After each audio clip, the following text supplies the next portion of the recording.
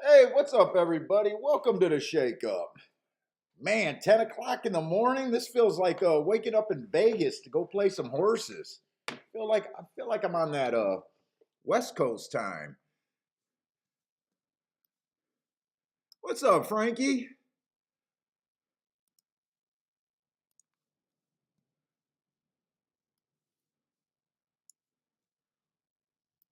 Let's see. So what we got? About 3 hours before another track come on. So we just got Pimlico to start off the day, and I was not happy about yesterday. So I looked at all the cards today. I'm not crazy about any particular card. So I even handicapped. I said I was just going to do Woodbine and Churchill with Pimlico. I panicked so bad I even had to look at Gulfstream. I needed my own crutch. I am not sure what other track we're going to do today. Because in a way, I want to slow down and hey, what's up, Spencer? And not look at as much, anyways.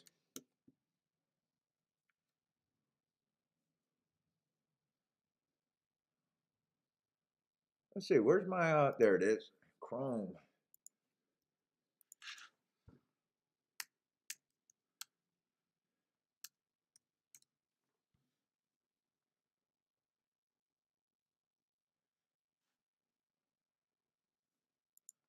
Get this set up.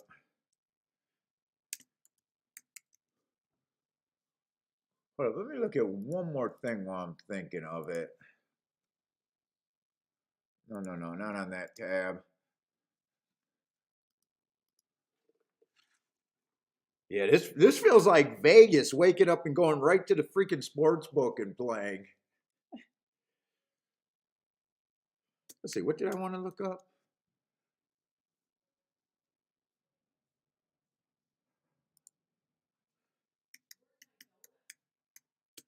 Kiki wants to know where her donut is. I get the shit. We get the shitty energy drinks out there in Vegas too.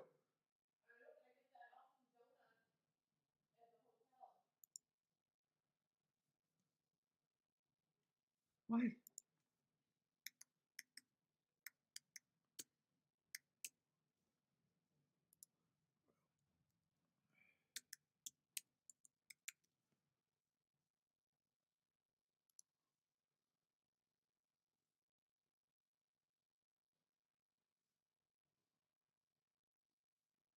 All right.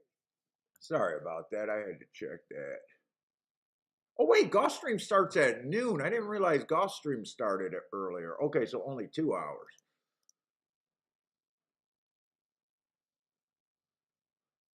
So I got no excuse to look at everything I want to look at Pimlico with only one track for at least the next hour or so. Let's see, I did get the scratches here. Might as well start looking at it.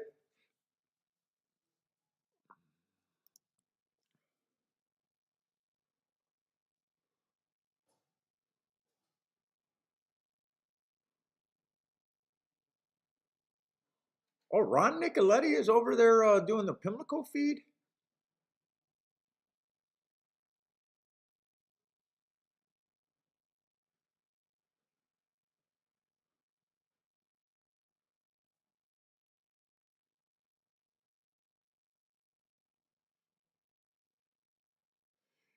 You know what, Spencer?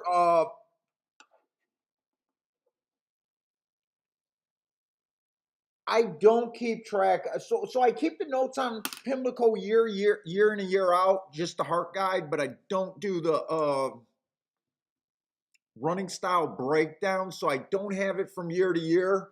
Yesterday we thought it was inside, and in the last two races it was completely outside. I'm just gonna guess that that was a bad call. Maybe I should have been focusing on which horses were winning, because both of those winners in the last two races made sense. In fact, the winner of the Black Eyed Susan was on my radar the night before. I really was thinking about playing her. the 10 and the 5. And then and then I jumped on that inside bias that may or may not have been there. I always say when you're playing, when you play biases, you always want to know what it usually does. And I guess I just don't know what Pimlico, because I just don't track it, usually does.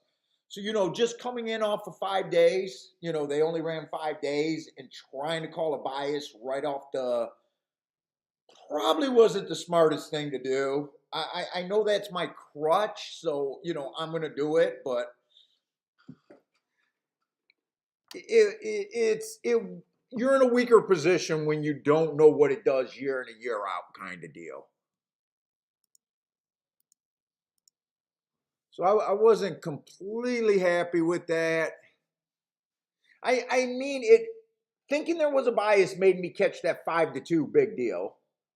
Big deal on that one. But then it got me off of, a couple 5-1s that were kind of on the radar, but I wasn't looking outside. You know what I'm saying? Like,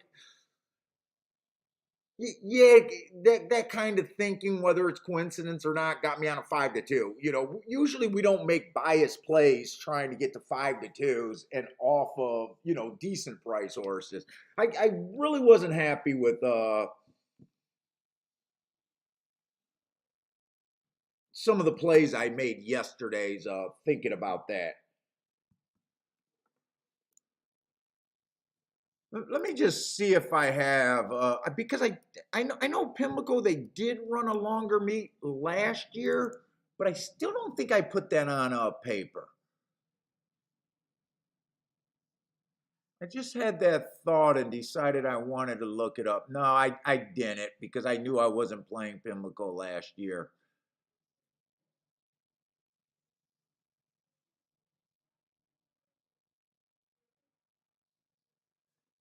And Kiki will tell you, I obsessed till about 1 o'clock last night, going after reviewing all my plays.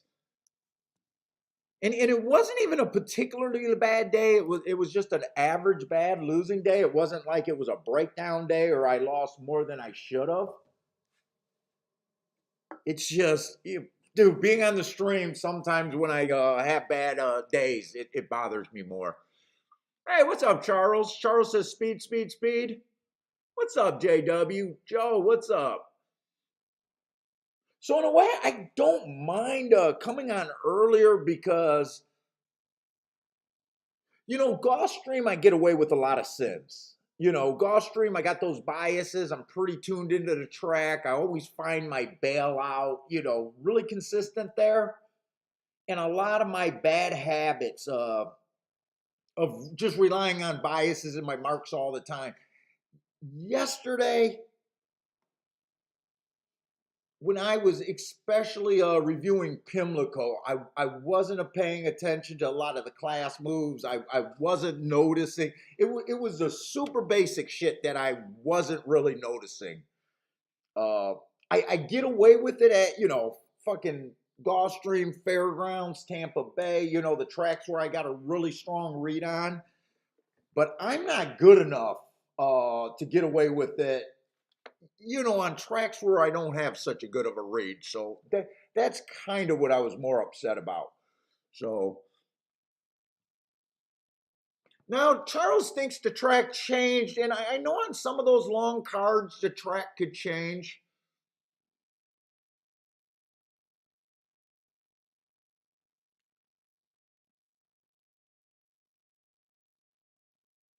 There's always that argument that it can change during the day. A lot of the times I just go to, instead of just me getting worried about if the track changed, I'm rather just say, hey, I was probably looking at it wrong. Because you want to know why? Because a lot of those horses that were winning on the inside, they were short price horses early in the day, right? They were short price horse. They did have that 4 horse. I think Charles had that exacta with that 2-4 that sucked up at a big price. Well, I think that was Charles. And that was one of the races we were basing the thinking the bias was on. I don't know if it really changed, but we never know. You can't prove these biases or disprove them, kind of deal.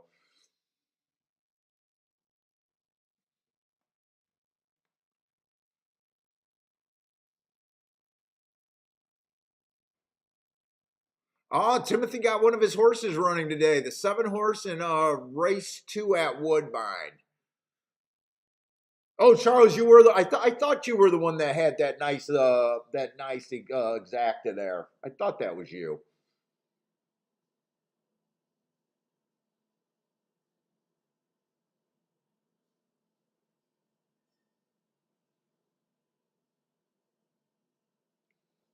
So let's get started here. We got allowance 1x. So let's just look. Oh, by the way, you guys know that 5 horse that I couldn't believe wired yesterday? I kept saying no way he wired on the turf. I think it was at Churchill. I realized what happened. So that was a race where there was a 1 and a 1A, and my numbers and post positions are all jacked on the Churchill form. So that was a race where I had to write the numbers in. The horse that I had was the 5 horse, was not the right 5 horse. So that's why I was so confused. Like, I can't believe that prick went wire to wire. It was, I think it was that Nest horse that got me confused in the last race. With the name play. But that was because I misnumbered my form wrong. So I gotta take better care. Now I'm not saying that because I could have handicapped that race. We didn't even get to look and have time to handicap that race. So it's not even about that. I was so confused about that, and I didn't realize that till last night. Like I said, I was obsessing about the form yesterday. Yeah, good luck on your horse though, Timothy.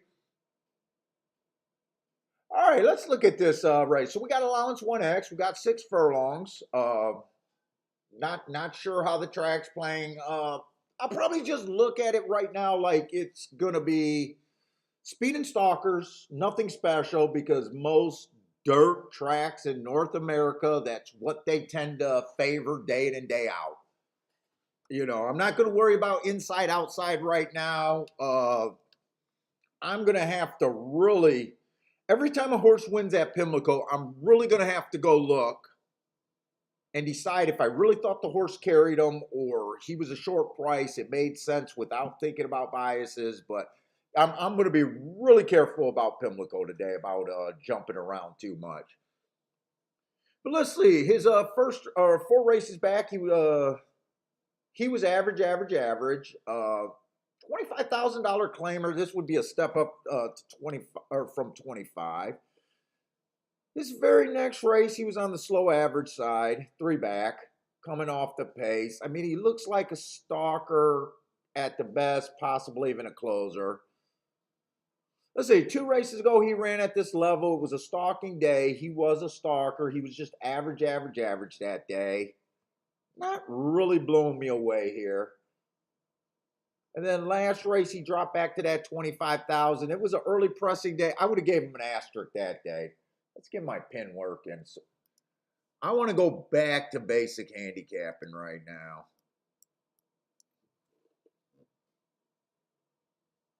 And you know what? We got tons of time right now. So I even want to, I'm bringing out all the gadgets at least early.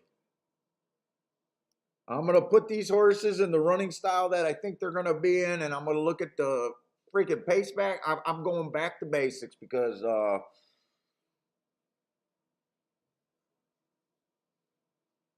I'm going to look at him like he's a stalker closer here. Let's say the two's at least been at this level quite a bit of time, not getting in position at the top of the stretch. Looks like a closer stalker at best, but looks closer to a closer.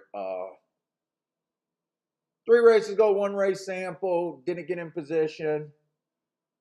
2 races ago, average match strides with the slowest winner, did not get in position at the top of the stretch.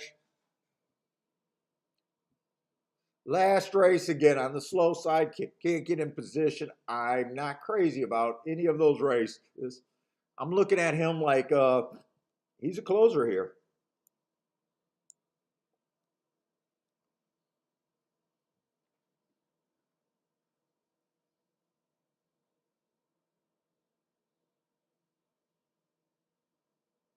Let's see. Charles says class played into his plays. I look for horses that ran too fast at a higher level and had early speed or pace. Yeah, I mean that's a classic angle. Horses that were able to run against better, run fast against better, right?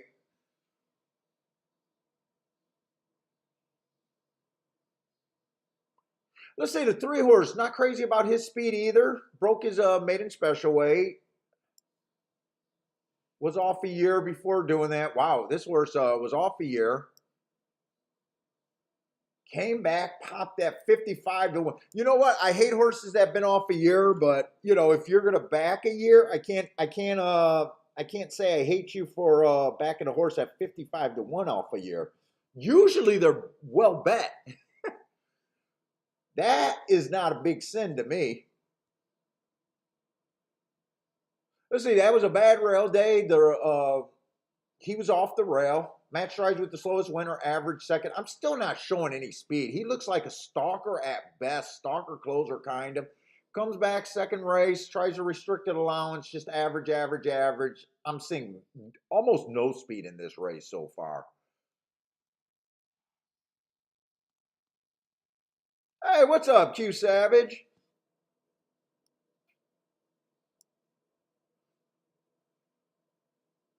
Let's see the 4 horse. Okay, this horse might have a little bit of speed. Let's say 4 races ago, it was an inside early pressing or inside day. Horse had the 5 hole, average, average. I gave the horse the excuse there. I like the excuse because he improved his speed figure by 12 points after that excuse. So that's a nice race right there. At this level, 3 back was a nice race. Regressed a little bit, getting in a speed duel 2 races ago. What was fast? 1 tick slower than the fastest winner at the first call, average at the second call while dueling. Look, I don't mind horses that duel. I noticed we got a horse that ran with him that race. We'll see if that's the horse he dueled with. And then last race got a speed favoring track. Let's see, tried the turf. There's a couple of excuses. Could have been the horse hated the turf. Could have been he just didn't get a good start on a fast track day. But there's an excuse there. I like that asterisk. But the 4, let's see. I like this horse when he gets the lead.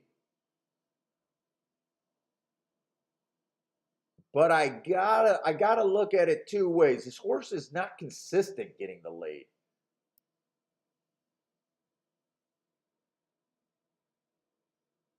So even though I like him to get the lead and feel like so far he's the best chance to get the lead, I mean, we're looking at the forms here, and this horse, he doesn't not only not consistent getting the lead, when he doesn't get the lead, he really doesn't get the lead.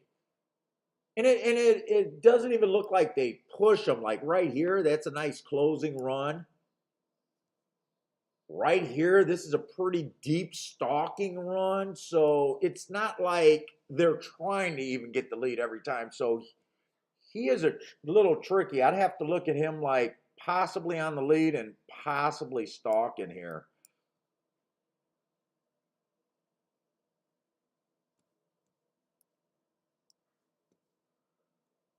But at least he got a pulse.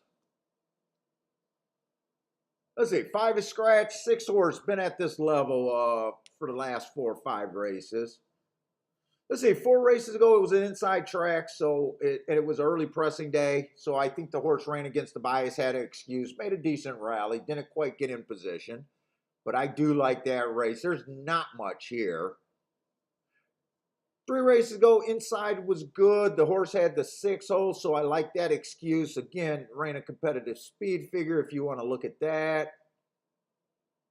Finally got kind of a fair track, was kind of into the pace a little bit more, made a little move. Been running consistent. I like that race. And then last race was pretty good, but this horse is a stalker closer, another one that you can't guarantee.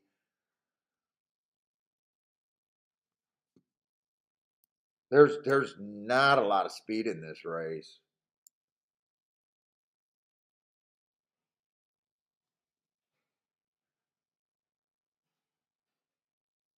Let's see, the 7 horse. 4 races ago, bad rail stalking day. So the horse had the 2 hole, went too fast to win. That was at 62,000. Those allowance one, you should be able to win allowance 1X or be competitive from that class. So I don't think he really has a class issue. That's a nice race. Comes back at Gulfstream. The rail was bad that day, 3 back, but the 10 hole is never freaking good. I think that's a good race because the 10 hole is almost never good. 2 races ago, get a speed favoring track. He was a nice stalker there, but I do believe that there was an excuse there. I like this horse too. Let's see, 3-1, no super price there. And then they tried a minor stakes race. Inside was good, had the 7, so we got quite a few excuses with this horse.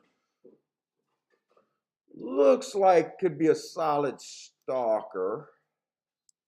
Ooh, pizza rolls. Oh, dude, you didn't have to make me that many. You should have brought me a Gatorade. Yeah, I'm fat. You can't put it there and tell me to control myself. You want a Gatorade or a Coke? No Coke. Hey, what's up, Grandma?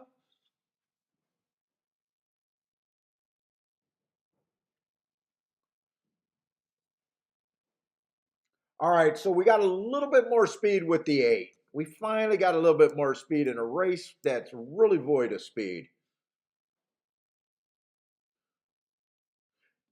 Let's see, my first impressions on the 8 is there's a little bit of a class issue here. The horse is in very good form, though. Very good form, and he does have speed. But there is a bit of a class issue there. Let's see, 4 races ago, early pressing day, average, slow.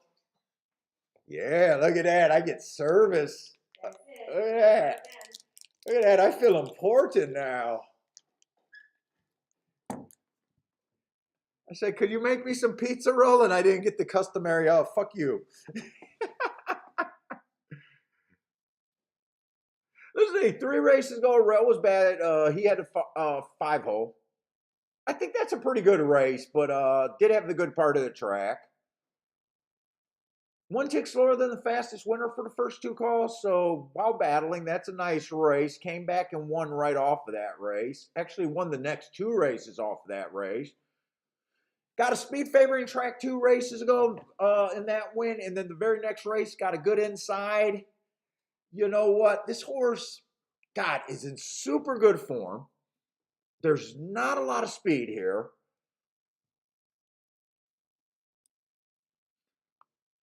I'm probably going to have to let price dictate this. In a way, I think 6-5 just sounds wrong. If you get a horse that you think has questionable class but in good form, I don't mind betting them when they're a price. 6-5 just sounds wrong.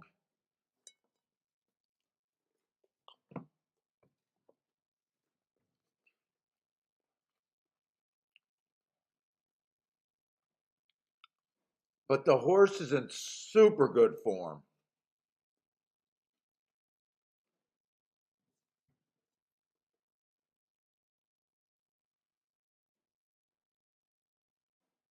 and never faced these kind. Broke his maiden in the basement. If this horse was a price, I'd probably be interested. But at 6 to 5 just sounds wrong. Win or lose, that sounds wrong.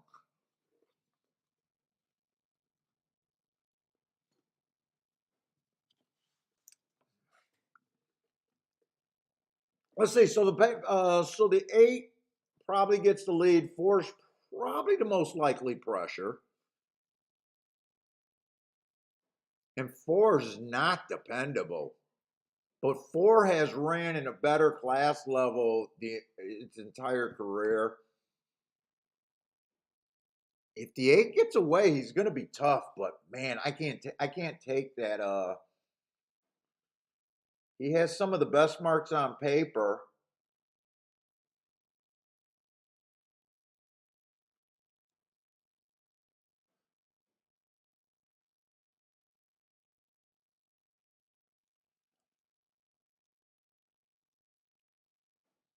Yeah, to me, my whole issue is price on him. Hey, what's up, Mr. Hobby? Jared, what's up, Jared? Jevin, what's up?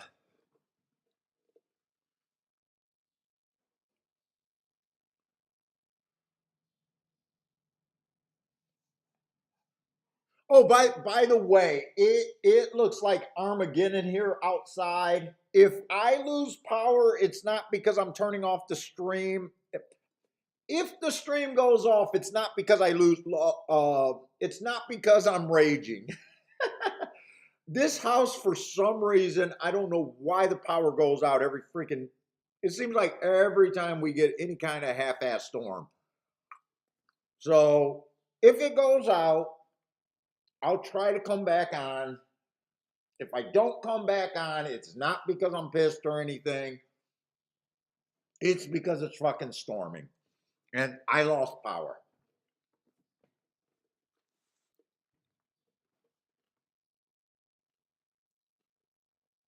Let's see. I'm okay. So I think the 8's overbet. I can see the 8 winning, but to me, he's overbet with that class issue. I'm mostly interested. My contenders are the 4, 6, 7, 8. 4, 6, 7, 8. I'm trying to think if I really want to bet here. 4, 6, 7, 8. To me, the 8 is overbet.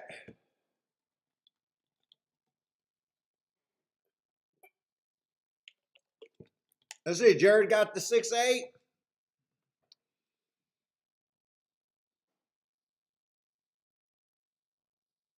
Hey, what's up, Joshua?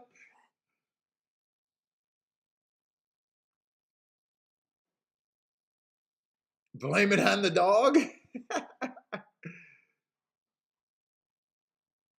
Charles says I faded a horse like the 8 yesterday, just on class. Plus the horse was the favorite. Did he win or did he lose?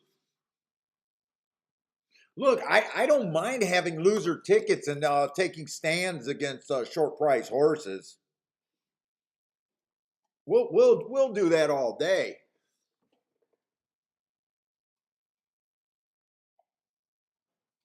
I'm trying to decide how I really want to bet this race.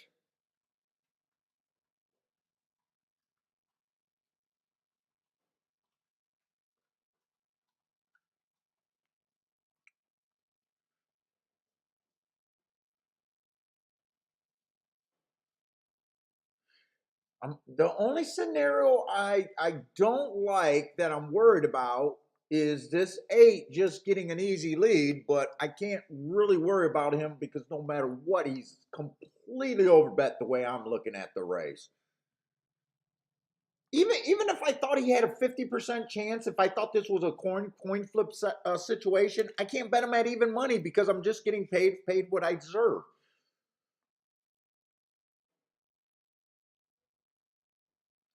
I really think it's between the 7, the 6, and the 4 for the win. I probably think the 7 has the most upside there.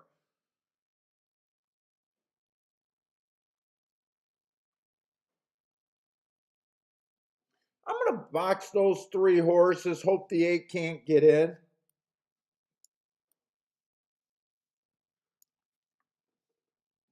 I'm tempted to, I don't like playing short price horses to win, but 7's like really tempting to me, but in a way it goes against what I usually believe. It just would just rather say that that's who I like the best and just sit out because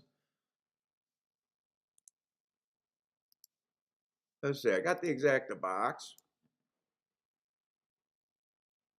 Q Savage likes a secret oath.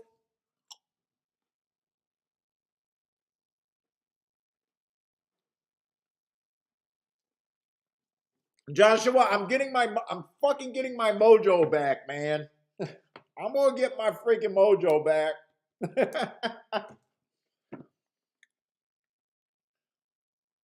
Look, I barely lost on freaking Friday, and I had an average losing day yesterday, and I feel like I'm in a fucking slump.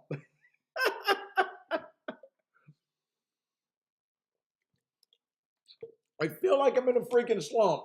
After and before that, I haven't lost since the Derby day, and before that was a pretty good run too. So I don't know what. My wife just calls me a weak bitch sometimes.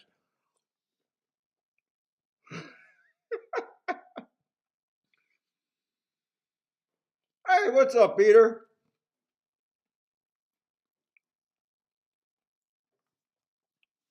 The one's dangerous to leave out.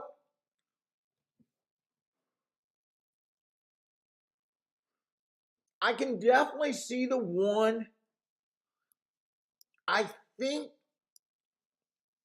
I didn't care for the one as much because of the lack of pace, but he doesn't scream out allowance 1X competition to me either.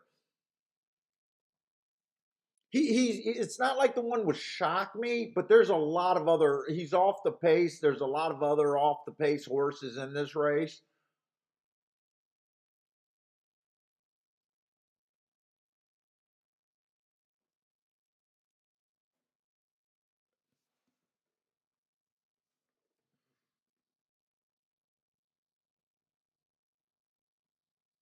And you know what? I'm betting the 4 to win. I'm not going to take the 5 to 2 on the 7, but I will take the 8 to 1 on the 4.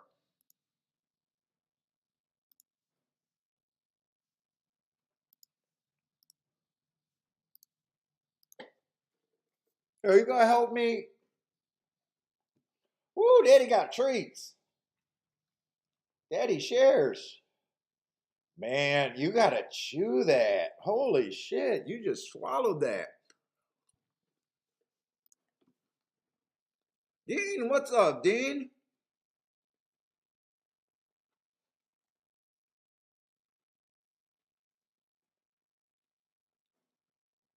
Dude, I am so burnt out. I'm so burnt out just handicapping for this extra show. So the other thing, I'll tell you what, I don't know if I said this already. So I was just supposed to look at Woodbine and Churchill. Man, I tried to handicap those cars. I did not like the races. I think there was a lot of first time starters and just a bunch of races that were irritating me for today.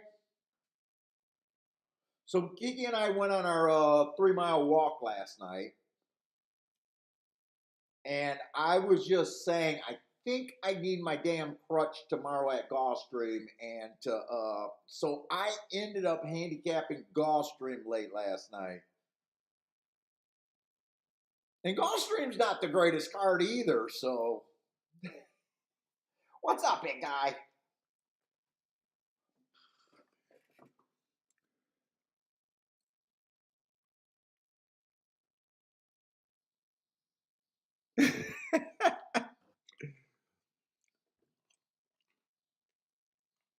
Let's see. I was pretty sure 8 was going to get the lead, but I just hope that he can't handle this and it's not too big of a lead.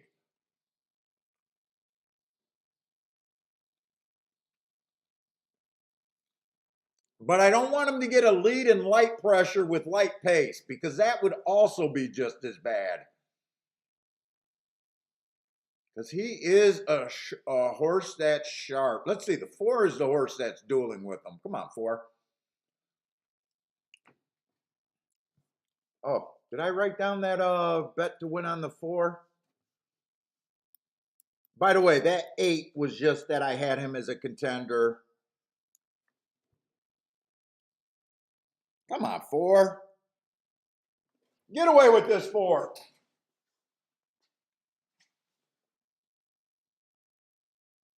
Come on, 4. Keep fighting.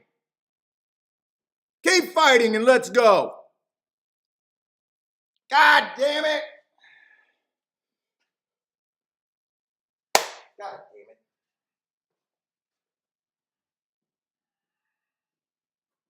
damn it.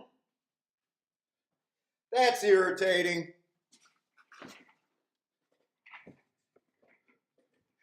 That's freaking irritating.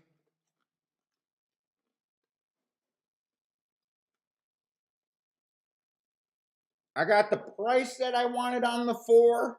He even clicked up in odds.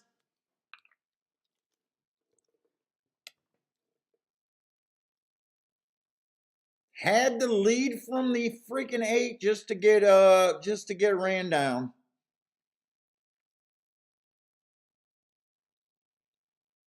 That's so irritating right there. On an exacta that I would have hit other than the freaking 8 was bet down. Too much.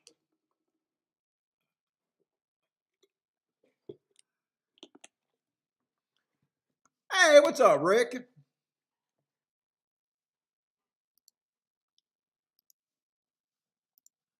You know, sharp horses stepping up.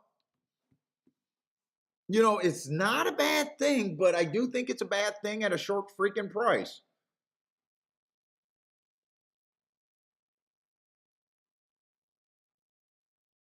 And Jesus Christ, if I'm right about the 8 not being able to step up, I hit the exacta, I hit the win ticket, just a little bit of bad luck right there. Wrong about one horse in the race. And not really wrong, just more so, it's not like I was wrong handicapping, I just wasn't willing to play that. It's not like, that's what's make it worse. Sometimes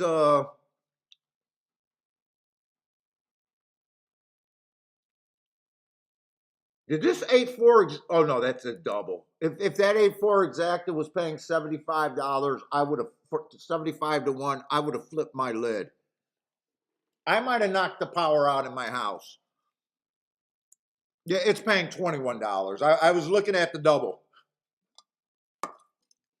I would have flipped my fucking lid if that was paying 75 bucks and I didn't check it out. Let's see, Jared got the exacta, he's good.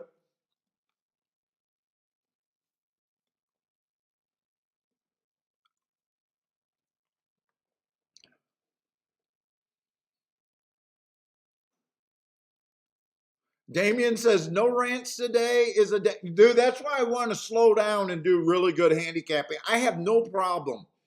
If someone was, so some of the plays I was making yesterday especially,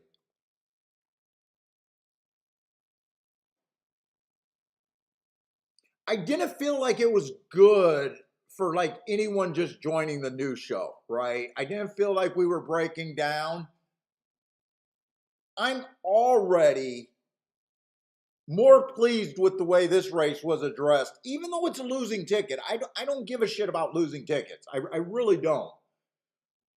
I mean, we explained, we said exactly what we were going to do. We did what everyone else did, right? We come up with 3 or 4 horses, which everyone could do. We explained the reasoning why I was going to go a certain direction, why I wasn't going to take the favorite.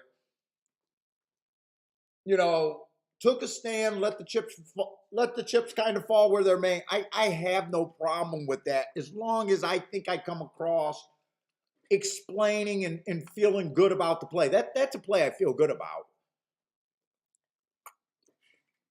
Hey, what's up, Mike? Jevin got the exacted with the backup bet.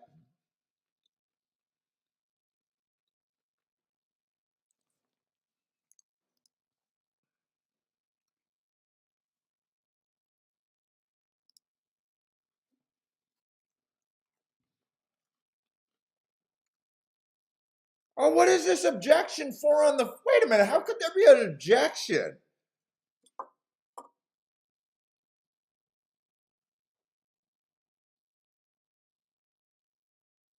They got an objection on the 4? Do I not remember what I just seen? Didn't the 4 and the 8 have the lead the whole time and no one else was really near them?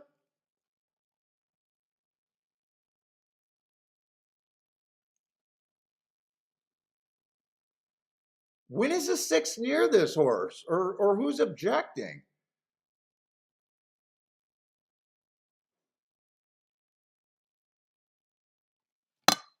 Who's gonna have that? If you guys played the 4 or 8, I don't know if you guys can worry. I don't think you should worry about this objection here.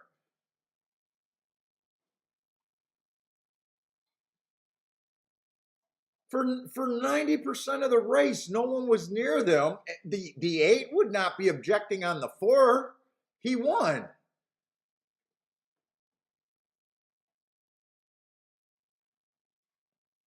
Unless it was just out the jump.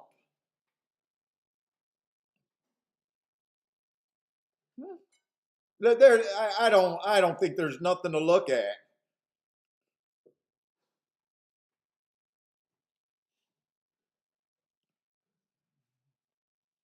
Billy, you gonna hand me your plate? No? Come here. Bentley's our dishwasher. Now we can just put that dish away.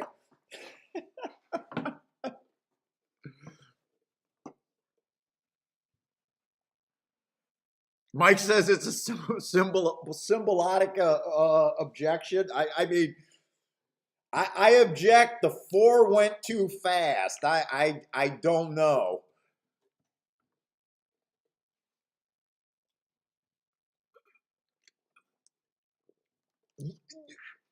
Unless there was something like crazy at the very start of the race. If they would have took that 4 down and there was nothing at the start of the race, yeah, I would have probably lost my shit for the people that paid the 4-8. I would have probably been pretty pissed.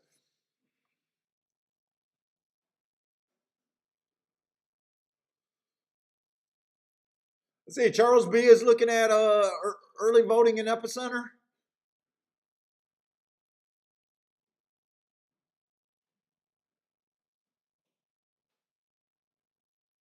All right, well that one I really don't mind with the handicapping.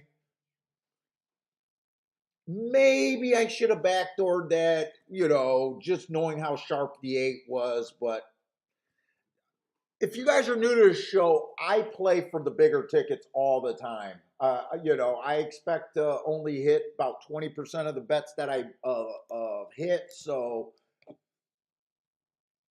I tend to make my bets towards the extreme of what I think I could get, not the one. So uh, they didn't take it down, but it was at the turn. Jeff, but didn't the 4 and the 8 have a pretty big? I thought they had a decent lead at the turn. We'll have to watch that, and we got a lot of time, so we're going to be able to break down a few races early, and then once the show starts, I'm really going to decide which direction we want to go. I don't think I want to jump around and just try to do 4 tracks at once.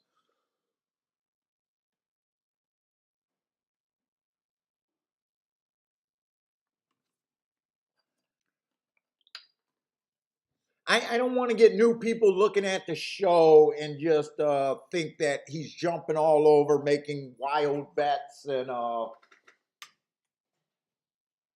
plus we want something that brand new handicappers can jump on. So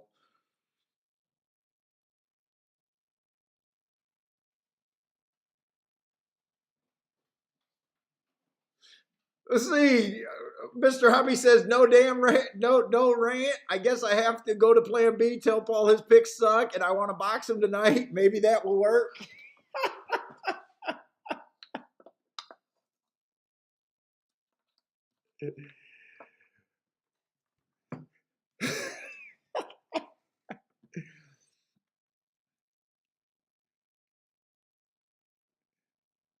Do usually people? I usually don't get that. Just you straight up suck kind of talk. I just love when the guy said he was 6'5".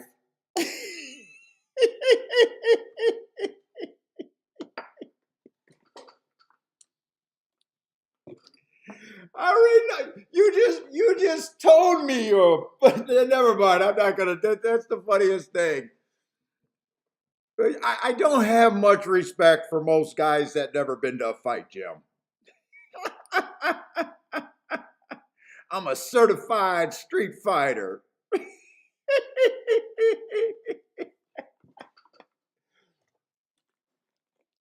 I'm tough. I beat up a kid in the 8th grade.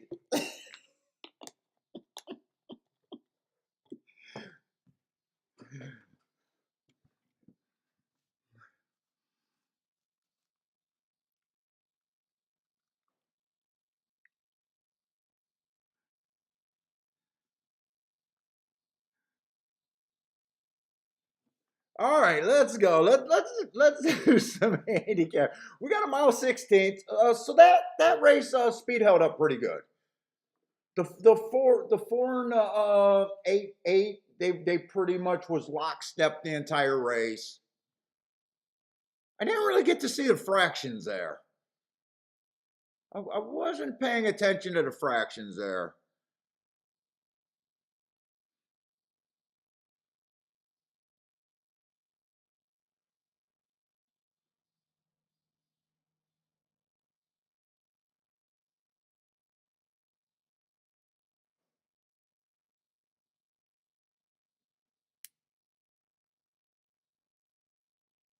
I still missed where it was someone was close to those two horses at the turn.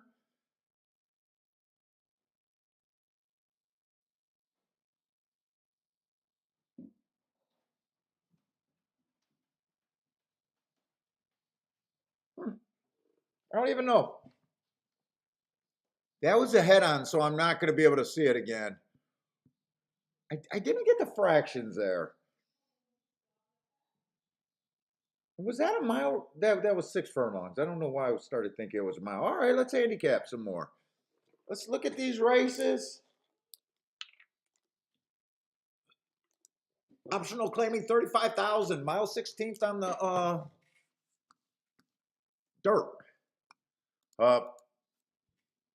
Something just crossed my mind, and I gotta do it now.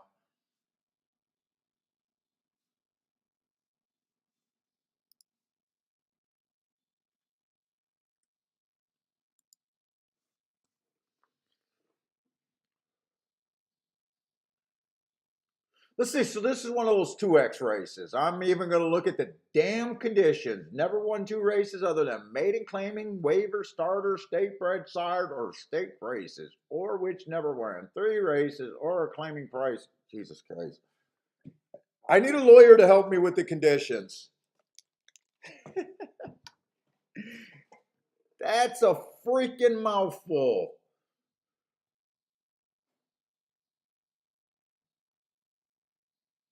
Let's see, 3 races ago, this horse basically ran in that condition and won. Early pressing day, was a stalker that day, so fit the running style. Came out average, matched strides with the fastest winner, which he ended up being. So nice race at the level. I'd say the next race was a little bit of a step up. It was early pressing day, nothing wrong with that race. Actually earned his top speed figure if you like that. But I got that as just an average race, stalking running style for the most part. Got in position at the top of the stretch. Nothing's wrong with that. Oh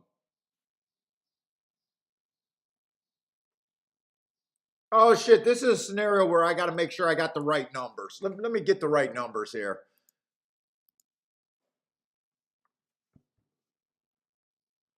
Let's see. This is a 2 that I was starting with. This is what I was talking about, that 5 horse that had me confused. I was wondering how the fuck did he go wire to wire. I numbered my horses wrong. Let's see. Gentleman Jack was the 3. I tried to do that off the show and it didn't work out because I just numbered a horse wrong.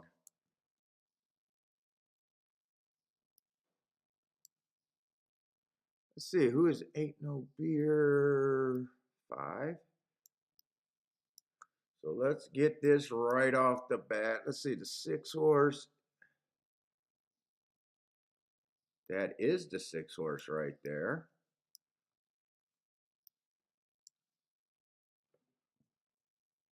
So this is the 1A. That's where I made the mistake yesterday.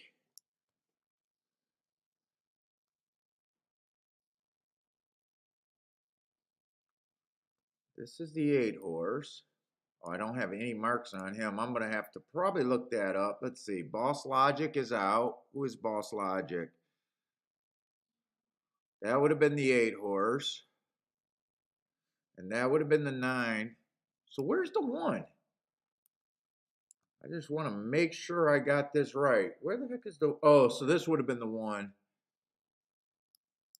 Okay, so everything should be fine. So I have no excuse this time.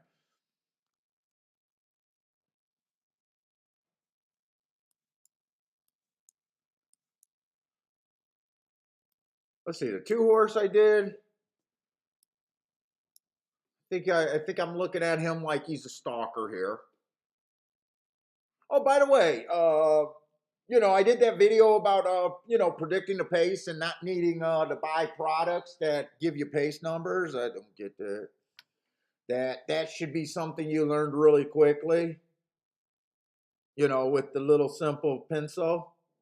We were pretty damn good. Only thought the 4 and the 8 could get the pace. Nothing's going to be perfect all the time. We're educated guessing. But, after the races, if you're brand new to the game, you should be doing this. Put your speed horses, stalkers here, closers here. If they're straddling, you're looking at them in 2 different directions. Like the 4 I'm looking at as a speed and the stalker. The 6 and the 3 I was looking at as stalkers and closers. You think they can do both in both scenarios kind of deal.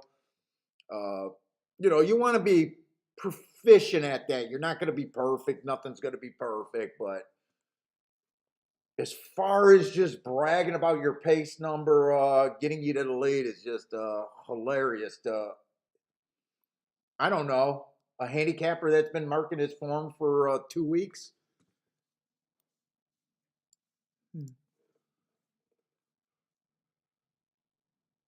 So I'd be looking at this horse like he's probably more likely a stalker. The 2 horse was the horse we did there.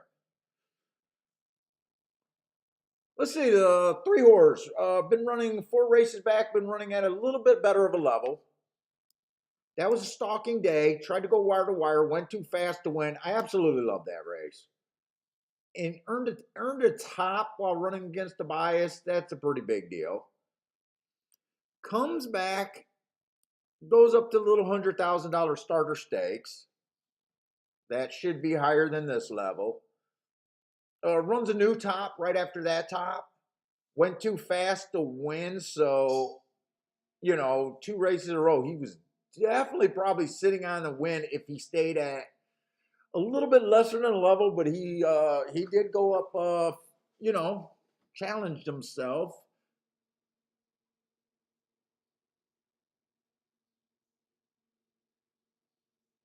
Last 2 races ago, so after I see the hearts, I kind of expect you to be sitting on a win pretty close. As long as you're, getting fair tracks that match your running styles and all of that. That race 2 races ago, he had a bad rail. He did not have the same speed that he's been coming with. Had the bad rail. Speed figure regressed after those 2 stops. I think the bad rail explains that. He comes right back.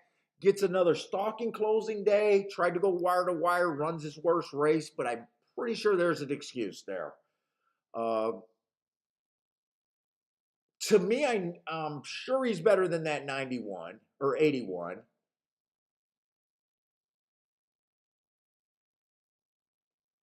But this horse, I'm looking at the front speed, possibly a stalker at the best. But right now, I'm looking at him front speed. By the way, if you guys are new, if it sounds like I'm just now I got all these marks on my paper, but why does it sound like I'm just now looking at the horses? Because that's what I do. I don't handicap the night before. I just do my marks. So I'm handicapping this, making decisions with you guys, at the same, real time. Let's see. That was the 3 horse. Let's see the 4 horse. Running at this level 2 and 3 races ago. That race November 20th, 3 races ago. It was an inside day. He had the 9 hole, went too fast to win running against the bias. That's a really nice race. I like how his speed figure went down. Going too fast to win and running against the bias, your speed figure should go down. Next race, though, was a stalking closing day at this level. I think he should have ran a bit better there. He was just average. Didn't really get in the position at the top of the stretch. Said he was steadied early. There might be a little bit of an excuse. Lost to the 3 horse. I'm getting confused with the numbers. Lost to the 3 horse in that race. Did get steadied, but then come back. He did run against the inside stalking closing day that day, and it was a stakes. But I'm thinking fringe contender at best. I got to see the rest of the field. And I'd be looking at this horse like stalker, possibly closer. Let's see, that was the 4 horse. So we're just kind of putting the horses in where we think they're going to do, telling the story, and just not quite our betting decision here.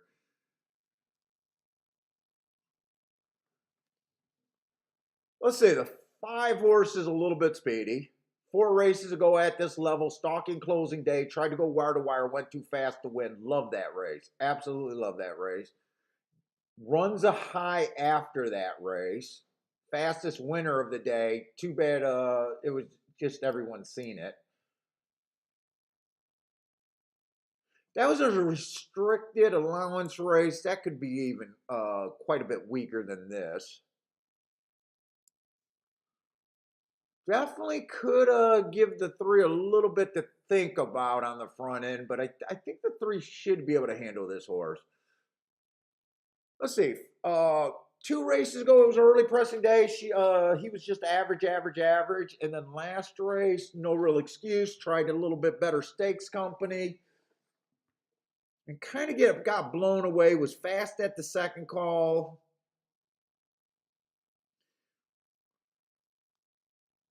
See, that's the 5 horse. I'm going to look at him like possibly get the lead, possibly stalk. Let's see, 6 horse has absolutely no speed. Needs the pace to break down.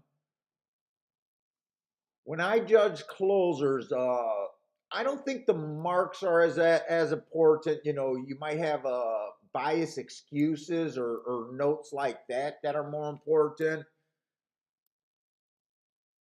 For the most part, you want to judge them off if they get within 3 lengths at the top of the stretch, striking position. This horse have kind of a bad time doing it.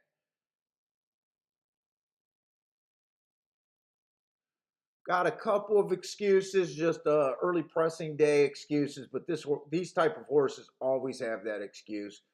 Got some really nice speed figures if you like speed figures.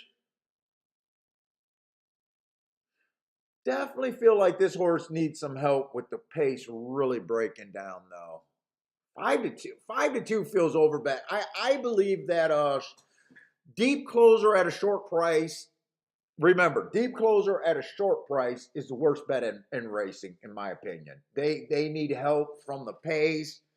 They need help, or they need things to go more right about, getting blocked, getting hemmed in, that kind of thing. When I like closers, they're I like them at a price, not a short price kind of deal. So I'm kind of right now. If I can get rid of this 6 horse and feel like confidently he can't win. Now remember, I do all my handicapping focusing on win. So I'm not saying I necessarily don't like him to place or anything like that. But I'm talking about win. I can eliminate a 5-2 that I'm not interested in betting in the win position.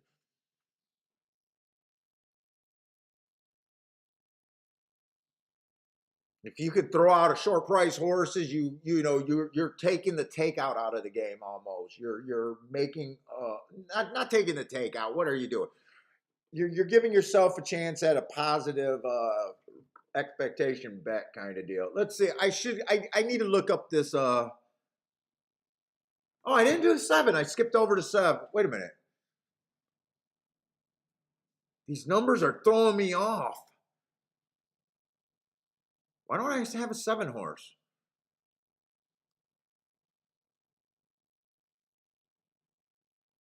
Wait a minute.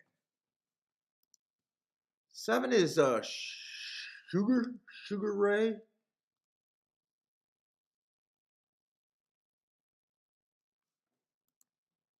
Oh, I had 2 8s. Okay, this is a 7 horse.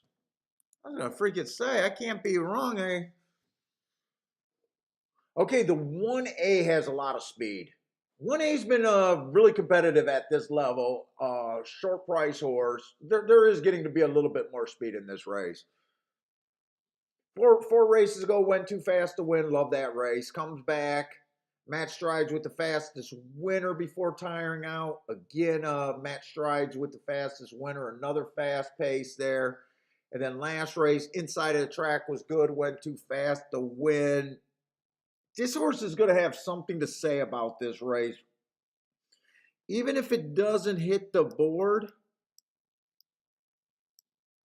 she will add to the pace. Or he will add to the pace. And I got to look up this 8 horse real quick. I didn't do all my shippers, I guess. Hey, what's up, Mac and C?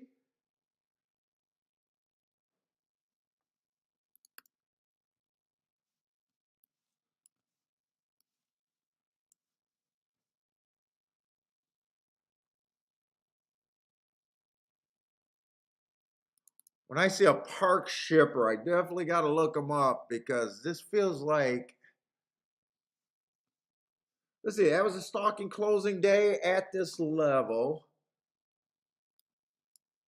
1 tick slower than the fastest winner. Average on a stalking closing day. I don't think that race looks. That race doesn't blow me away.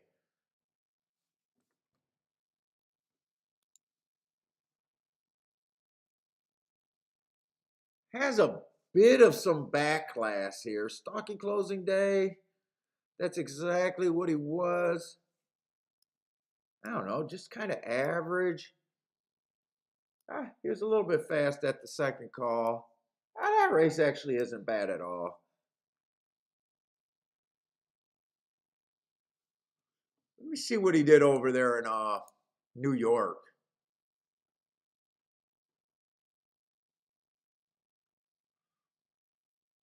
Here's my New York file.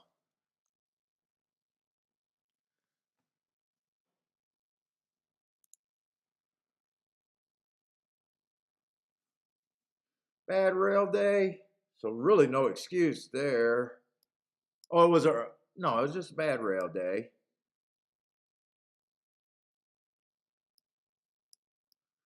I don't like that race.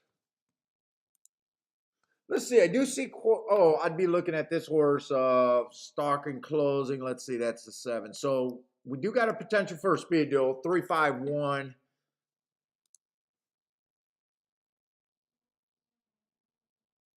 I think 1 and 3 are the best on the front end.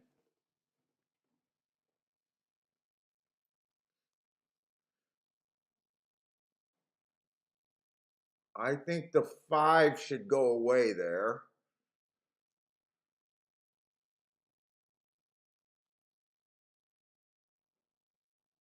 The 4 I'm not crazy about. Who do I like? Who comes off the pace here?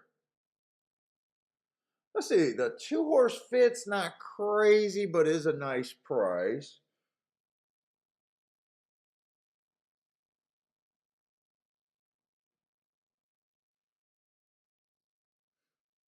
I don't think I'm crazy about the 4.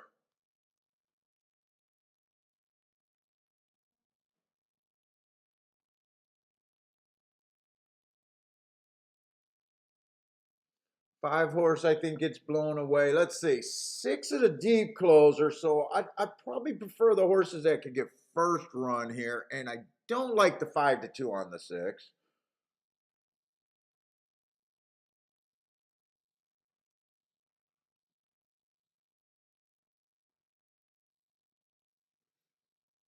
What do I think of the 7?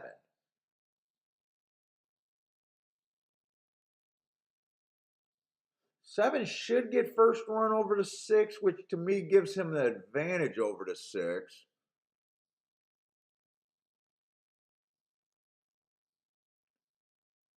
Don't really like the price. I'm not super convinced on him.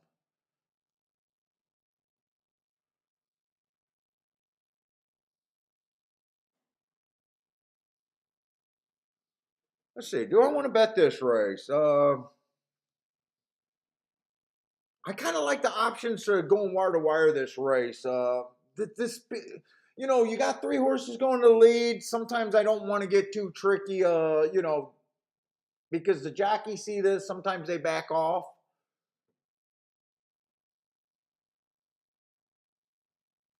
I like the 3 and the 1.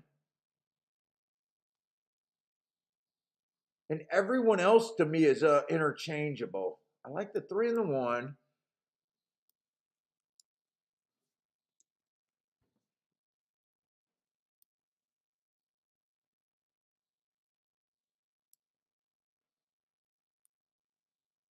Two, 6, 7 off the back end.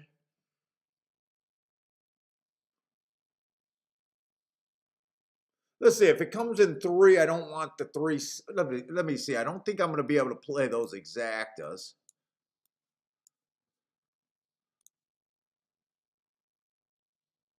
Let's see. 3, 2 is playable. 3, 6, and 7 are both paying 15 to 1. Wonder everything is okay. It's just depending on how that speed will go.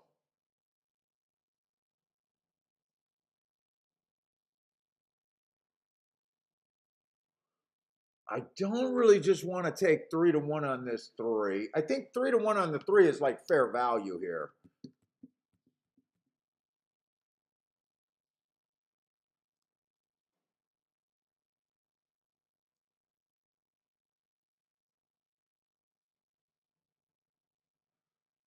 I think I'm going to play this bet as a play bet.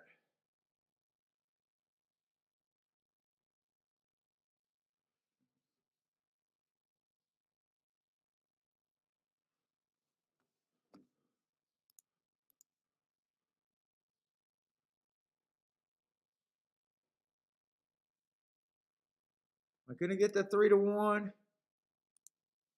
I'm on 3 to 1 to win, but I am putting more money on the 3. And I'm going to play a couple exactas with the 3 first and second, with the 1 and the 2. I just want to keep that cheap there. Let's see. I didn't do that. I didn't do that bet. 3 to win. 1 to win less. 3 just with a 1 and a 2. I'm not that aggressive right now.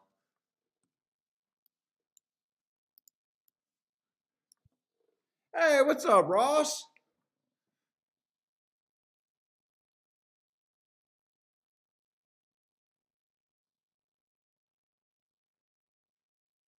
Mike, what's up?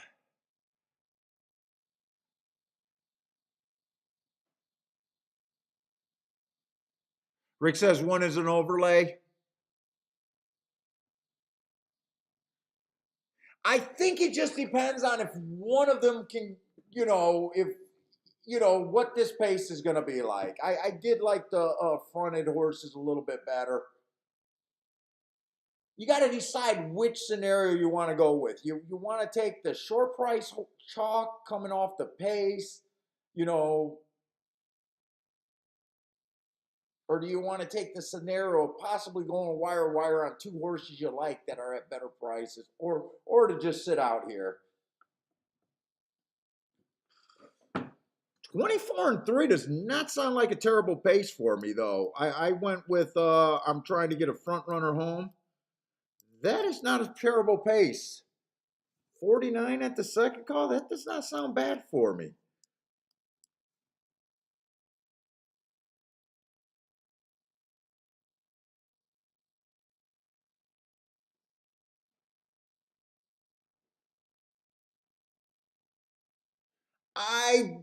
I probably want the three. Well, wait a minute. I got the 1-3 box, but I do have more money on the three. Come on, three, keep going because I got a 1-3 box. Am I going to get ran down for the second race in a row? Come on, one. You're shortening strides. Let's go, one. Let's go.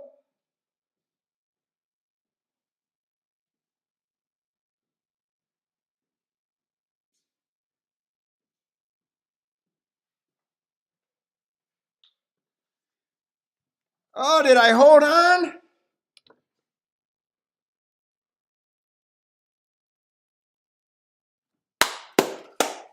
We'll take it. We'll take it. 10-1, 10-1 to start off, so we flipped on odds. So I get beat by a cunt hair on a nice price first race, and then the second race, we get a nice little ticket there. Would have been better to play this ticket. I was talking through that ticket, but I decided I wanted to play the win bets for more and be less aggressive on the keys. Okay, one did win that. So we could have had a 1-7. 6 did not run. I thought that the 7, I did, when we were talking between coming off the pace, we did think that 7 and the 2 had a better shot of getting there than the 6, being the deeper closer. So that race made sense.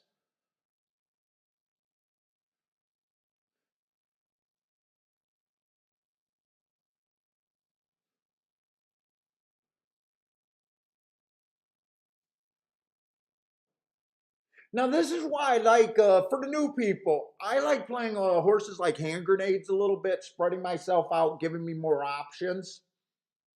And this is one of the scenarios. So a lot of people think we're playing horses. We're just betting on horses, but we're not. A lot of people are playing this game wrong where they're trying to look for what they think the best horse in the race. Really, you should be putting percentages on scenarios that you see and getting acceptable odds. You should be looking at different scenarios because every race could be, you can take the same group of horses and run them 10 times in a row, and each one of those races could possibly play out different. So really, you should be looking at the scenarios. So I'm guess I'm going in like a long explanation about if this was about picking winners. I would have lost this race because I thought the 3 horse was a better horse on paper. But I'm able to play the 3 and the 1 to win, make money because of the odds in this game, recognizing different scenarios, and playing more like a I guess like a hand grenade or whatever you want to call it. But it's just we're just betting on math and that kind of opinion. So I hope that helps.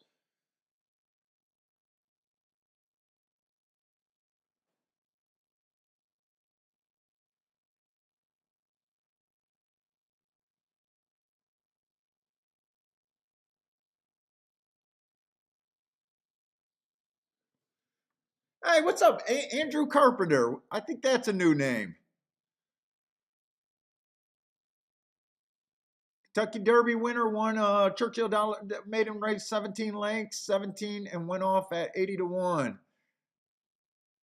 All the P brains made the odds. Well, we often say that it's just math, baby. Math matters in this game. You can't really blame them that bad. You got to look at the math. I would say it's not a big of a sin as them letting Right Strict goes off at 21 to 1 than people thinking Epicenter was a good bet in 4 to 1. Think about it. You got 20 horses. Each horse starts off with a 5% chance. How many horses do you got to give a 1% chance to get a horse down at 4 to 1? And then that's just fair value. To you to take 4 to 1, you got to think that horse has a 28% or 33% chance.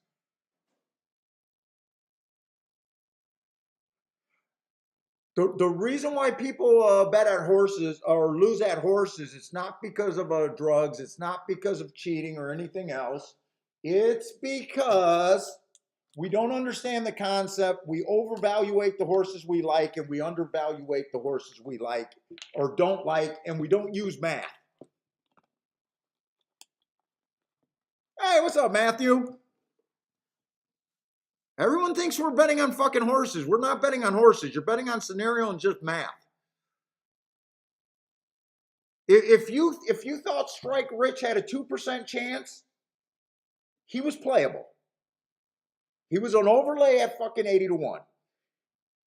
If you thought that there was going to be a 21 and 3 first call, your betting line would have reflected that everyone in front and up front had a 1% chance, and there's no way Strike Rich wouldn't have been 5% to 10% chance. I mean, there was only so many closers. So all those people that were predicting the super fast pace, and there was a lot of places, I don't understand how they weren't able to bet Strike Rich. Now, if you thought there was going to be an average or slow pace, all your points would have been on the early horses, and none of your points would have been on the deep closers. And Strike Rich would have been an unpopular or impossible thing to get to. It's just math. Okay, I'm ready to fucking rant.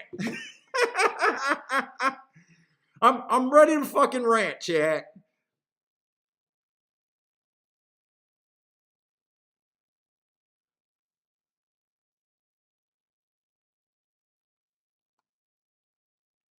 Hi, what's up? Is that Sean T? How to say that name?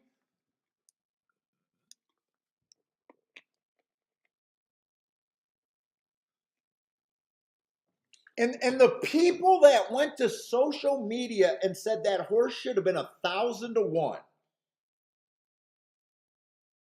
My response to all of them: why didn't you see the giant bet down and hashtag they knew? You would have spotted that on a 3 to 1 that went off at 1 to 2, but you're not good enough to spot that on a fucking 80 to 1 that you thought should have been 1,000 to 1. Now, it doesn't mean that you had to play it, but I don't understand how you weren't pointing it out on your social media, because you think you're smart enough to say that he was 1,000 to 1. 1,000 to 1. No one in this game has experience telling the difference between a horse with 1,000 to 1 chance and 100 to 1 chance.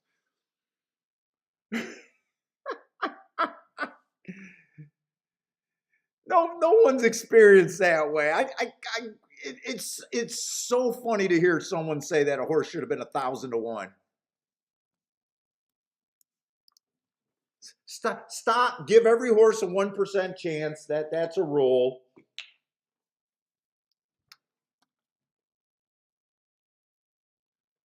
Okay, we're handicapping good. Let's go.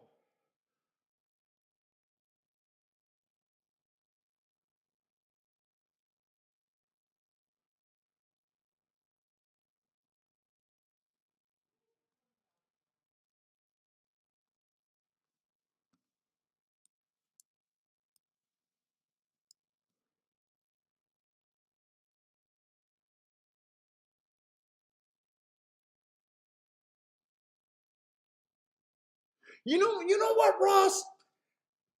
I'm gonna disagree with you. I like using scenarios. Because when you say when I say I'm handicapping a scenario, I'm saying I see the horse's winning condition. Like if there's not the 3-horse duel, like one of the scenarios was one of the best speed horses can win this race. To me, that's a scenario. When I think of angles, I think of like guys like Rich Perloff on TVG, where he's always talking about his angles, his handicapping angles. I hate handicapping angles. You know where it's like, I like the horse third start off the layoff. That's my angle. I just go to the track looking for horses that ran the third time off the layoff. And the reason why I'm not saying that angles are bad in itself, it's just when you got a freaking tool bag and you got 20 different angles, you can go through a race and say this horse fits on this angle, this horse. So I like saying scenario because I'm like, a scenario to me, if the pace melt down, I thought 7 or 2 probably was the most likely winner. If they go wire to wire, I thought 1 and 3 was the most likely winner. I just like that word better, but I'm not going to argue with you about little shit like that. But when guys say angles, I always think about, when a horse loses 10 pounds, or I knew a guy that used to play the Vandolph angle. This old dude, when I first started going on the track, all he would play was, he used to just be a railbird, retired dude, used to go out there every day just for social.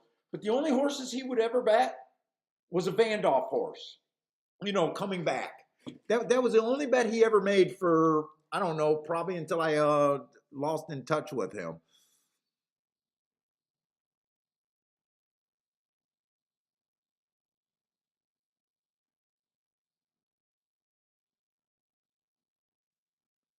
Oh, Rick, you saw? Yeah, but dude, I don't like trainer speak either.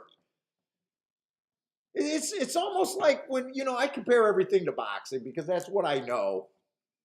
It's almost like your trainer always, he's gonna. Yeah, we got a chance. He's training good. He's sparring. He's knocking out guys. No one wants to come to the gym anymore. We're ready. We're ready. We're ready. And then he fucking looks like what? He looks like Tarzan, fights like Jane. You know what I'm saying?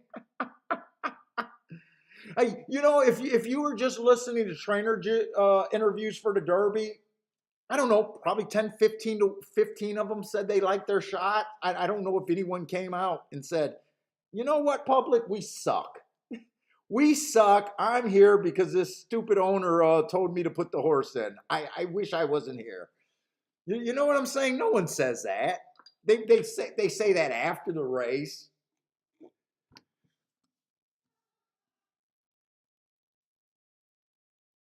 But if you saw that, you would have bet him. That would have been enough.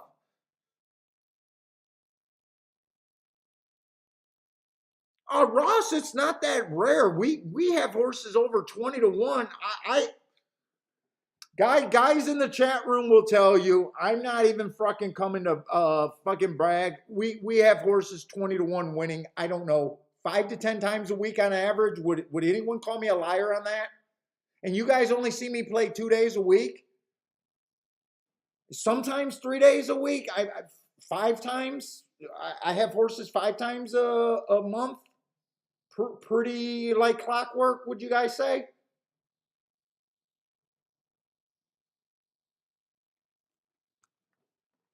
I mean, we just had a 27 to 1 Friday, and the week before that, we had a 40 to 1 that missed by a nose that we backdoored the exacta.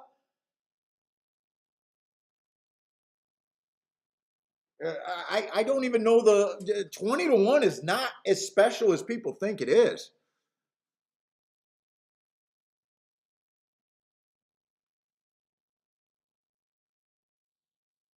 Rick's coming on and saying I'm selling myself short on the big prices.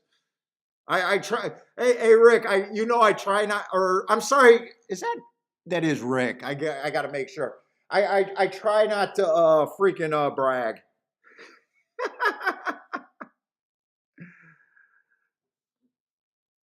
I mean, there's 70 people, 60 to 70 people that watch me at every show, and they're in this chat room, and they would be calling me out if all I played was 2 to 1 and under, and they would never see it. They wouldn't let me get. No one lets people get away with shit on the internet.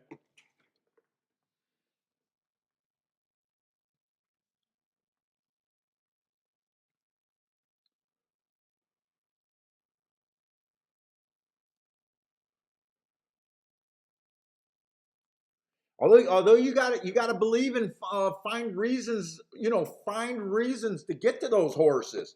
Like if you're a better long shot player, it's almost like if you're a home run hitter, right?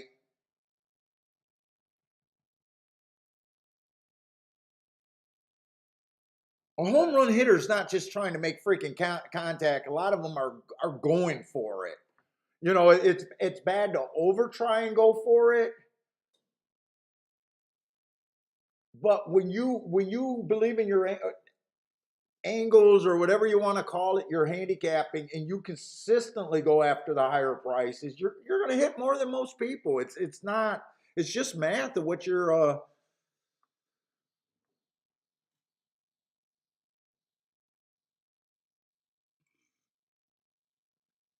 Let's see. We got a turf race, our first turf race of the day. And we still got a long time for any other race. So I hope you guys like the slower show, because actually I feel like it's way better handicapping. Let's see, we got a maiden special race on the turf.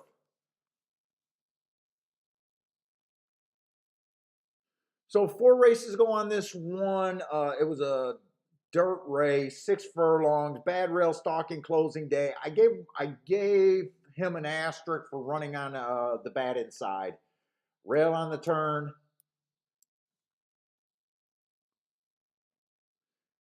Comes back, runs on another bad rail day at a sprint. This horse does not look like a sprinter to me, I think.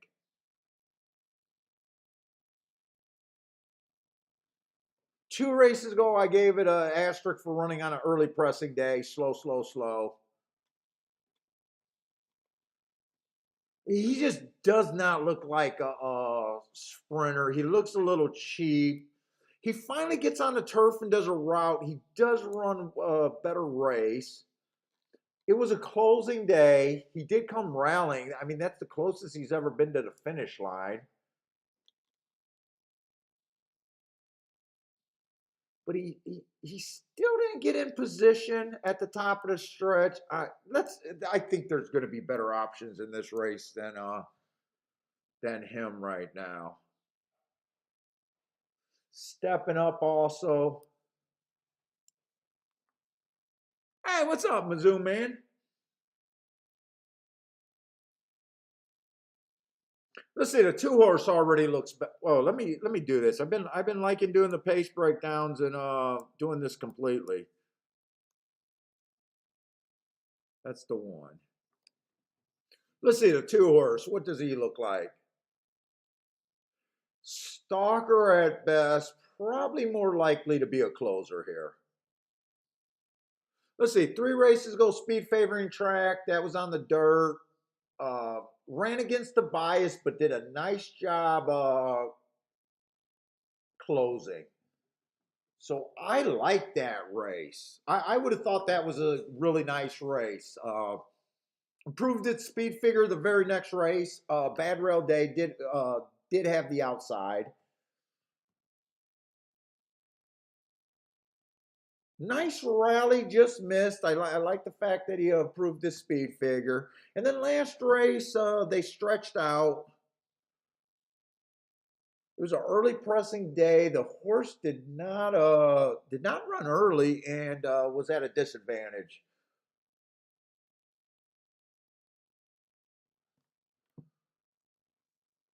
I'm gonna look at that horse like it's a stalker closer. Let's see. 3 horse comes off the pace also. Mostly a closer. Been running at this level. Not really getting in position at the top of the stretch. 2 races ago ran on a bad rail.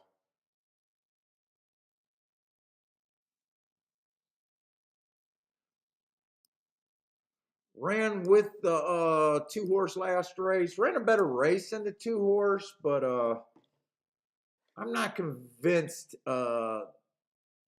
he's better. So far, I want to find the pace in the race before I even start thinking where to go. A lot of horses are stretching out, and that's making me feel a bit uncomfortable. The 4-horse just been stalking. He's stretching out. Just been average. That's a nice turf race, but I'm going to look at him like he's a stalker close or speed stalker. Might have some speed because it's been running sprints. All right, what's up, Jeff?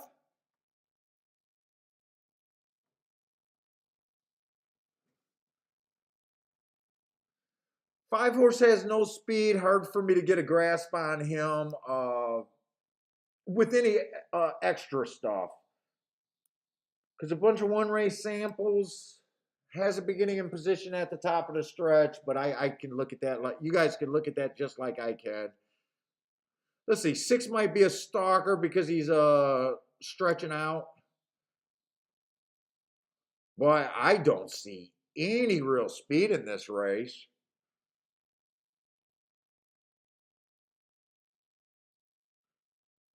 7's last race is interesting. Bad rail closing day, ran against the bias there, was decently quick. I like this race the best, but most of the races he's farther back. I am having a hard time determining where I think any speed is coming from.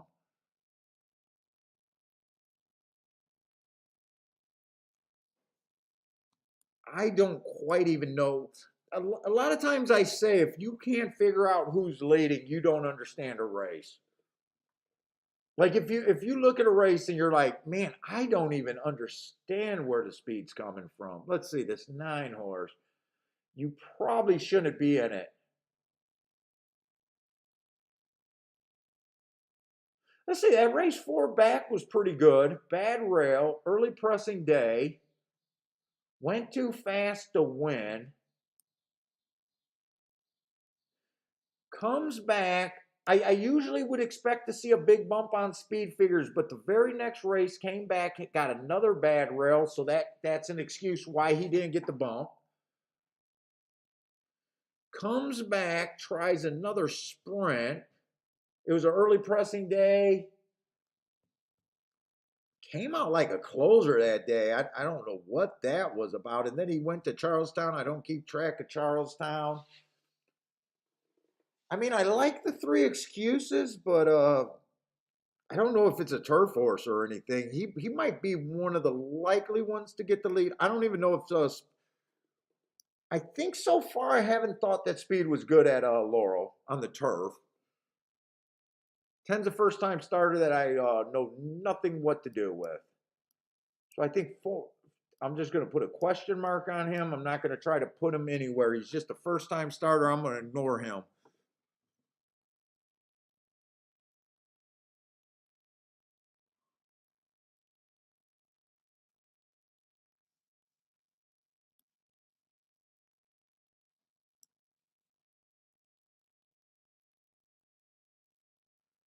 Mac, I think that took up between.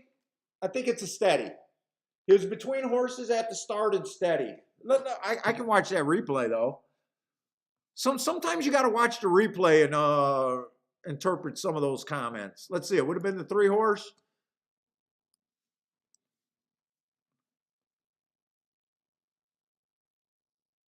I would put money on it that it's basically a steady. Took up. Yep. Came if you watch that play, he came out the gate slow and got sandwiched between 2 horses and steadied hard.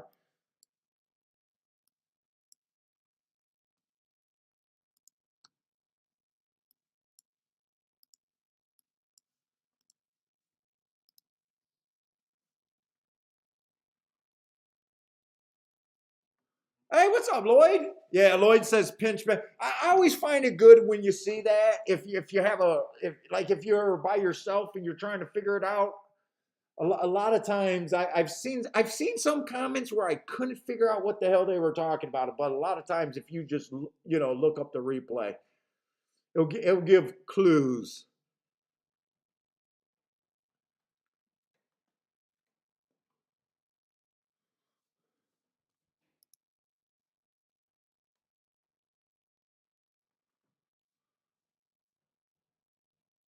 Let's say the 4 is a favorite here. Who was the 4? 4, I think, was one of the horses that I thought could get the lead.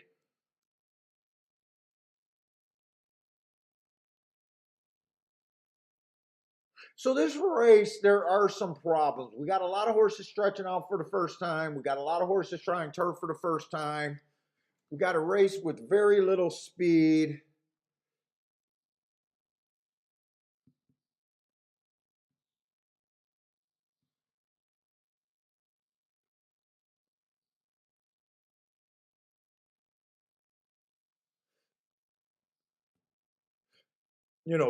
Four is a favorite stretching out. Do you really want even money on that scenario?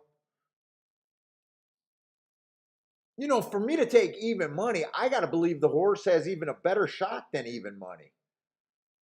So they're saying this horse is basically a coin flip. Hey, what's up, snapping fingers?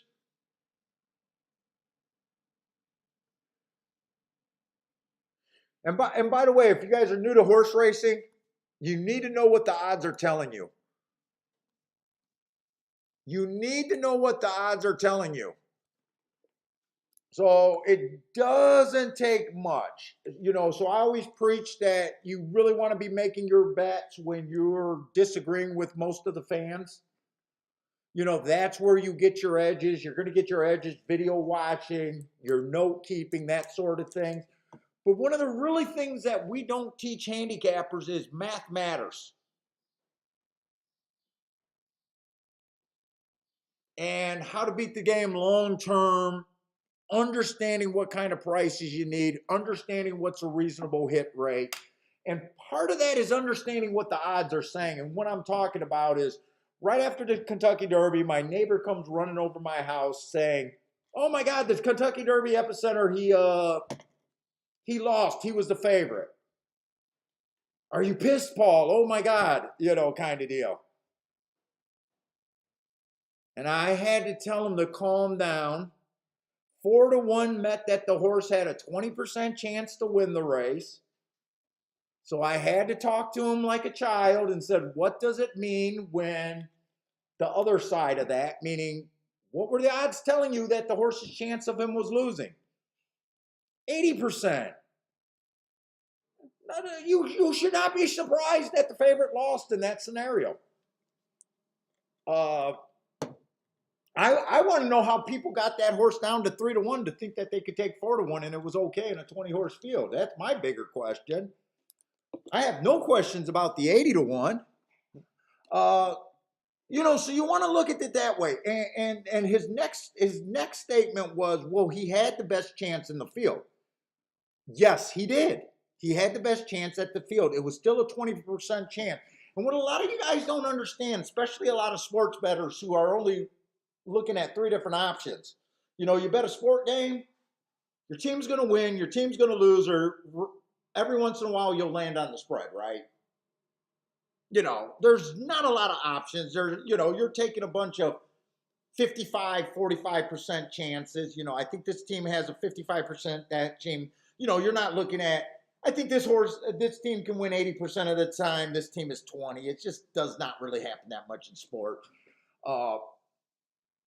But I also had to explain, yes, he had the best chance of any one particular horse, but in a horse race, you're not racing against one other horse. The field is teaming up against you, and the pace is what mattered more than anything. So if you're new to horse racing, you really got to understand that. So when you see a horse at 50-1, or I'm sorry, at even money, the odds are already telling you, hey, it's a coin flip. If he wins, Big deal. It's a coin flip. If he loses, we're already telling you that it's a coin flip for him to lose. Don't get mad. You don't got to worry about them cheating. You don't got to cry. You just got to determine as a handicapper is that if that's value for you. That's the name of the game.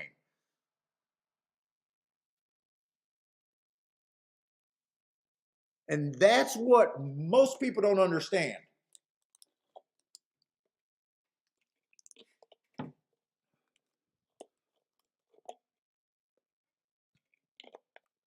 They think we're out here betting horses and trying to figure out which is the best horse in a race. Bad players are playing that with that in mind. Let's see. I like the 4. I don't have a problem with them winning. I definitely can't get to them at 4 to 5. I don't understand this race enough. When I say I don't understand this race enough, there's a lot of contenders that are trying something new. I don't see a lot of speed in this race.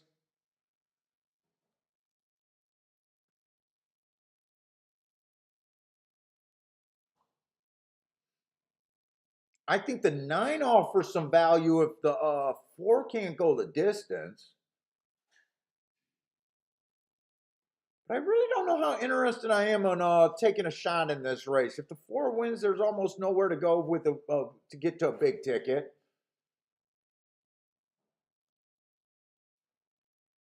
9 would be nothing more than a play bet for me, although it's a play bet that has some legs. Who else are they betting here? They're betting the 5 horse.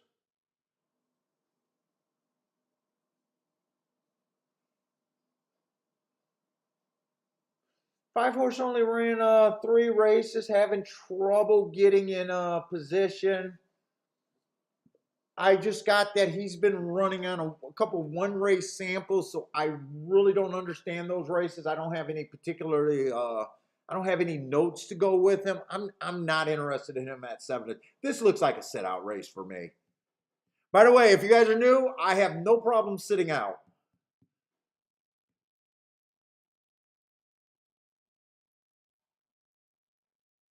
You know, this is a nice race on this 8. His first race out, there was a little bit of an excuse there. The inside was good. He was on the far outside.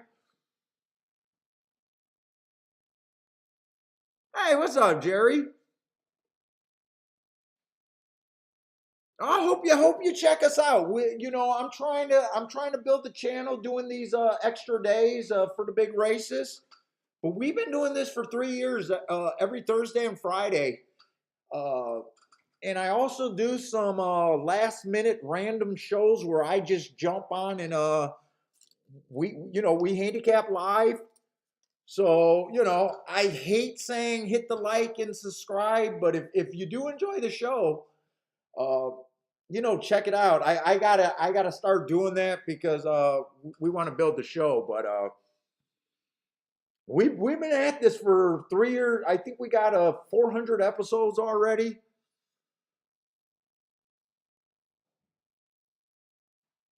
But sitting out, using handicapping to sit out is also a skill. Nine's the only horse in this race that will piss me off that I did not bet because he's offering extreme value and I would be a little bit chicken. I'd have the little bonk, bonk, bonk, bonk, bonk. But I just don't understand enough races. I think he has about a 10% chance to win this race, which would mean 10 to 1 would be fair value. 30 to 1 is extreme value. That's why it would piss me off that I was a little bit chicken here. But you got to use your instincts if you're going to play every day. You definitely, I play 5 days a week, and the other 2 days I'm doing my notes. So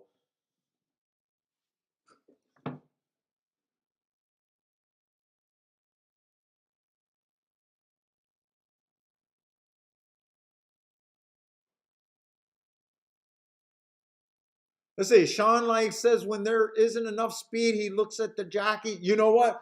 It's so funny. I've been playing this game over 30 years. And it's so funny that guys that have been playing this game 6 months or less can talk more educated than I can about jockeys, trainers, and that kind of stuff. It almost, if you're an objective handicapper, you should listen to handicappers and what they're all talking about. And you should be asking yourself the question, in a par mutual pool, if looking at the popular angles are good, how could that be good?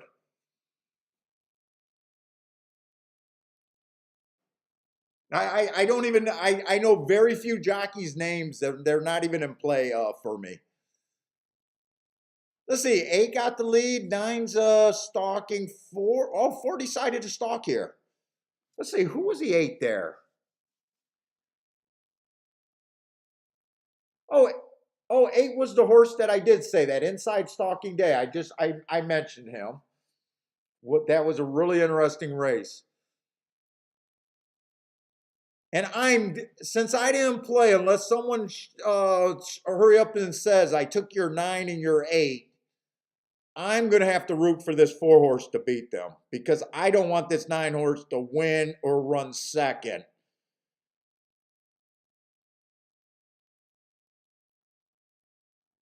What's up, Dave? Dave got the 5-7 exacta box. I think the 4 and the 8 are going to be tough.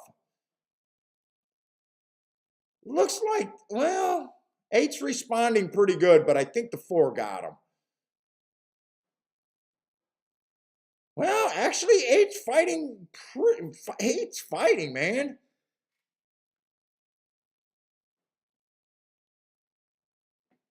That's going to end up being close. I think 8 won that race. This is why notes matter. Inside stalking day, he came out. He was on the wrong part of the track. It caught my eye late. 5-1 was probably about fair on that price. Without seeing that asterisk and having my notes, this horse would not have been on my radar. Who was a 7 horse? 7 ran on a closing day. So it makes sense that he could have been up there. He ran against the bias. And did that 9 manage to finish 4th, or did he get beat? 8-4-7. Oh no, the 9 got passed by a couple more horses.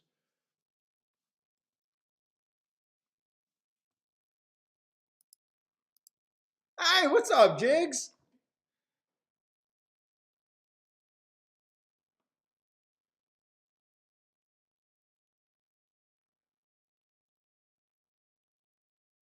Oh, Dean, Dean, if I do a Saturday and I so what I'll probably do. So the Preakness we had to do. I mean, I don't normally play this track. That's why I don't have running style biases at this track. Normally they only run like 2 or 3 weeks. It's not worth my time. Mammoth, I got notes on. So Dean, I might do Mammoth on a random Saturday if I see a really good bias to jump on. You know, if it looks like for we got a good profile, maybe I'll jump on and do Mammoth. Give it a try. Because I do like the idea. I think they're still running those 14-day cards on Saturday and Sunday.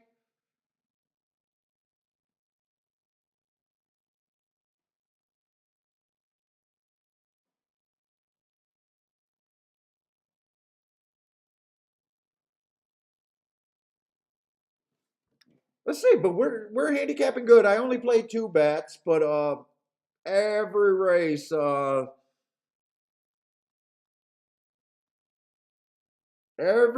that exact, or you know, the main horses were pointed out, whatever you want to say it.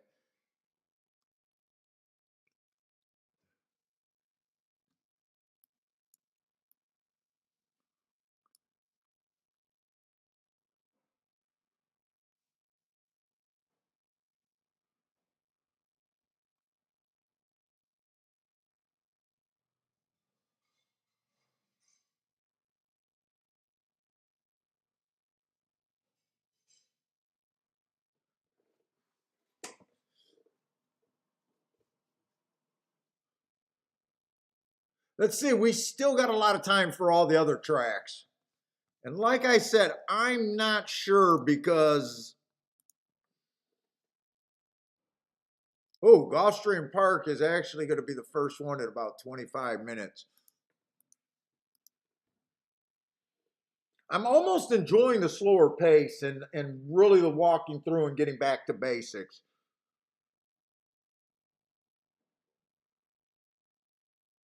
I usually only do 2 tracks, but on these shows I'm tempted to do more. And sometimes it doesn't work out when we're trying to do more. It's just I handicapped three other cards. I got Woodbine. I don't have Woodbine completed. I got Churchill completed and Gulfstream completed. I wasn't planning on doing Gulfstream, and I decided I needed my crutch.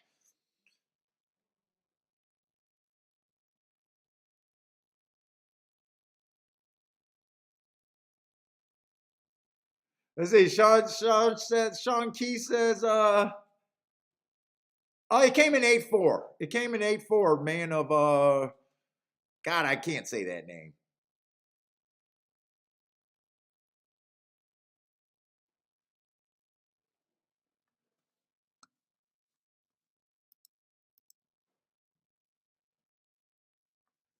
I'll be right back. I gotta go. Ooh.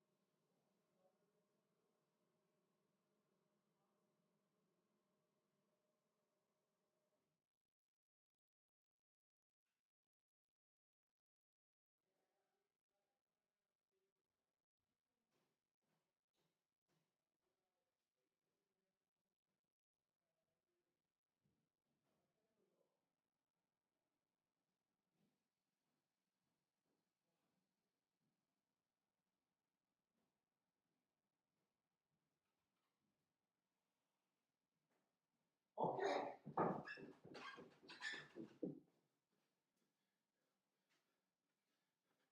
All right.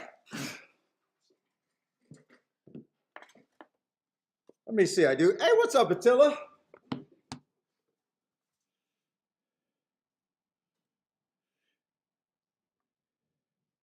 And by the way, once we get going, guys,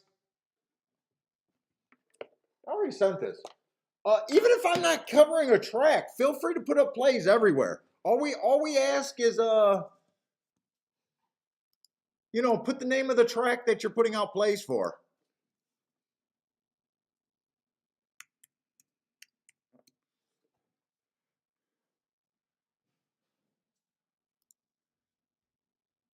They start sending these racing forms over.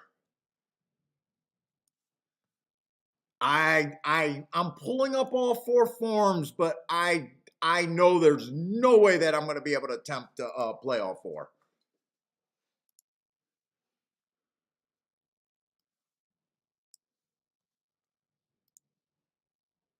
And really, I shouldn't be pulling up all 4.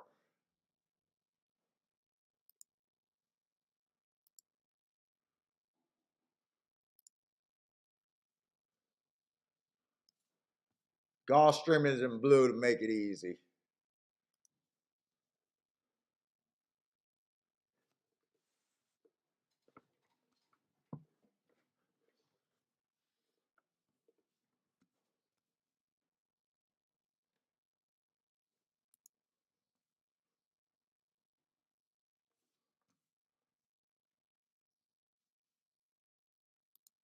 What's up, Bentley?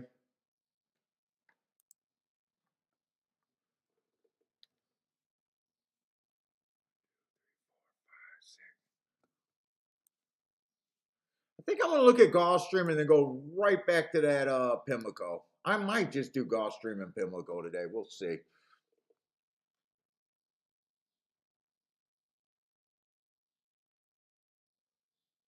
Are they turf is good, but race one is off, it looks like. Okay. Turf is good, race one is off.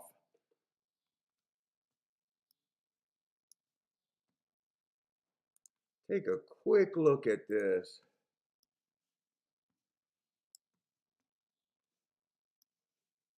I did that in blue marking, and now my pin doesn't stand out.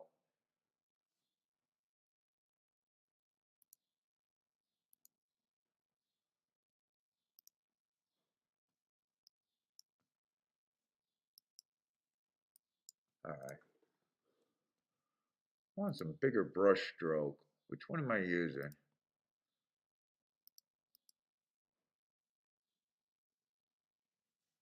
I don't know how to change it. Let's see, 8 is out. God, it looks weird in blue. Maybe I should have did that.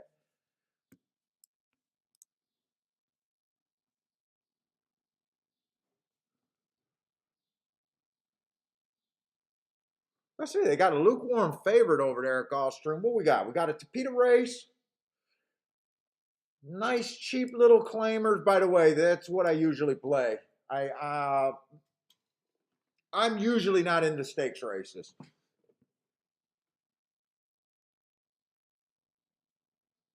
Let's see, what's up, Gregory? Gregory likes the 11 to win, so we got a nice little claim 12-5 claimer here.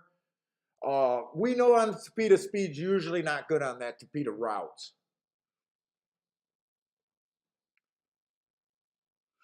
The one horse, I love that race 2 races ago where he went too fast to win.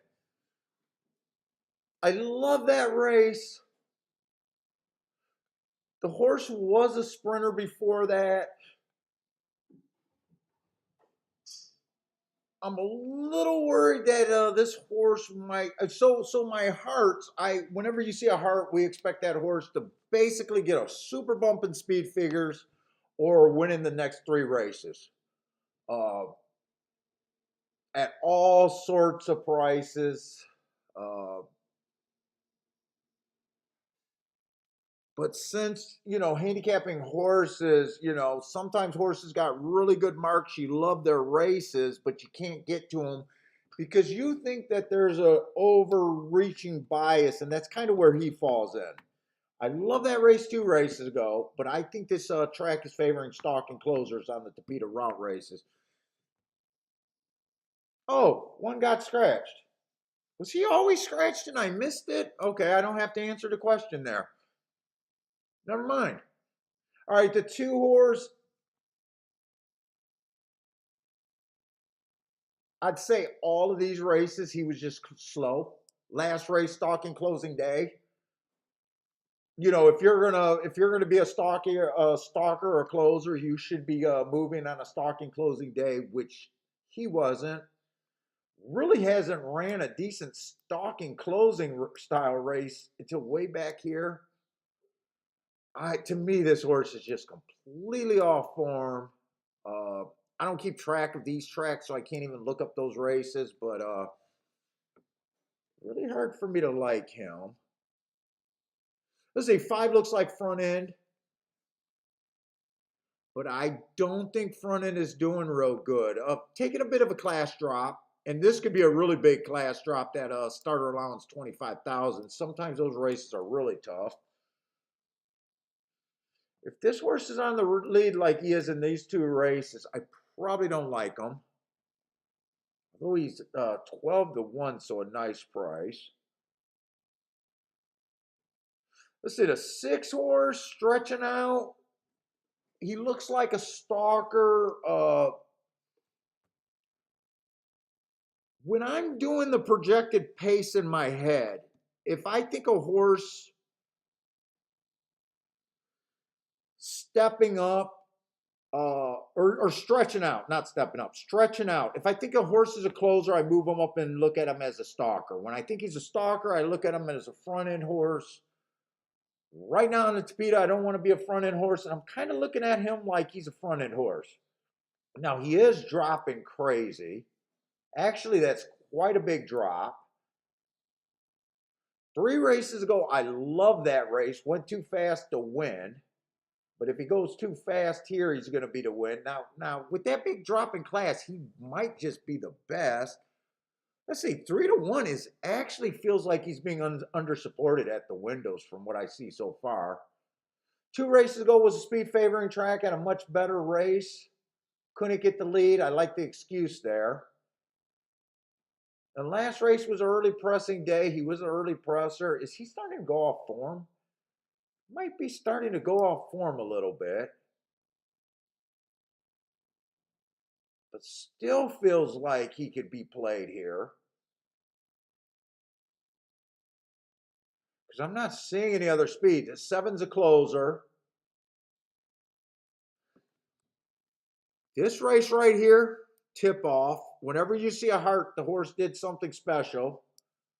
By the way, if you guys are looking at the marks, this is a last race, 2 races ago, 3 races ago, 4 races ago. I always put them like that.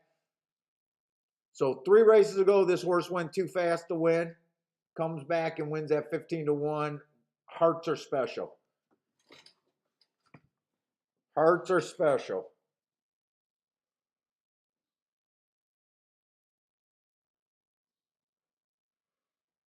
Right running style. Earned 2 hearts, went too fast to win 2 races ago. Heart comes back and wins. Hearts are just special. Even though that was not a special price, I'd rather get to the 15-1 than the $1.50.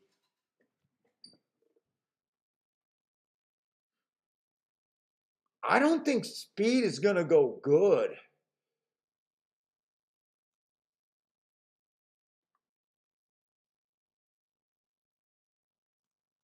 Let's see. Can I write down where I think this pace is going to be?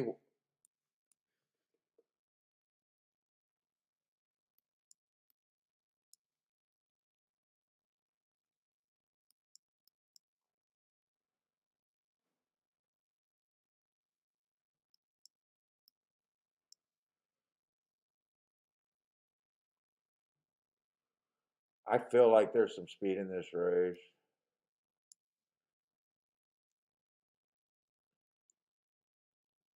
Seven's coming off the pace.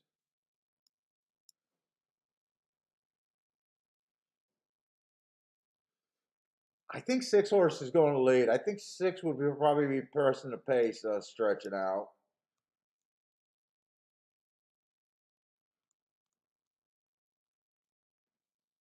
I do think so. When you get a track that's backing up, the first thing you want to do is glance at a race and see if there's a bunch of speed horses that you can throw out. Now, if you're wrong about the call, and I could be wrong about the call about that, but I know how I'm going to be looking at these races.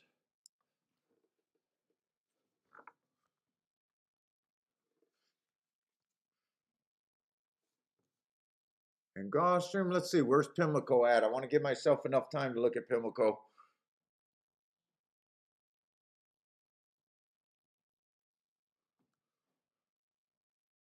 Let's see, I kind of stopped at the 9 horse.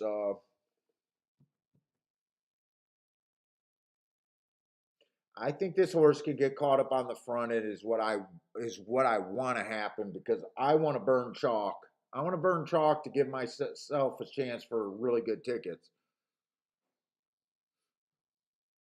Let's see, the 10 horse ran on the stalking closing day, last race. That's a nice race.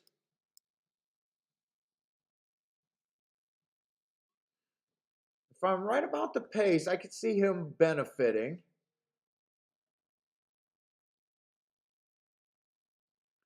11 horse.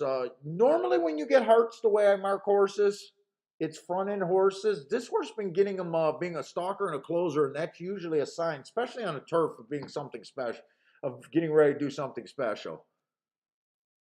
Let's see, 4 races ago, stalking closing day. That's exactly what he was. Still went too fast to win. That's a super good race. Comes back on a closing day. You know what? I didn't have to give him an asterisk there because he was a 4 3/4. My definition for closers is horses that come from 5 lengths out or farther. But I don't really think he deserved an asterisk there. But the heart plays the same as the asterisk, so I love those 2 races.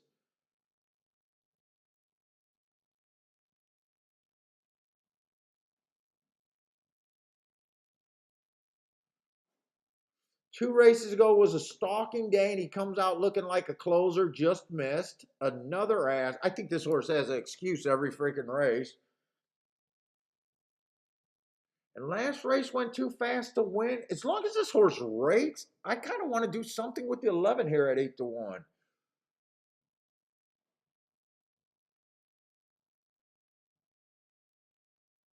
Hieroglyphics. I always say I mark my form up like a 12-year-old schoolgirl.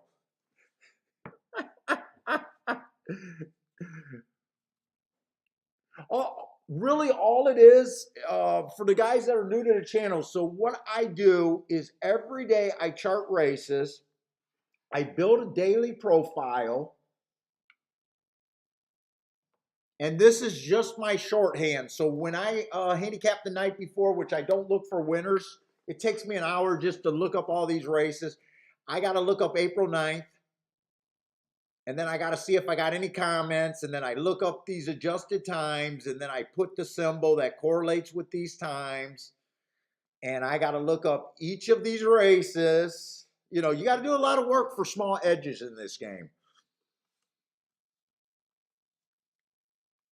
So my stuff is all based on, you know, knowing value, good instincts, having good notes, thinking outside the box, and and really understanding what you need to do to win year after year.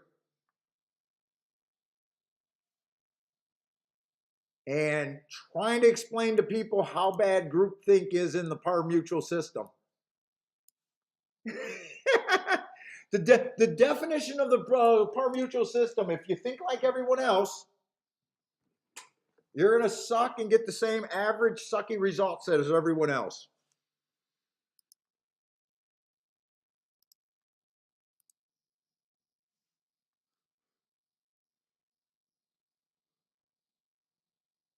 Steve B says, "Can't Steve? You're still trying to figure out how to chart a race."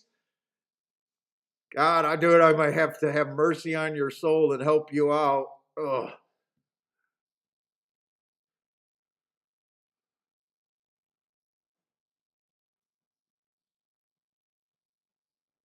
Let's see. Who are the main contenders here?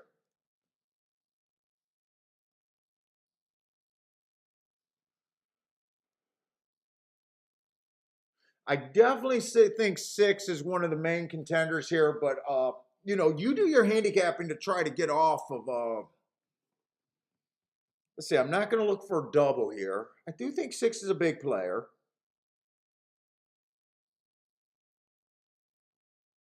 I definitely think 7 got some upside as long as I'm right about the track backing up.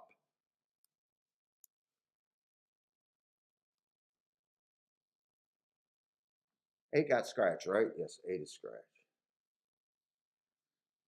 I think 9's a player, but when I think the 2-1 for the 6 and the 9 going to the front end on a track that's traditionally, ever since they put it in this year, has been backing up. I would not take 2-1 on that scenario. I'm not saying they can't win. I just think 2-1 is a terrible proposition, even if they win.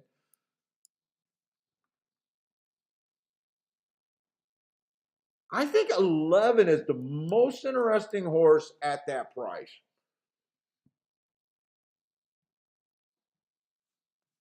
Let's see, the bet I'm kind of thinking about.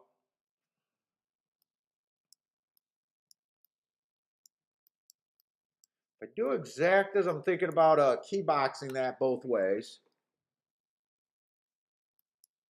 And 11 to win. That's kind of what I'm thinking of. I don't want to go too crazy here.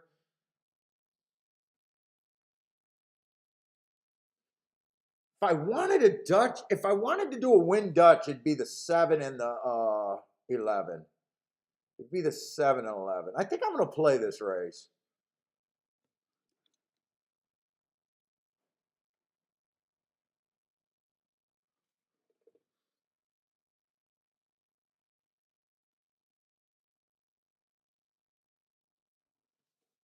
Let me just make sure these exactas are going to be worth me playing.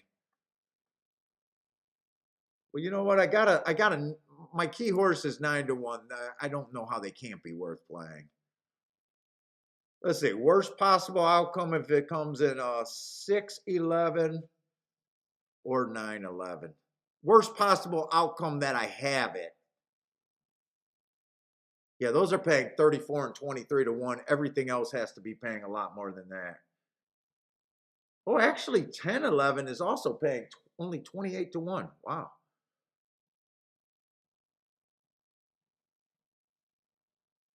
7-11 is paying 84 to 1. I'm going to do this in my playback category right here. I want to get the action.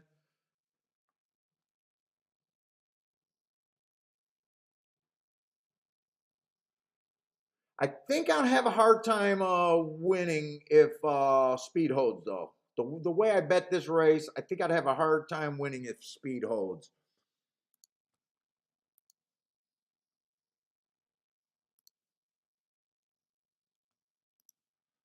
Let's see, 11 to win. And just the key box. Where is it? Where is it? Exacta. Key box. 9, 7. What was it? 10, 6. Did I ever look at the 12 horse? I did look at the 12 horse. Let's see, 6.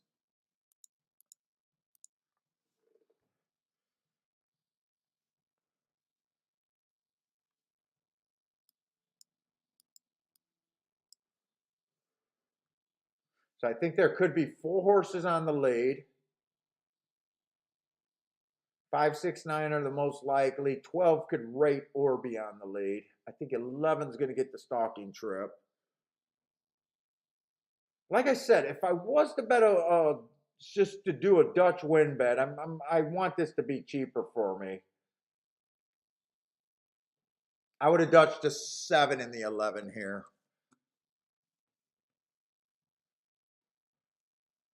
Let's see, Pimlico 3 minutes. So if I keep trying to do 2 tracks, I'm not going to be as thorough with my breakdowns. I'll probably take some advice from the people that watch the show all the time, because they know the difference when I'm going to be on or not.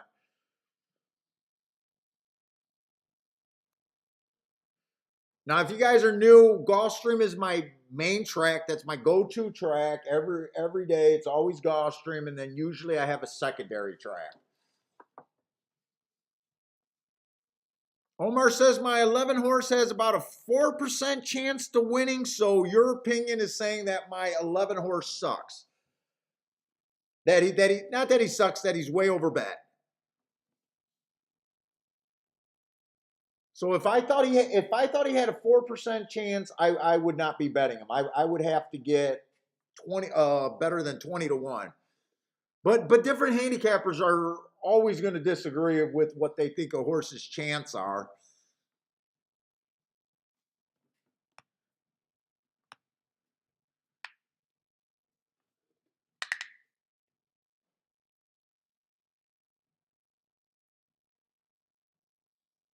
Oh, Steve, you've been watching that long? 2.5 years?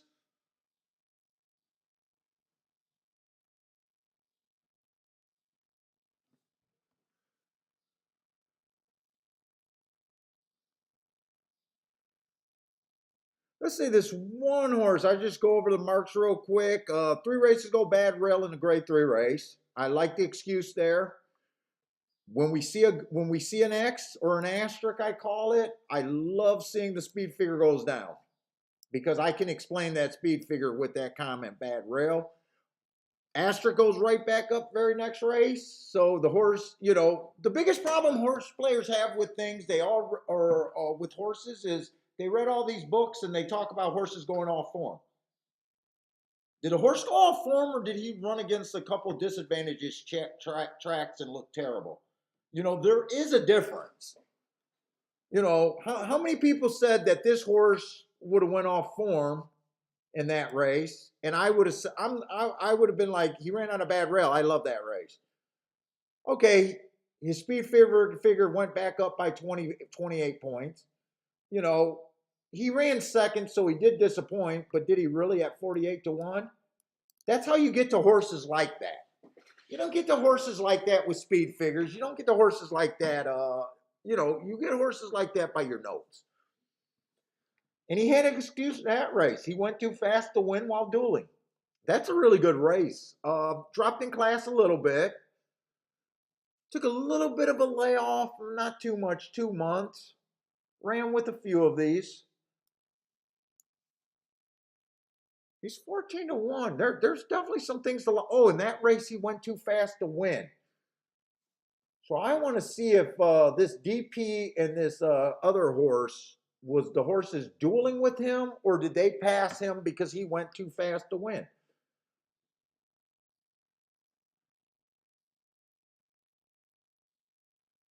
That was April 16th at Laurel. See this? He came. That was that race. He passed him while being average, and stalking. To me, the horse with the excuse ran the better race there. See this horse? This horse ended up winning. He matched strides with the fastest winner that day, but the other horse was a superior race. I mean, we're talking about close, but superior race. He stalked, where the other horse dueled going too fast to win. So I don't think there's much difference there. Could be wrong, but we're trying to figure out a way to get the prices, not agree with the favorite and bet that.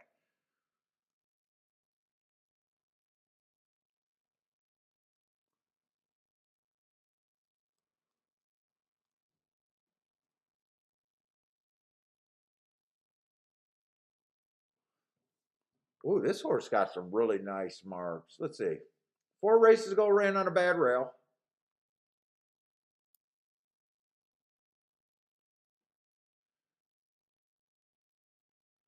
Let's see. I can't really explain this bad race right here, 3 back. So I love the race 4 races ago. This race 3 back, it says jostled at the start without watching that replay. That could be an excuse. This is a super nice race. Bad rail stalking closing day. He was off that bad rail, but it was a stalking closing day. Went too fast to win.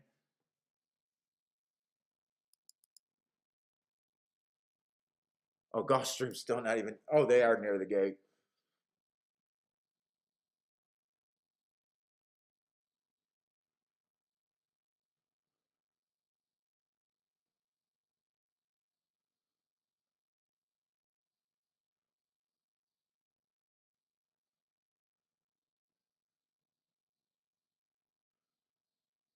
I don't think I'm going to play this race. They're almost in the gate. I'm going to be rooting for the 1.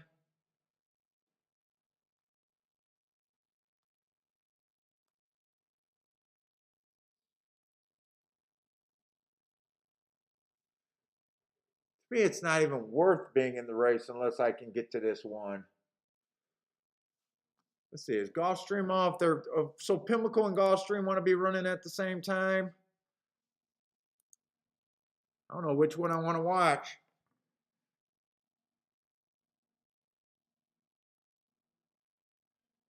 Hey, what's up, Randall Gordon?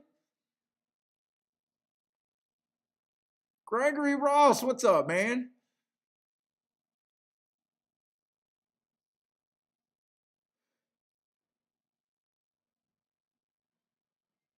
Who was the 7? Had, was it 7 or 8 that had good marks? Wait, no, it was a 7. There is no 8 in the race.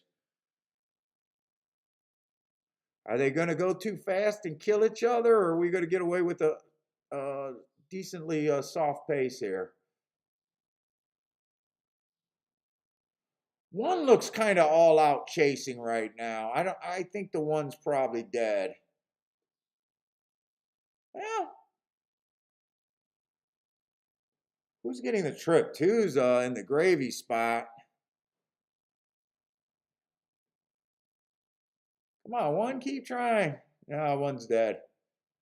I think two's dead too. I think, well, seven got this. One ran good. Seven ran good. Those were the two best marked horses in the race.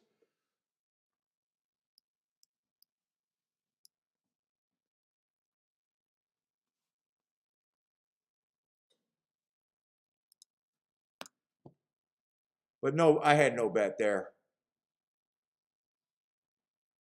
24, 47, and 2. I should be able to close into this pay. Oh, my 11 doesn't have anything, though. Holy shit, does he not have nothing?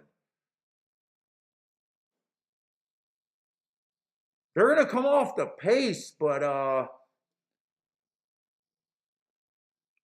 are they going to come off the pace? Nine's going to go wire to wire there, huh? I got to rewatch that race.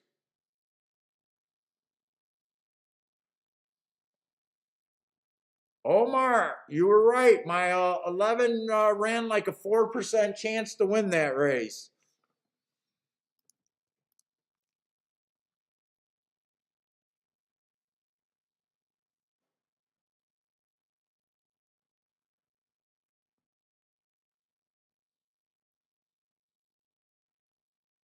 I got to see if that horse went wire to wire. Over there at Gulfstream.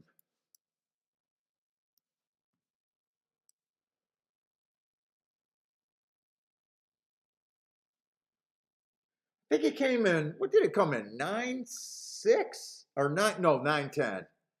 Comes at 9-10.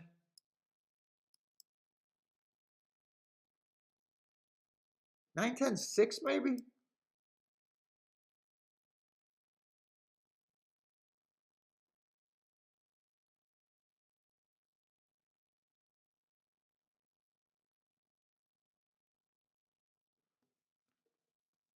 Nine, 10, 6.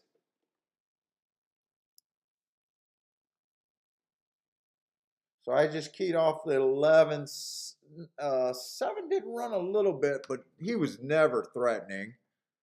Let's see, that pace was decently fast. I need to know if that 9, looks like 9 either, he was close. He either went, I think technically he's going to stalk, but he was pretty close to that pace.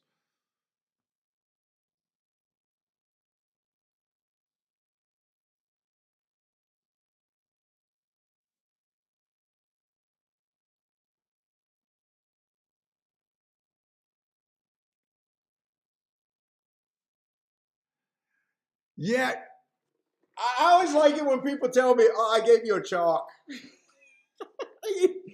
You ain't give me shit. Go bet it. Take out your $2, give me the difference, and then you gave me something. You no. There's never been anyone that gave out a chalk winner.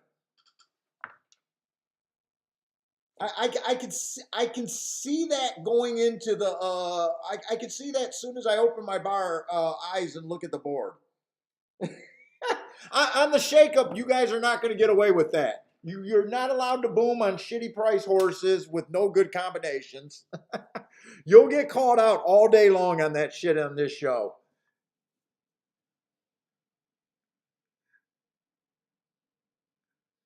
You will get called out on that. You can't, it's impossible to give out a chalk. If you want to give me something, fucking bet it and then send me the profit. That's the only way you can give me a chalk. We already know that the chalk has a chance from the freaking thing. From just looking at the board.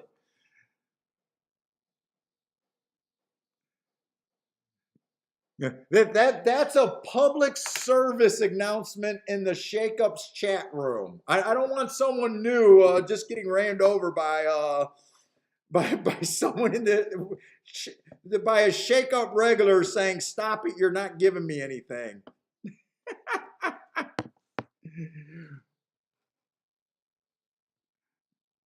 Jared says he's 4 for 4 today. Nice.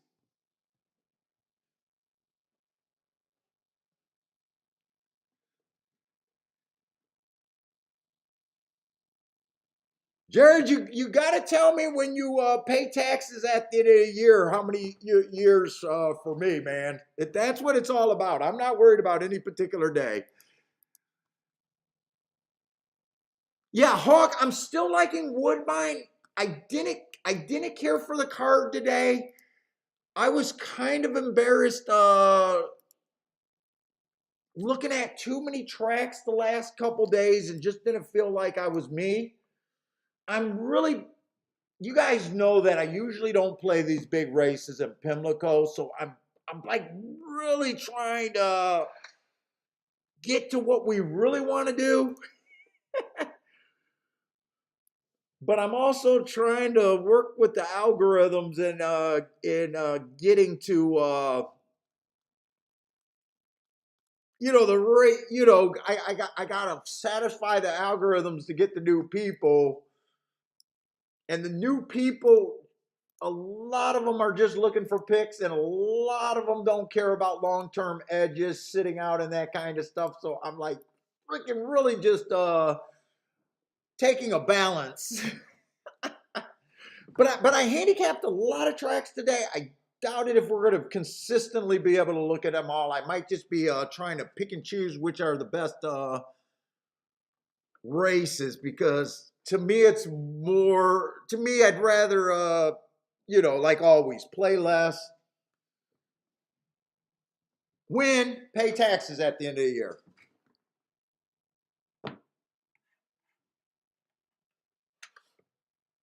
I mean, that's the fucking goal.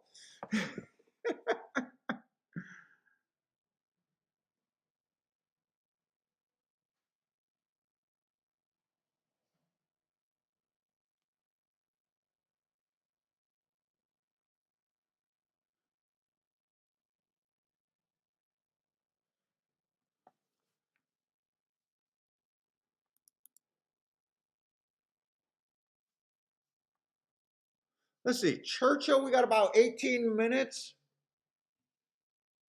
See, one of the problem that I'm having on right now, Gulfstream, they added the new surface, so I got lower profile, but I kill Gulfstream. But as I lose my profile, and then if you guys know they're having crazy problems with the timer, it's just getting on my nerves, even though day in and day out, that's where I'm supposed to be playing. The other problem is Pimlico just started 6 days ago or whatever it's been. I really don't have a profile for Pimlico. I'm a profile player, so I feel I got my marks, but I'm still would like to have a profile. So I feel a little naked at Pimlico. Woodbine, I'm excited about Woodbine. We know we're going to have great things at Woodbine this year. But Woodbine is in that part where we got a lot of horses that just haven't raced since December. So it's touch and go at Woodbine right now. And then Churchill is kind of hit or miss. I don't love or hate Churchill, but Churchill, I mean, they just started running since the Derby, so we only got a few days of profile. Other than the turf routes speed backing up, I don't really have too much that I want to grasp on. So right now we're at a little disadvantage just from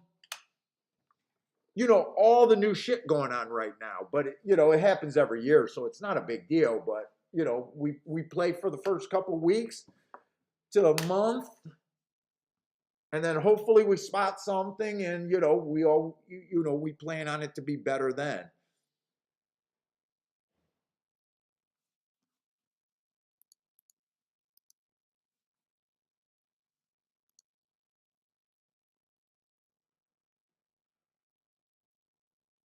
Okay, Churchill, we're dumping this Churchill race. It's a 4-horse race.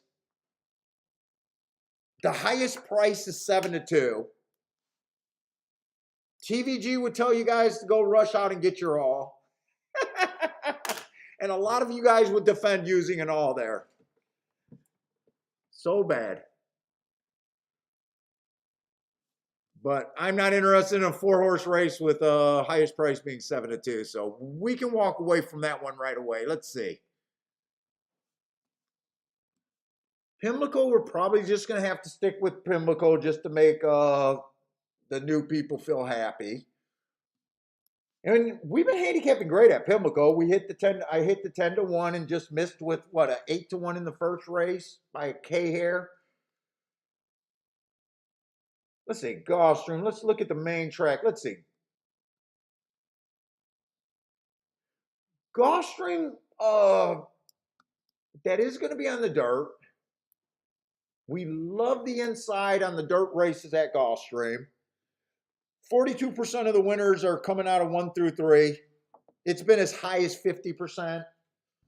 Huge edge there. It gets super hard to win from 7 on out. Speed and stalkers on the dirt. Towards the inside is what you want there. So I love the profile there. I trust the profile there. Oh, the favorite is in the 7 hole, so I do love that. That's where it gets really hard to win from.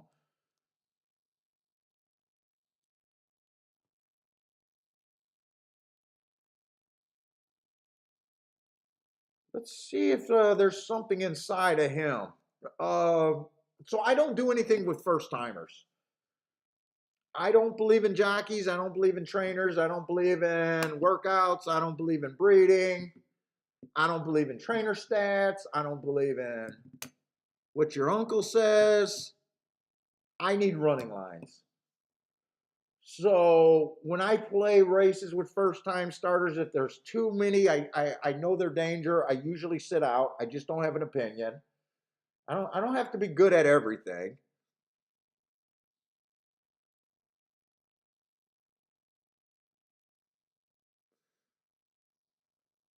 So that does, by definition, make this race a little bit tough, but I'm interested in looking at it just because the favorite is in the 7 hole. Let's see, one ran on an early pressing day. Definitely has to improve from that race. I'm not saying it's impossible. Had the 5 hole that day. It was on the Tapeta.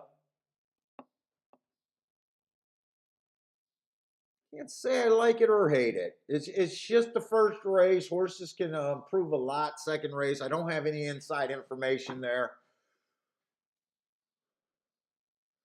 Let's see the 2 horse. 3 races ago, it was inside stalker day. He was on the outside, bumped at the start, came out like a closer. Big excuse. Love seeing the speed figure goes up. Early pressing day, match strides, average. Not a bad race, just slightly raced, learning the game. Last race, I like that last race. Middle of the track was good. The horse had the 1 hole, so I think the horse ran against the bias. He was fast to the first call, 1 tick slower than the average, or 1 tick slower than the fastest winner at the second call, average at the finish. That's a race where we can improve from. Does have the inside. I'm not crazy about 7-2. I was hoping this horse would be a higher price. So I could be interested in him. The 3, 4, 5s all fit in that first time starter. I don't bet them. I ignore them. If they beat my horse and my horse runs second, I don't have the right to bitch because you're better off betting horse races that where you understand your competition to the best of your ability. Let's say the 6 horse, 2 races ago was just average at Tampa Bay on early pressing day. Nothing's wrong with it. Last race, it was an inside stalking closing day. Did have the inside, went too fast to win. That was at a route. I hate route to sprint. But at 25-1, if you like that heart, it's not the worst move. Let's see, the 7 horse is the big favorite. 7 horse been running the same speed figure, which is good enough to beat this race. We know at Gulfstream, once you get to the 7 hole, it gets a little bit harder to win. Quite a bit harder to win. There's not much in this race unless one of the first-time starters pop.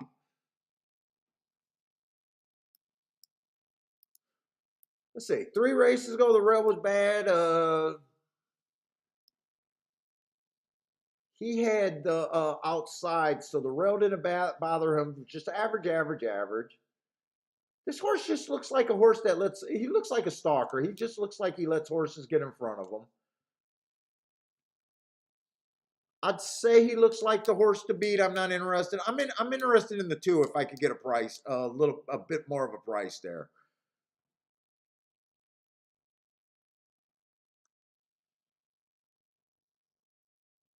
And whether I play this race or not, I'll definitely be rooting for the inside of the track because I want to feel good about the inside going forward today. At Gulfstream especially. What's up, Damien? Omar had a good Parks over there at How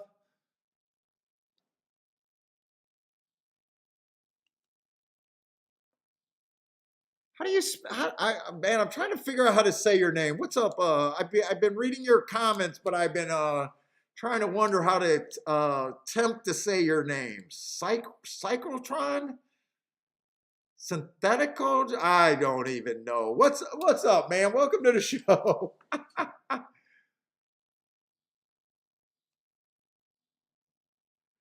Jerry, I don't shop around. I started on a betting site probably within the last 5 years. I used to just go to the track every day. I qualify for really good rebates. I'm supposed to be betting at rebate shops and all that, but my game, and at the end of the year, is not based on rebates. I'm just a lazy fucking guy. Fuck. I don't know what the best betting site is. Oh, Synchrotron. Oh, Synchrotron. Okay, thanks, man. Thanks for helping me out. Yeah, so I don't really know the best betting site. I got some players that are telling me and really trying to get me to move, do this, get these rebates. I don't chase them. I don't care. I was a winner without rebates. I get my crappy rebates at the ones that I go to. I don't even opt in on these damn these loyalty ones that you got to opt into on your site. Those $10 back. We got this. I won't even get a gas card or a grocery card, store card. As soon as you tell me I got to do something extra, I'm offended. Give me the best price and fuck off. Is my opinion. Yeah, I know there's a lot of free money and rebates. I get on my basic sites, but I'm supposed to be going to those rebate shops. Disco is always telling me about you got to go here, join our group here, and I'm like, yeah, nah, I'm not doing it.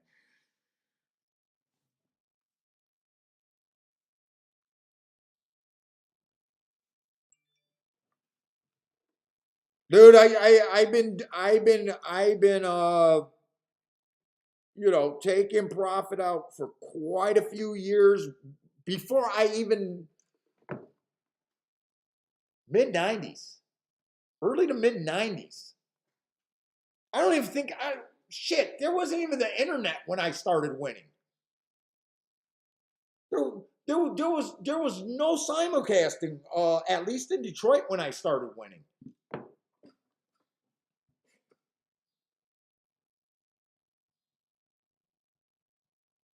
Dude, if you build your games about rebates, you always got to wonder if they're going to take them away.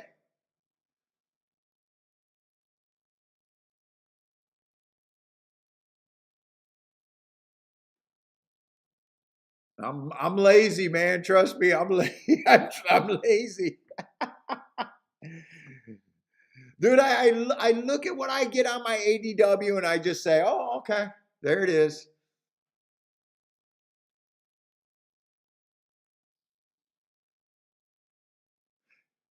Gregory, there's just no angle that I can discuss.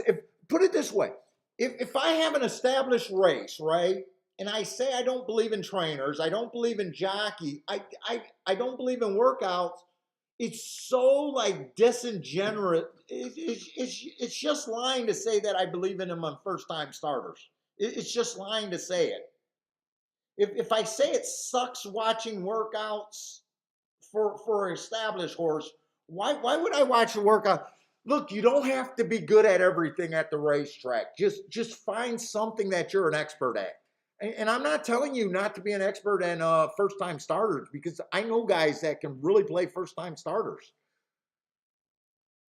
It's just I know how my brain works, and I know what's good for me. So I guess horizontal players, they got to worry about it more, because if you're looking at pick fives, pick sixes, you're going to get those races where you need to know something about it. Where I play doubles as far as I go, and I can duck and dive them.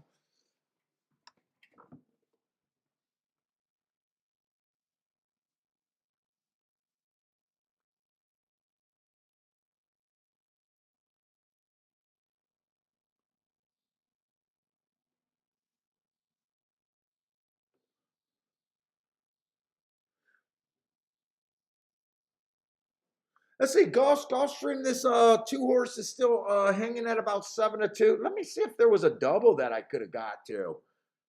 I mean, the next race is on the dirt. See, I don't even, I'm so lazy, guys. I mark these up and I can't even pre-plan the plays that I should be looking at, like dirt to dirt. Double dirt races going off. I didn't even know that there was a double. That's what Bender always points out, and Bender will plan my day.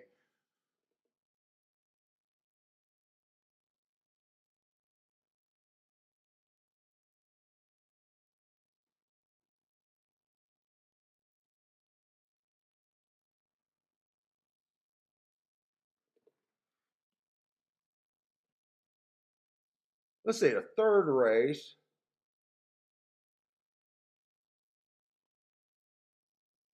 One got a couple of excuses running against insides. He's had the inside in his last two races. Oh, I got to get some scratches. Wait a minute. That's right. I don't have my scratches, and I don't want to start going down the road of okay, it looks like that race is clean. One does look interesting, but does look like a stalker there. Remember, I'm playing this race towards the inside. Actually, he might have speed being a sprinter stretching out. I just realized that. But last two races, both of them were inside days. He had the inside both days, but it was also a speed favoring track. So that means that I thought every winner went wire to wire. Even though he came out really close to the pace, he was at a disadvantage. And you can see I got him at slow both days. That just meant on a speed day, he chased the slowest pace of the day and really was at a disadvantage. I think those are sneaky good races right there. He's a 5-2 morning line. I'd be interested in him next race.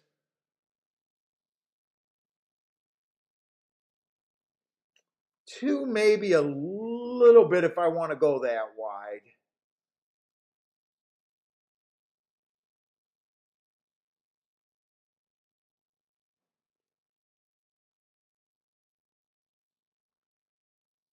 Five definitely looks scary.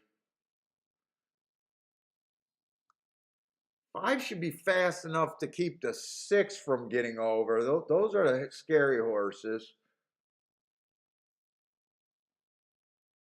Two's now at 9-2. Did it rain yesterday at Gulfstream? I think it rained late Gulfstream, so Gulfstream could be a drying out track today.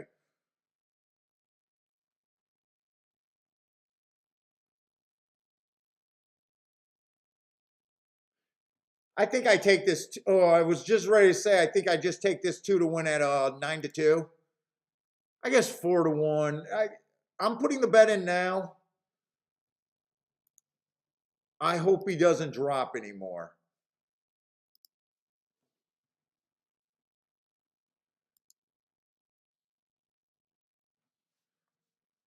Let's go over to Pimlico.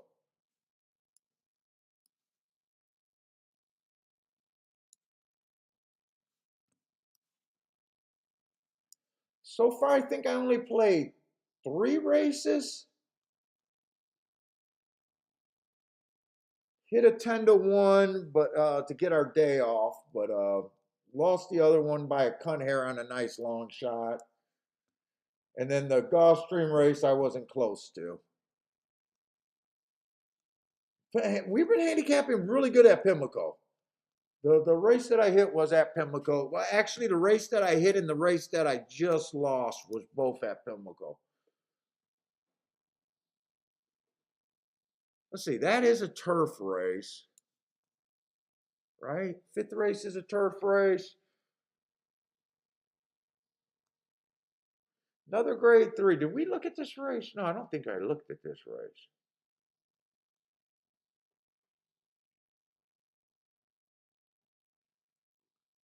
Did anyone go wire to wire yesterday at Pimlico? On the turf?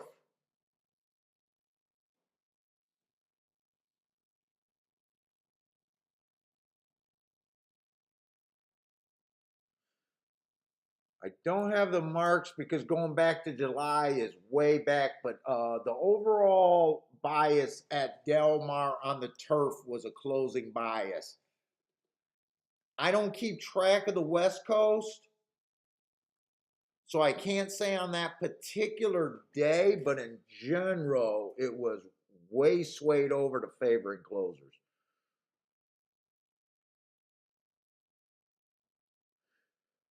Pimlico, I kind of thought we got a very small sample, but I was leaning towards its backing up.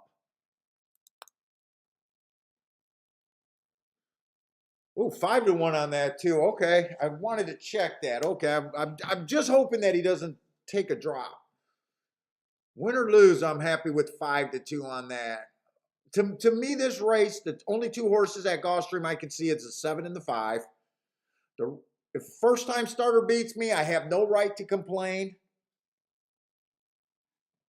You know, I know the risk going in when I'm trying to beat first timers that I have no story on. I protect myself with demanding value for what I think my opinion is, and I protect myself, by betting less if I want to bet less, or but you got to recognize the danger and with your betting. There's too many crybabies in horse racing. Hey, what's up, Cody Finn?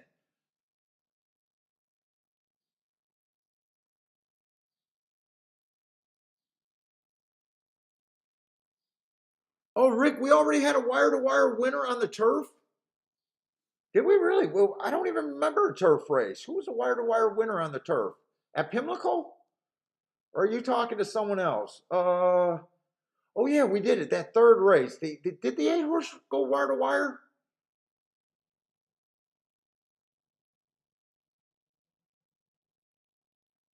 He was close.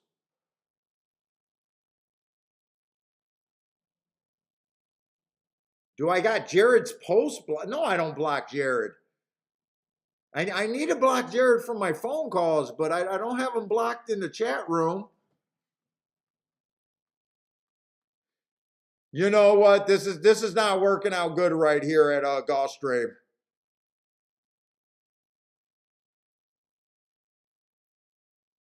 Two should have. If 2 was going to be good, I don't think he could come off the pace. But as a handicapper, am I mad? I thought only 7 and 2 were to bet. Only 2 had any value. I can't do anything betting 3 to 5s. I'm shocked the 2 ran that bad, though. I'm a little surprised that he ran that bad.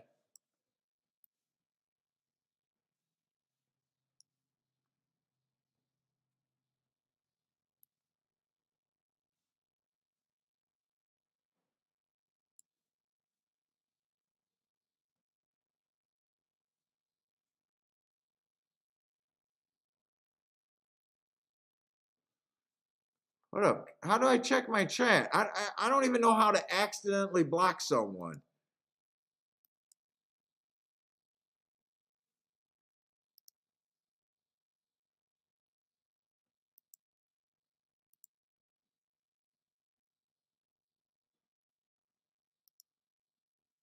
Well, no, no, no. Don't put me on a new site. No, no, no, no.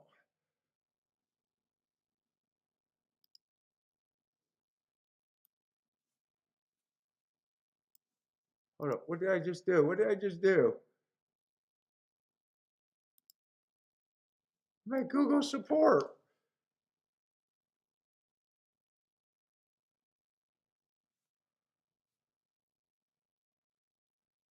Did this just open up the page and that confused me? Oh, it must have just opened up a page. I think I can get rid of that page. Gregory with a six to place at 60 to 1.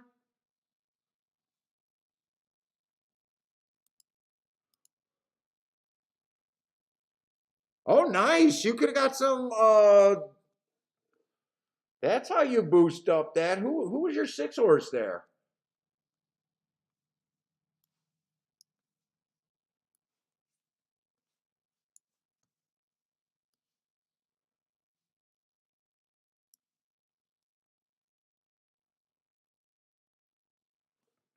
Damn it. I got too many freaking forms up here.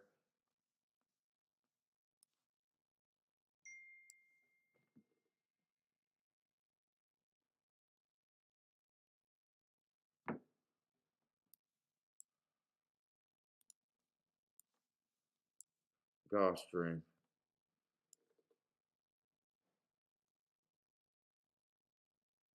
Oh, fuck that. No, no, no. Six was a hard horse. I kind of forgot about him. We set at a price. You could bet that horse. I don't like route to sprint.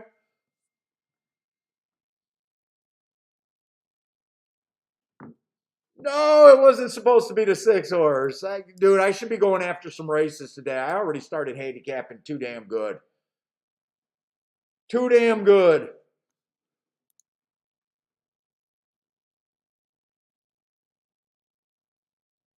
Hey, what's up, Cal?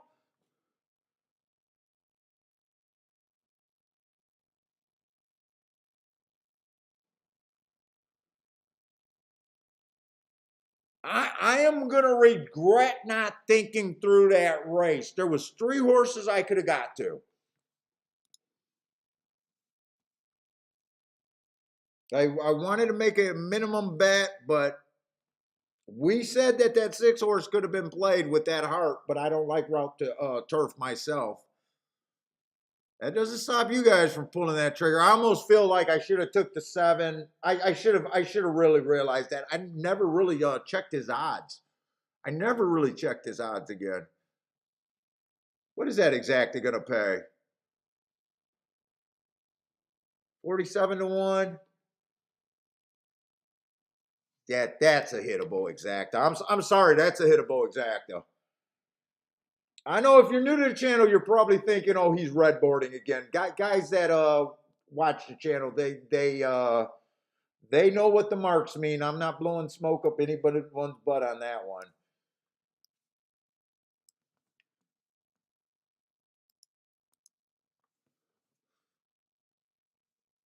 Let's see. There's a 1 to 2 in this race. I don't think I want to deal with this Pimlico race. I got a.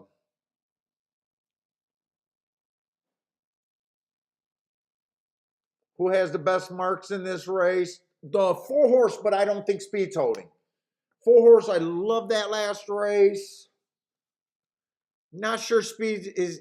He's the 1 to 2 horse, so I'm not gonna jump into that bet. Two horse, five horse got a good mark last race. Seven horse did 3 races ago, but seven is even a bigger of a stretch. There doesn't look to be any value. This four looks like his edge is so big that he can even win against the bias, even if there is.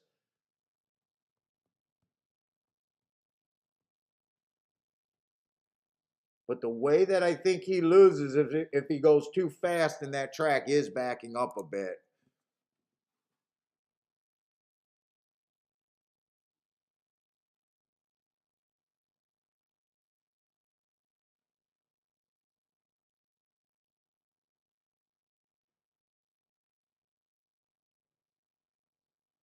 48 and 2.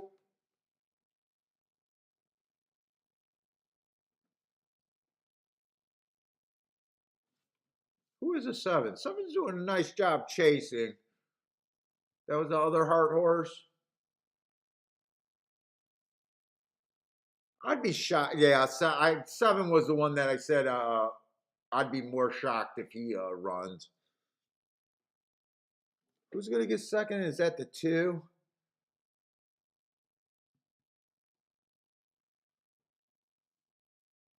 That's a solid AB combination.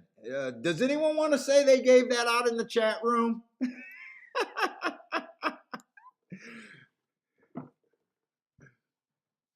If someone hit it in the chat room, I guarantee they're not going to boom.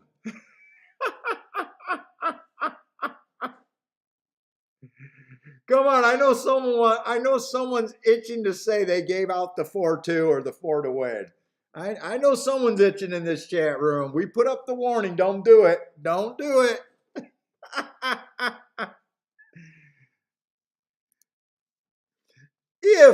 If you want to brag about something on the low side of things, if I don't know you, you could be a big bettor, and some of the people will boom every once in a while. I know that they're a big bettor, so it's not always a joke, on some of them. It's funny when I know a lower price bettor is going to boom on something like that. So when we have a shorter price ticket that you guys hit, we say puff. It's a puff ticket. Or a lot of guys will say it's not a boom, but it's a ticket. Because I know a lot of you guys are just, you guys aren't trying to play full time. You guys just want to celebrate your tickets, hit some winners. I get it. It's not all about that. Some of you guys make so much money. You guys don't even have to take this game serious.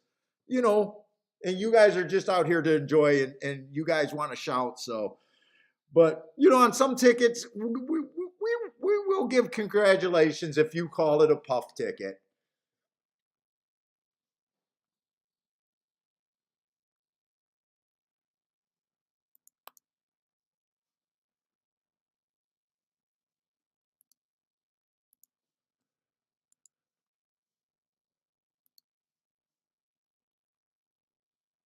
Listen, a winner of that first race at Churchill was a 3-2. That was that 4-horse race that was not appealing.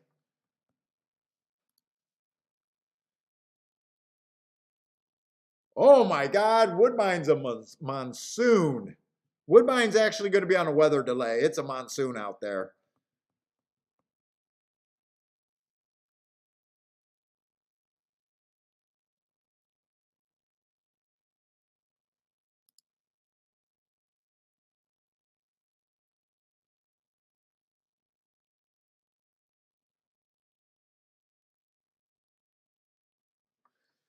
So, do I want to try to look at?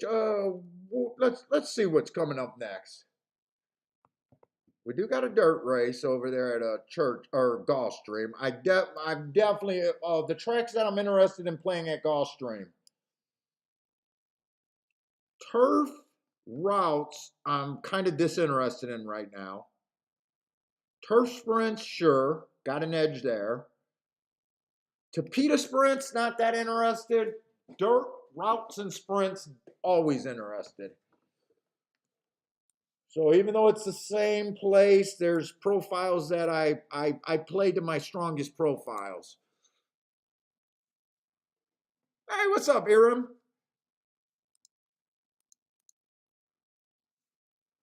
So let's take a quick look at Churchill.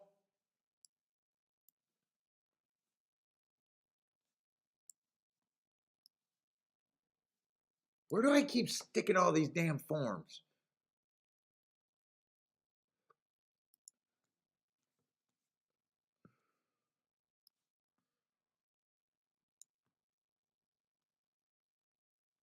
Who won that first race at Churchill? I might as well mark them.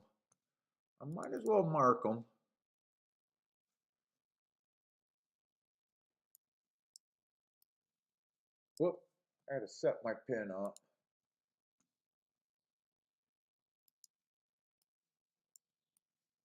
Oh, wrong horse.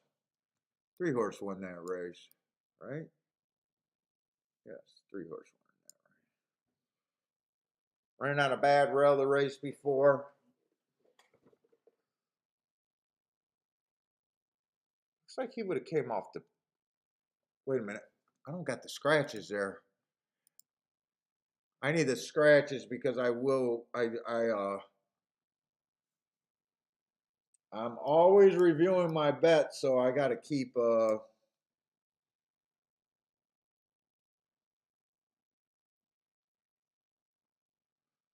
3 was 1-2 there. Really?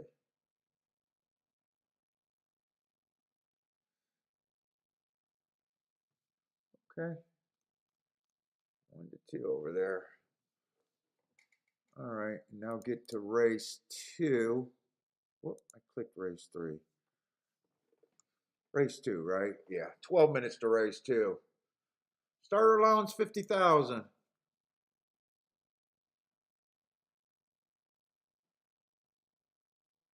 Hey, what's up, Vito?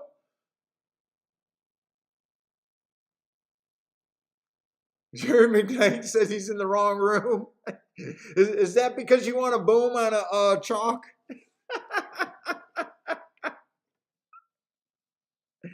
If you want to boom on a chalk, you're definitely in the wrong room. Now if the chalk closes out a monster pick 4 or something, I mean, come on, you guys know what I'm talking about. We're not so anti-chalk. It's just, some of you go to some of these chat rooms and it's ridiculous what they're celebrating.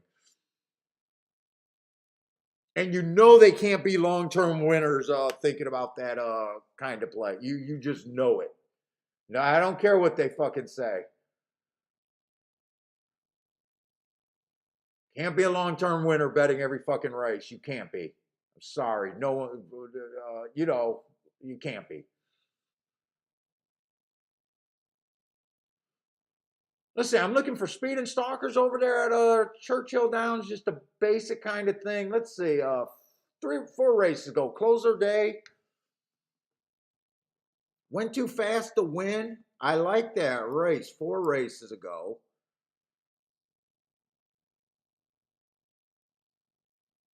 He was able to go up to one of those starter little handicaps. Just kind of ran a kind of a flat race there. Ran against the inside bias at 50,000. That's lower than this level a bit. I kind of don't like. I got to see if there's something else there. I'm actually surprised he got second at this level. That's what's really throwing me off. Last race was he was average slow. I'm guessing that race came up extremely weak. What are the conditions of this race? Fillies and mares, 3-year-olds and upser, which have started for a claiming price of 50,000 or less. So those races can come up strong and they can come up extremely weak. And which have never won a race maiden claiming or starter or waiver claiming. Oh, Jesus Christ, I can't just bore me to death with conditions. So all he's done was all she's done was breaker maiden. Not too impressed. Let's see what the competition looks. Sometimes I hate a horse, or I feel like this can't be right. And then we look at the rest of the competition and we're like, okay, I understand what the race is. Sometimes I can't always figure it out reading conditions.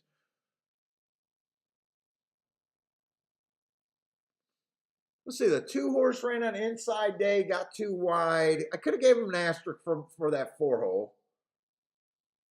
Fast at the second call. That's a really nice first time out. Steps up against winners. at this level, at the fair. Oh, this is fairgrounds. Well, it was impossible to lose this year at the fairgrounds. If you guys lost at the fairgrounds, I feel bad for you. It was impossible to have a losing season at the fairgrounds.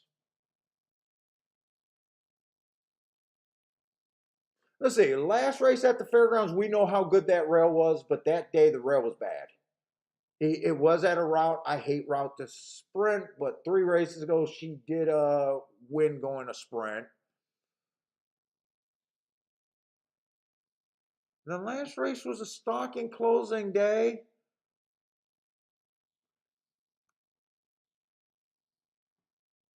Hmm. There's some things that I like about her and some things that I don't. I'm still trying to like get an overall understanding of this race.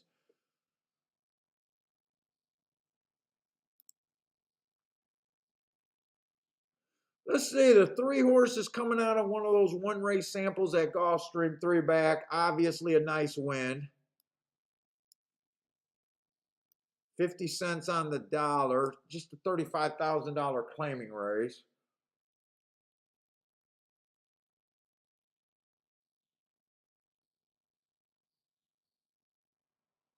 Last race was an inside speed favoring day, so I got him running against the bias. 4 to 5. I mean, so far she does feel like she should be the favorite. I stop when I make a betting line in my head or on paper. Sometimes I do it on paper on the show. I always stop at 50%. I'm not interested in betting horses below 50. I'm not interested in betting horses to win. 3 to 1, 4 to 1, even a lot of times.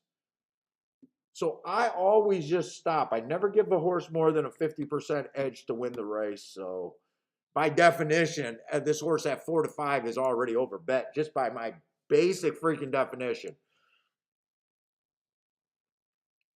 Does look like the horse to beat here.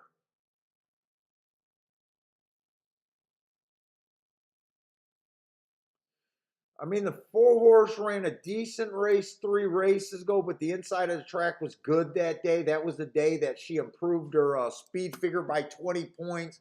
To me, the note says it all. She ran good on a day that the rail was great. Don't believe her. It's kind of what I'm thinking about her. She did come back the 2 races ago. Oh, that was at Fairgrounds. Inside of the track was good. She had the 9 hole, so I do believe in that asterisk there. The 9 hole was nothing at Fairgrounds. But then she comes back early pressing day at Fairgrounds. I way lower class. I'm not interested in the 4. I think 6 to 1 feels overbet on her.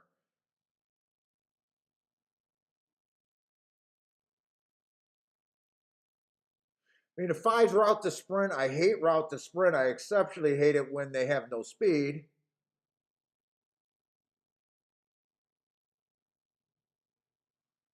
This Fairground 6 hole ships over and can win. The inside was so good at Fairgrounds, just so good.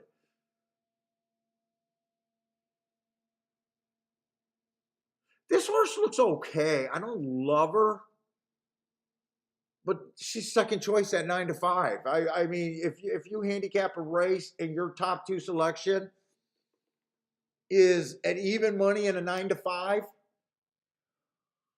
unless you got something special on other parts of the ticket, it's just so wrong. It's just so wrong to play this unless you got an exacta that's paying because you see something special, a double, or you're just trying to get through something. And trying to get through something is not always the best way to go. You always, as a bettor, is in the most powerful position, right or wrong, you can be as in a par mutual bettor is when you completely disagree with the favorite. I got a race where I'm like, I see 2 favorites and I'm like, yeah, they just feel like the best one. The 3 really feels like the best. Am I going to be able to beat both? I got to beat both of them in both spots, really. to get anywhere special. This is, I'm done. That race I'm done with. So wrong so many different ways.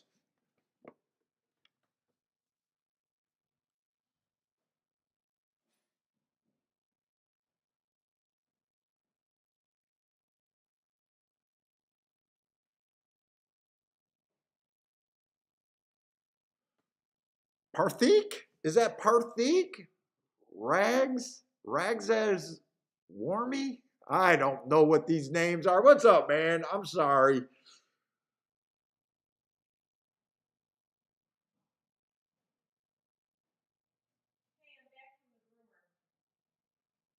Hey, what's up, Elliot?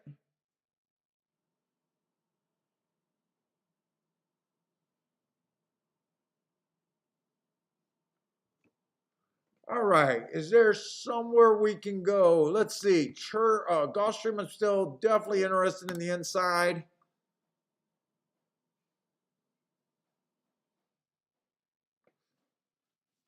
Now, Gulfstream, I do have in the back of my mind that track's drying out because I'm pretty sure it rained late yesterday.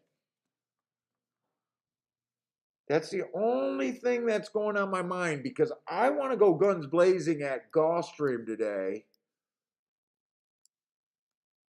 It's always my best option.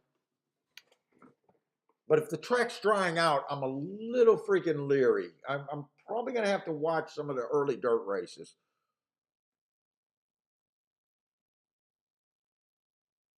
We got the third race. We got a $20,000 claimer. The one I was interested in here. I think the one's going to show more speed stretching out.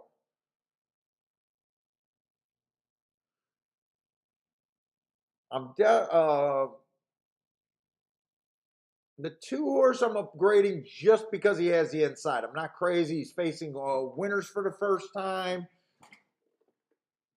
The inside wins like 43% of the time there for last 4 years, 5 years. Let's see, three horse I like on the marks.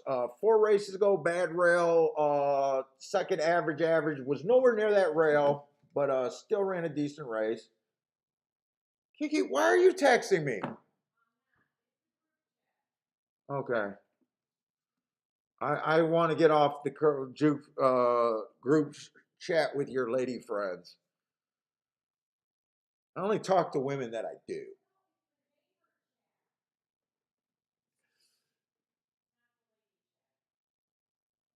Yeah, the neighbor one is a bunch of ladies too. If you're talking about the husband, he's a fucking lady too. Jesus Christ. Let's see. So that's a nice race. 4 races back, comes back, goes too fast to win. I like that race. I don't care about the fallback gain. Comes back on a stalking closing day on that turf. That turf was really unkind if you went fast early, which she did. Finally comes over to Gulfstream Park. I think that was a horse that I liked that day. I ended up thinking that inside was the better place to be. She had the 6 hole. She ran third at a nice price. I think I remember betting her. But I think she got an asterisk. I think 3 is I'm definitely interested in. 4, not so much.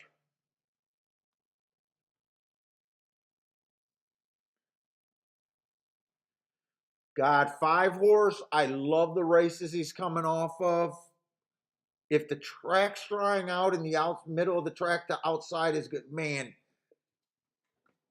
this is going to be a tough call because he's 14-1, and I just tend to play to the longest, biggest tickets I can get to because I know it's right long term. You can look like shit short term, but I know how important it is to get to the right tickets long term. 3 races ago, inside early pressing day, the horse had the 5 hole, ran running against the bias while being the fastest winner of the day. That's a really nice race. Then she's on the turf. She goes to the turf. So she was finally able to wire on the dirt track. She goes to the turf, bad rail stalking closing day. She had the inside. She had the wrong running style, went too fast to win. I think this horse is still sitting on a big effort. Last race, stalking closing day, she was dueling, went too fast to win.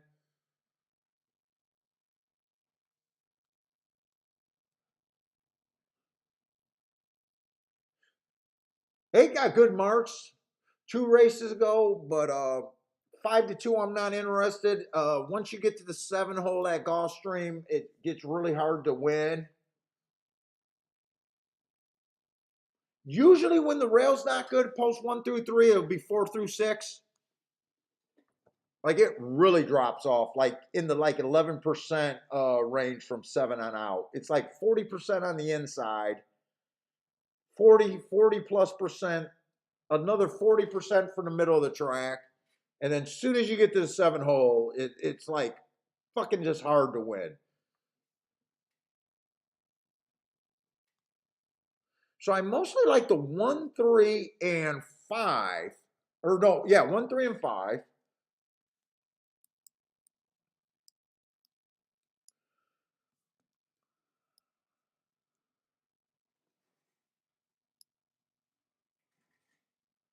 Betting theory, I know it's better to key off for the 3 and the 5 than the 1.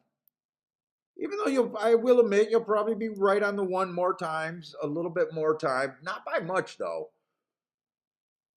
Everyone sucks at picking winners.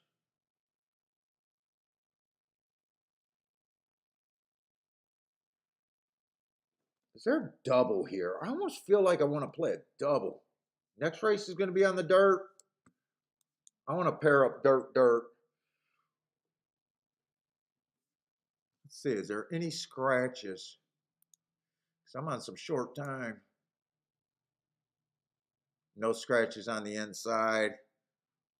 They're making the 10 and the 9 the favorites next race. That's usually wrong. That's usually wrong.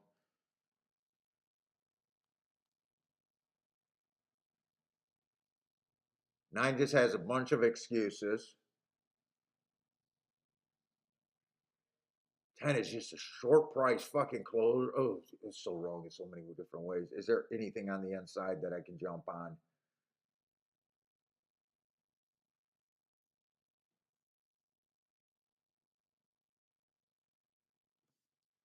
I want a real ticket.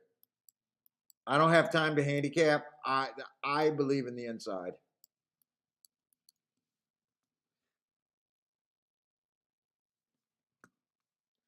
I got to check those doubles with the if the 1 horse wins. I got to make sure those are worth playing because this is a $12 base punch 3x4. I think I play this race.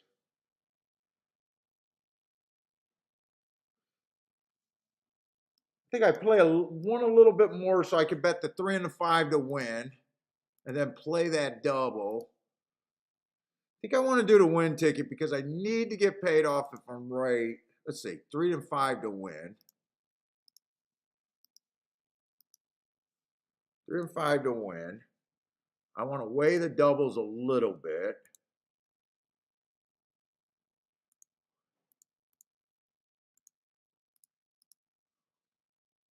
And that's just a blind double in the second leg.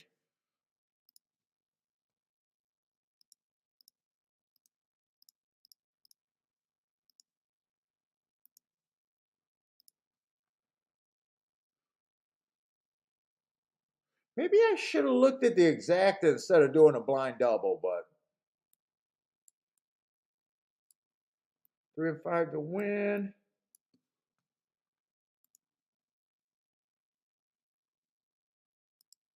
Let's see, pools, probables, exactas.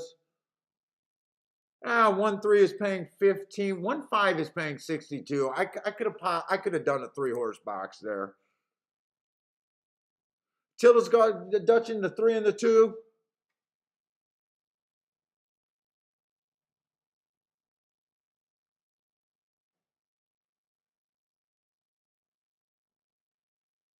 Let's see. Omar giving the 8 a 20% chance to win. And if 8-1, not Omar, I like how you did that, man. I liked how you did that. You put up your selection with the percentage. He's an overlay. Nice, nice. Well done. And you're telling us what you expect to lose this race 80% of the time. 4-1 is your break-even point if you're right about his percentage. 10-1 is a huge overlay, so it's a great bet based on the way you've seen that race. It's so much more powerful when a handicapper tells you that.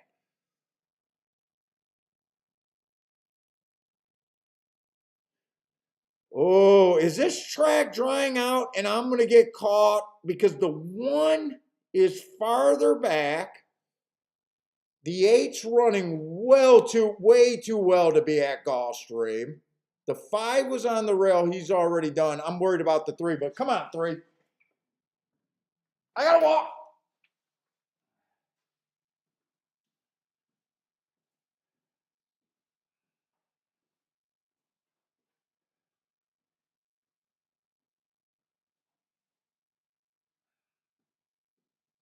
Can I get a little... I don't gotta worry, don't gotta worry. Come on, we can't even celebrate at Gulfstream because I got an edge at Gulfstream. Fuck off. I got an edge at Gulfstream. I don't gotta fucking worry about shit.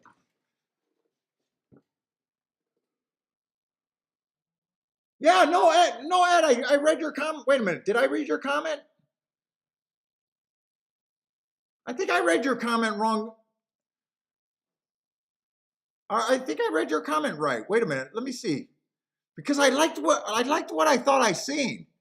Dude, I was complimenting you.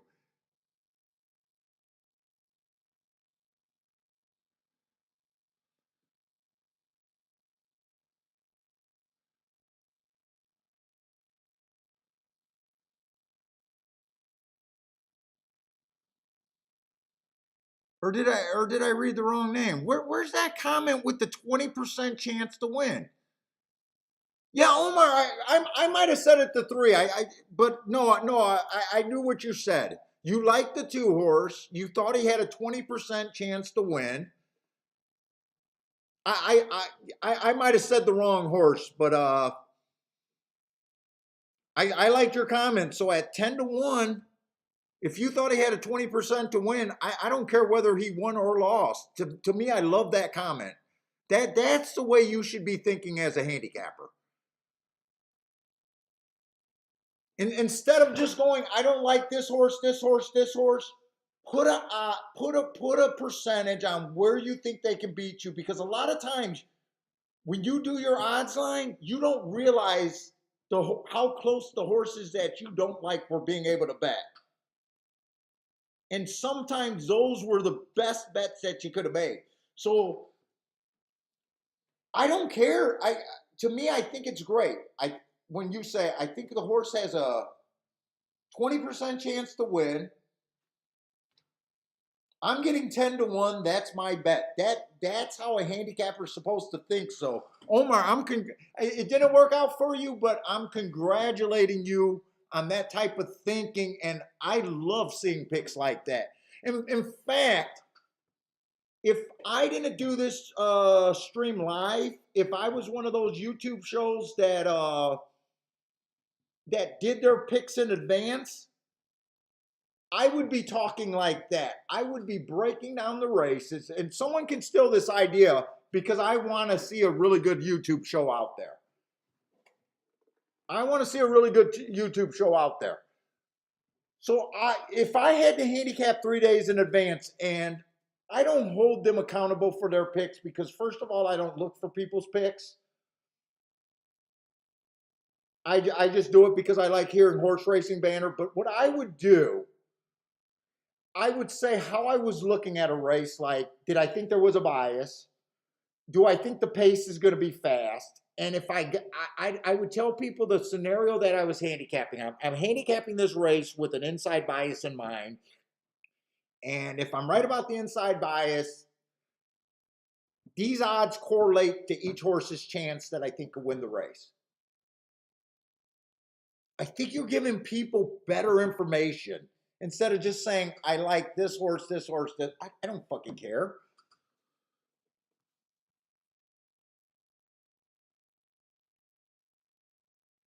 Is that a Althea? Hopefully I'm saying that name right. Althea or Cherry? I can say Cherry. That looks like Althea. But yeah, I got a nice win ticket. I played to the biggest, if I would have had to decide between these three horses of what I liked better, I knew I liked the three better than the five, but if you had to tell me, Paul, you got to decide which horse you like better between the three and the one,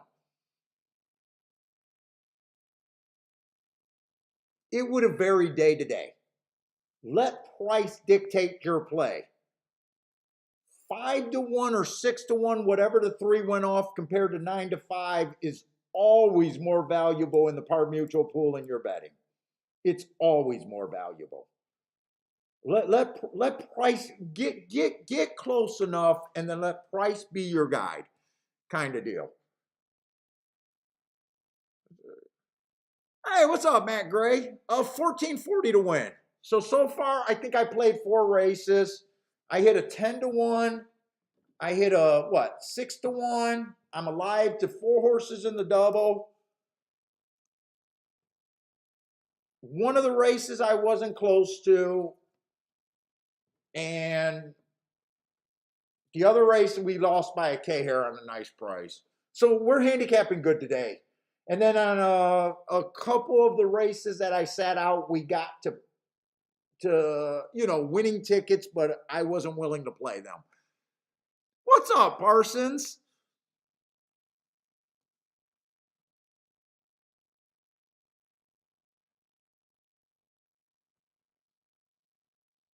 Jerry McKnight with the boom. Attila with the boom.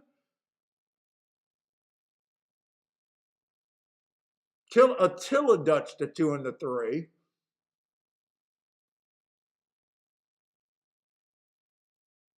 Oh, I'm sorry, I missed this guy's name, and I'm not going to be able to say that. I'm so sorry, guys. I went to bad public schooling. It's not a joke. I'm seeing a whole bunch of new names. I can handicap, but I'm an idiot about a lot of things. I don't want to say it can't be Clay Cite. Man, I cannot figure that out. Paul, just curious, do you ever bet on a horizontal ticket? Yes, doubles are my main play. I'm 2 for 2 in pick sixes in my lifetime. I'm sorry, I'm 2 for 1. Wait, I played 2 and I hit 1. So I'm 50% in hitting pick sixes. I hit for 77,000 a few years ago. I don't play pick sixes. It was an $18 ticket that was a bullshit ticket. I only hit it because they announced that there was a carryover that day, and for some reason I said, why not? I didn't do anything special in that ticket. It was just my day. I honestly believed I could have bet anything that day, and God, the horse racing gods, whatever you want to believe in, it was just my day. I did nothing special. It was a bullshit ticket, but I did hit that. But I used to play pick fours, but I used to play them as a side bet. Never investing more than 30, 60 bucks in them. At the time, I never thought through them like I do my other bets. If you guys notice, I do a lot of work before the day. I don't have any picks in play. I spend a lot of time just picking apart one race. So I never got good at structuring them. I found out, look, just by definition, right? Let's just say you play a pick four, right? Well, we got rolling doubles. If I hit a pick four, I'm hitting one double, two double, $3. Three doubles, right? I mean, my low doubles are 10, well, my lowest doubles are $5. My average low double is $10. You know, my really average low double is $20. You know, what do you hope for on a pick four? $1,000? A lot of times if I did a $20, you know, if I front loaded that first double, I could be hitting three doubles. In that time you're celebrating for your freaking pick four ticket that, you know, I just realized that I would have hit two or three doubles. Let's just say I front loaded the whole double here and I wasn't able to play the middle of the double, and then I reinvested all the profits into that third double. More times than not, you blow away, unless you take a whole pool or something, you blow away $1,000 double. No problem. So, you know, I love the power of being able to see what I'm actually alive to, you know, instead of kind of hope. Now, I've been thinking about getting back into pick fours, but what I do have, I talk to since I started doing the stream, I've been meeting more and more guys that know more and more guys that are doing extremely well in this game and profitable.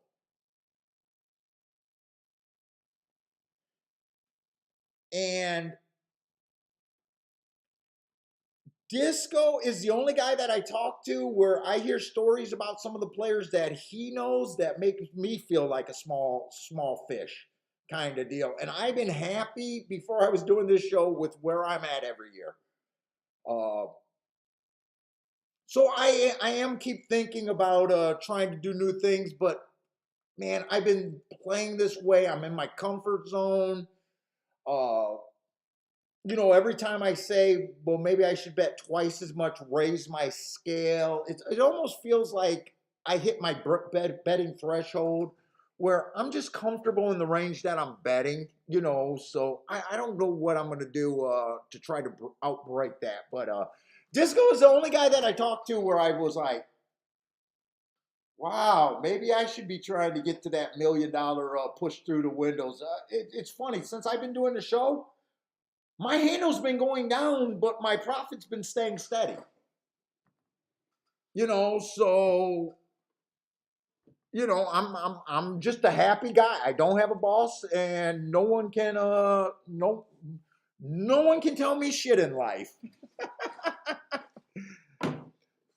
So, but I want to tell, you know, if you like to pick fours, pick fives, and this is what the show's about, by the way, guys. If you guys are new to the channel, the shows aren't about following my picks. The show's not even about convincing that this style of handicapping is better than that style of handicapping. You know, that I don't fucking care. The story is about the way of the show is just showing people that are starting out some of the rabbit holes that they can avoid. It's about pointing out what worked, some of the philosophies that worked for me. It's letting people that are trying to get better just to sit over my shoulder and just, wow, this guy sits out a lot of fucking races. You know, I play every race, you know, maybe he'll click in, you know, maybe, you know, he's really good at picking his spots, you know, that kind of thing. This show has never been about picks or converting people. It really hasn't.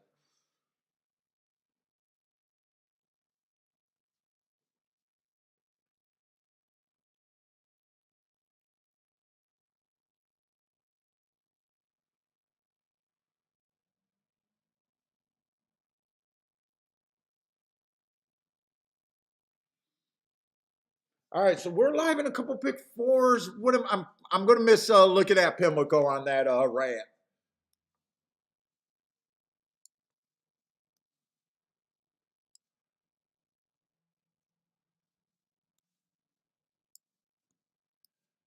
And don't be surprised if I get really tight on my purse strings, by the way. When I get up, I don't give back. I don't give back. I have no problem handicapping for the rest of the day, my ass off, and not cashing another ticket. Just by sitting on my hands. Benny, that one goes for you. So I might cut the circulation off on my hands, especially if I hit the double. If I hit that double, there might not be another reason for me to bet today unless they force me. I know. What about the Preakness? You got to play the Preakness. No, I don't got to play the Preakness. I don't got to play the Preakness.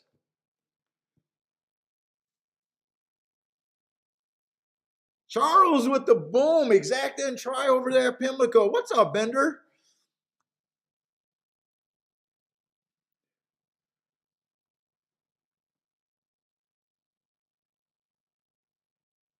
Oh, Charles, Charles, you better take that comment back for the exact. I'll give you a little bit of leeway on that try. That's chalky. Steamboat Willie, what's up, man? The only guy that can have a stroke and still come back the next day and watch us.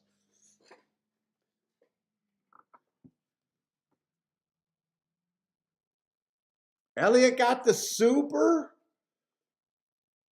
Jared with the boom.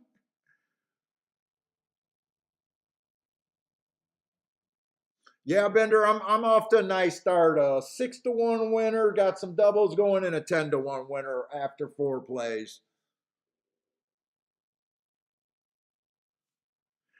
Hey, Bender, I was soft asking you to mark up the card. I was so panicked about yesterday's decision not to include Gulfstream today. I was so panicked about it.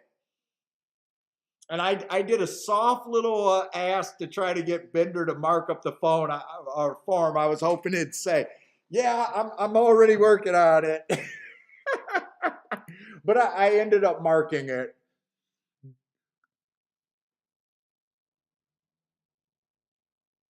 Hey, Bender, I'm alive to the 1-4 blind. We got a nice start with the 6-1 in the first leg. I don't even think I want. Actually, I might be in a spot where I can bet every horse in that race.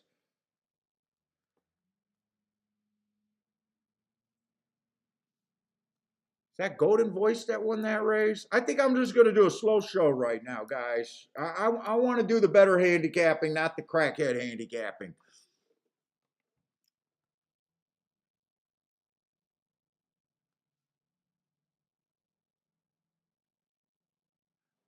Hey, Bender, if I hit this double, I might not play another bet today. Actually, with the 2 win bets, I might not play another bet today.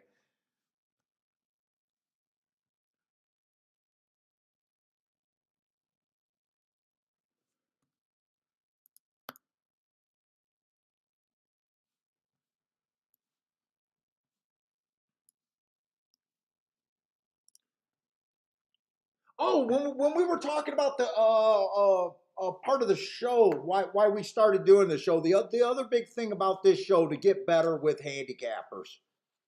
If you guys been playing this game for a really long time and aren't happy with your results,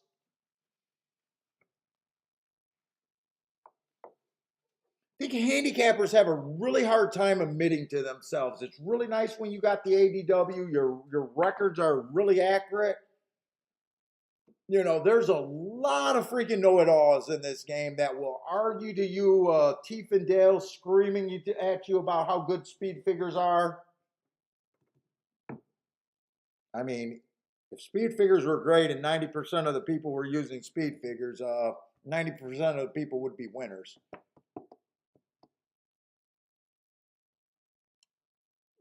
One of the real parts and real thing about this show is that we always go to be honest with yourself. Look at your thing.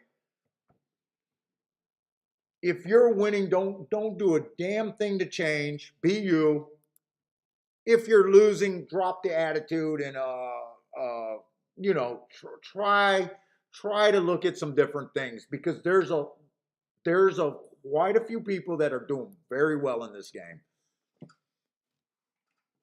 Hey, what's up, Frankie? Yeah, Bender said he was more excited about Lone Star and Emerald today. It was a soft ask. I had to mark it up. I was really like nervous.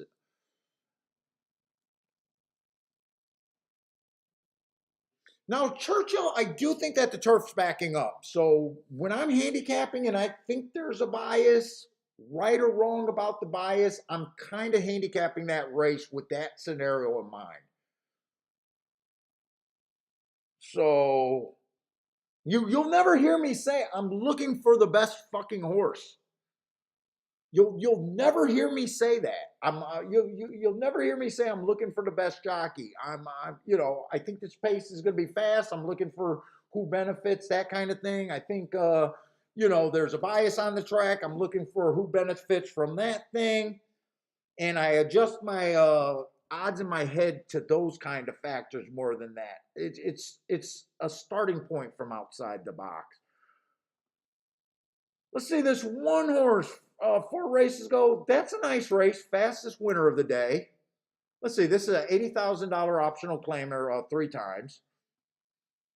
So we got a nice little allowance 1X race there.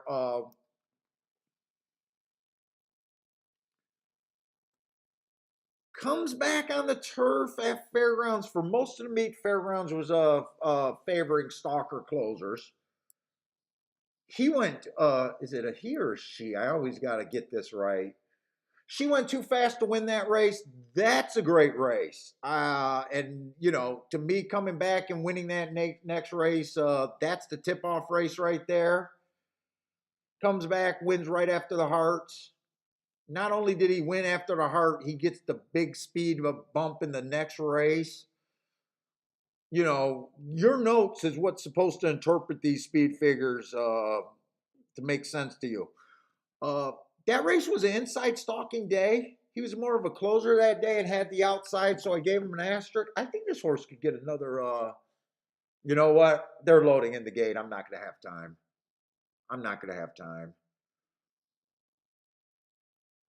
2 horse ran in the same race, inside stalking closing day. That horse ran against the bias too and ran even a little bit of a nicer race. So if you like the one, you got to like the 2. Anyone else come off of that race? 3 Horse is a super fast horse that's just waiting for a bump from all of those Hearts, but I would be handicapping this race. I would be down on him just because right now I think the track's backing up, but I could be completely wrong about that. These are nice horses in this race. These are really nice horses in this race. Lots of excuses in this race. I would have needed a lot more time to do that race justice.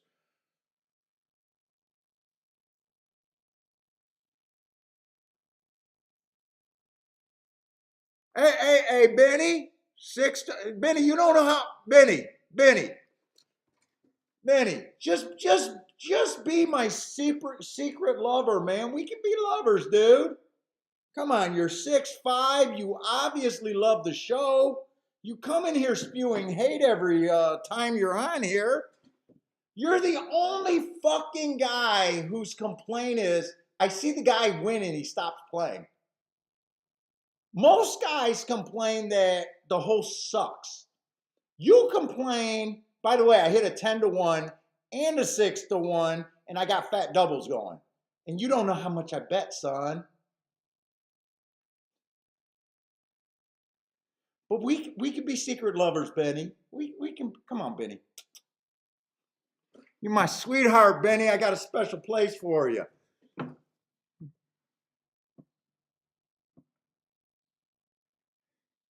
Ah!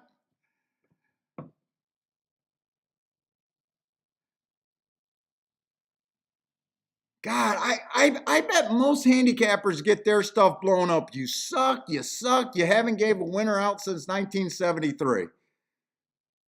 Benny just keeps going. God, you winning, you stop playing.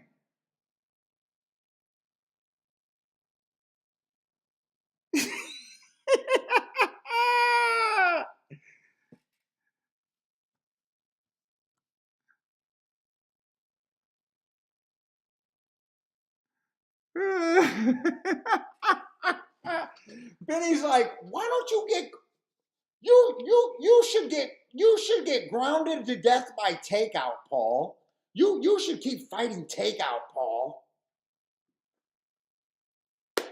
Hey, Benny, there's no barrier for starting a YouTube channel.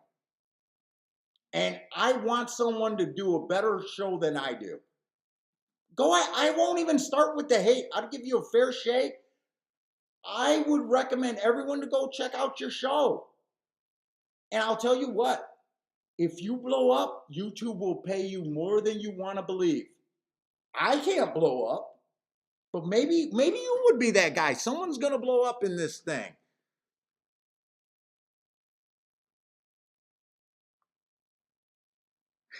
You can show us how you play every race and you just keep killing them.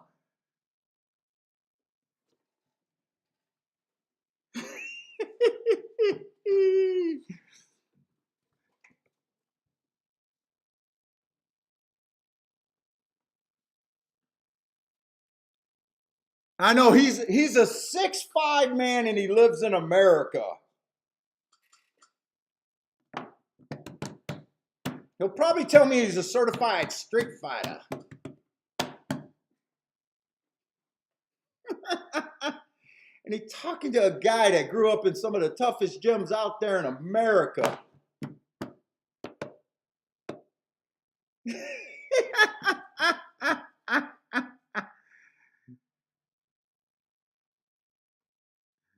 Oh my God.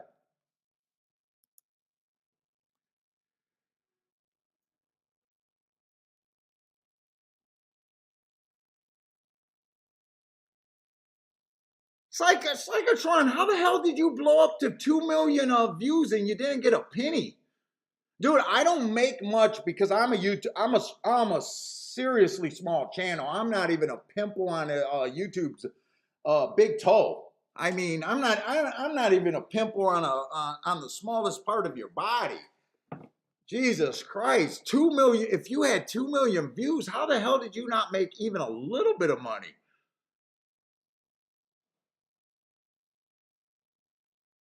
Hey, what's up, Paul? Was it because you hit something that, before you were able to get monetized, and then the magic was gone? Is that what happened?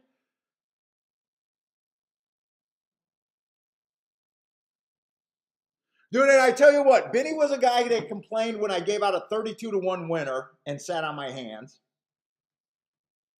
Friday he came in and complained, and instead of watching the whole show, I made a play in the late race and hit a double with a 27-1 winning the second leg and just blew up to a very, very nice big day that Benny could have took a part of.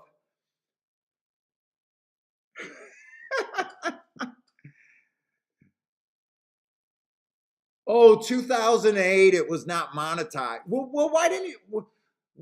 So did you just lose your audience by the time you could have got no, dude, I'm monetized. I get money from YouTube. It's not much, but dude, I get money.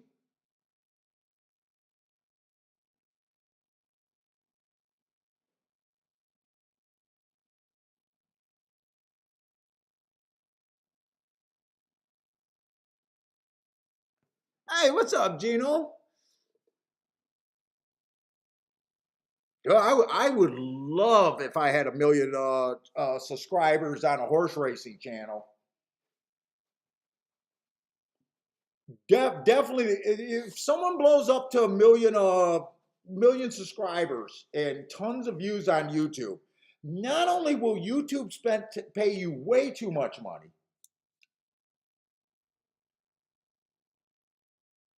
but I believe you would be qualified for run any fucking track in America because they can't even understand how to get anyone to watch their crap. You would be the smartest guy in in horse racing, and trust me, every freaking track across the nation would be begging you to do something.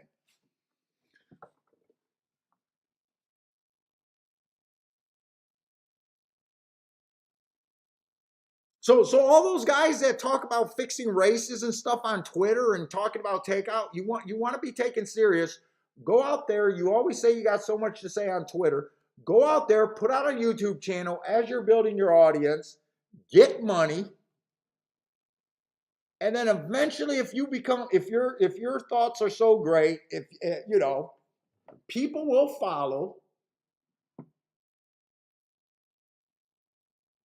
and then you can go fix horse racing and be the biggest paid guy there. That's the long game of YouTube. Hey, Matt, you know what? I was supposed to meet someone at Thistledown. Every time someone says they're going to meet me when I go to a track, they never show. I think I seen you were the one that was saying I should do a. Oh, Bender, thank you for the super chat, man. Benny is a terrible soccer coach. Uh, dude, I thought, wouldn't it be cool to do freaking meetups or even a seminar circuit? I know there used to be a seminar circuit for horse racing. I can't do it. I'd be so worried about just showing up at the freaking Marriott, being in a room and no one showing up. my mental head couldn't take it.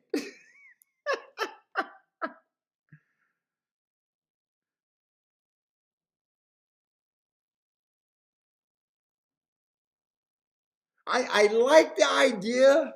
If Bill was still with me and I still knew where Bill was and I still had the host, that's why I need a yin to my yang. Someone that's more outgoing, that can make me do the things that I don't want to do or that I'm super nervous about doing.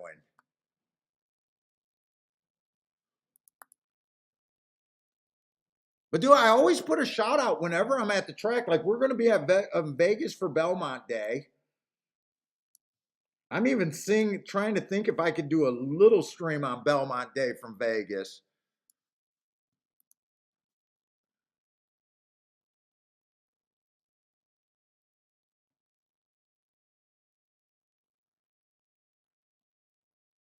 Oh, dude, I'll probably try to go to Thistle again this summer.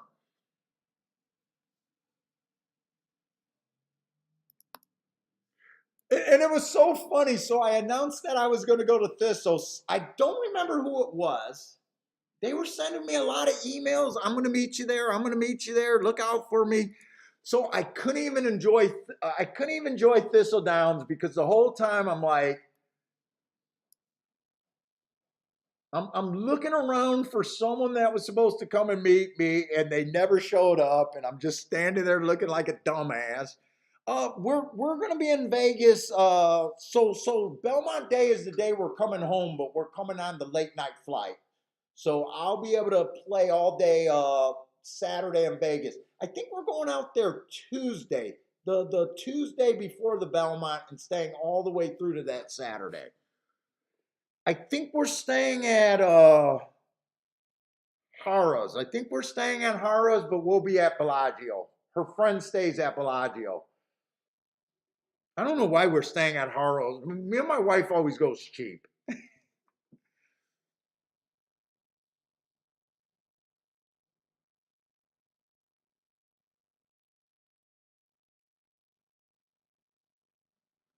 I used to love Ohio racing, but Ohio fell on those really tough times, and I stopped playing Ohio.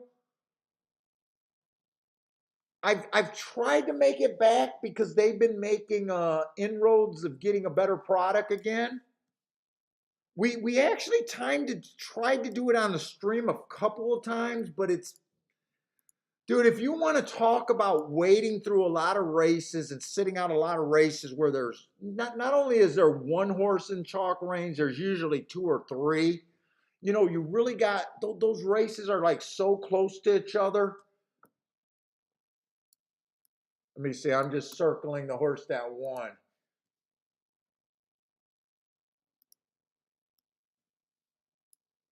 So it hasn't worked well on the show, but I used to play a lot of Thistledowns. In fact, I won the Thistle Downs tournament to go to the NHC. I placed in the Beulah tournament to go to the NHC.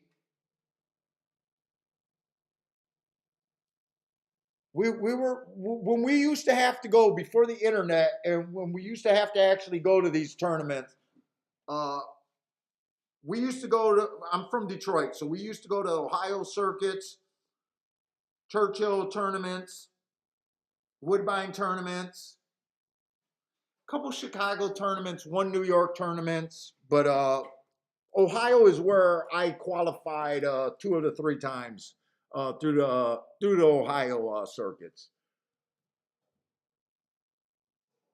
And then they went online, and once the NHC went online, it just turned to shit.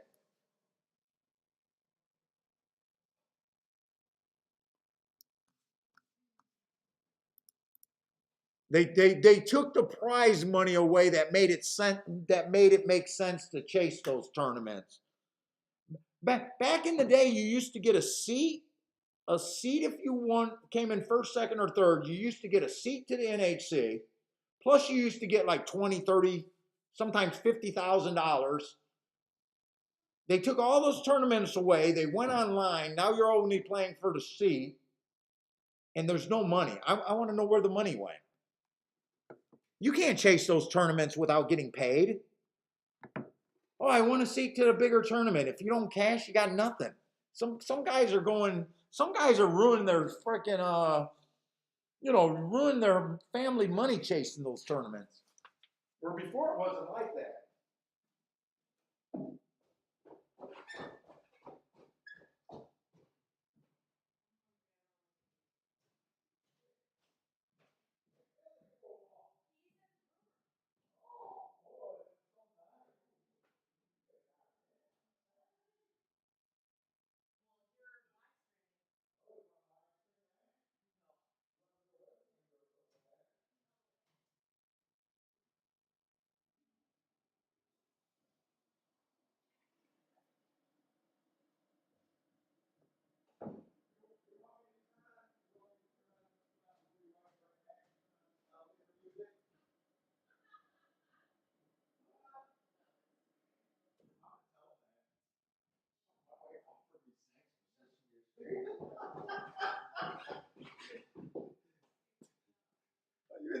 I know that would embarrass you.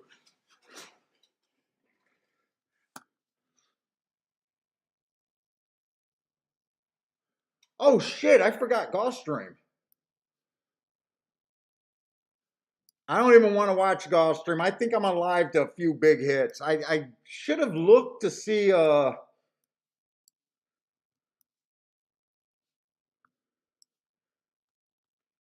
I'm just counting on the inside of the track there. It was almost a blind bet.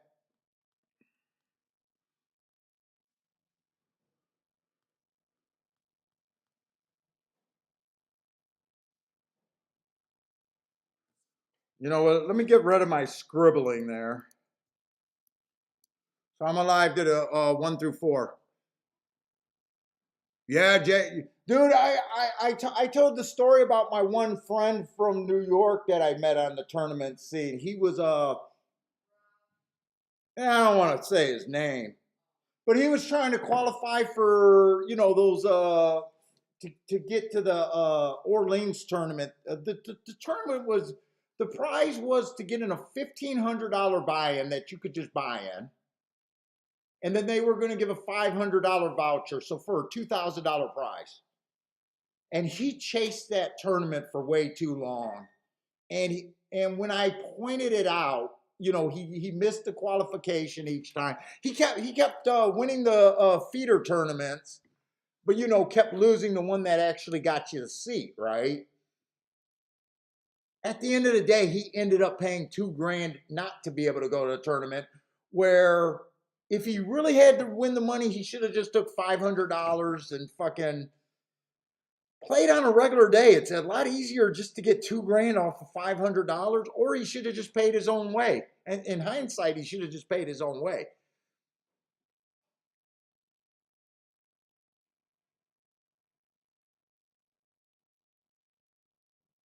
Hey, what's up, EE? And I'll tell you another thing that's weird about the NHC tournament. I don't know why they're in the business of booking your airfare and your freaking plane or your hotel. It's like if you win a tournament online, they feel the need to give you a travel voucher. What the fuck do they think of horse players? Dude, when you win a poker satellite, dude, if you get a chance to win $1 million and you can't figure out how to get to Vegas the day of the tournament, I think they're doing that to embezzle extra money from people for the takeout. Oh shit, Omar, did I hit the double? I seen that you got the 5 and the 7. I did not want to watch that tournament. Or I did not want to watch that race. Who won that Gulfstream?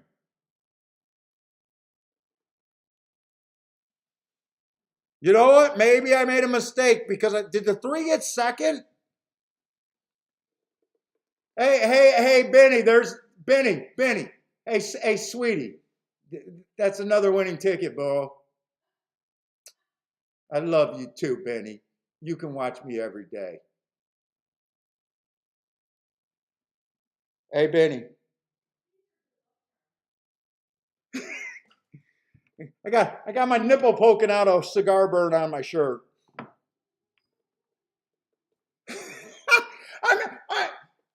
I, you're gonna quit because you hit basically 3 out of 4 plays now with the win bet and the double. I don't know how to count that. You suck. I don't know. Benny makes a okay. Oh, it was a 5 that got second. I mean, Benny, just keep coming because we keep hitting. Now, granted, it wasn't the biggest double, but we'll take it.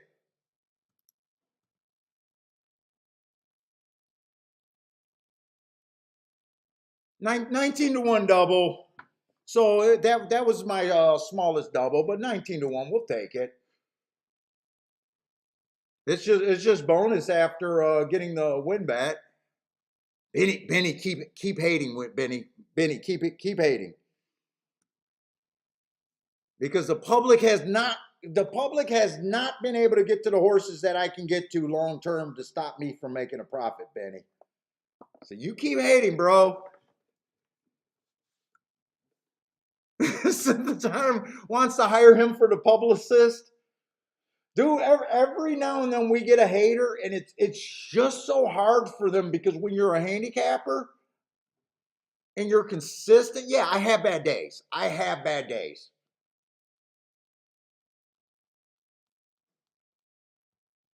But consistently good days, and the good days outweigh the bad by a lot.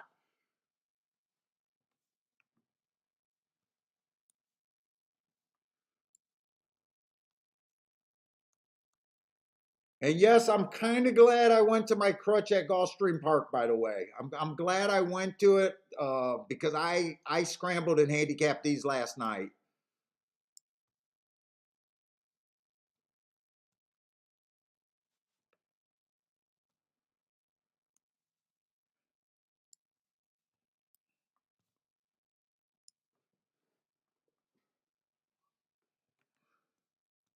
I'm gonna get a OnlyFans so I can get a Benny's credit card. I need a OnlyFans for me and Benny.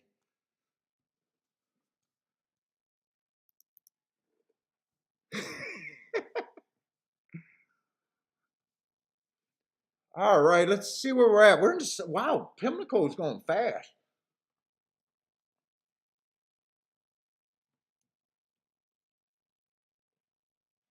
Let's see. I might have to get a tic-tac-toe board because I kind of stopped paying attention to Pimlico. Let's take a quick look. Oh, the one horse.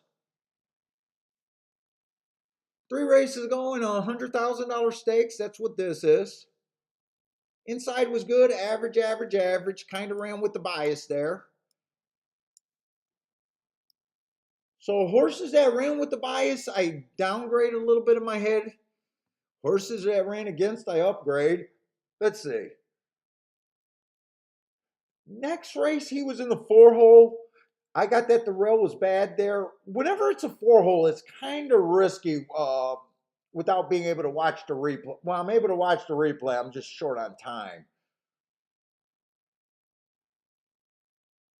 If she was on the rail, that could be a. If she made it to the inside, that could be a decently good race.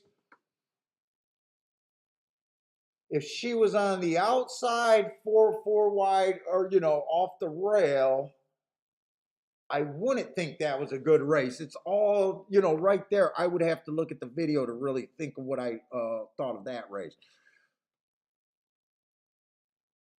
Let's see, her last race, it was a bad rail stalking closing day. Technically a stalker, but hearts are also the same as an excuse. Went too fast to win. I like that race. Trying to decide where she fits in. Let's see. We can have some big hitters here. She doesn't, right now she just looks okay. Doesn't look like, she's not blowing the doors off like I'm super excited. Let's see. The 2-horse, 3 races ago, fastest winner of the day. That's a nice race. Just that $62,000 claimer. Went to 80,000 early pressing day. 1 tick slower than the fastest winner, average. And nothing's wrong with these races that I got her on. Last race, inside of the track was good. Her speed figure was on the higher of her high end. So maybe she can't duplicate that 97 again if you're a speed figure kind of guy. I'm not. Or gal. Maybe she got a little bit of help there. Let's see. I hate it when I don't have horses marked. We got to get to the favorite. Let's see.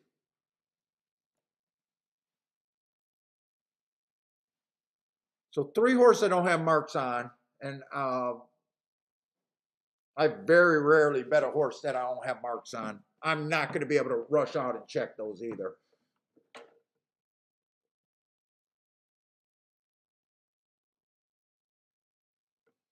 Let's see, 4 ran out of bad rail last race. That's a nice race. 1 tick slower than the fastest winner all the way around. Boy, I mean, it is what it is when we're looking at all of these stakes races. And I was not focusing on Clash yesterday at all. Let's see, 6 is the favorite. Yeah, the Madison is better than what any of these horses probably have saw. I had that the rail was bad that day. Dude, I think that's the same day as the Oaks winner came out of, remember? Bad rail stalking closing day. She was a stalker, but the rail was bad. To me, I do think this is the horse to beat. I have no problem with her being 2-1.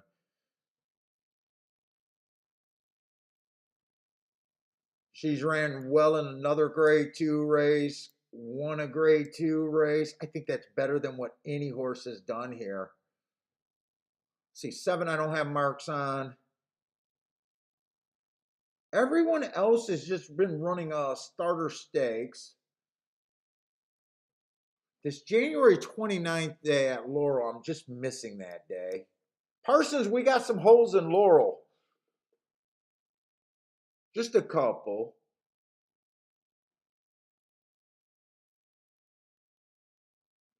This is a nice race right here. Bad rail stalking closing day.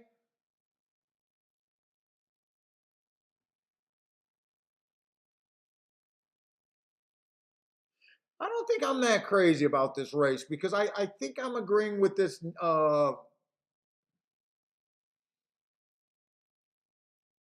I think the 6 horse is kind of a must use.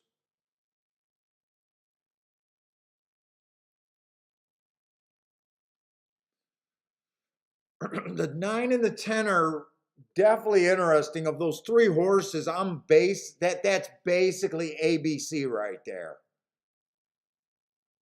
I'm not looking for reasons to bet ABC.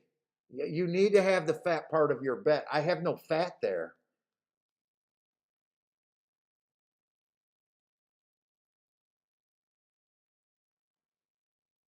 I'm pretty much agreeing with the crowd.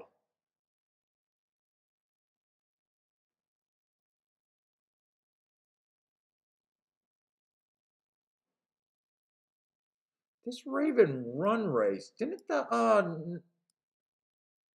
six run in that? Did she beat the six before? Did I see that race already? Raven run. Okay, so there's not at that time in their career. Okay, so the four does have some upside there. But that's the other seahorse. Benny, I'm sorry, there's just not much upside. I'm basically looking at the top four betting choices.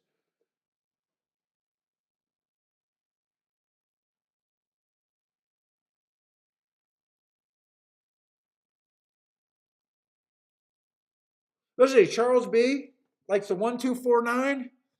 Omar likes the one in the three at Pimlico. Hey, what's up? In is in the house. What's up, man?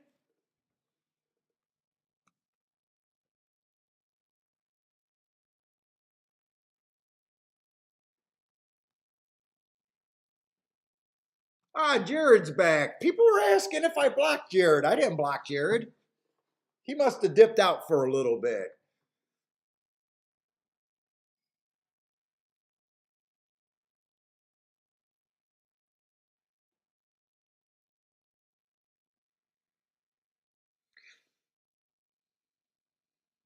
Let's see. How does this race develop? Four got the lead there.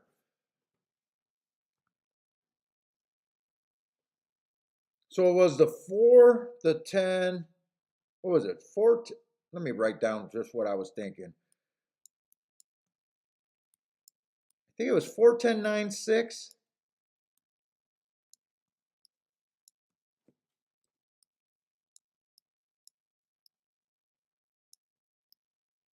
No bet.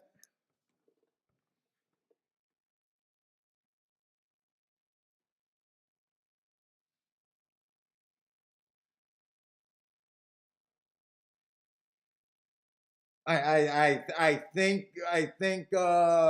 we seen the ball. Didn't feel the need to bet. Looks like that's going to be at least the exact in the try. Might not be the super. I didn't see the four till late, but we did see that at the very end. Like I said, I got no problem with that result. I don't know why that's not enough information for Benny to make a bet by himself, but that's my boyfriend, and we gotta hold hands when we go to the window, me and Benny. Benny doesn't like it unless we hold hands. When we're together, when we go pee, we cross streams. That's me and Benny. Can't just say thank you for the nice handicapping.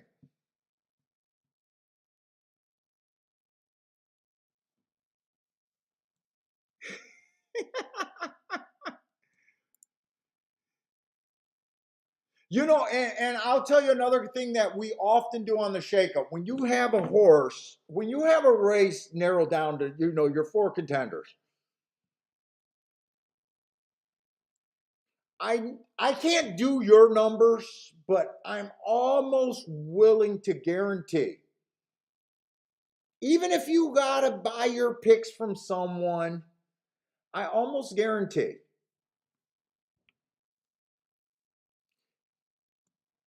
you'll do better in the long run if you key off the top two of that group.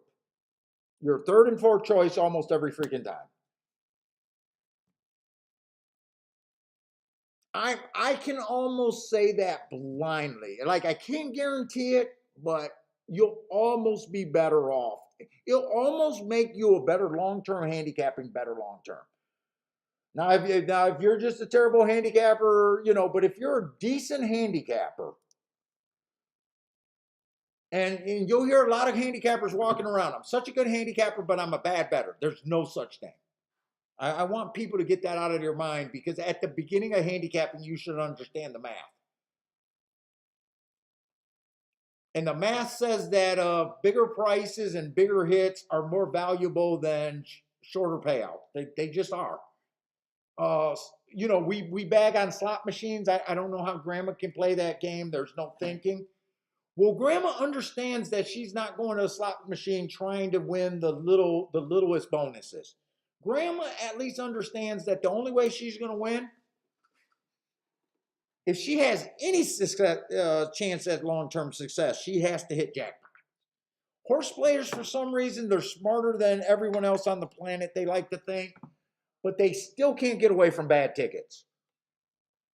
And this was a scenario where if you got to your top 4 horses, and even if you just did a common bet that we all the time, take the top 2 horses of that group, if you had to Dutch, if you were able to Dutch both of them, you could have Dutched your win bet. That would have been profitable.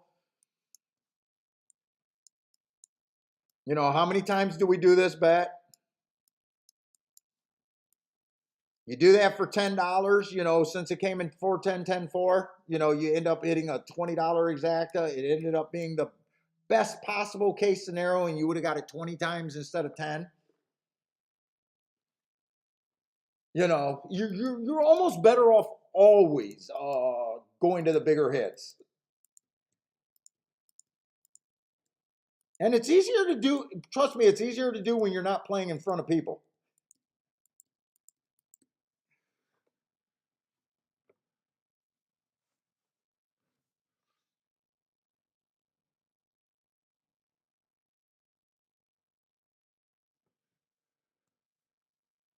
I mean, what did that exacta pay?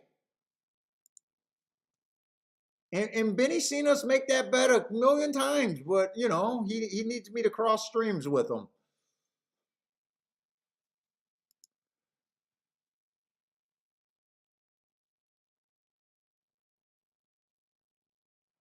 You would have ended up with probably the best possible. What would that have cost?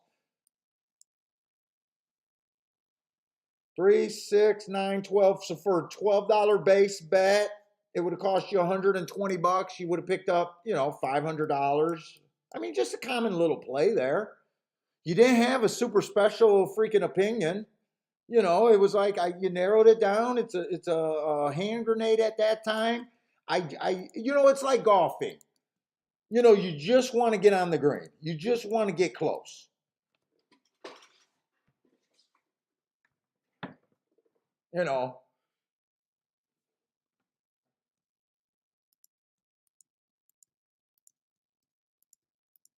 That's the only place where it looked like you could have really went there.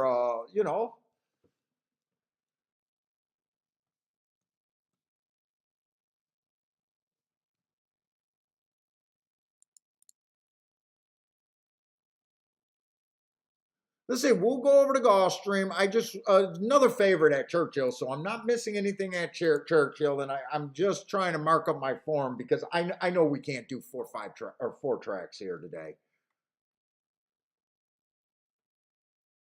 I just wanted a whole bunch of outs in case the track changed.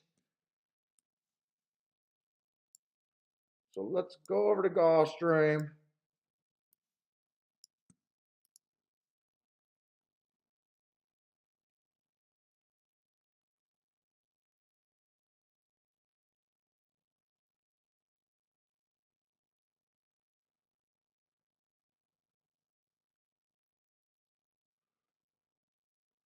Gulfstream, what race are we going into here?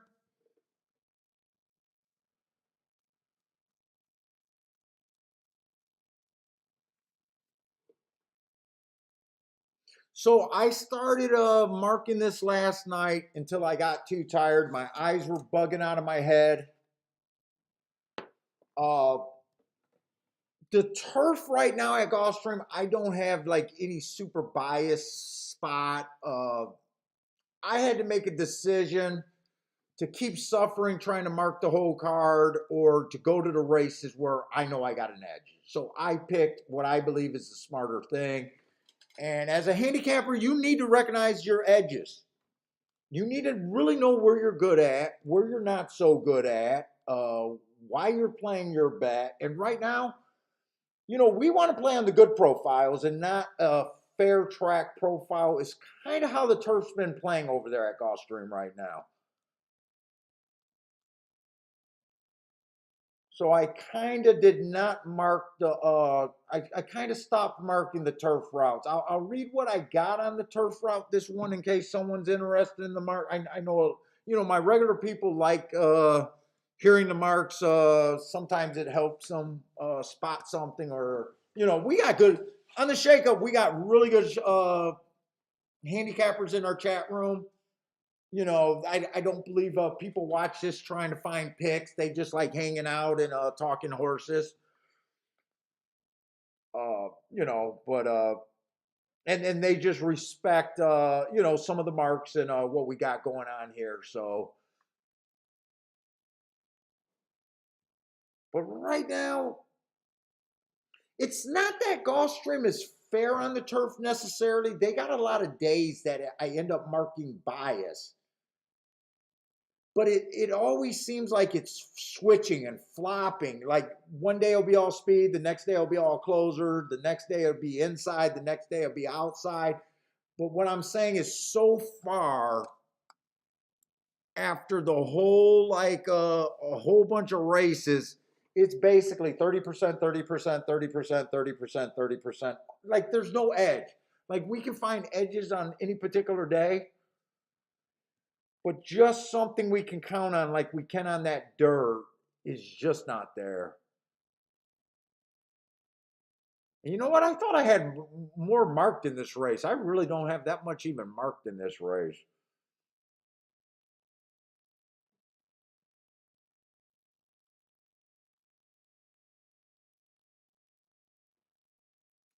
That race on the 6-2 back, that was a good win. One tick slower than the fastest winner average. Oh, another thing that I do different from my mark. So I talked about I do the profile. The other thing that I do when I'm looking at a sprint, or I'm sorry, when I'm looking at a route, I only have marks for the first 6 furlongs of every route.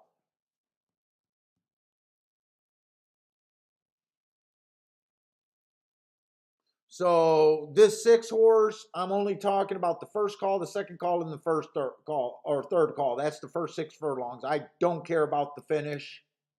Uh, the finish just tells me if you're getting paid or not. It's the least important call in the race. Uh, if you can't figure out what kind of horse you got at a route after 6 furlongs, who's chasing, who's coming, who's getting in position, you gotta learn more about handicapping, I guess. But that is something. So if you guys are a speed figure fan, you could probably say that's why this guy doesn't like speed figures. He doesn't even look at the end of the race. But that's a nice race. One tick slower than the fastest winner, average, ended up winning that race. Comes back, gets a bad rail. Timer malfunction, so that's one of the pain in the ass at Gulfstream right now. But I do believe I'm right about, my opinion was the rail was bad that day. When I say bad rail, I just mean bad inside. It's not necessarily the rail, it's inside. So 3-hole, to me, the horse was running against a bias. Going to be hard to say where I really think he belongs. If I think 3-1 is fair on him or not, because I got so many horses that I don't have marks.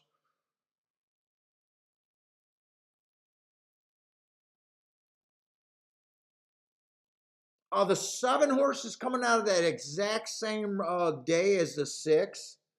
There wasn't much difference at the finish. The 6 had the 3-hole, the 7 had the 1-hole.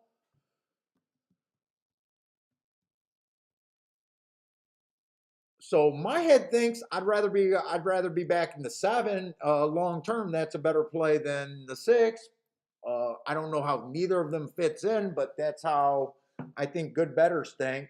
Oh, 2 races ago, Rail was bad. He was in, or she was, or he was in the 3 hole, Stalker Day.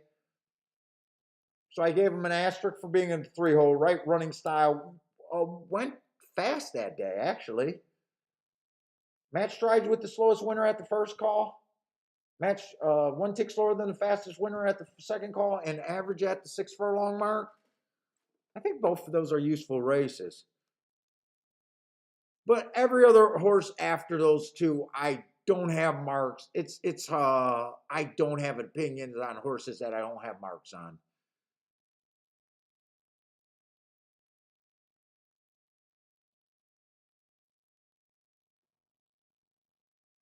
In fact, was the day this so those horses ran on April 23rd.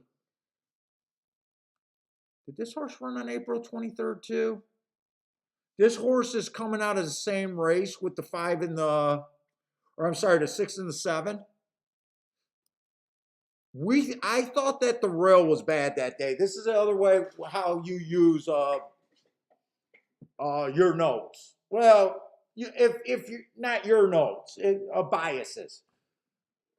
So when I compare this race, so the rail was bad. This horse got the best finish. He had the 5 hole. I'm downgraded him trying to get to the, if it was between these 3 horses. I don't know if the race is between these 3 horses, but to me, he was nowhere near that bad rail. I'd be downgrading him trying to get off the 9 to 5, trying to upgrade these 2 horses because that's how you use biases. We all suck at picking winners. So, the goal is the best way to get better is to prove your average mutual. So that's how you want to look at bias, when you got a full picture. What's up, Ryan?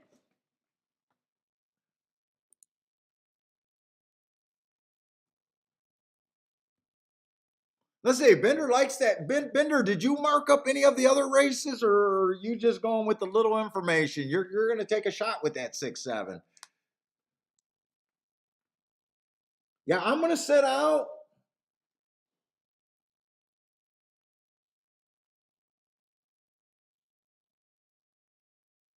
Just don't have enough information.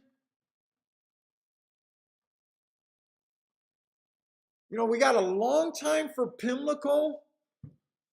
Let's just look to see what Woodbine's been doing, but I don't think I want to introduce another track.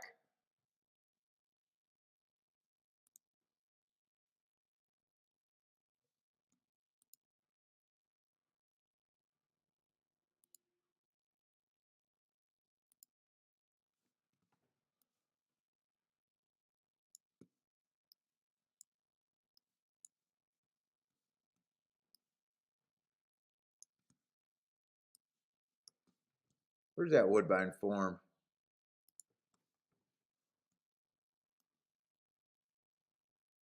That horse won the first race. Those aren't the greatest marks right there. Oh, second race was unplayable, for my opinions. All first time starters with no running lines. Well, that's the definition of first time starter. So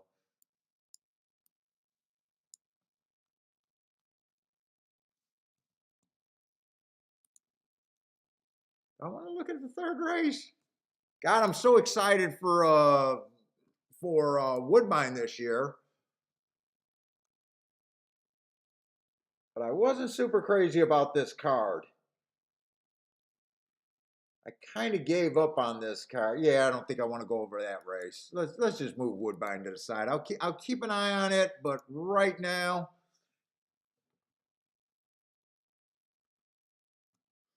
let's see. We got Churchill and Pimlico. Might as well just pick one of those two and look at it. Let's do Pimlico first because I know probably a few more people.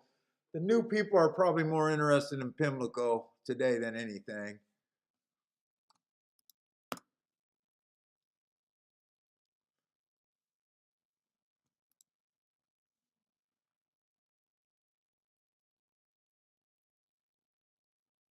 Oh, Ryan, thank you for the super chat, man.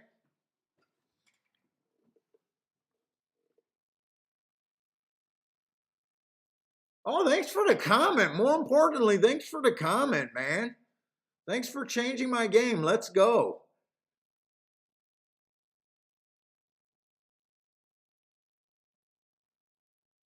Hey, what's up, Ellis Jackson? You're asking about the odds on the Preakness?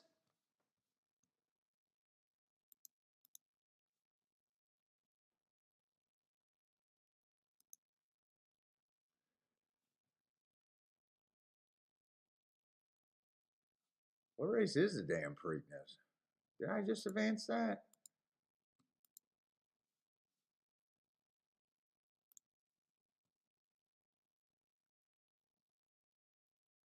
It's the 14th. Oh, please tell me they're not going to 743. Maybe it's the 13th race. Epicenter is at 6-5. Simplification is at 6-1. Secret Oath is at 9-2.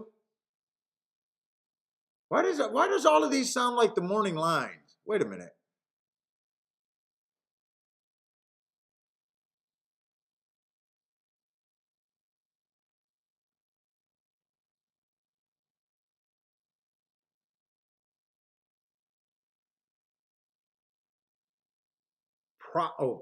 Twin Spires profit lines? Yeah, okay.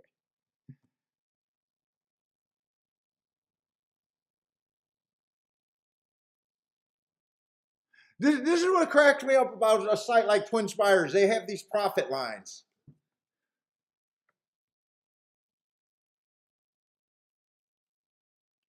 You know, in a theoretical, you know, based on their percentage that they give the horse. If you get this price, it'll be profitable in the long run. But soon as too many people want to use that thing, your whole thing is trash. It's trash. It's par mutual wagering. It's trash. How can you have an ADW and be in charge of that? Wouldn't your money be better spent instead of trying to develop stupid handicapping tools? Is fan education and getting your players to last longer? No, horse racing is stupid. And instead, they want to give you the profit line. It doesn't even make sense. Every handicapper, the way you handicap, would see the race different. It's so stupid in so many ways. I wish I was better in explaining myself about why that's so stupid. All right, what's up, Joshua, with the boom? Bender, too.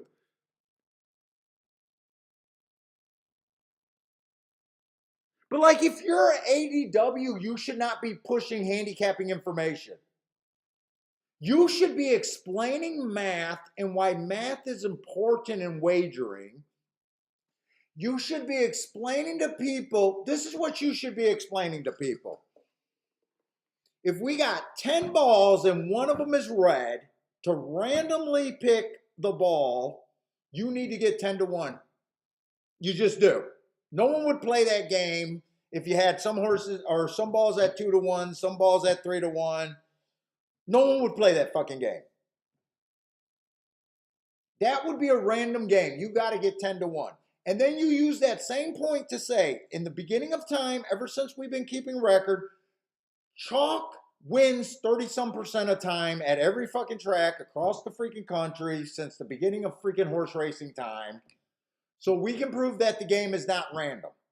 People lose because we overestimate the horses' chances that we like, and we underestimate the horses that we don't like. And we play, everyone sucks, everyone picks less than fucking 30% winners long term. The only reason you lose is because of our mutual system. If I offered a game where there's 10 balls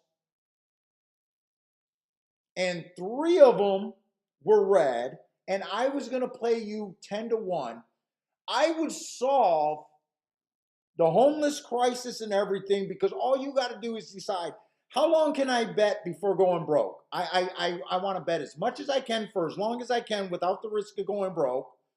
Every time I win, I got a 30% chance to pick the winner, and I'm going to get 10 to 1. Therefore, I'm getting overpaid. It would be the number one game in race in history, but horse racing has to explain why people lose, what kind of horses you got to get to. You got to sit out and stop worrying about cheating, because cheating's not why you lose. Joshua, you got me on rants, man. I'm going on the rants. You can see I got my mojo.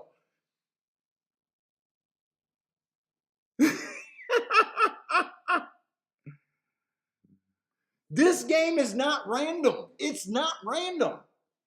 You can't have a game with 10 horses and the favorite keeps winning 30% of the time. It's fucking possible. It's fucking possible. The game is not random. The reason horse players lose is they don't understand math.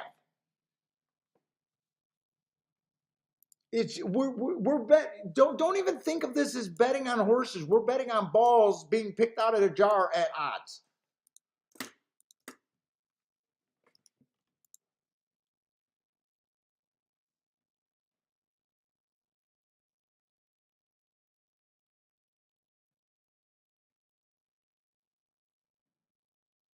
It's impossible year after year that the chalk, and think about who makes up the chalk.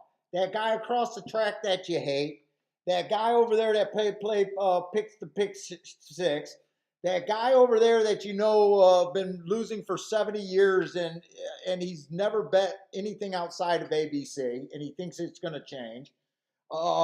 You got free beer tonight or dollar beers tonight, so you got 70 little college kids out there, betting $1, asking you what a trifecta is. Dude, if you walk, you have no excuse not to get better in the modern age of horse racing. The information's out there, the books are out there. You gotta read enough to understand the game, but then forget about everything. There's no fucking excuse.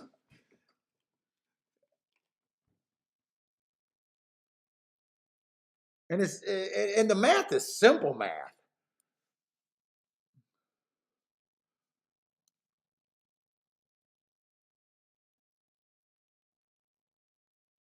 What did Bender hit? What am I miss? Oh, I missed. God, I'm in rant mode. Guys, didn't we handicap that 7 and 6? I'm uncomfortable. Benny. I'm not stopping you from playing, son. I'm not stopping you from playing. I said the 6 is a better option than the 5. I said the 7 is a better option to bet than the 6. I said they're both better options to bet than the, what was it? I got to go back. I got to go back to the fucking form. I mean, am I lying that even in races that I'm not interested in, there's enough to point you guys to good information? Am I fucking lying?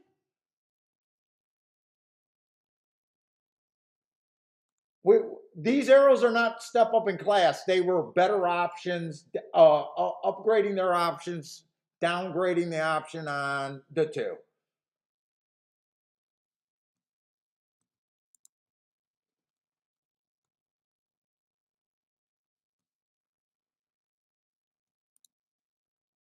What did that race come in? Did that come in 7-6 or just 7-1?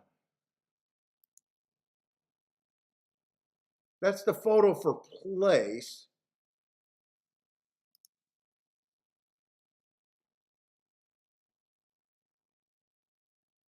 Bender's a lie. Now Bender will tell you guys he used to be a jockey player until he found the shakeup, and his, we're not going to say it, but because you don't want to say you're a profitable horse players, because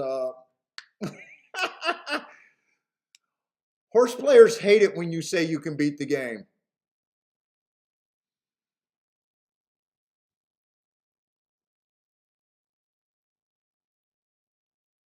What did that come in?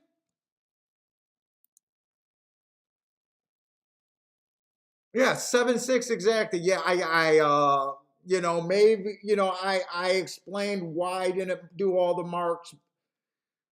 I'm probably gonna mark up that race afterwards and be like, probably should have played, but we'll see. But you know what? I did a great job handicapping that race.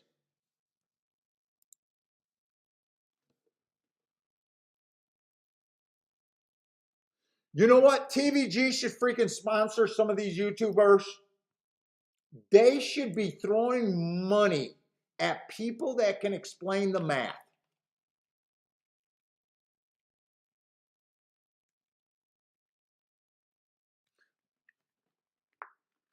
The problem is I'd want a percentage of what they improve their handle to. I would work for free, but there would be a point where I would want points. They keep hiring those guys that can't explain nothing.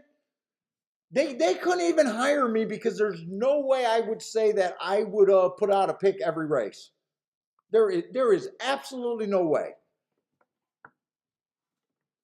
I don't know how those guys take those jobs and they act like they can pick every single race. I'd be like, nope, I'm not interested in that race. That's a terrible fucking race. You're gonna get the honest me or you're not gonna get me. Those guys are selling their soul for a paycheck because they're not good players. And TVG should be throwing money at anyone who can explain this game better than what they can because they have no one. They have absolutely no one on their board or whatever it is that can figure out how to convince people that they can win at the track. They can't even figure out why people left the track. The learning curve is why people left. If they can shorten that learning curve, and instead they want to walk away from the par mutual system. They're fucking nuts. They're fucking nuts. Oh, bring us bets on over and unders on how many races Irad's gonna win today.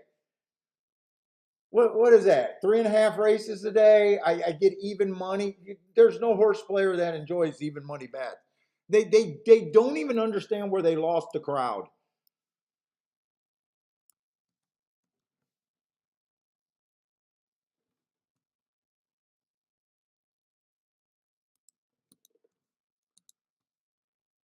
All right, let's go to Gulfstream. We're handicapping our ass off.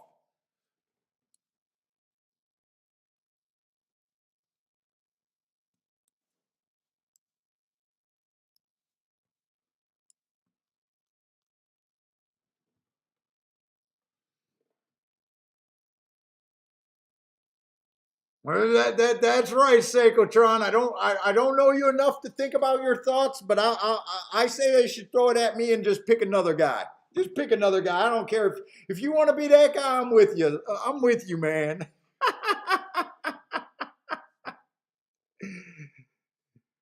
I'm with you, man.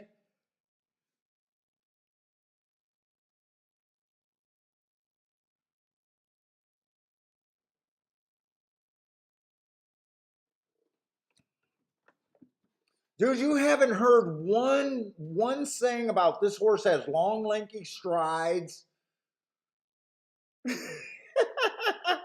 The jockey is on a roll. The trainer, I talked to the trainer this morning.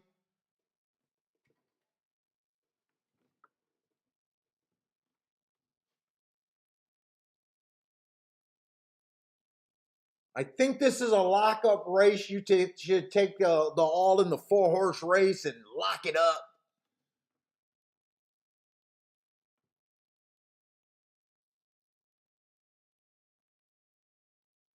Let's see. This is just they're in the gate. This is non-winners 2 lifetime.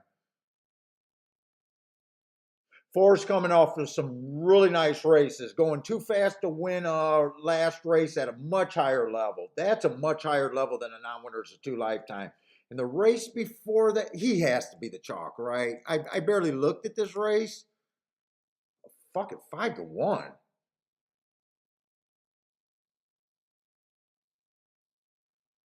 All right, I can see the 7 taking some action.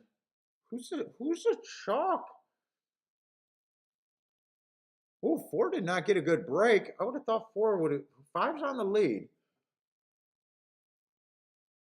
Let's see. Bad rail stalking day. Stalking closing day. Oh, he earned a 92 rate. Oh, he earned a 90 at Fairgrounds from the 6 hole. That might have been I possibly could have seen that and would have been possible respected. I still think the 4 should have something here. Was it the 4?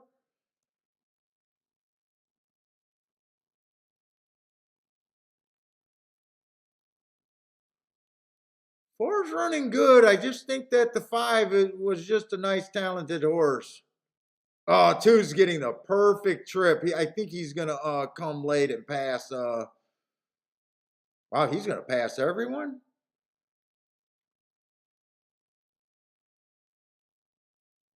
I'm looking at the betting board. So 5 and 2 are the big favorites. Oh, 2 is coming off a super nice race too. I know 2 and 5 would have been on the radar of, or I'm sorry, I know the 2 and the 4 would have been on my radar definitely.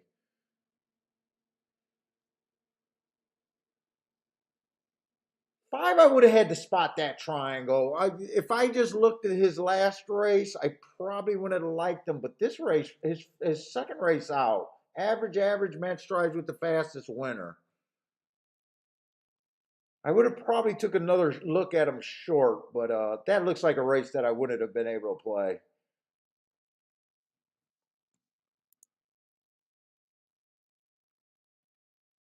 Oh, thank you, Ryan. Is that a second super chat? Thank you very much. I trust Paul and Bender more than anyone. Bender's been on the show a couple times, both times fire.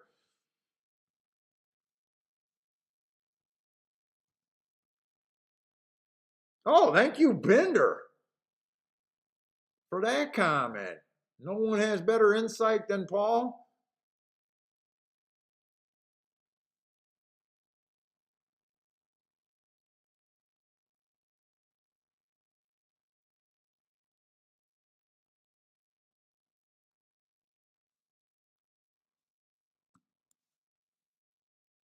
Oh, by the way, did you guys notice how many people are starting to?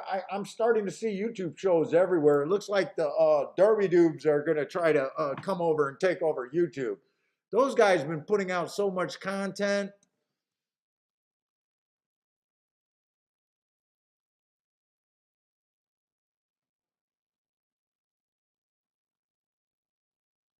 Let's see. I do think Pimlico on the turf, they're backing up. I'm not giving myself any time. I'm all over the place. Got to always start with the favorite. Let's see. I got to look at the 3. So these European horses, I always have problems with. He came over, ran a $25,000 race over there at Gulfstream, but that was a 1 race sample. So I have no opinion. I got to look at a 1 race sample like everyone else. You can't build a profile off a 1 race sample. But they can make speed figures off of 1 race samples. I don't know how the hell they do that. His second race out was an early pressing day. The timer didn't malfunction. I do not include a 1.5 times in my profile because they're running way longer. The pace is going to be slower. So European horse coming over here, ran 2 nice races. I got no problem with him. Whoop, I got no problem with him taking money.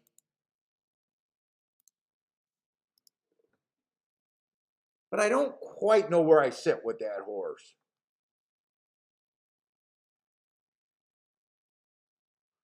I mean, that $25,000 claimer, I mean, this horse, looks like he could be a grade 2 horse.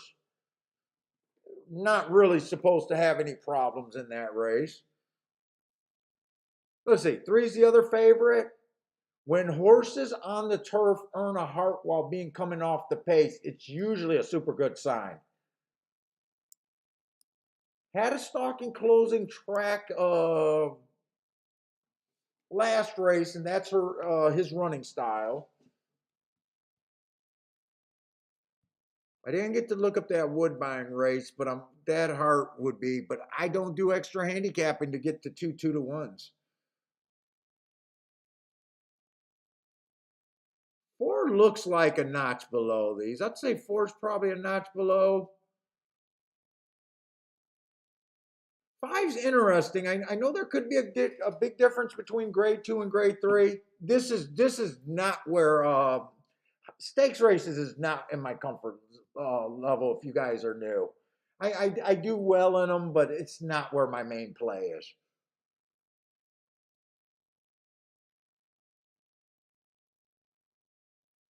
Yeah, I think this race is basically whoa. Wait a minute. Did I get some numbers wrong? Oh, the European horse is a 2 horse.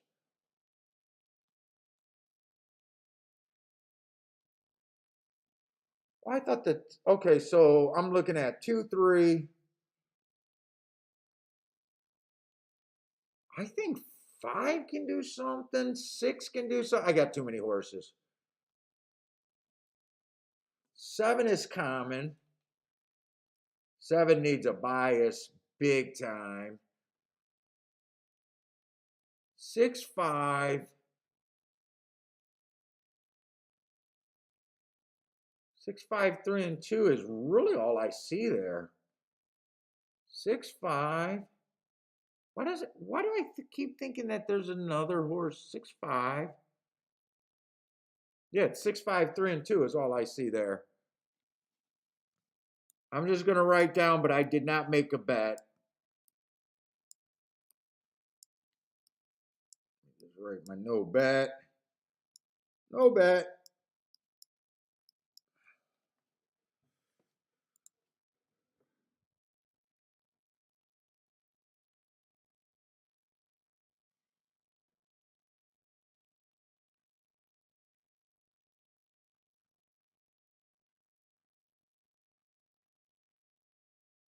Let's see. Omar's keeping up. The one horse at Pimlico has a 24% chance to win.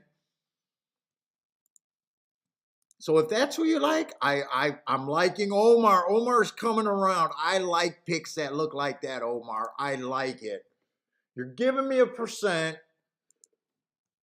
You're allowing me to look at the field. Now the only thing I got to do, I got to open up my little cheat thing and say 24-1 he should be, or 24% he should be 3-1. Win or lose, to me, the way you're looking at that race, he's a great bet. Win or lose, you're getting an overlay. The game's about overlays. And each handicapper will have different betting lines.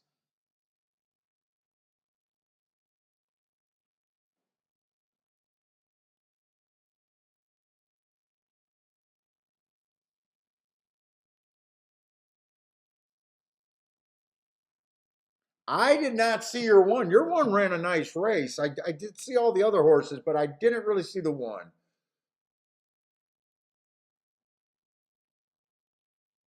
Another horse that went too fast to win 3 races ago just didn't have. Oh, he did have a grade 1 race. Okay, he did have a grade 1 race. I thought he was just minor stakes. Omar, nice call. You thought he was fair value at about 3-1? It's a no-brainer. Omar is my man. Omar is using math. I love it, Omar. I love it, Omar. You get a thumbs up from me, man. You get a thumbs up for me. You know what? If you guys keep watching the shakeup, I might have to say if you guys are gonna throw up picks, you guys might have to do it the Omar way. I'm enjoying his opinion with his percentage. All right, this fucking Bender's yelling at me because he knows where I'm supposed to be, where the edge is at. Let's see. Sixth race over here at Gulfstream. We got another dirt race. Fuck the favorite. Okay, so once you get to so this is a dirt race. Once you get to post 7 on out, extremely hard to win. Usually the 1 through 3 is where you want to be, but when 1 through 3 is not good, it's 4, 5, 6. Cheap races. This is my bread and butter. Let's see the one horse early pressing day, average. 3 races go speed favoring track, so I love that I gave the horse an excuse. I love that his speed figure went down. I love that it went right back up after the next day when it's an early pressing day, goes too fast to win. So again, another excuse. I could be interested in this horse. Last race, just average while chasing. Well, kind of up on the lead and then got put away, actually. Let's see, I don't like route to sprint, but the 2 only ran a route last race. He's been able to be competitive at a sprint, so this one I wouldn't hate as much. Making a little drop in class. Nice race 3 races ago. Last race he did earn a heart. He reminds me of that 60 to 1 that got second, where I got a prejudice. I don't like route to sprint, but would not shock me and could play him if you're getting extreme value. I just don't think 5 to 1 is 5 to 1 just doesn't sound like extreme value. But he does have the inside, and I believe in the inside. 3 is another route to sprint. Although that sprint 4 races did go too fast to win before ducking out of it. But for the most part, he's been a router.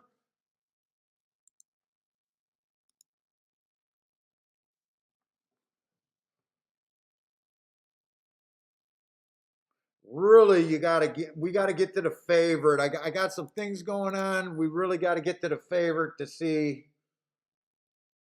As a bettor, you get so much more powerful when you hate the favorite and leave him off the ticket.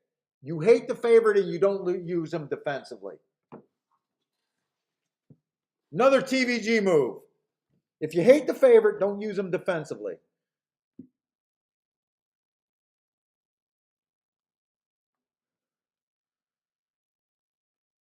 Unless you're loving some 20 to 1s and higher. I'll give you that, but they don't give out very many 20 to 1s or higher. Let's see, this favorite, I don't love him or hate him. He's just kind of blah to me here. 3 races ago, the inside of the track was good, had the inside, actually had the rail even. Average match strides with the slowest winner. No, I mean, nothing's really wrong with that. But it doesn't like blow my, knock my socks off or anything. It's taking a class drop. But I think a lot of these horses are kind of making the same class drop. That next race on a stalking day on Poly, Tapeta, nothing's wrong with that. It was a stalking day. He was average, slow while stalking. He was in position at the top of the stretch. I don't really have a problem with that race. It's just blah. 5 to 2 sounds like if you got a blah horse, if you just keep saying the horse is blah, where you can see him win, you can see him lose, you know, I can't say I hate him, but I definitely would not build a ticket again about blah. I want to build tickets about things that I could get excited about.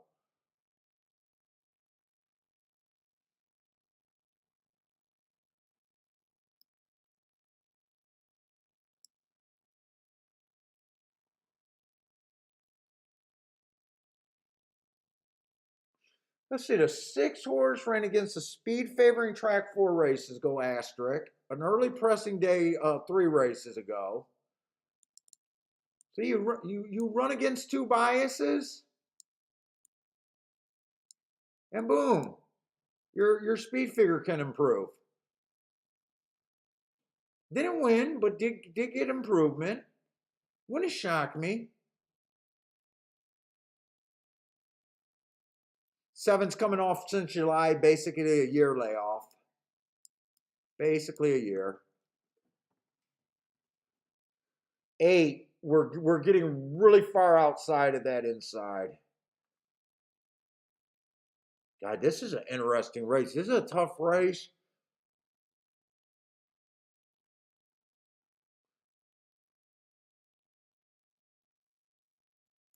Seven on out is the cutoff where it gets super hard to win on the dirt at Gulfstream. Although those are some nice prices other than the 7. 5 is just blah.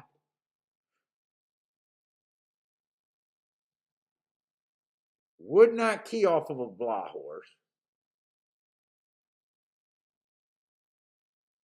The inside first 3, 1 through 3, are interesting. I don't love either of them. But you don't have to love to get to 16 to 1s and 30 to 1s. You don't have to love.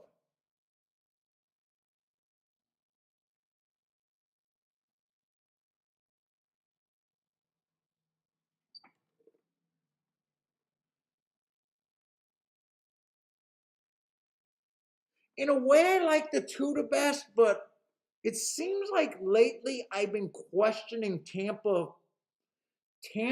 form on the dirt coming to Gulfstream.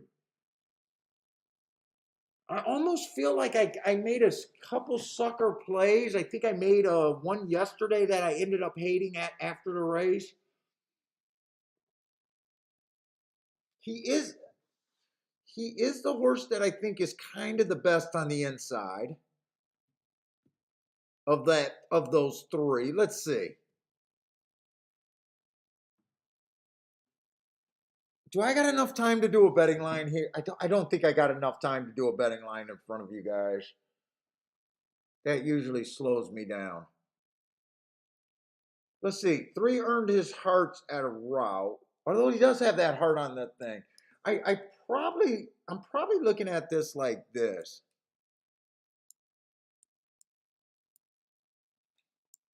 The 2 and the 1 are closer than the 3.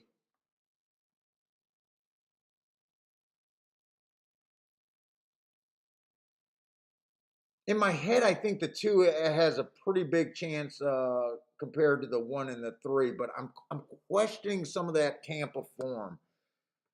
Like to me on the dirt, it hasn't been translating.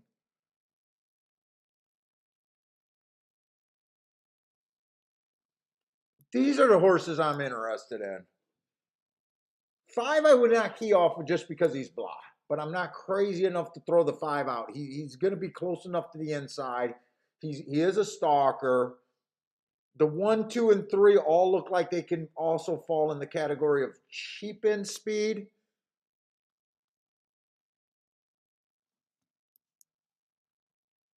How do I want to bet this?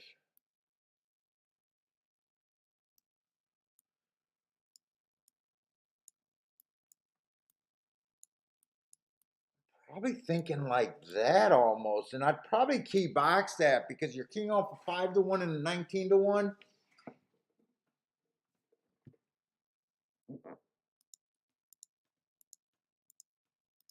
Win bets are kind of tough because I think the 2 has the best shot on the inside. but I have this standing belief to go to the two bigger hits for your win bets.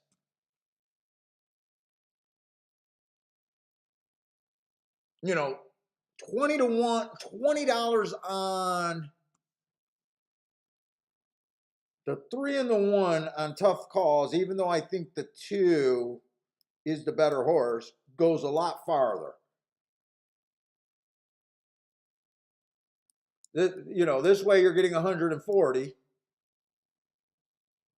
Here you're getting, 300. Here you're getting 700 something. I don't believe that the 2 is going to win twice as many times as the other horse. I think he's going to win a few more times, but after 100 races, I don't believe that. You got to make decisions like that. Now, I would key my exacta box with the 2 and the 1. Let's see how much. I think I'm going to play this. It's just how much. It's just how much. Let's see if the 5 ends up getting a perfect trip and running over them. Let's see the exacta. Let me just look at this 7 one more time. You know what? I did miss something on the 7. Well, I missed it because, okay, I see what I wrote. Year layoff. Yesterday, I got beat by yesterday or the day before, I got beat by one of these year off pricks.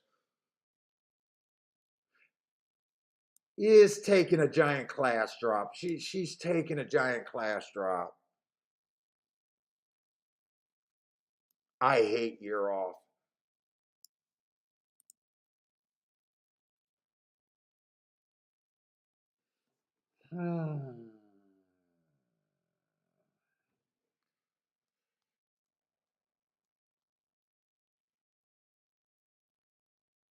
You know what? I'm gonna stay consistent. I'm gonna let the 7 beat me. I wish I didn't see that because that's gonna make me cut down what I wanted to do as in amounts.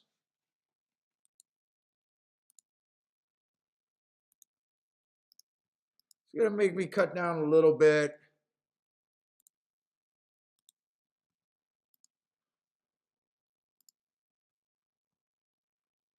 Especially on the not box, key box.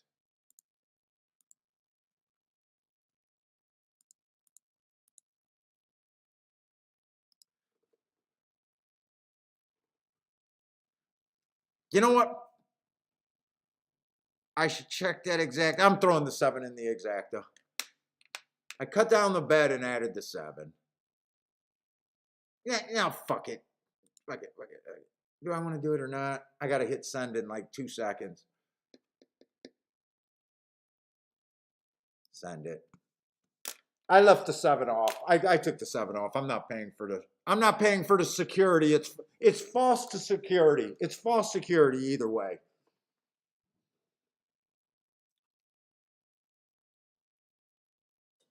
Bender threw in the 7 over the 1-3 saver. But Bender, aren't you? You're live to doubles here, right?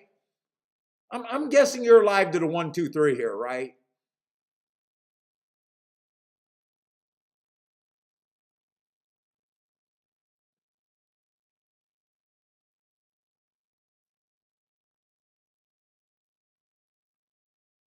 Yeah, I play a lot. Jared Bender's been on the show. We play on Skype on the weekends quite a few times, so I'm pretty familiar with what I can pretty much a lot of times guess where Bender's kind of at, and he knows where I'm at a lot of races. Come on, can one of these 3 inside horses just get the nice lead? 1 or 2.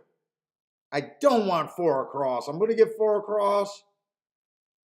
7's going to come out the gate. Yeah, fuck me. Maybe I should have used the 7 a little bit, but I did not want to pay false security.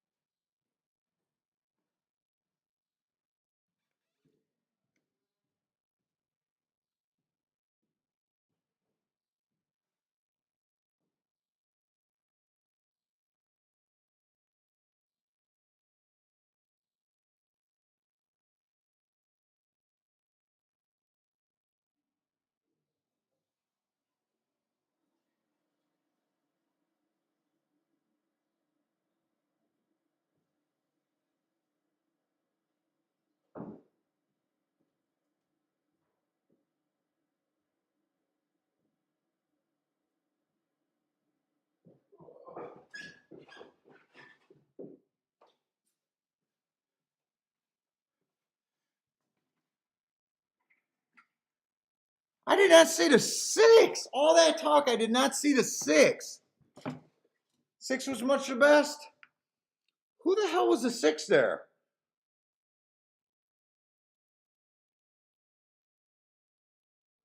We did talk about this horse, but I did not care for him, huh?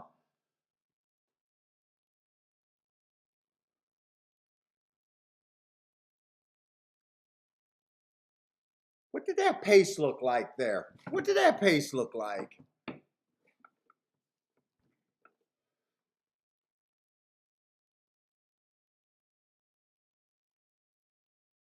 Four managed to get second. I think I got to watch that replay there. I think I got to watch that replay.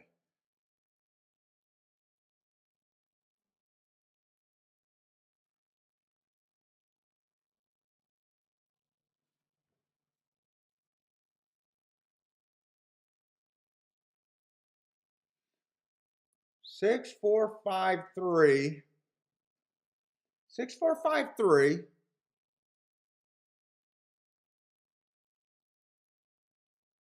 I know there was 3 or 4 horses across the board. I know the 1 and the 2 were dueling.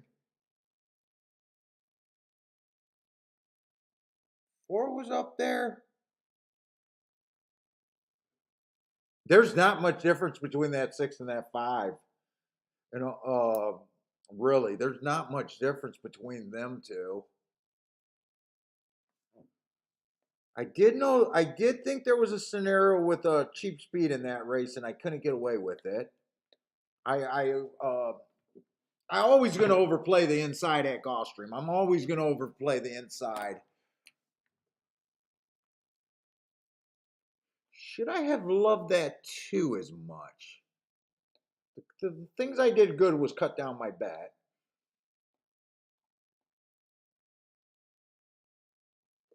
I don't think it was wrong to think 2 had the best shot on the inside. 3 did end up running. Everyone from 7 on out was ineffective.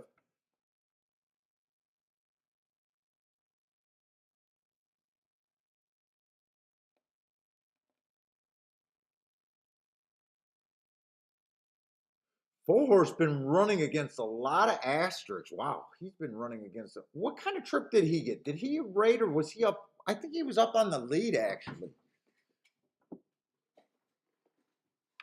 The only way I could see getting to him is saying he had an excuse every damn race.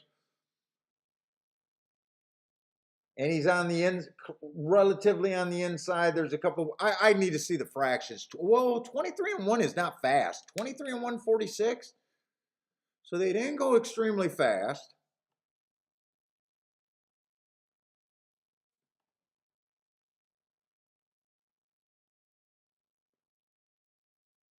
I'm going to watch that replay.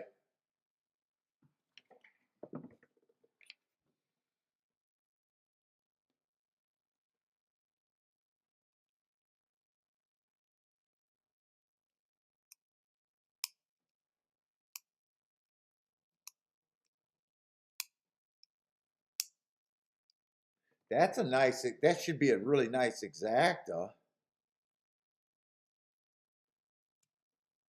I need to watch that replay. I want to see that replay.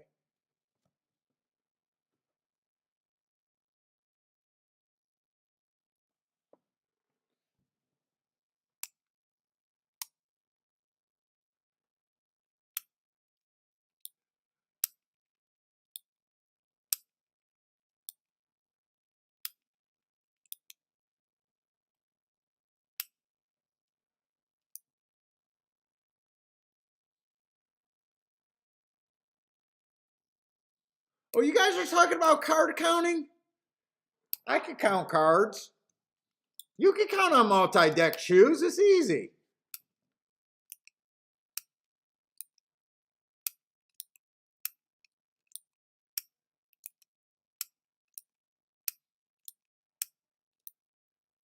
You can't count on those. You can't count on those auto shufflers though. But multi-deck shoes you can count on. 6, 8, it doesn't matter. You just adjust the count. You know, maybe not so much if they're cutting in the middle, but counting cards, fuck, you're just plus three, plus five, positive deck.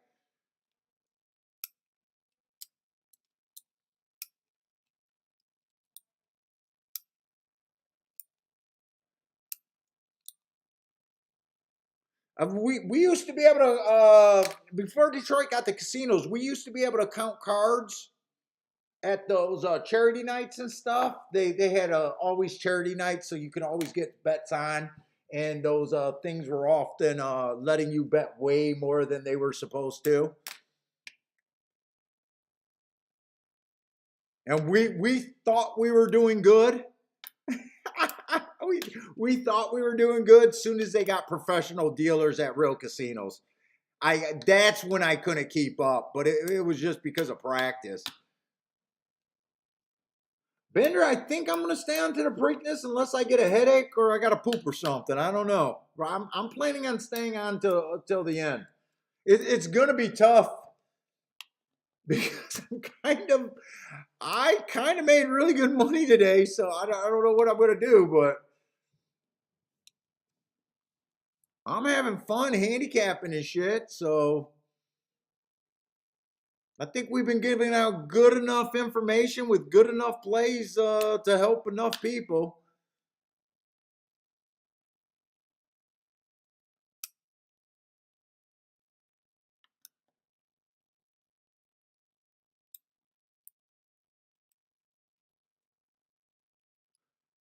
We might I might be showing the discipline of sitting on your hand.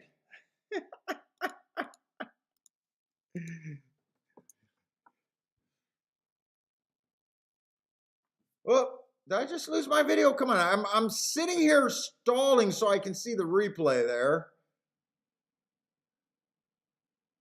All right.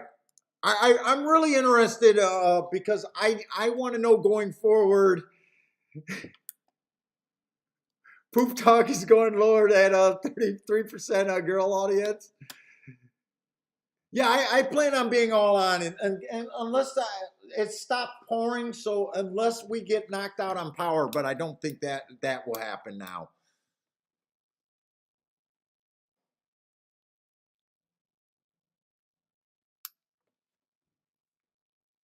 Oh, we hit a 10-1 in the second race at Pimlico. I hit a 19-1 double, and then I hit a 6-1 win bet. So I think I only made 5 bets so far, or bet 5 race, not 5 bets, 5 races.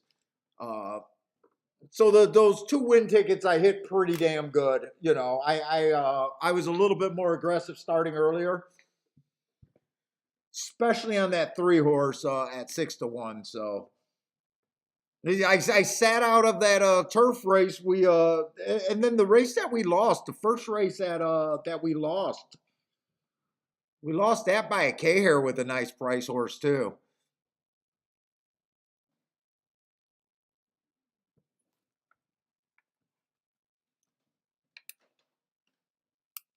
Did did they show the replay or did I miss this? I don't think I missed the replay because I've been sitting here staring at this thing. So the pace is it raining there at Gulfstream? I can't tell if it's raining or that's my blurry vision. Let's see. The 1 and the 2 are dueling. Wow, the four won that duel, huh?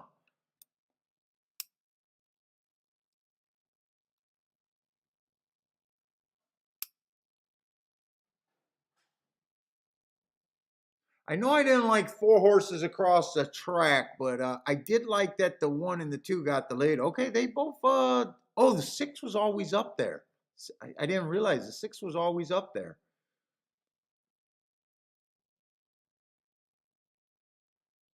6 and 4. So speed held up pretty good actually.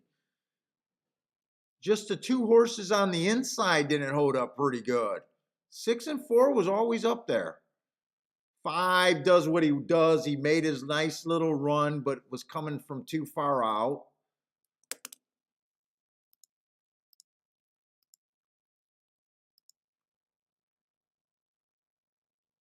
I didn't care for the 6 before the race, but I really have no problem with him winning.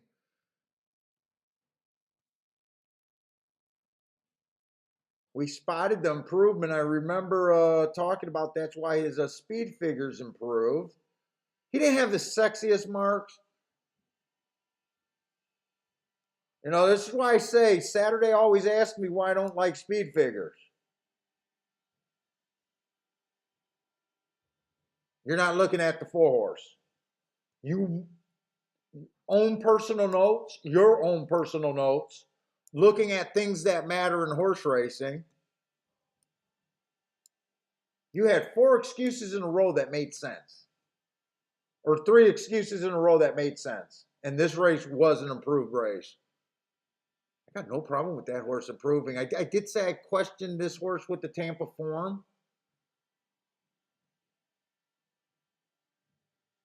The one horse, you know, put it this way. Where is your head at when you're looking at your picks and you can't believe that you're 15-1 and 30-1 didn't win the race?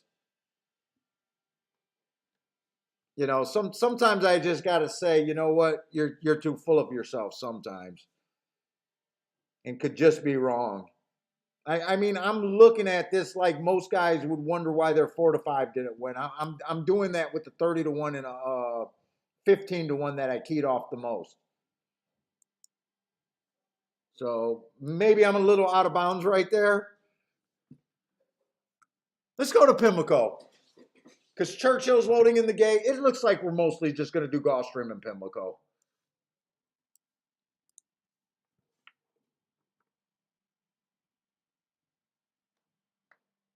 Charles had a nice call. Let's see. Pimlico. I'm going to keep reading Omar's comment because I love him right now.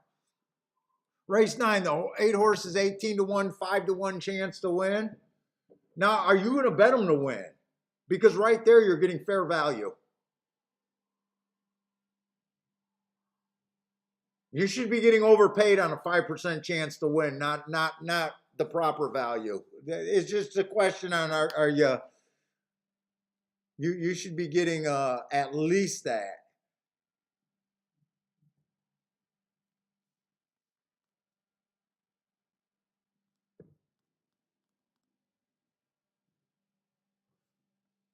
What is this? A Chick Lang? Is that what this is? Chick Lang handicap?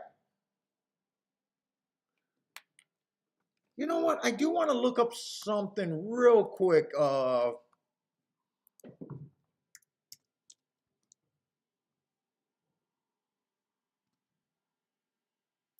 Whoop, whoop, whoop, whoop.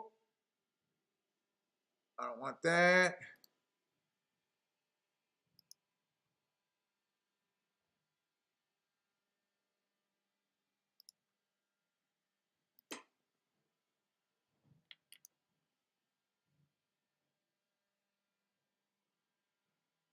First race was outside speed.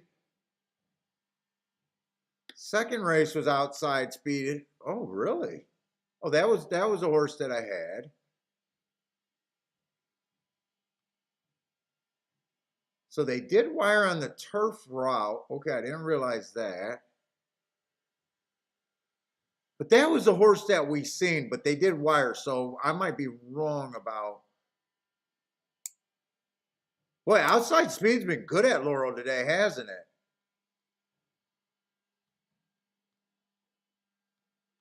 I don't know if I want to call that. You know, yesterday I was aggressive on calling insides. They wired every race today over there at Laurel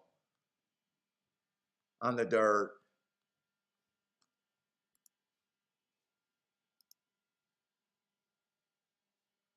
Okay, so shit, yeah, if he stays there, you're interested in betting him.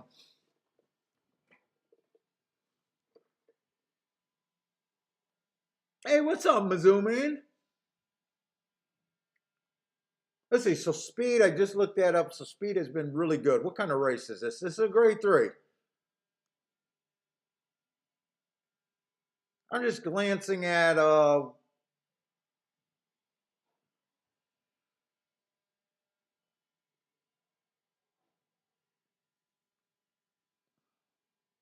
Wow, I'm surprised just off of this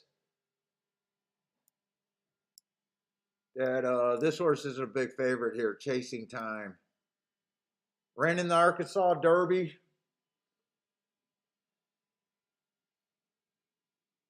In the Rebel, the inside was good. Ran against the bias there.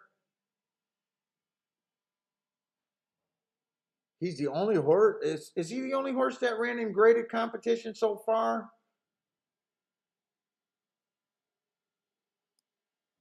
Let's see. He did at Tampa Bay.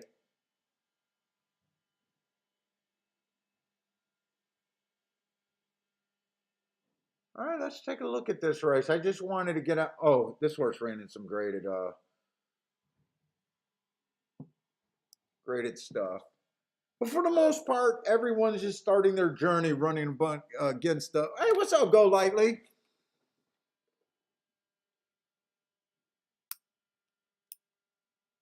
Another new name to the show. What's up? What is he saying? Chasing Time is my race. Oh yeah, the betters over there in the syndicate of ownership.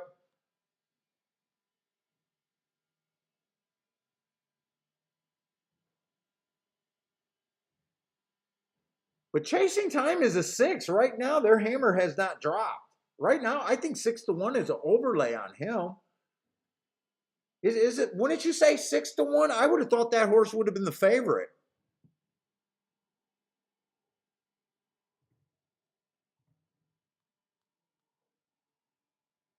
You know, because the public sees graded races, right? The public, you know, how many handicappers just, ooh, grade 1, grade 2.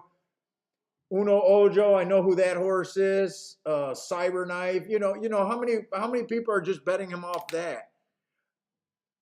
He's been good enough. Now they have one wire every race, so he's probably going to come off the pace. Let's see, who are they betting? They're betting the one horse. The one horse, 3 races ago, early pressing day, went to our match drive, was the fastest winner of the day. The very next race got a speed favoring track, was a speed runner, 80 cents on the dollar. Everything went in his direction that day. Nice race. And then last race ran on a bad, rail was bad that day. I thought rail was bad that day. It was an early pressing day, got the track, he was off the inside and had so is this horse kind of getting the aided of the bias as soon as he started hitting 290 speed figures? Is how I'm looking at it. Chalks you want to build cases against, prices you want to build cases for. Chalks you want to see if you can poke holes in them. That's what you got to do to get good. You're not riding along with chalks. You need to figure out if you can realistically poke holes.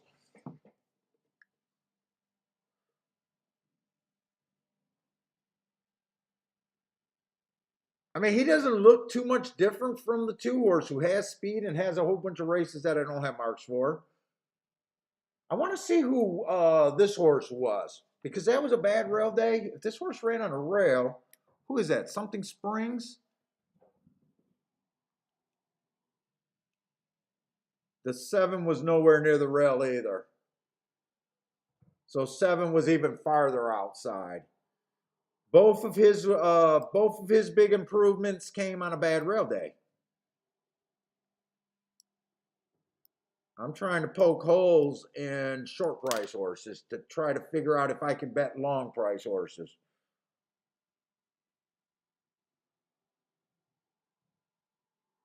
This horse's best race came in a restricted allowance on a day that the speed was good. This feels like too much of a step up.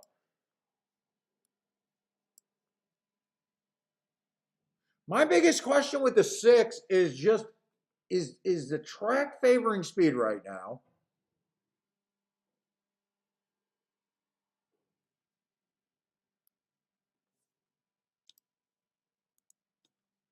Is this a 6 furlong race or 7 furlong race? 6 furlongs? There's a lot of speed in this race. Fuck it. The 3 horse has some speed. 1, 2, 3 can hook up here. The 5 horse definitely have some speed. And he won, in my opinion, going against the bias. I thought the rail was bad that day. It was early pressing day. He had the 3-hole, 2-path. And he ran a top. I could see him bouncing or even running a new top off of that. That's a scary good race right there.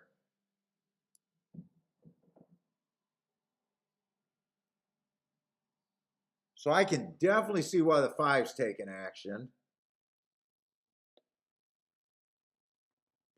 But right now, I'm not outside of anything. I think 6 is the only horse that is a price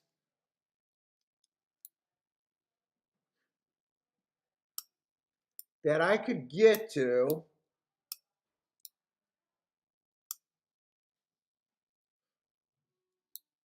I'm trying to think. I think 7-1 is an overlay, but I'm not sure how much of an overlay. I'm not sure if I think he should be 6-1, 4-1, 5-1.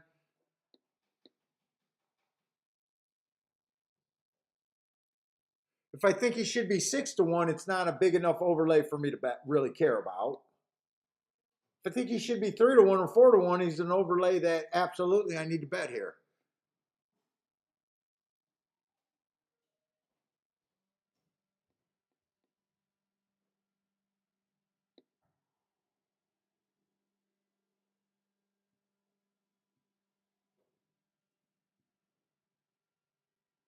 If I get 7-1, I'm probably betting him just to win on my play bet of the day category kind of deal.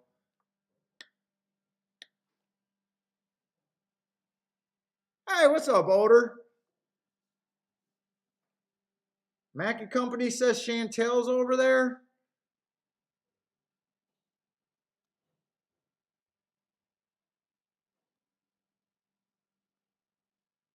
I don't feel like there's any combinations I really want to do here. Oh, she's on the 2 horse there. She usually disappears when the big boys show up. Let's see, who's the best speed horse? I don't see much difference between the 1 and the 2. I don't see much difference between the 1 and the 2 and the 5. They're all. So if I wanted someone to go wire to wire, and I wanted to play a speed horse, I would play the 2 horse just as a longer price.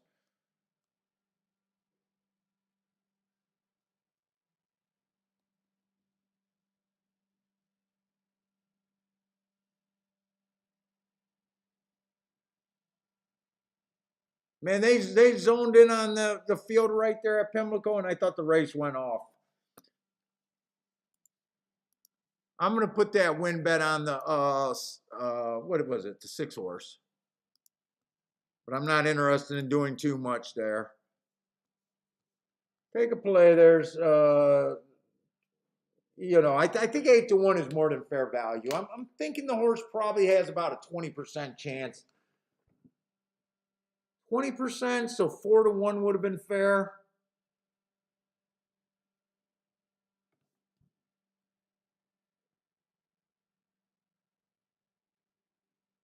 Even if I misjudged that a little bit, I don't think I misjudged it right. Look, I don't think the 2 and the 1 were the 2 fastest. That's kind of what I thought.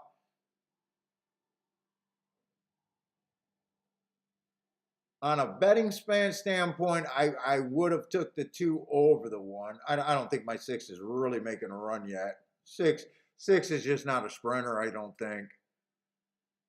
Because 6 is getting a pace that he should be able to close in if he's interested in sprinting, and it just does not look like it. Well, there he goes. Just straighten out and go. Did he left too much? He left too much to be had. Dude, I said take the 2 over the 1 if you wanted a speed horse. Yeah, fuck. I'm sorry. I'm sorry. I can't bet the tickets, as. I'm trying to explain math there. I said there was no difference between the 1, 2, 5. You take the 2 at the higher price if that's what you want to play.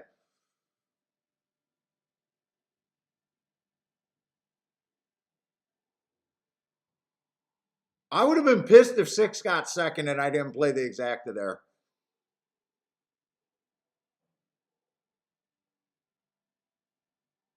Mac and Company likes the Chantel. I did say Chantel usually doesn't show up when the bigger boys are there, which is true. She did not have a good championship meet.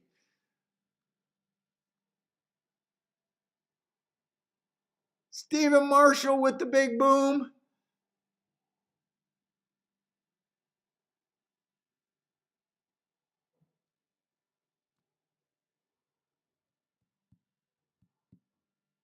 Omar thought the 6 was more like a 9% chance to win, so he would have just been fair value there. I thought he was closer to maybe a 20% chance, maybe a 20, maybe 16 at the worst. So I was thinking anywhere between 4 to 1 or 5 to 1. You know, they gave me 9 to 1. The guys that know me right now are saying Paul's up. Paul's just handicapping, doing what he does. Really wishing the show was over so he can just go home and just relax. And I'm really not looking to get into ruining a good day, even though I feel like my opinions I could be really pressing right now.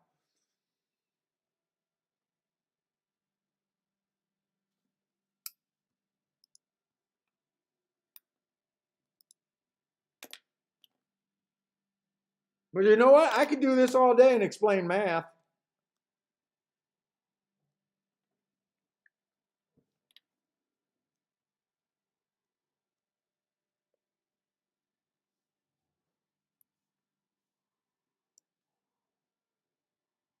And by the way, I should have probably did that because I even took time to look up the charts. I probably should have did that. I should have probably Dutched the 6 and the 9 because I did look up at the charts and did realize that speed won every race. You know what? I know what I was thinking. Like, I just don't want to find big battles. It's like I got a whole bunch of poker chips in the big World Series, and right now, I don't want to get into anything right now. It almost, that's kind of my mentality sometimes. But I'm kind of thinking it was wrong. And the only reason is because we looked up the chart right before that race and knew that speed has won every race. That's probably the only thing that made that wrong right there. I'd be Dutching between a 9 to 1 and a 12 to 1.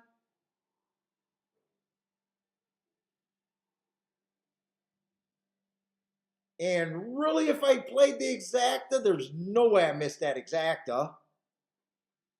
Get it down to your 4 horses. 1, 2, 6, 9, 1, 2, 6, 5 it was. I don't think anyone's going to say that's not where I was at. On a regular average bet, you bet the 2 longest prices. We talked about this, 2 and 6 to win. 2 and 6. 1, 2, 5, 6. And if you're really wanting to get expensive, do it in a key box. I mean, I feel like my buddy Lloyd should have had that race. Sometimes I get ultra conservative when I'm up. Not a problem. I do this for a living, so I need paychecks. I know it feels like a special day. It's just an average day. Hey, what's up, 888?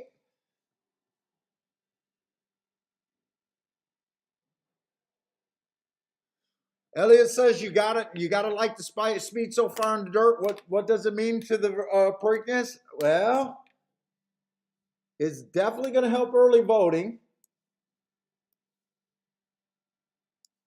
Epicenter has options. Freaking Simplification can go to the lead. Are the jockeys looking at this and thinking it's a speed? I mean, could we get? I mean, are they going to try to go crazy again?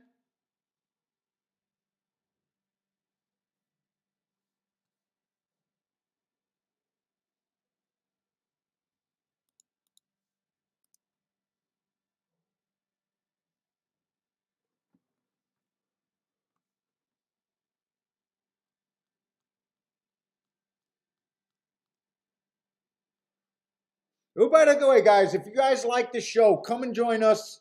Come and join us on Thursdays and Fridays. Uh, we're trying to bring fans on the regular days of racing.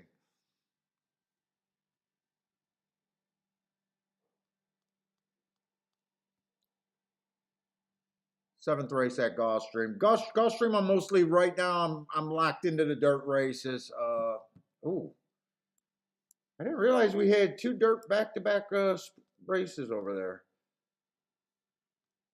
That's a Tapeta. Dude, I don't want to get super involved. I don't want to get super involved.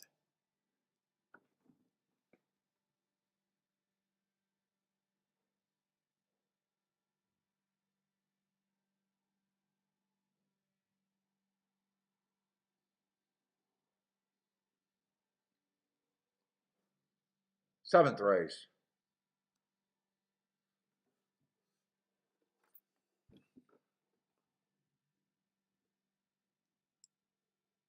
Let's see, I don't like route to sprint, so I really don't like the one, even though he has the, I think that's the best post position. Possibly been running at a little less level. Let's see what kind of horses are in here. Oh, I didn't get to look far enough back. I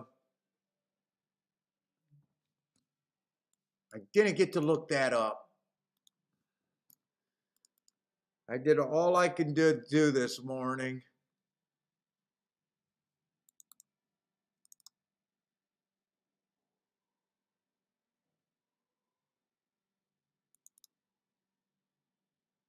Where's that file at? Come on, open. There we go. 12-3. Early pressing day, exactly what he was.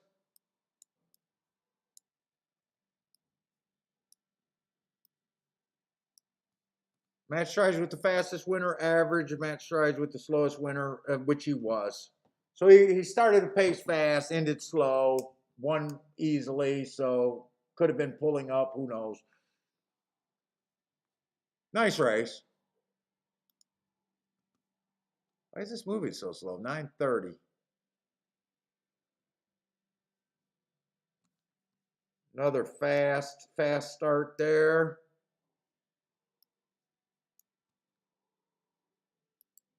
Those are two nice races. I can see why he's the favorite. Or at least being bet. Is he the favorite? Let's see. Seven's the favorite on the outside. I prefer the inside unless the track is not being Gulfstream. 7 is where they get really hard to win from.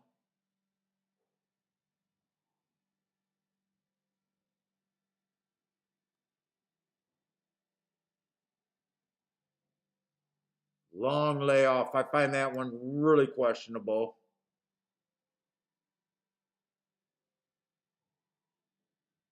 I can see why they're betting the 7. Went too fast to win 2 races ago.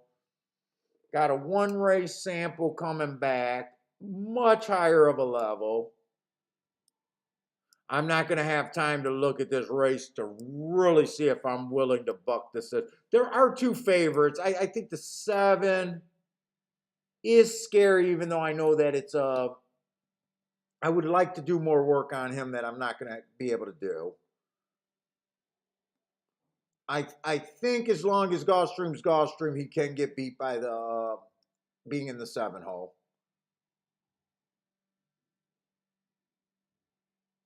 Two's probably the fastest horse on the inside if seven has trouble getting over. I don't think seven's going to be able to get the rail because two should be fast enough to keep her off.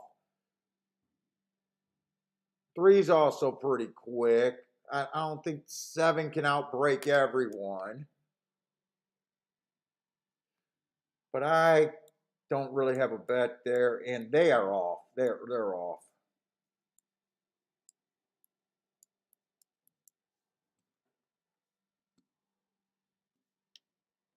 And who was a five? Five is closer to the seven on the inside. Hasn't raced since July. Him, you're just that girl. You're betting on health.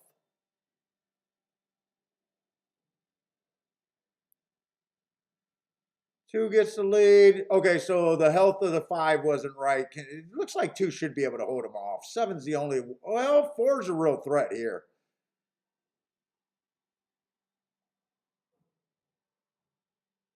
Four going to catch him or? Oh no! Inside of the track. Probably not an exacta that I was super interested, but 2-4-1, those are the results that I'm looking for.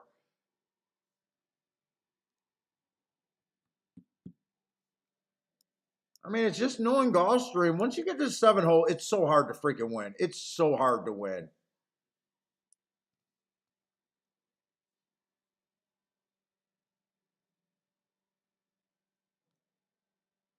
But in my head, the 2 was always the better bet than the 7.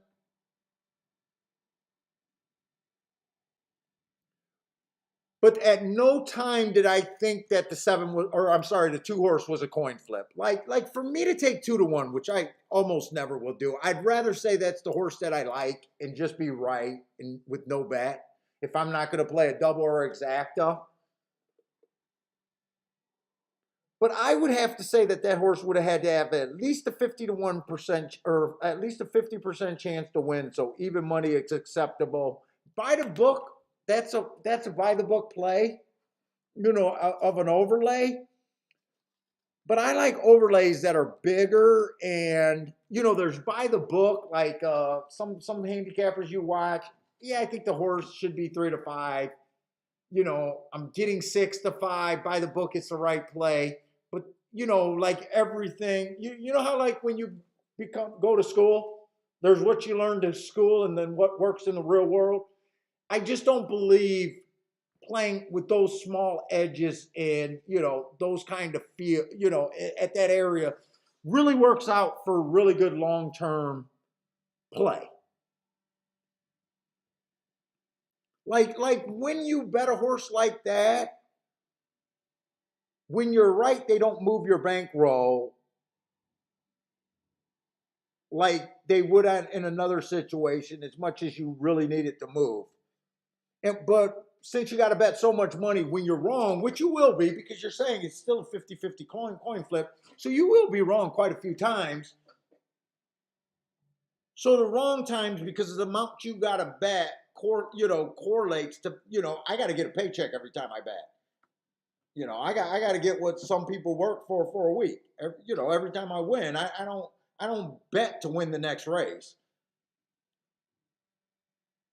So what I'm saying is, when you got those small margins, when they lose, they hurt your bankroll more than when they win, when they help you. It's just a little bit of game theory there.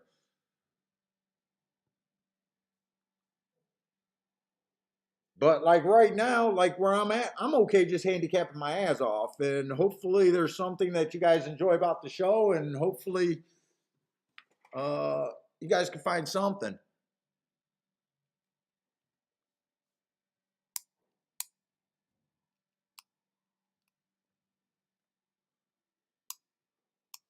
Let's see. You know what? Woodbine got 3 minutes just for shits and giggles. I'm gonna just be able to say that I looked at 4 tracks today. Big old shits and giggles here.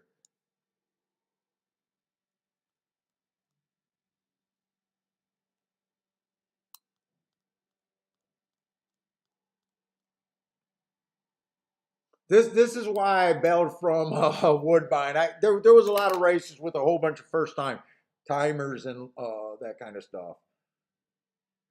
This might not be a good shits and giggles race right here.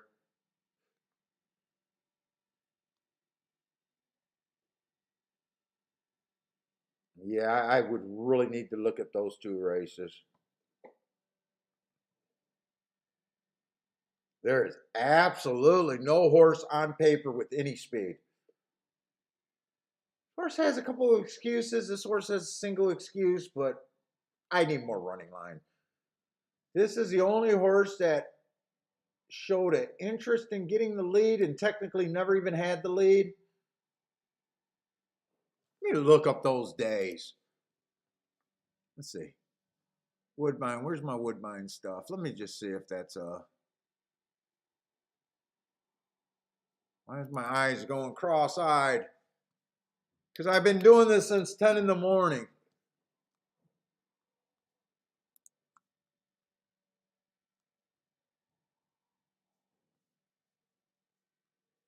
That was a bad rail day. Yeah, 23 and 4 was average that day, actually. I mean, that's faster than most of these horses ran average. Average, slow. No excuse there other than, it's just kind of like untalented. Or I'm not going to say untalented. That sounds mean, but that was an early pressing day. Average. Slow again. Do it a little bit. I don't mind that race.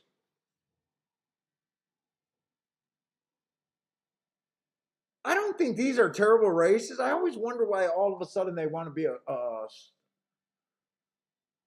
router. Like, to me, this horse is in decent form. Why am I changing anything there? Run another 6.5, 7, 6 furlong race. See what happens. Why am I saying this horse is a router? And I'm stepping her up in class. Like, what made me think her pricing? I don't know what trainers think of.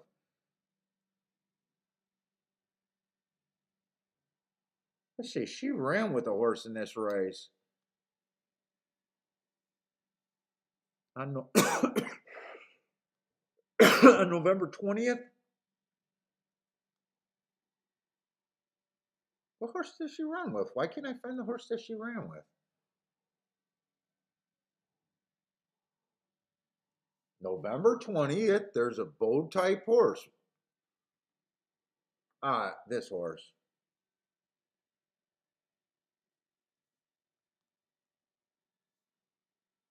Yeah, first timer gets the lead there. I mean, not a really big surprise because it's not like this horse was a speed demon, so no real surprise there. It is a surprise that the one got up there so quickly. Look at this one all of a sudden decided he can show a little bit of speed after 2 races. Steadied at the start, bumped hard at the start. I guess it makes sense that she could improve there. I guess that's probably why she was 5-2. She was bet down.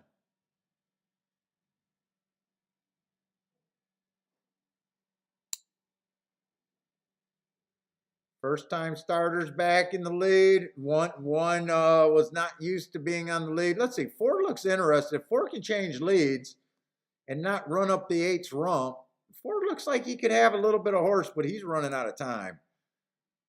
No, he's just up and down. Dude, I felt like he wasn't given the best ride at 4 horse.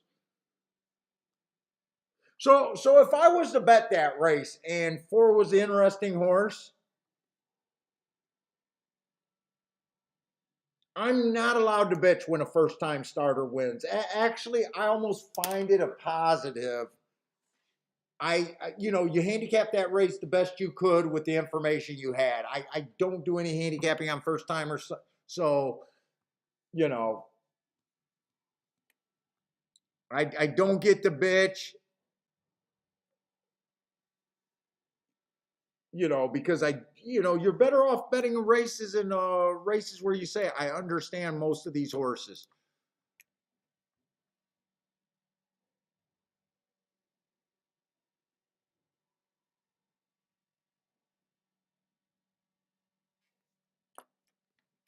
All right, let's see. Where do we want to go? We got Pimlico. Pimlico.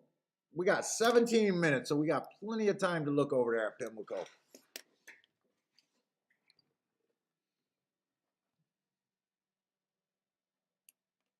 Well, we've been holding steady at about 113 people. By the way, if you thank you for checking us out, guys, because we're definitely getting a bump right now. I hope we keep this bump.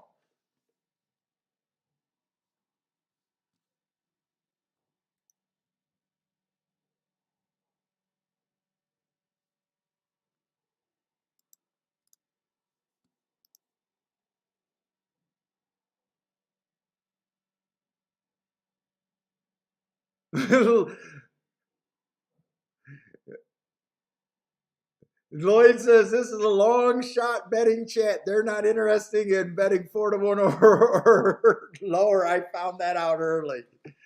Yes, Lloyd, we found that out early.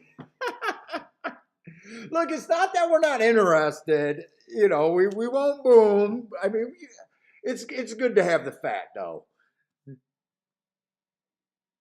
I try to explain it to new people, and it's just math. So I remember reading the old books. I don't know where they get this because I don't know. I don't know where they never surveyed professional handicappers, I guess. But they always say professional handicappers win. You got to win 30% of the races to be a professional handicapper. So I always like to point out this example on my big old spiel about horse racing math. Uh, Look, I don't believe anyone picks long term, top choice, 30% winners, unless they got super self control. Remember, long term, I'm talking, yeah, you could do it a day, you could do a week, you could do a month. I got no problem with that. You know, so I like to point out to them, to all my new people, especially whenever I take someone to a track, look, you're not going to pick that. Most guys are playing short price horses. I go all around. Everyone plays short price horses. Even the guys that say they don't play a lot of short price horses. And I'll say, look, I'm gonna give you your 30% winners. I'm gonna give you 3 out of 10. $2 bets, you would have bet $20. I said, I'm gonna even give you all your winners are gonna be 2-1. I gave you a high ROI that I honestly, or a high hit percentage that I don't believe is possible long term. I gave you better than the average chalk 2-1, and all you managed to do was be you get $18 back on a $20 bet. After 10 races, span that out 100, span that out 1,000. Math does not change. To me, I always tell the newest people, get good at seeing outside of the box. Aim your game to freaking 10-1 and higher. You don't gotta bet 10-1 every time you bet, but make sure you get the fat. One winner out of 10% hit rate. You get $22 back on a $20 bet. You're an instant winner. You're winning the same percentage. People play chalk because there's comfort in it. They think there's safety in it. It's easier. It's mathematically easier to beat the game understanding that. Once you understand that, your game can't help to improve. Once you say, I'm going to get better at seeing what other people don't, your game can't help but to improve.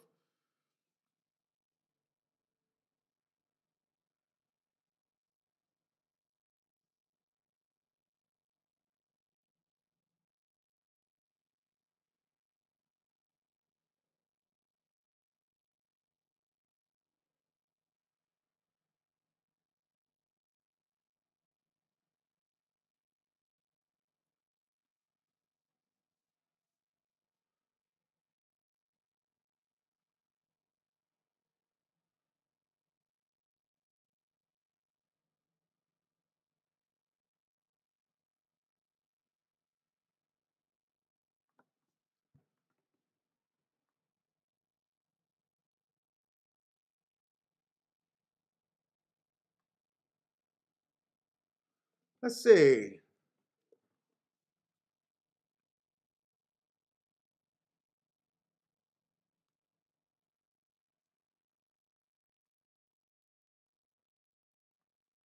Let's see. We got another stakes race over there at Pimlico. What we got on the turf? They did wire today. Let's just maybe I gotta stop thinking about biases there because right now I don't have enough information. What we got? We just got $100,000 race. Let's see, 3 races ago, early pressing day, exactly what he was. 1 tick slower than the fastest winner, average, average. I don't have a problem with that race. Nice odds that day, 23-1. Comes back, gets a speed favoring. I do like that race. Speed favoring track. Uh, Came out like a stalker. That's a nice run right there. That's a nice race.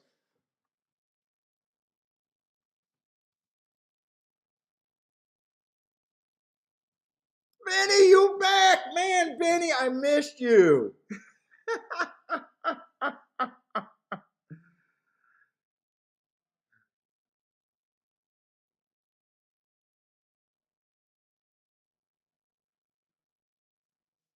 Benny, Benny, Benny. I'm done with Benny.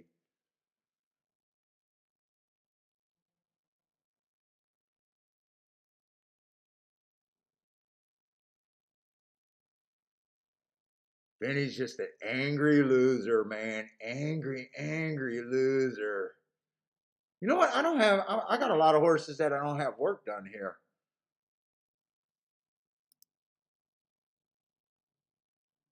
November 5th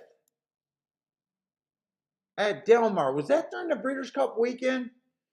Because that weekend, that track was really closing on the turf. That was really closing.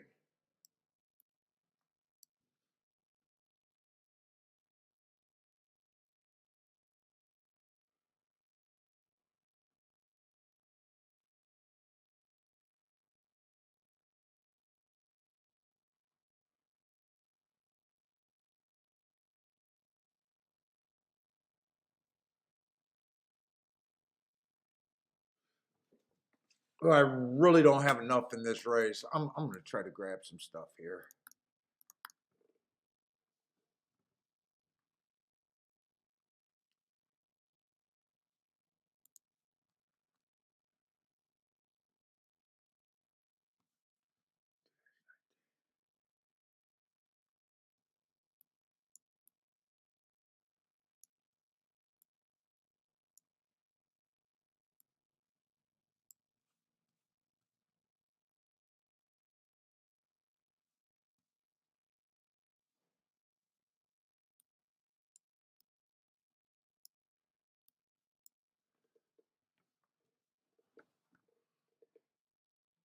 So I really know where I'm at here. Let's see. The 2 horse had a bad rail last race. Early pressing day. March 19th. Who did he match up? Who is this horse?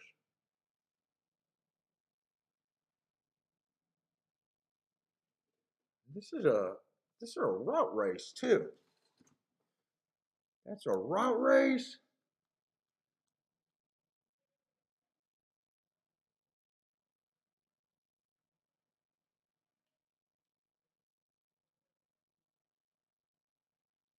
Is it this horse right here? What date was I got lost. It was this race, right? Shrek or whatever. Shriek, Shrek, whatever.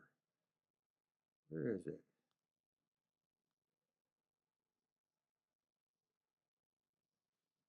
How the fuck do I not see the horse?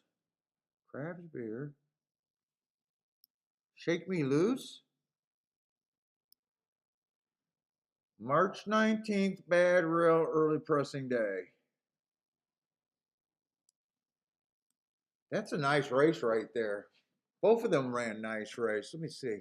Oop, I lost my video feed. 8 is at 7-1, huh? 8's at 7-1. 2 races ago, ran on a bad rail with, or ran off a bad rail, but the running style was wrong. One running against the bias. That, to me, that's a super nice race right there. Came back, got another bad rail day, stalking closing day, but bad rail. You ain't gonna buck the bias twice in a row. I like that race. Who are they betting here? They're betting the 5.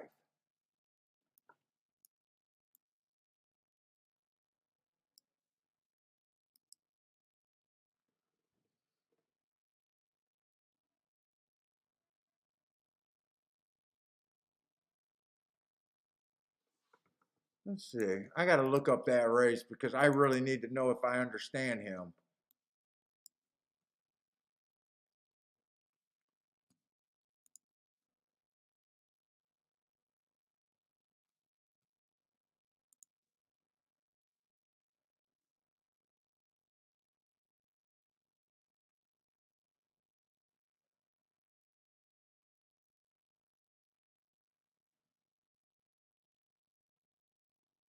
That was a stalking closing day right there. Exactly what he was.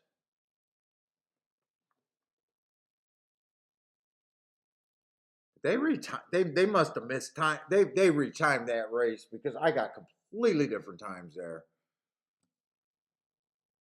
God, I hate it when they do that. I can't trust it now. Oh, wait. I was looking at sprints. Okay, I'm glad I checked that again. Still stalking closing day.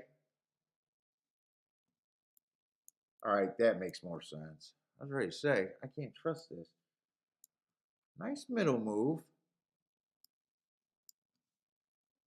This horse is coming out of that same day and showed speed, so that horse would have ran against. I would upgrade him a little bit. I just don't know what I think Speed's doing today.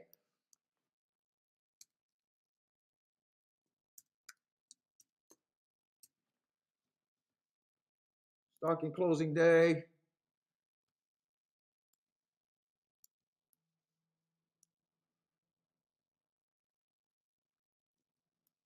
Kind of never ran speed figures if you like speed figures to think that he can win this race. But I don't care for speed figures. You see, I got to get back over here.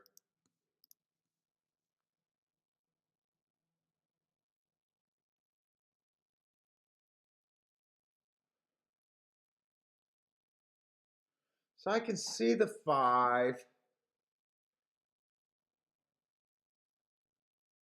I could kind of see a speed duel here.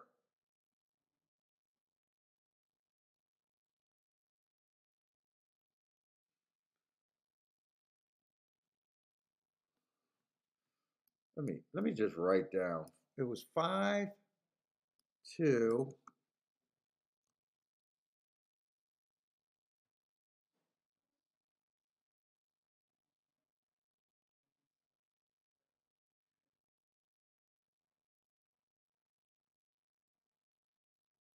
8. 5, 2, 8. There was one more horse that I kept looking at. 10th race.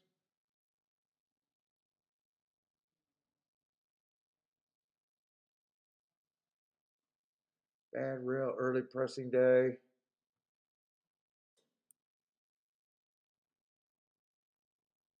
Oh, I wouldn't take the 10 over the other two.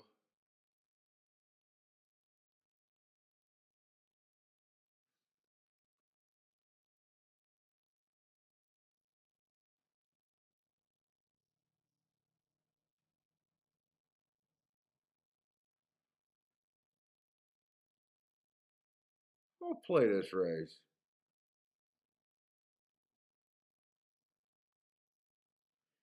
I don't love it. I don't hate it.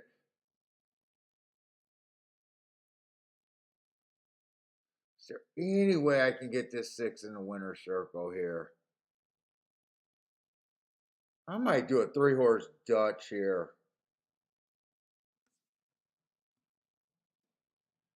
Those are my main contenders. I don't know why I'm interested in the 6, but I am. I like those hearts. Uh-oh. What's going on? What's going on?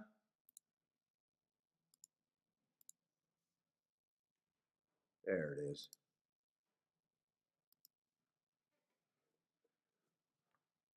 My first bet. I'm dutching those 3 horses, but I'm betting the 6 for less.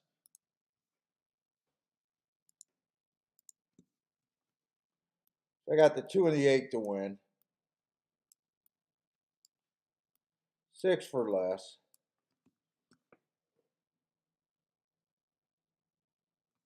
And who was the 5 there?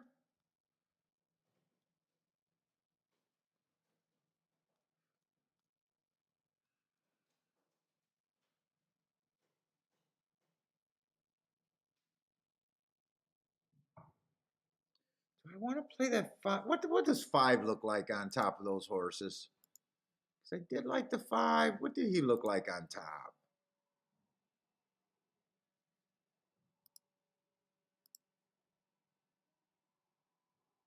5-2 is only paying 24 to 1. 5-6 is, wow, 5-6 is paying, no, it's 5-8. Yeah, those aren't, only 5-6 is good. I don't think 5 got that big of an edge over these. Do I even think 5 got an edge over these?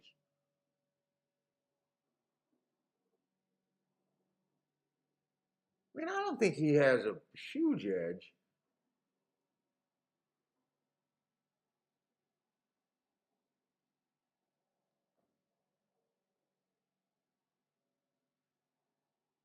Probably a bit, though. He probably has an edge, but not huge.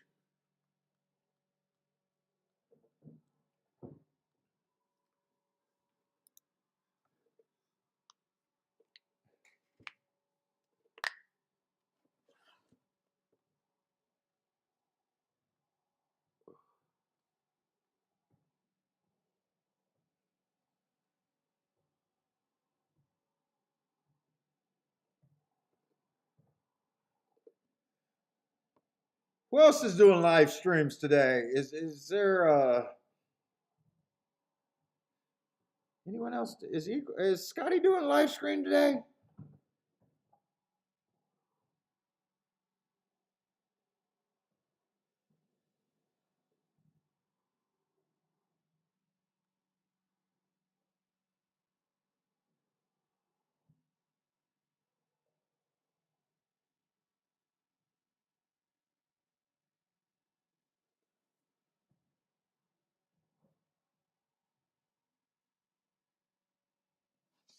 Guess he's not.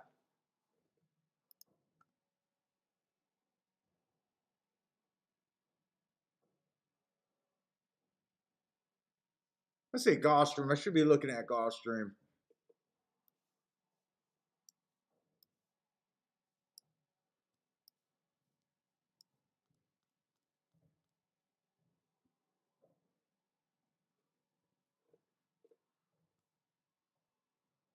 Jimmy the Bag is doing a stream. I used to watch him when he was doing the horse racing.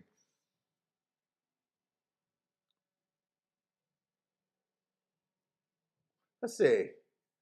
That's going to be a Tapeta race. Let's see. Attila likes the 5-horse at Pimlico.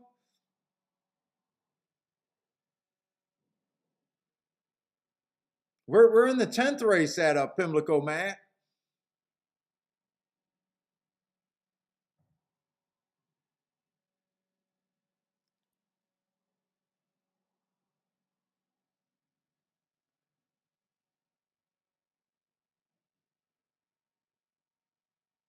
Three and 6 gets the lead. Who's a 3-horse? I knew 6 was a threat. I think if 6 runs his race, he should at least. I don't think he'll win, but I thought at that price, I wasn't scared to bet him. But I thought if he won, he at least kills the other speed. Come on, I want 2 to get first run over the 5. Ooh, the horse is come on, 2. I want you to get first run here. Why would you let horses pass you? Maybe you don't have anything.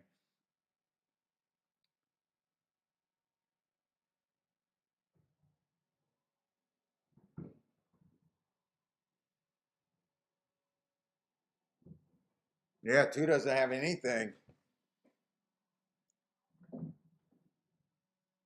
Is 3 really going to go wire to wire? I thought 2 would at least. 3's not going wire to wire. It's not even going to be close. 5's going to win.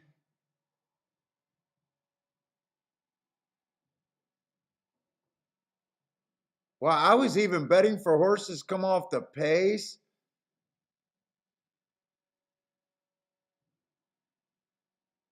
Oh, is 5 going to be able to run this guy down? Who is that? Wait a minute, was that the 3? Did 3 really go wire to wire? I think that was the 3, actually. Oh, no, that was a 10. That was a 10. I seen the darker cloth and thought that. Oh, that's Gulfstream. Wait a minute, wrong race. Who was a 10 there? I don't remember thinking too much of the 10.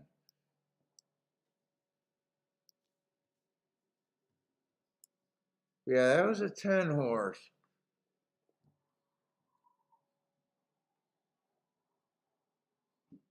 Oh, 10 was coming out of the exact same March 19th race, and he was so the 6, the 10, and the no, not the 6. The 8, the 10, and the 2 were all coming out of the same race. I like that race. I like that race a lot. But when I looked at it, I was thinking the 10 at a short price, or 2 at 14 to 1, or 8 at 8 to 1. That's why I did what I did. Okay, that was a 10. I got no problem with him winning. I didn't want him to win. I would have rather the and the 8 or the 8 and the 2 didn't fire. That was a bad rail day. He was nowhere near the rail. He definitely got a bump. I gave him an asterisk for wrong running style. Dude, 8 should have ran just as well. He was a closer. He ran against the same early pressing day. 5x6, 5x6 at those 2 calls. They were at the exact same place. 4x5, 3x6, and today 1 runs and 1 doesn't.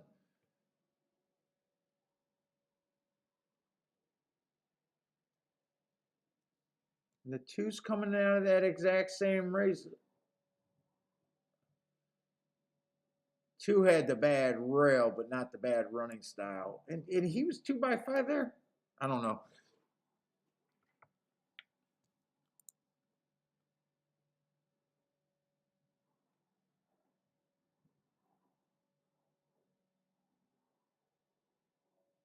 Hey, what's up, Paul?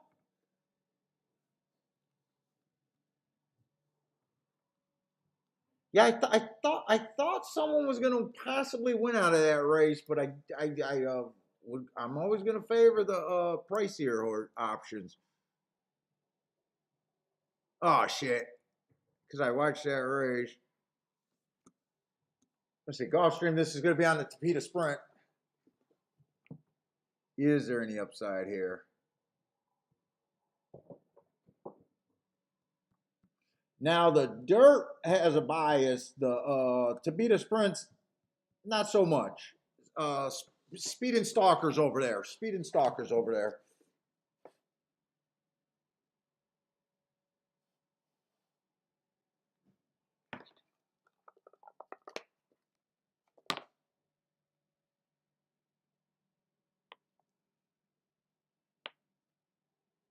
You guys hear that vacuum going, or is it just me?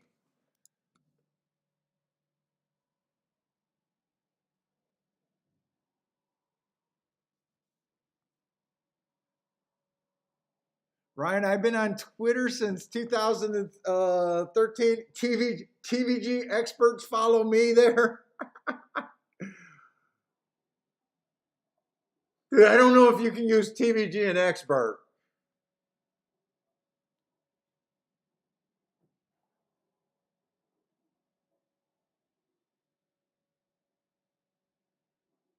9 is coming off of a really, really good last race. He's the favorite. Oh, 7's coming off of a decent, good last race.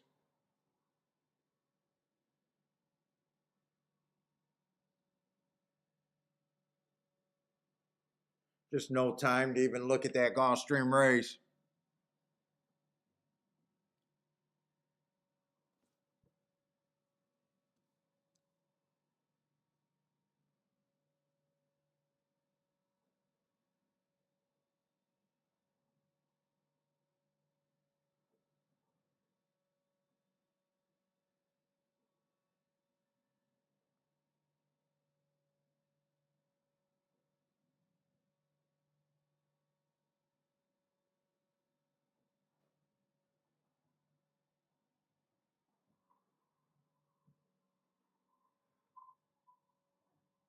Oh, Synchrotron likes, yeah, I used to watch Jimmy the Bag. Just when he was doing horse racing. Well, I thought he had a big fat following and was trying to bring horse players. Level of handicapping, you could tell that a lot of his panel are beginners. A lot of his panel were beginners, but I did like him. I like watching Scotty's show.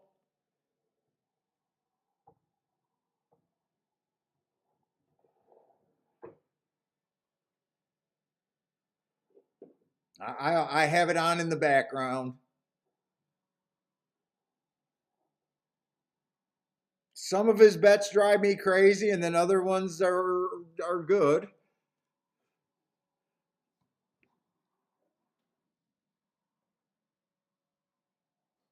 Nine was a horse that was running some crazy good races. He would have probably been enough reason to stay out of that race. I thought 7 wasn't a 7. There was a couple other horses that I thought were coming out of solid races. Yeah, it was a 7 right there.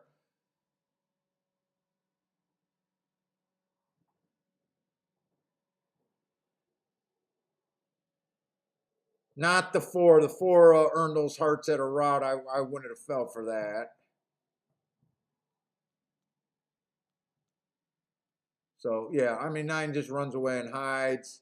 7 gets beat right at a wire by a horse that just coming off of some one race samples. I guess had some nice speed figures back here. Route to sprint. I mean he just came late. Was he bet? Oh, he was actually bet. He was actually bet. 7 was bet, but 9 jumped off the page there.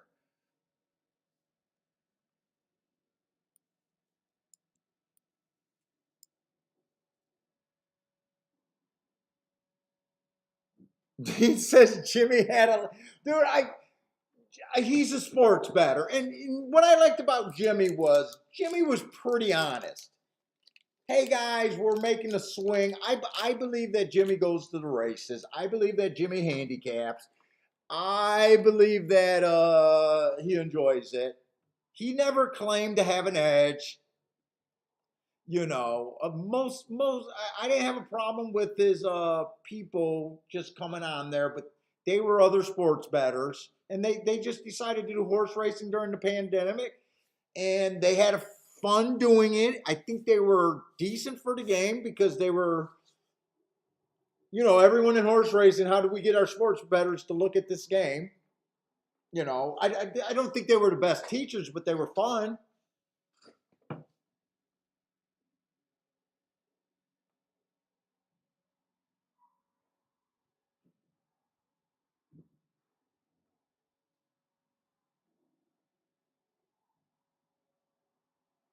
And I think they're still doing that. I think some of those guys probably did become horse players.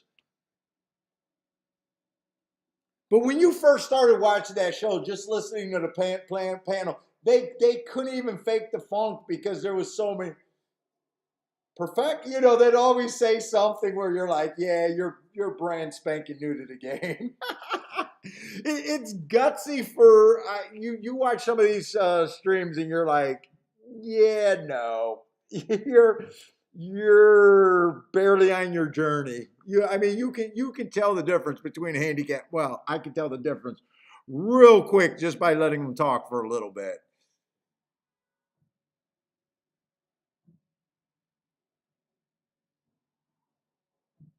I think probably the guy with the most experience on there was the gas station sushi guy.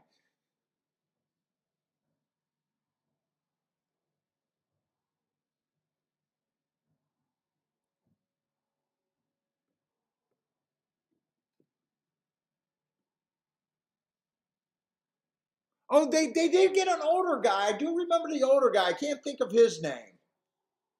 But I kind of, so when Jimmy went away, I kind of went away, and I think that's when the older guy came.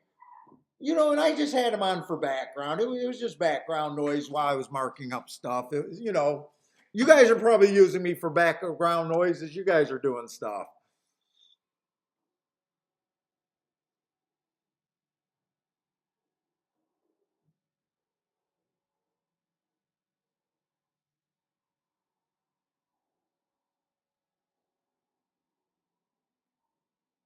You know, uh, when I was watching it, they had what, the MMA guy was on there all the time. I think he had razor sharp picks all the time.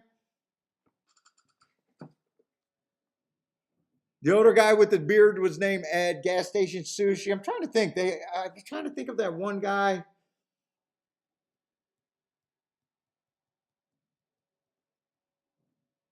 But you know, he always said, I think his bread and butter, I think, was basketball and hockey. I think he was I think that was his real background.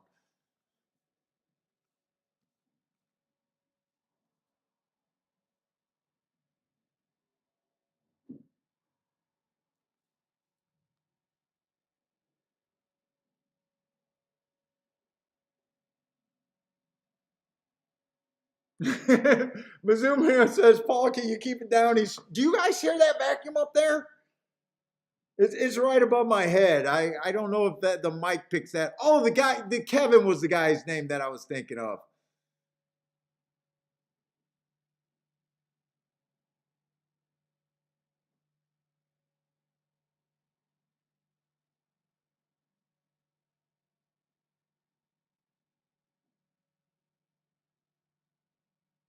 Kevin Reed tries hard to bring some stuff. He had or used Equinine Edge and tried.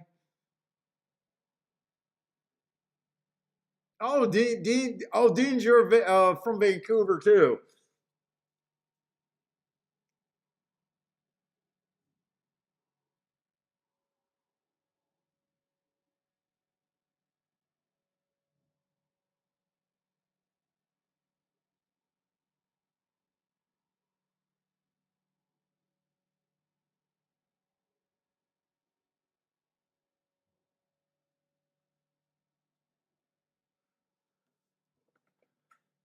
What did you hit over there at Woodbine, Parsons?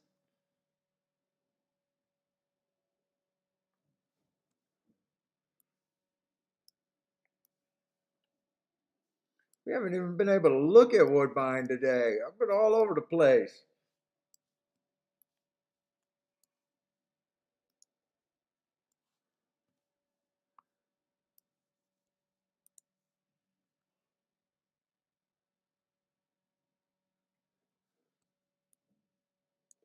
Yeah, wasn't he in some slasher movie? I think he was like a douchebag, like a, you know, 80s douchebag kid in a slasher movie, if I remember right. One of those, maybe one of those Final Fantasy movies or something.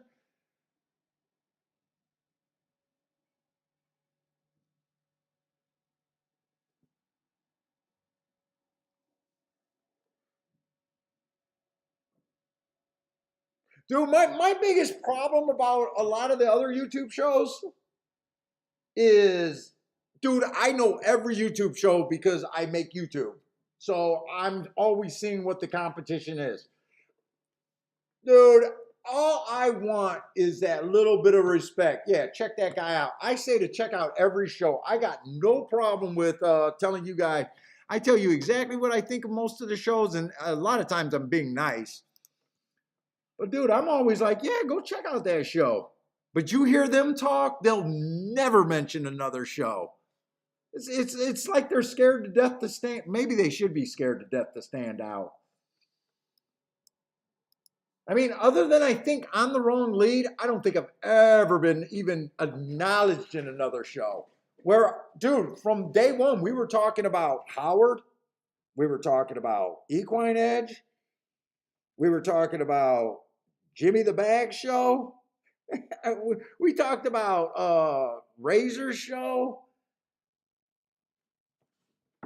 and I'm always saying, go check them out, go check them out. Not once have I heard, and I listen to a lot of these shows. Not once have I heard. We talked about the racing dudes.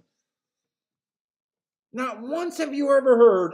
There's a shakeup guy on another stream. Why don't you guys go check him out? Not fucking once. Grandma show. We push Grandma show.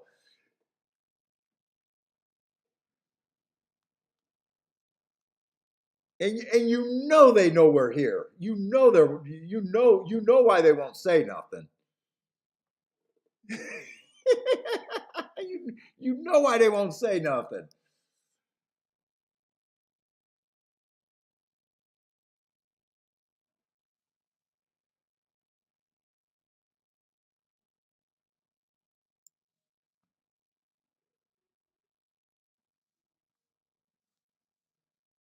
Let's see, where do we want to go? Churchill or Gulfstream?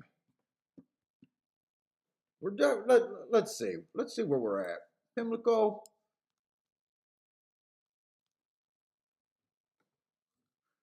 Jared, we promoted Jared's show. We promoted Jared's show. I can't think of the name, but I allowed him to point out his show, and I'm like, go listen. Dude, I'm wanting someone to be so much better that I can just go away. Trust me, I want to go away, guys.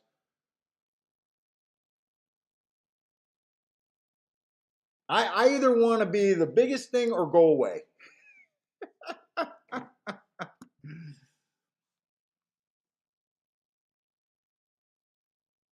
But I'm not going away until I think there's some really good different content out there. When guys just open up their forums and tell me who they like and not why, and not what range to bet and not why they're making the bets, I it's so bad for the new player.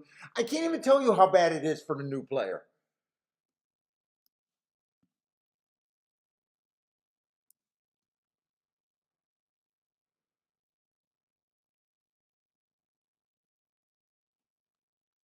I can't even tell you how bad it is for the guys that really want to give this game a go and get better.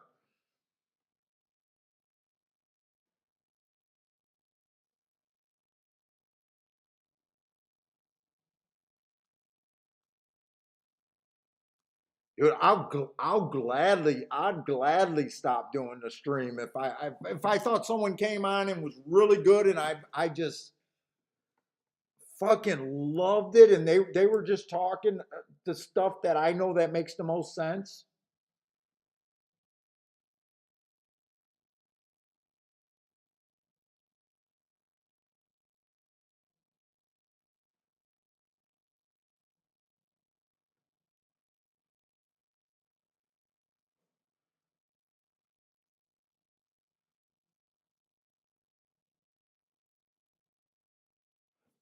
Why am I? Wait a minute.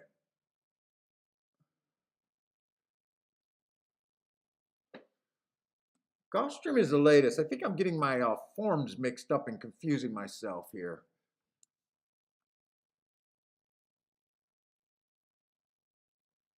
Yeah, I mean, think about what the racing dudes do. Racing dudes does that soft sell, but it's all about their paid picks program. You know I don't mind listening to them. I really don't mind listening to their stuff, but they're not system, but they're not set up trying to they'll discuss horses, but it's not about getting people better.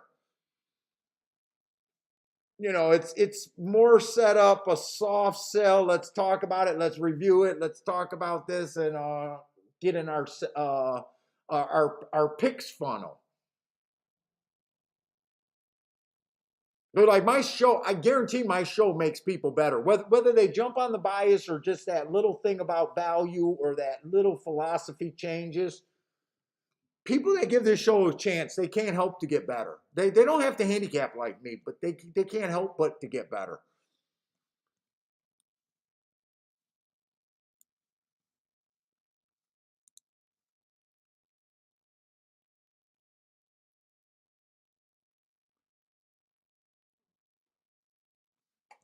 Why am I why am I so freaking like I can't find the right race? Okay, this is a race at Pimlico. Favorite's going to be on the inside.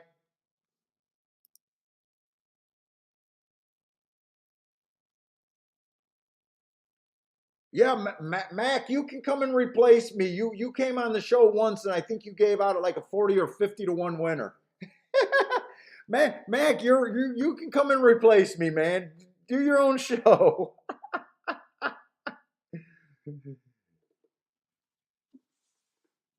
Dude, and I think the track should be listening to some of these shows and be like, you know what? We can't figure out how to get people to the track.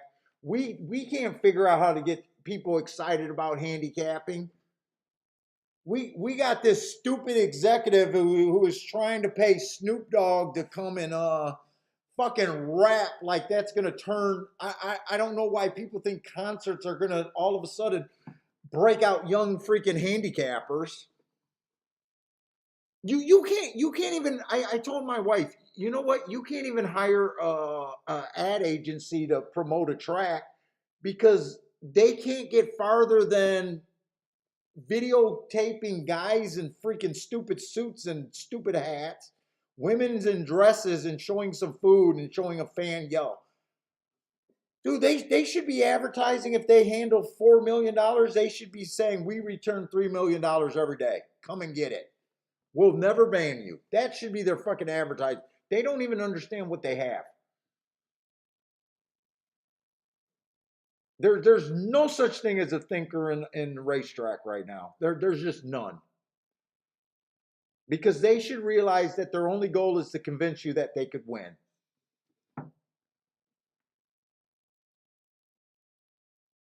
Yeah, JW, we talked about in the money.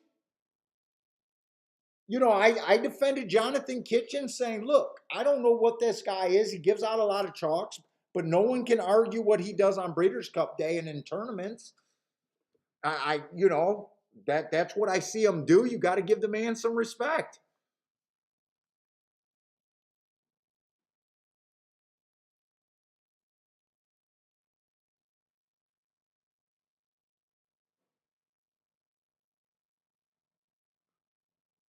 Let's say the one horse, 4 races ago, stalking closing day.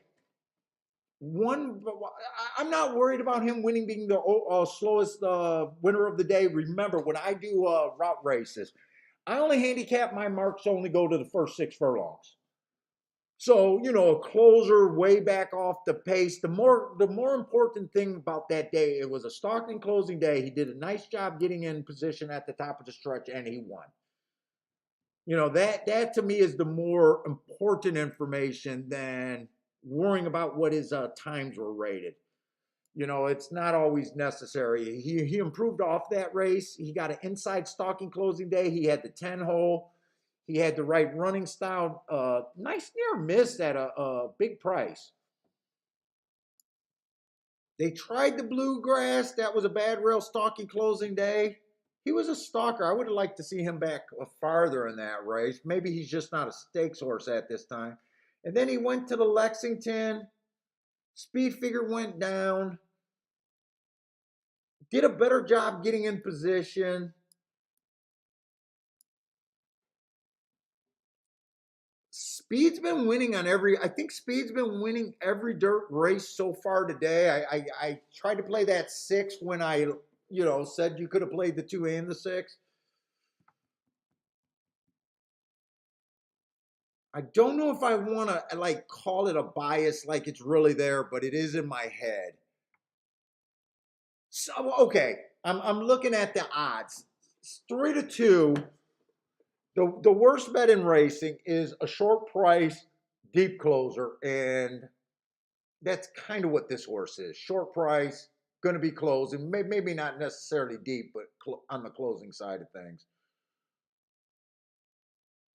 Let's see, the two horses stretching out. All he did was let's see, are these boys or girls? All he did was win a claiming $6,000 or $62,000 race right there, stretching out for the first time. Oh, wait a minute. I was thinking this was a bigger stakes. Wait a minute. This is just $100,000 stakes. Okay, so it does make a little bit more money. It makes a little bit more sense that this one horse is 3-2 actually. Wait a minute. I was not. Sometimes I miss the common shit looking at my notes. Yeah, that's I can understand why he's being bet. I didn't understand why he was 3-2 at the beginning, but now I do. Two so far, just a common, nice $62,000 claimer, but so far hasn't proved to be anything better than that.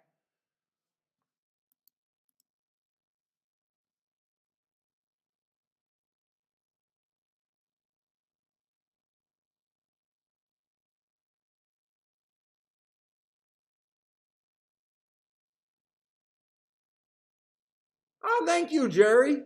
I do appreciate the comments.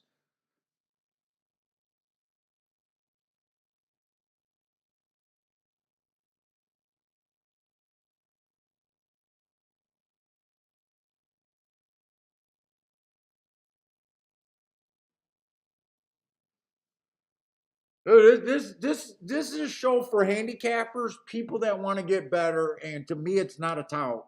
I'm not a tout here. I know we're gonna get people coming in here asking for picks, people concerned about what I'm playing, wanting me to play more, but it's more about education for getting better.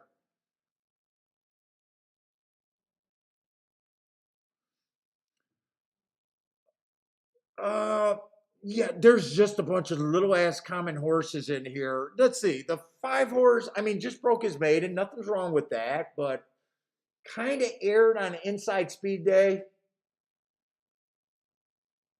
Was a speed horse. If this horse was wide from the 4 hole, might be worth saying that he deserved an asterisk. But with that being a speed day and him being in the 4 hole, I got to guess here because I don't have time to look up a lot of stuff because I talk too much and I'm distracted. If he was wide, that might have been a super good race. If he was on inside, his speed figure got double bump. Running with a speed bias and an inside bias. I'm questioning if he's really that good. I don't keep track of the West Coast, so nothing here is screaming out. He just aired last race, and I'm looking for reasons to explain why he aired. And I think that horse might have got help.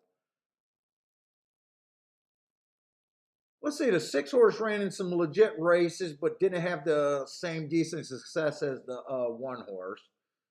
Let's see, 4 races ago, inside of the track was good. He was in the 8 hole. That should have got an asterisk right there. That's an asterisk. 3 races ago, he was just average, average, average. I don't really see an excuse there. I didn't think there was a bias there. Now, I know it's probably hard for new people because when I say, there was a bias that day and I believe it and I state it like it's fact, look, it's my handicapping note. I got to go with the opinions of how I read the track. I just had that thought that it might sound kind of crazy that oh yeah, it was the track was this way. It's got to be that way. But when you believe in your notes and it's what you do, and that's where your edge is coming from. Right or wrong, I know where my edge is coming from. Uh, let's see. I really can't explain that race three back. It doesn't. That does not look like a good race. Last or two races ago, the inside of the track was good. He was stuck in the 10 hole. I gave him the horse the asterisk right there, so I understand why. After earning that asterisk, this horse runs its best race ever. It was also a bad rail stalking closing day. Surprise, surprise, the horse had the 6 hole outside and was a closer that day on a day that I thought the track was backing up. To me, that's probably a bias aided result right there. I want to circle it just so. But I'm having a hard time. I mean, at least this horse ran in some legit races. Everyone other than him in the one just been in pretty common races. None of them really proved themselves yet. Now the problem with the 6 and the 1, if this track is favoring speed,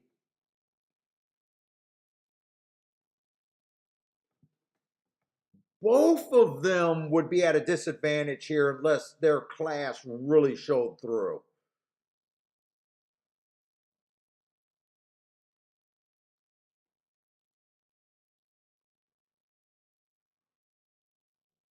I mean, 7 couldn't even win his maiden special weight. He went to maiden claiming. I mean, it's not wrong. I mean, we've seen really good horses that were offered at short prices at one time or another.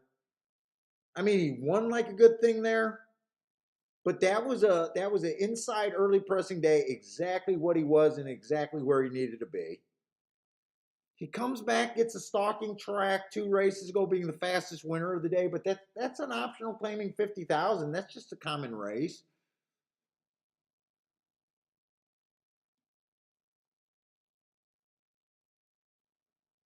And then last race, it was just a regular early pressing day, normal kind of track. He was just average that day. I'm not seeing anything special. I just think those 2 horses got a pretty big edge. What's going on over there? Oh, that looks like a party over there in Baltimore.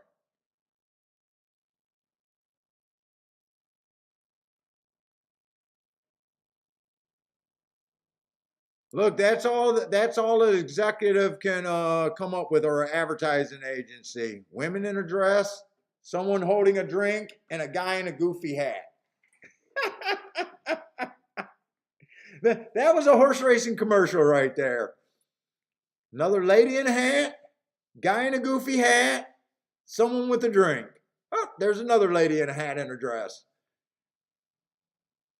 Not why the par mutual game is so good. We're playing against each other. If you're better than your neighbor, you can beat them.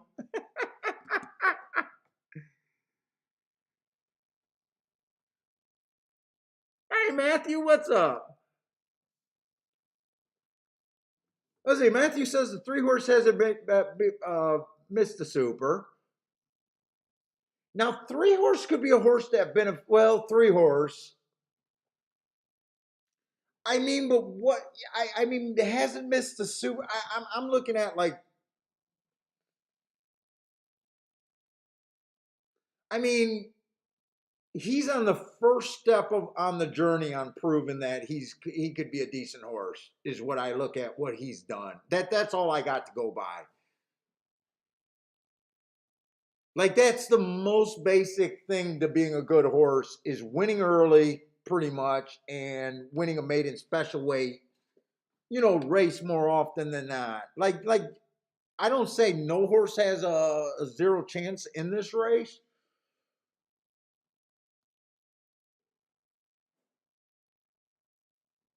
Nice price. When I'm talking about horses, I'm also talking about in the win position. So yeah, underneath, sure. I'm having a hard time seeing a win condition for him.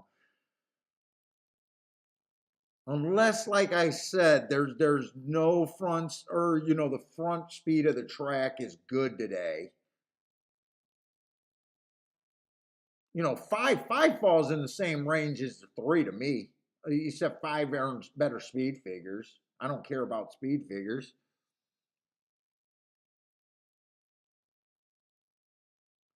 Let's see. I kind of left off at the. Let's see. What is this number? At the 8. I mean, this horse showing a little bit of talent, but they all have. He's stretching out. You know what? That first race, he should have got an asterisk there. I got that was a bad rail day. He was in the 3-hole. It says he had the rail. That's a very nice race. So to me, it makes sense that I could see the improvement. To me, that 86 going up to a 99 makes perfect sense. The rail was bad that day. He was fast at the first call, 1 tick slower at the second call, slow at the finish. Still ran a third. That was a nice race. Come back.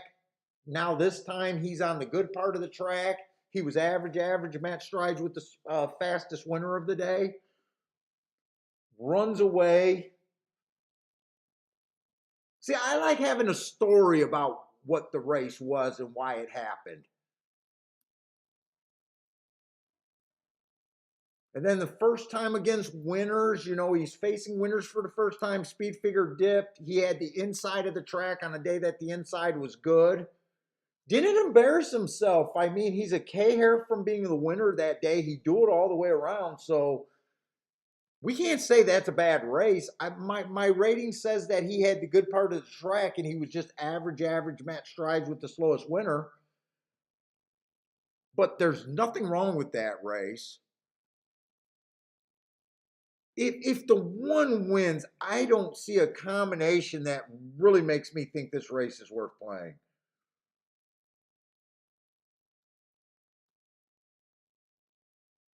Let me look at these. And is something going on at Maryland? Why are they showing the crowd and not the loading? Has there been a giant delay at Maryland or something and I just missed it?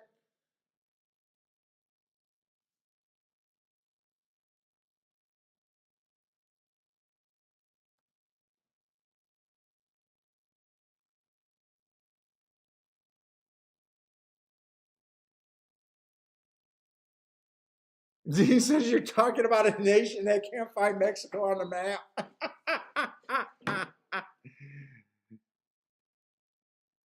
Girls in dresses is about as much as you can expect. I mean, compared to what horse racing does to convince people that horse racing does absolutely zero to convince people that people are winning at this game. Look at what the overseas are doing. I just watched a YouTube video about how overseas casinos are paying influencers millions of dollars a month, a week to gamble, to lose. There's speculation that they're even rigging the feed on their feeds to make them look like winners. Like, how are all of these YouTube influencers are playing slot machines and are hitting for hundreds and hundreds of thousands of dollars? Casinos are doing everything they can.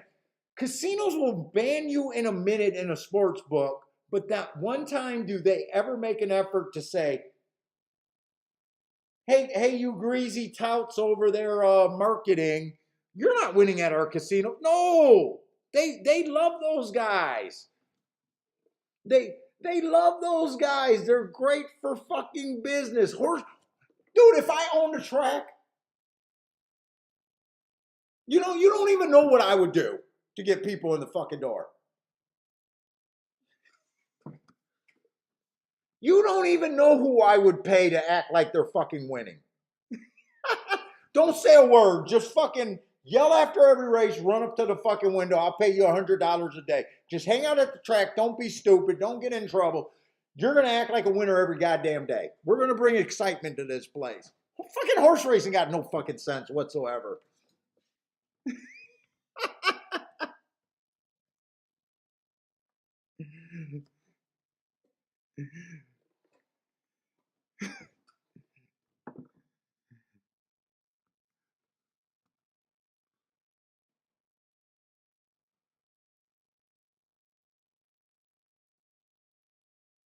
So wait a minute, is this race in no time going off right now?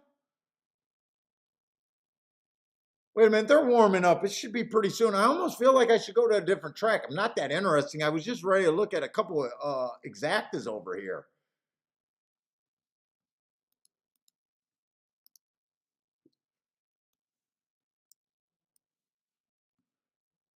Horse racing should be paying Jared. Jared, you're on fire. We need you to span every chat room on YouTube. Bring some excitement to horse racing. They got no fucking clue.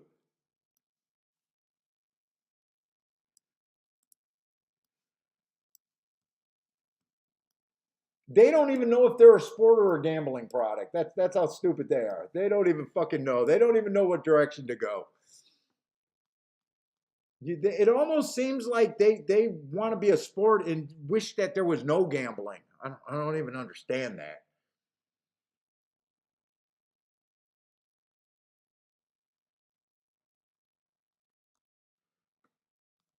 Let's see, 9 minutes over there. I'm gonna try to look at a Gulfstream.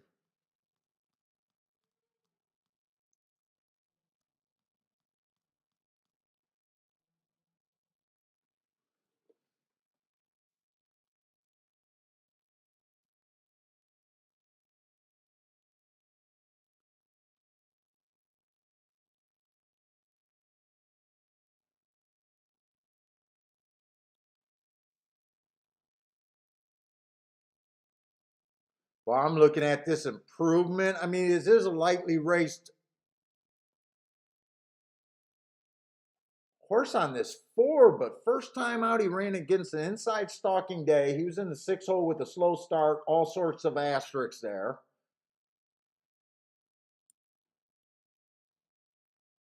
That second race was definitely a useful improvement. Early pressing day.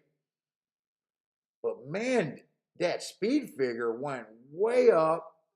I did have that it was a bad rail stalking closing day. So is that speed figure legit, or did she earn that speed figure on a bias there?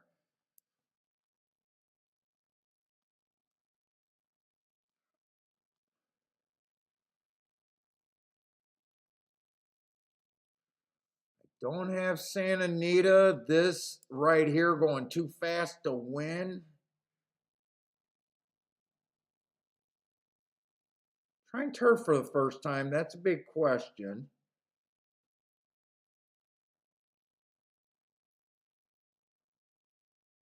10 horse got some really nice races or really nice excuses. Am I in the right race?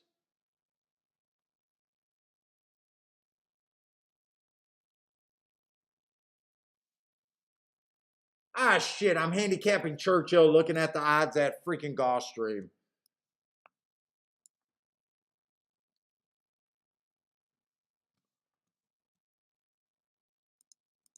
And that race already ran. 5-11-13.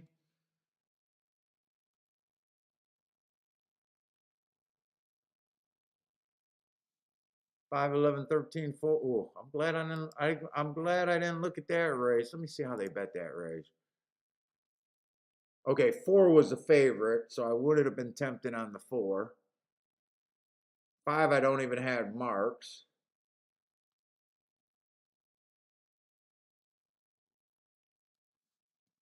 How did they bet that race? That would have been the ninth race.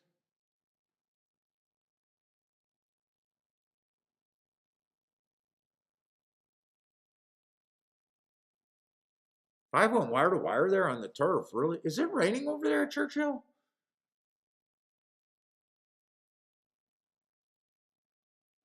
Really? 5 went wire to wire on the turf there, huh? Does look like the 5.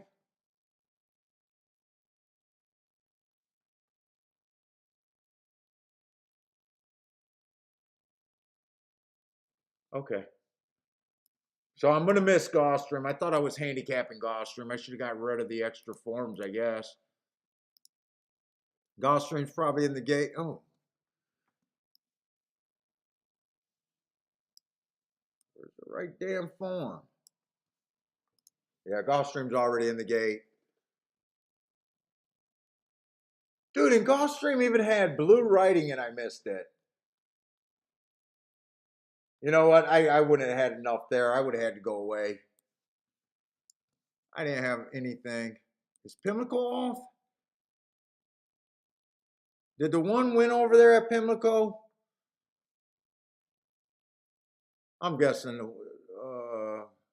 I think that was the one that crossed the line.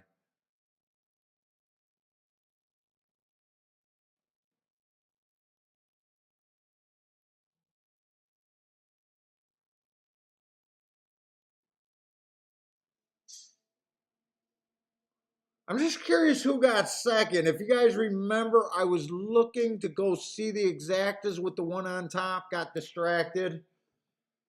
Don't know how interested I was. I know I couldn't have played anything chalky. No, I couldn't. I definitely couldn't have played the 1-5. And 1-6, I don't think either of those would have been able to get played.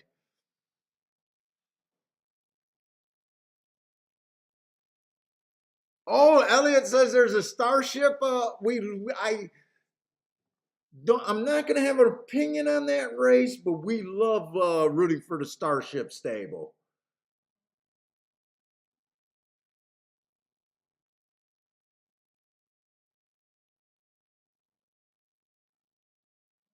Wait a minute, was this the horse that got scratched out of the Derby?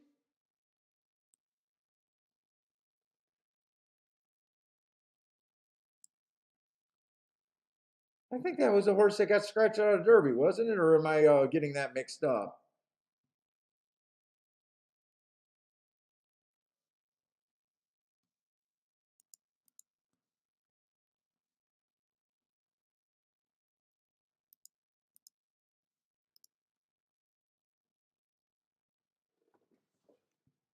He was. I did not even put that together. I had him as a 5% chance to win the Derby. How stupid they were they? I bet they felt stupid as soon as they seen that 21-3. He I gave him a 5% chance to win the Derby. I actually if you don't believe me, look at the Preakness show. That's when I was doing it. I don't look at horses' names, so I did not put that together. Deanway Lucas outthought himself. He didn't want to run from the 20 hole. I bet he wish he ran when he seen that 21 pace. That all that would have did was benefit a horse coming off the pace.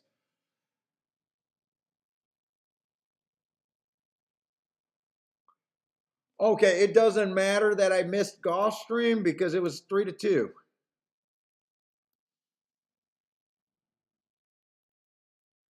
Oh, Parsons. Oh, so okay. So I might have got missed. I might have got bad information. You're saying that he popped the fever.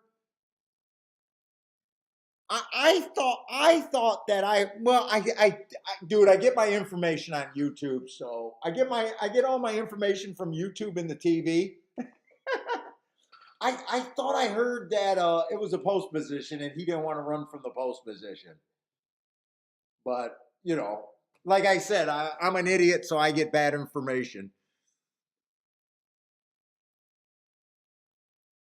Yeah, Rex, a lot of days. I mean, we did our handicapping. We could have hit that 7 horse. I hit that 6-1, hit that double. I just get in and get out and haven't realized how chalky it was. The only mistake I made was not playing that 7-6 that I think Bender and some of you guys had. Okay, so Charles is saying I got bad information that it was a spiked fever.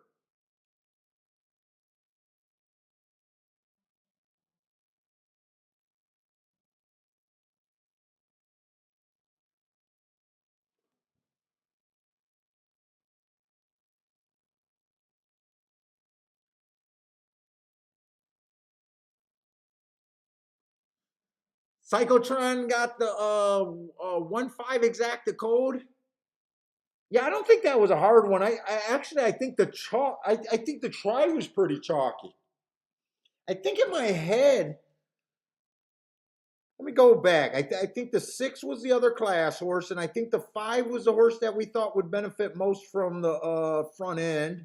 But all he did was break his maiden. Let me make sure I was thinking of that. It was just impossible to really get by that one.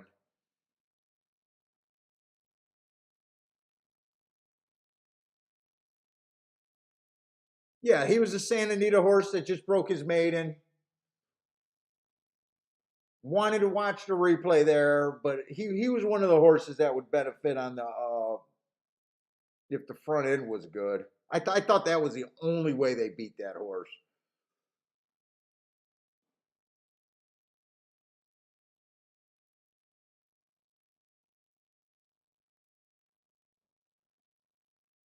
Let's see, I'll be right back. Man, I'm getting hungry.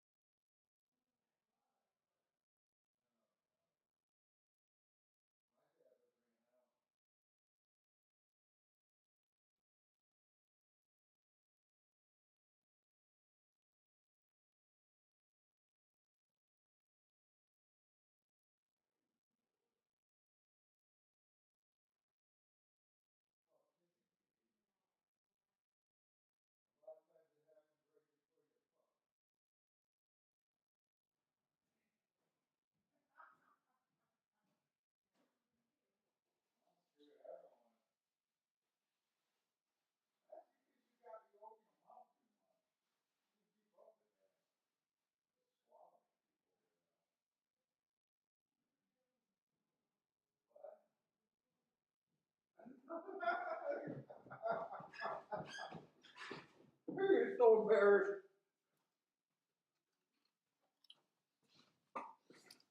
Oh, I had to find something. Oh, the Starship horse ran third.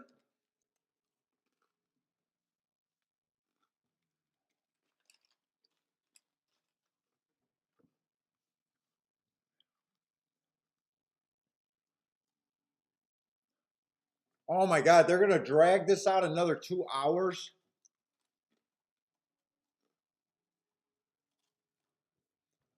Dude, I'm hoping another track goes late because I can't stay on this show just filling in freaking hours between each other. I don't have a form for Belmont. I have been interested in the Belmont. I thought the inside got off to a super good start, but because I've been so busy at with the stuff, I have not been able to focus on Belmont. And that's just on the dirt. On the dirt, I thought the inside got off to a good start. But if you've been watching Belmont today, I'm looking at let me see if I want to look at the results real quick.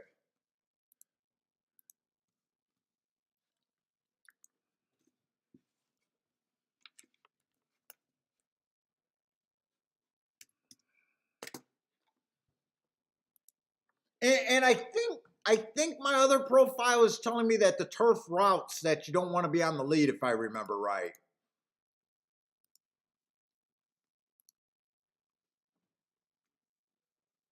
let's see, first race came in 5-1-2 on the dirt. Well, 6 was in the 5 hole. Odds on choice. That doesn't really bother me. He had speed. Second race, it came in 1-5-3, 5-horse field, big deal. Horse was 55 cents on the dollar. Third race was probably hittable. Looking for the inside on the dirt, and the 3-horse wins at 10-1.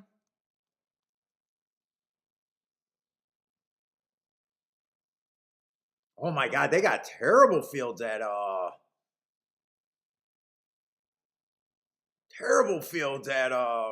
Belmont today. Oh my God. Oh my God. So many 5-horse fields, so many on all odds on. There's a 1-2-3 2-3-1 finish. All that would have been a nice ticket right there. It's kind of inside. But yeah, I can't get marks that fast.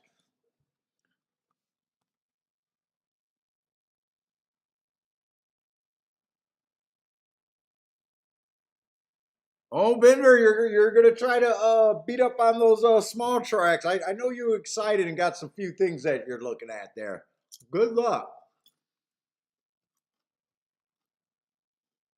Oh, you have I have a chance to take down almost the whole double pool at Lone Star. Good luck, man.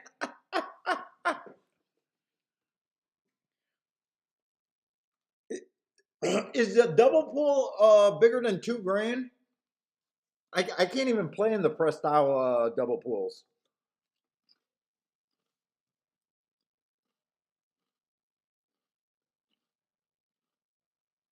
This is a dirt race, and I got a little bit of time here, and I want to eat these chips. I'm going to be rooting for Belmont inside horses.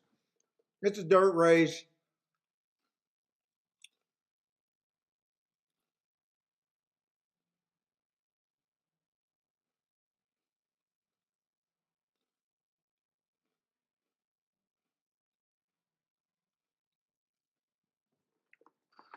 But I like press style, and Disco's already sent me some profiles on the press style track, which I already knew about. But their doubles are usually about $2,000 to $3,000 in the pool. There's not much room.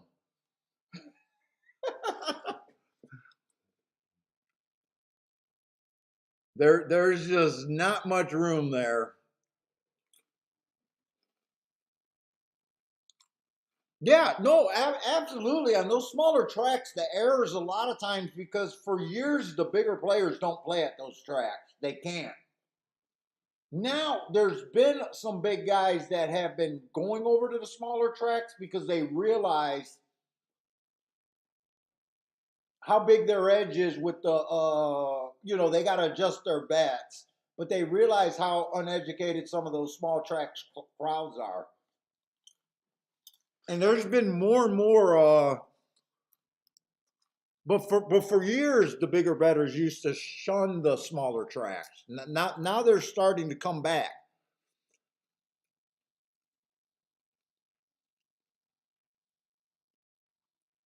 No, but that's all we're doing. That's what Bender. I find some real betting errors and take advantage of it.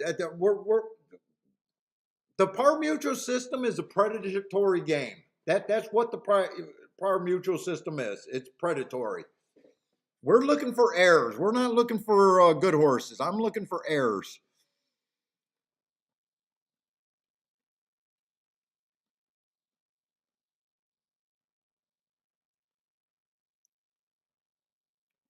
Wow, the 1 through 3 didn't run, but 5 got to the rail instantly and 4 got to the rail.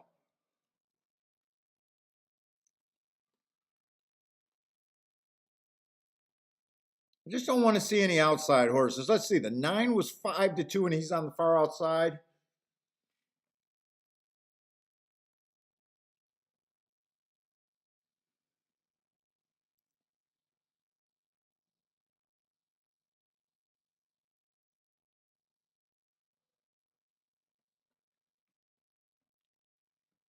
Hmm. 7's going to come from the outside.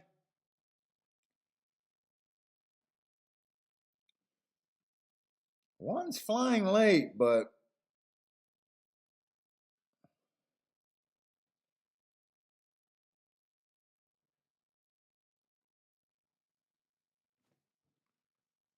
let's see. Is that the Belmont race? Wait, am I in the right race? Because I was looking at results. No, I'm not in the right race. How did they bet that race? 7 was a decent price. Ooh, 1 was a favorite.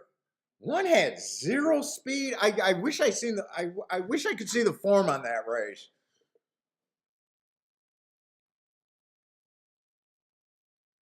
So that was just a 6 furlong race. That 1 was nowhere.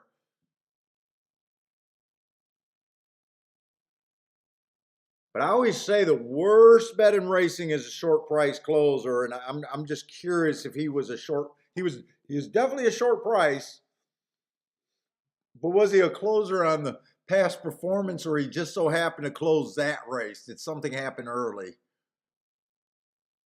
Let's see. Can we look at Churchill? Pimlico, we got 33 minutes, so let's see if we can find something. 8 minutes to race time. I really didn't get to look at Churchill. I'm kind of glad I didn't try to look at everything today.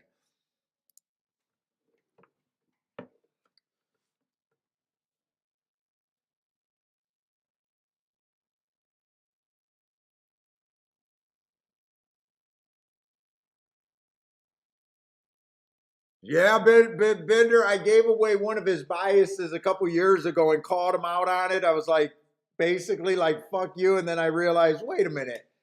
He did the work. He did the work. He shared it with me. It's a small track. I get it. And I had to apologize to him. I didn't say fuck you. I was doing it in a fun way. But I did step on his toes that year. And, that was wrong. Guy does the work. I shouldn't, and tells me about it. I shouldn't be putting it out there. So I get it where he says, "Yeah, I'm not like really willing to really tell you guys what I'm doing here."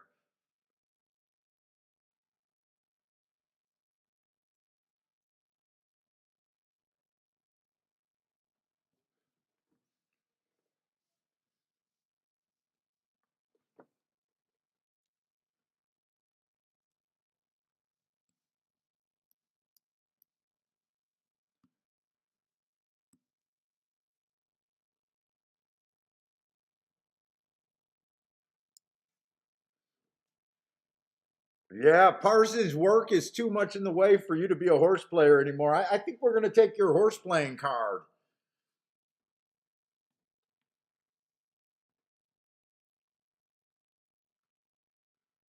We got $100,000 claim. Why does that sound obscene to me? $100,000 claimers?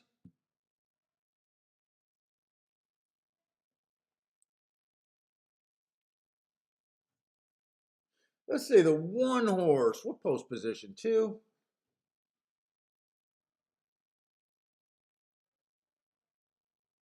That was a nice first race out. I had that was an early pressing day. He didn't earn the best marks, but he did win closing running against the bias there. Slow start, definitely overcame some adversity. That was at a sprint. This is at a route. I'm just not sure. It looks like, he's equally capable of both, it looks like so far after 2. Last race was more on the average side. I'm not really sure where I'm at here. 7-2. Right now, that just sounds about right.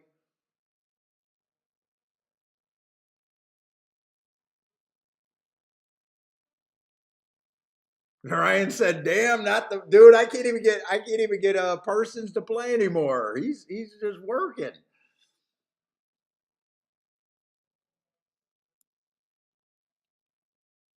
Let's see, the 2 horse 3 races go inside a track, slowest winner of the day, early pressing day. Okay.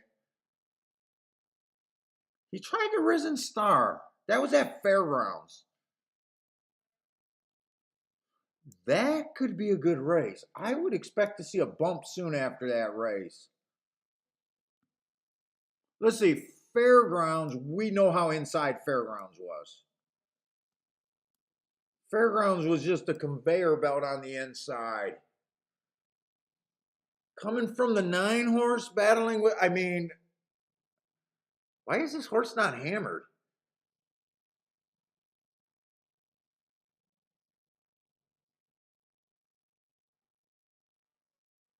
Then he goes to Tampa Bay. I think this horse is on a improvement here. Let's see. This is just a nothing special.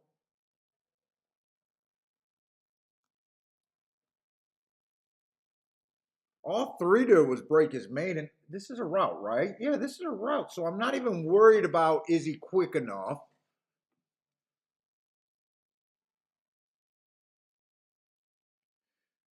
He did get a bias in his advantage when he won, but man, I just think that's a good race right there on February 19th from the 9 hole.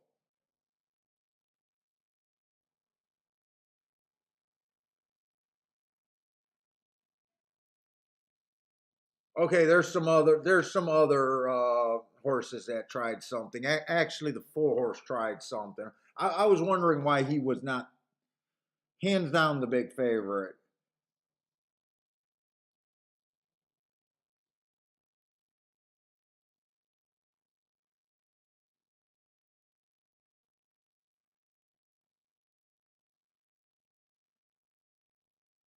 Let's see, Fountain of Youth Day. Let's see.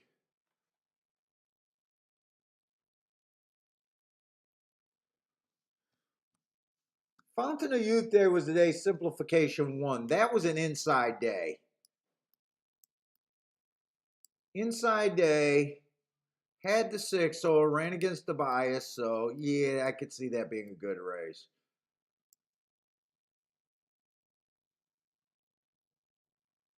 So 3 races ago, ran against the bias. Then he goes to Fairgrounds, get the 9. Okay, so yeah, dude, just bet anything that had the 9 hole at Fairgrounds. I guess there's not much difference between those 2 horses. Fairgrounds, 9 hole, bad. That's all you need to know. 9 hole, bad. Then he goes to the Bluegrass. He did get the he was on the outside on the day that the rail was bad.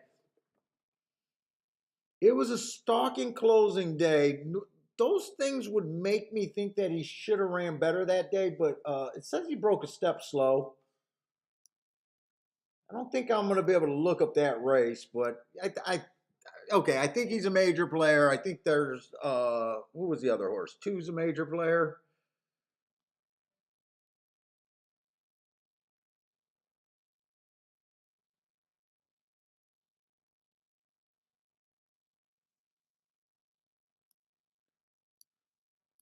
This horse ran on the same day that Simplification ran. Inside of the track was good. He had the inside, ran a shit race.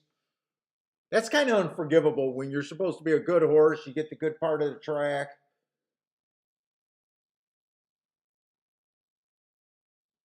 In the Lexington, it was a stalking closing day. It was a stalking closing. Again, looks bad.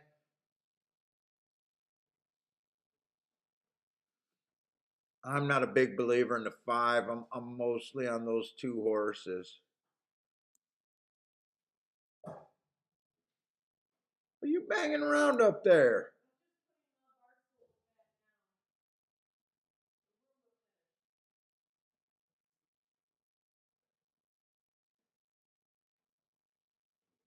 Wait a minute, is this race going into Preakness?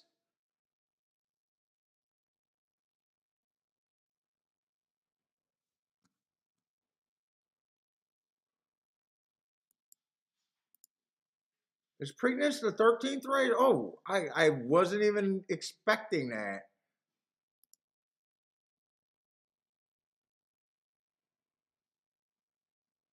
Oh man, I'm gonna have to talk about a race where there's no real edge and the math is probably gonna be stupid. Hey, what's up, Ryan Redden? Got multiple Ryans here. Oh, fuck, Gulfstream? I'm still interested in the two there, but I really think that race is 2-4. 2-4-4-2. One of them should win that race.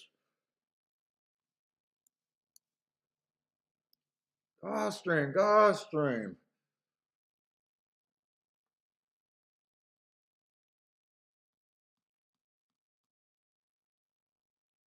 Oh, Gulfstream got a couple more races, so good. I won't be just here wondering what to talk about. Is this on the dirt? This is on the dirt here. I'm interested in this inside first post, six post positions. Well, whenever you're at Gulfstream and the favorite is on the far outside and it's a dirt race, you're supposed to get a little excited and think that there might be an opportunity.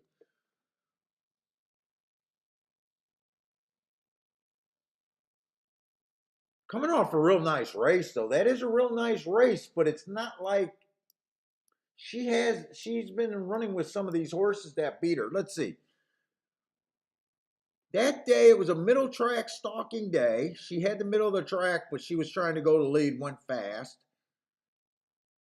But she's going to be outside on a day that, so far, I'm pretty sure it's been inside. Let's see, April 23rd, rematch race. I love rematches.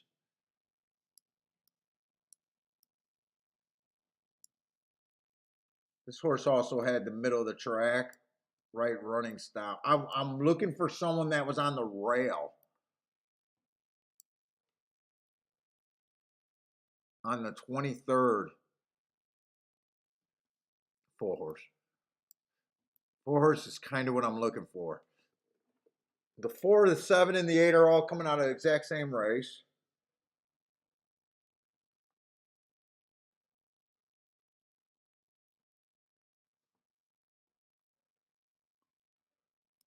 And so's the 2. 2 beat them all. And two's not even the favorite here.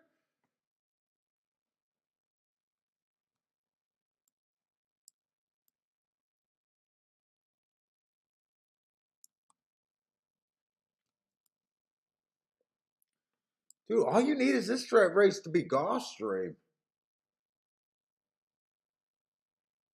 I would upgrade the 1-2-4 there.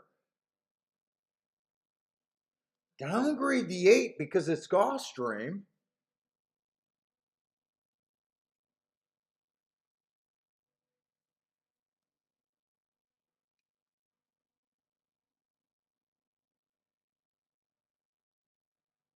In fact, I still think 7 could be a player, except it's Gulfstream in the outside.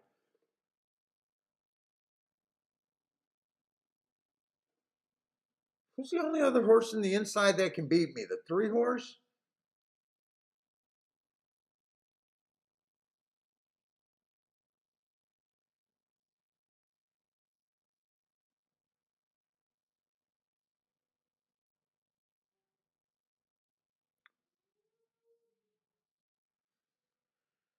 Dude, I'm almost want to go 1-2-3-4. Let me see if there's a double real quick. Next race is a turf, and I don't have anything done on that race. No, I got nothing done on that race.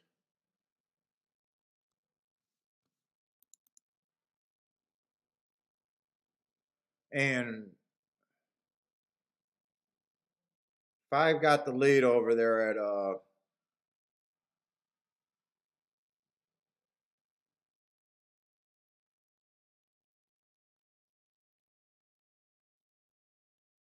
I think 2 should have ran his race there.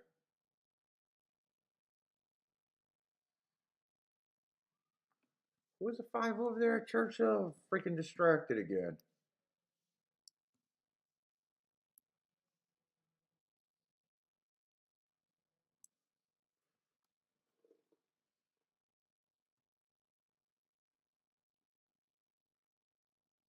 Oh, he was the one that I couldn't forgive about for that Fountain of Youth.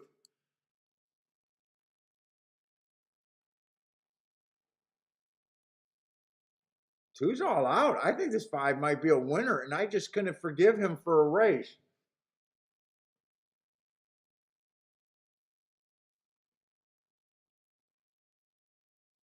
4 got nothing.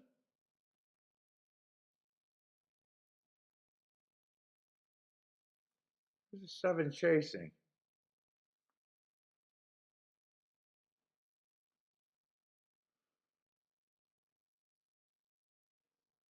It was that Fountain of Youth race that I got off of him. I didn't forgive him for.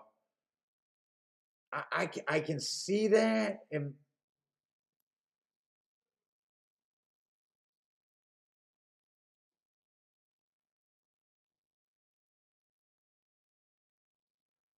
inside of the track was definitely good that day. It was a slow pace that day.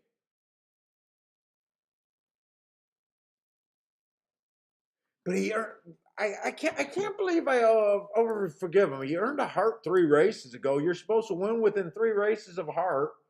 This would be the 3rd race. I just couldn't forgive him for that race.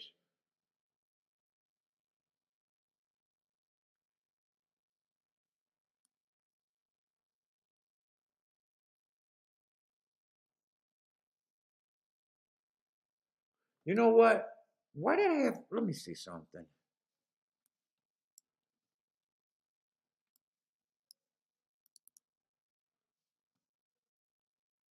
I'm wondering why I didn't mark the inside there. Was this just an oversight, or am I getting my days mixed up? Because that's what got me where I did not want him.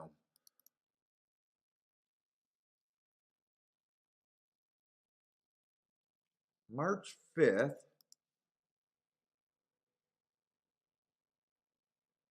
Yeah, no, I was right. I was right about that inside. I can see it now, but at the beginning of the race, I really couldn't see it. He had that heart. I'm shocked I took that. I'm not shocked, but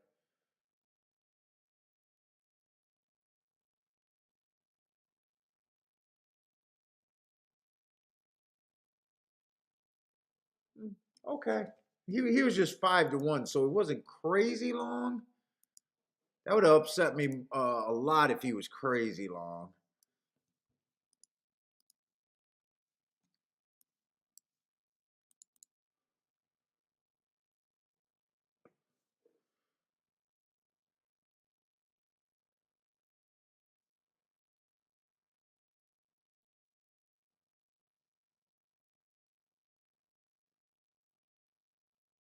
Who got second at Gulfstream? I don't even know why Parsons you needed me to go back there. It's just inside. I was thinking about 1 through 4 there. I did not trust myself on the 3. I'm not sure what I would have done there.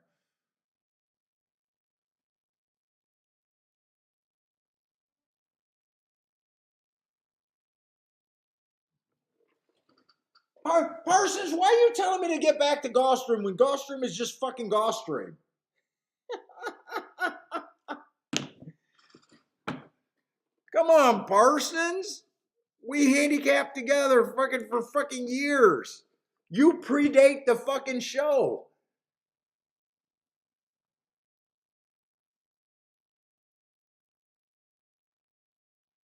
You predate the show. You should know what we're looking at Gulfstream.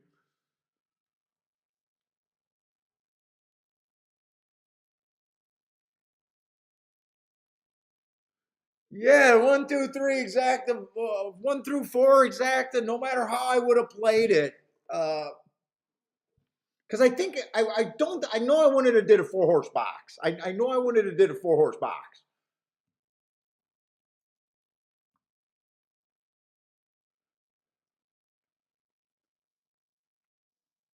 But we even said we love the rematch race.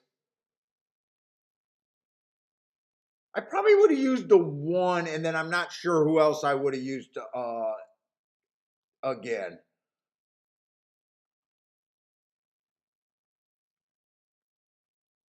We know how strong that inside of the track is. Who got fourth there? Okay, 7-4. I was ready to say, did the four get fourth?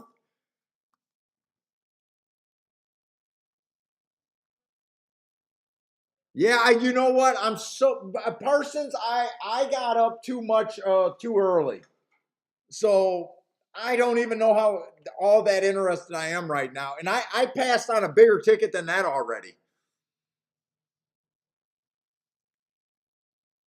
Benny, I know Benny's there. Benny. You're talking to a guy who don't have to go to work, get paid to play horses. I don't know whether just to boot Benny because it's just annoying because he doesn't even understand. Because I got someone so stupid, but he is a horse player, so we already know he can't be that bright for the most part. Do I just want to boot Benny? I don't know.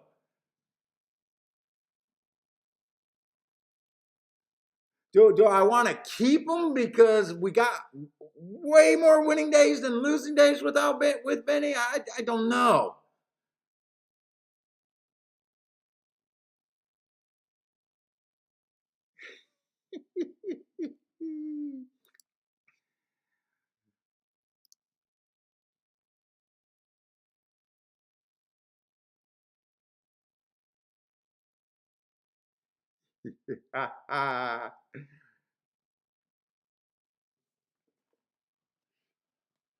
Oh, Benny.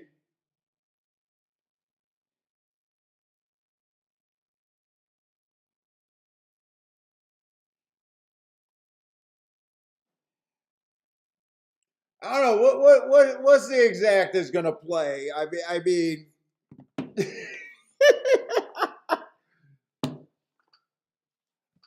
Benny, when I get my motorcycle, I'm going to let you ride the bitch seat, buddy, because you want Daddy to pay for everything. Daddy breaks down races for you. You can do what you want with your own money, but you obviously want to be my second bitch. You obviously are more interested in being my bitch and being a man and take the lead and put up your own bets. I don't even know what else to call that man. He wants to be me so bad, it's disgusting.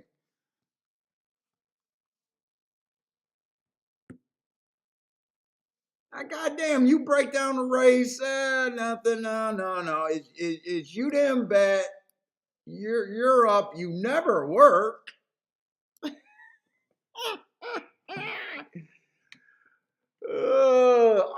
I'm so sick of you getting up and not betting anymore. I'm so sick. I watch your show day after day. You get up and you stop betting day after day. I'm pissed. I don't even know the levels of stupid. The levels of stupid people just annoy me, but it's America. We're all equal in America. We're all equal. I can't point out the levels of stupidity, but yeah, okay. Your vote counts just as much.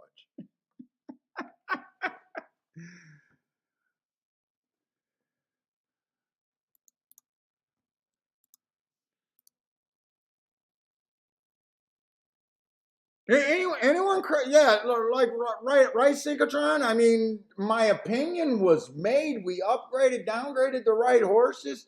Said why to do it. Basically, I got a little bit distracted and didn't come back in time. But everything was said and plenty of time to hit that try, hit that little box because he's just here looking for bets.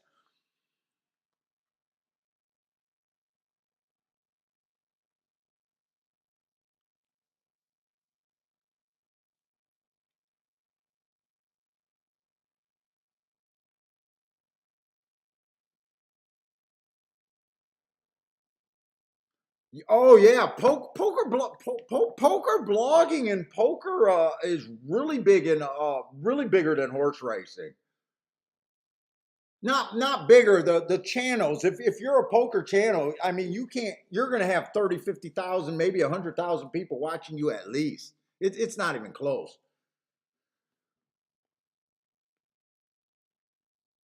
And poker players at the very least understand the math of their game. Horse players have no clue about the math in their game.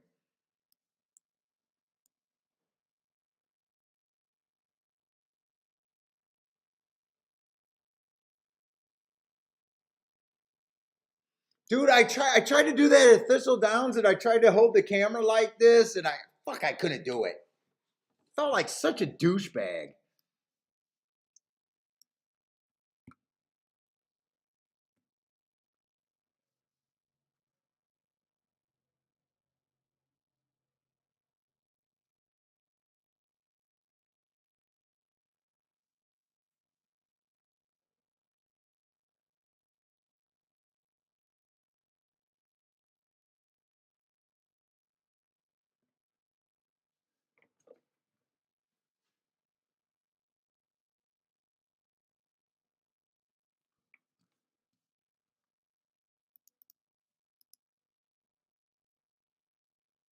Dude, we'll probably go to 4 or 5 tracks if I could ever get past that feeling so stupid talking to the camera in public.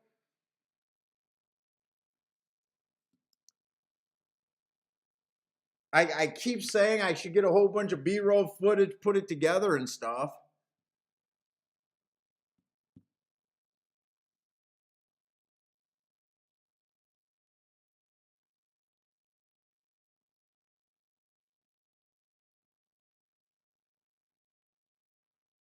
Well, see, I'd still have to talk, right? Those guys are talking into the camera and then they edit a blog together. I guess I could just take B footage and then but then you're asking me to, dude. I'm already overwhelmed by the channel. I'm like already got too much shit. With the horse racing and then the 20 hours of data that I do every week, and then the marking up forms that I do. Shit, Grandma sent me up a storefront to sell coffee mugs and T-shirts, and I still haven't even got that set up. She even did the design for me.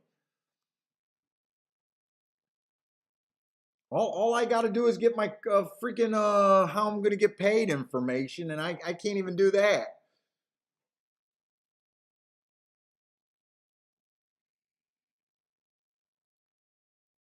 Better into it with a 49-1 double.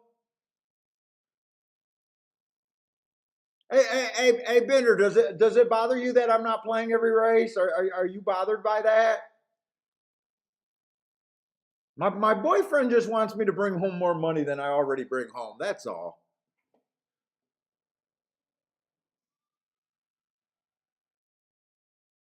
I do my data. Now, when I say I do data, I do my data. My data banks are just a whole bunch of spreadsheets. I got a Mac, so it's not Excel, but it's the equivalent of whatever they have for Excel. It's just regular spreadsheets that we do it off of.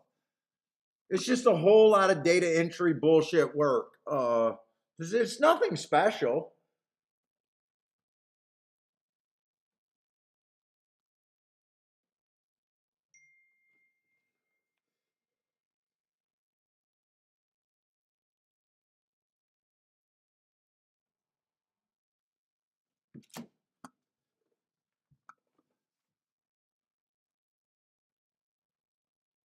Let's see, these turf route or turf sprint races are a bit annoying because a lot of tracks just don't run that many. So a lot of times when I try to mark them up, they're brutally bad because there's so many one race samples. So a lot of times I don't even get excited for them.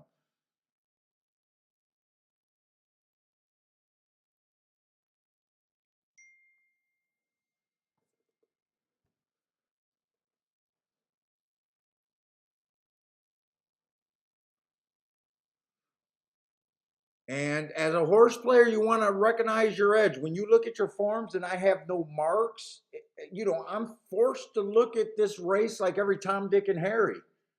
I don't want to be every Tom, Dick, and Harry.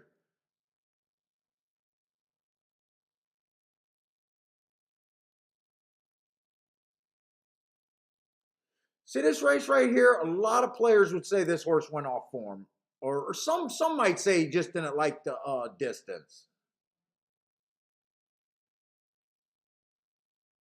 But with notes, you knew it was a bad rail day, stalking closing day, went too fast to win. I don't care that he had to get pulled up. Came back, went right back to his regular speed figure. Wasn't quite good enough, but when you have notes like that, you can say, I don't think anything's wrong with the horse there. But I'm going to have no extra insight in this race. Oh,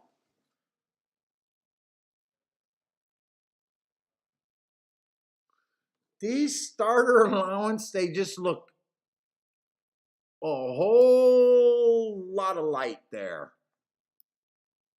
Horse is in nice sharp form, but those are basically $10,000 claiming races right there.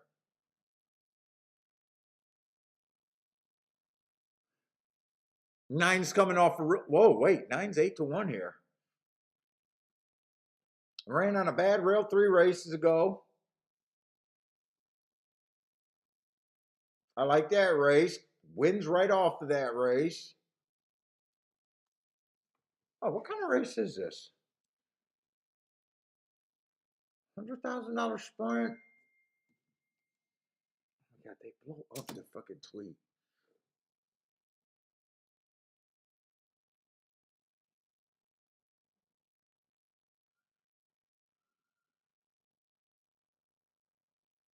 Vendor says sitting out, you are playing every race. Sitting out is a play in the grand scheme of things. I don't know. My girlfriend Benny, she's just one greedy bitch. Can't bring home enough. She's unsatiable over there, that Benny.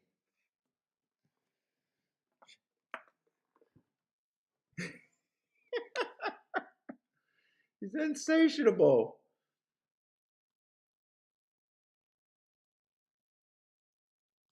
I'm gonna go talk about. Do I want to talk about the Preakness, or I got an hour to talk about the damn Preakness? Let me see if there's any doubles worth playing to the Preakness. Even I'm just curious what things are paying there. Let's see, double to the Preakness. Who's the favorite here? Who's the favorite? Oh, he ran with a bias last race, and I don't like route to sprint. $4 to the favorite in the next race. Boy, they're playing epicenter like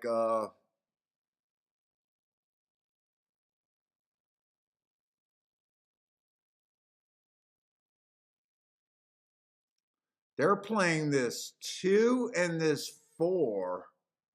Or I'm sorry, the 2 and the 8 double like it can't lose. They are really overplaying that.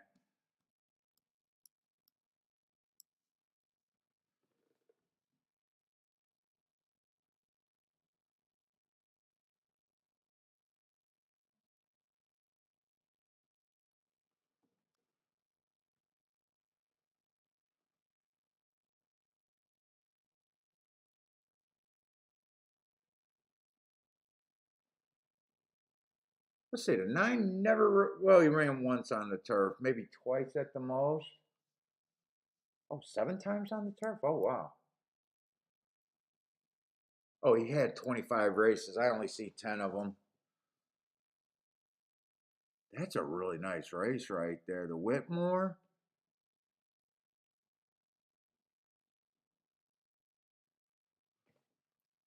I don't know if the turf sprints, if speed's been good or what.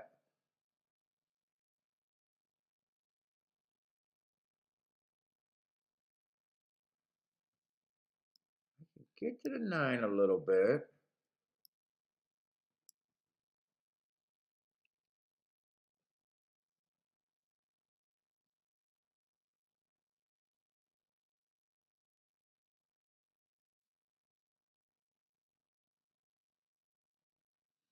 5 earned those hearts on the turf route. Do I like him or not? There's a lot of blanks that I'm a bit nervous about. See, why are they betting this too? Gulfstream Park, last race. We can't expect the timer to work. That's too much. That Keelan race was a 1 race sample. Yeah, grade 3, grade 3. Sometimes grade 3 races aren't that strong.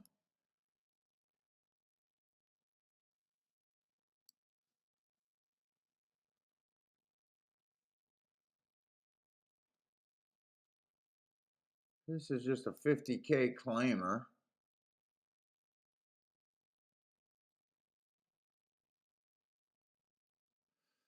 Smoking jet. I only got 1 race, and that's not jumping off at me.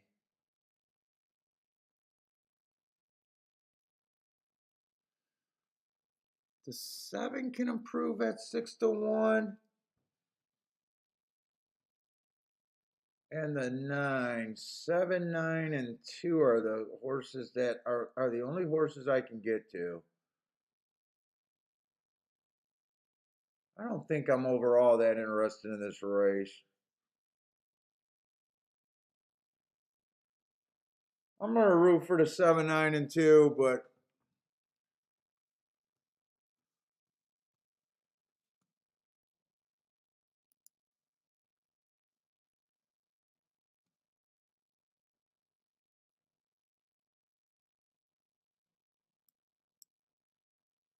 uh-oh, what did I just close? I closed the wrong thing there.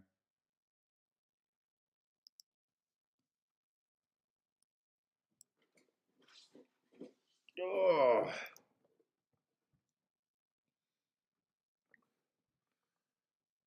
Churchill Downs race 11.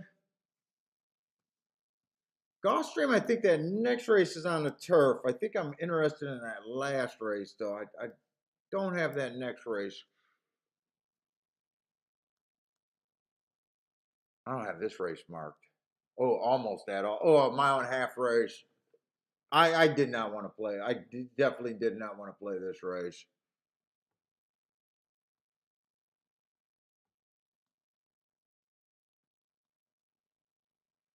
Yeah, no, not interested in that race. Let's see. 9's dueling for the lead.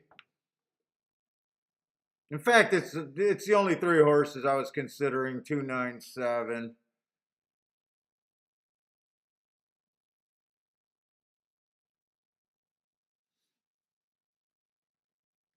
2 got a pretty big advantage over these. I don't think they're going to beat the 2. 6 is flying, actually, but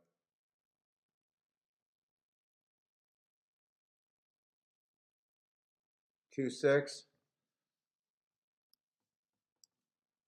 Yeah, got to look at these races and just decide for yourself if they're worth playing. And I'm not, it's not, to me, that's not worth playing.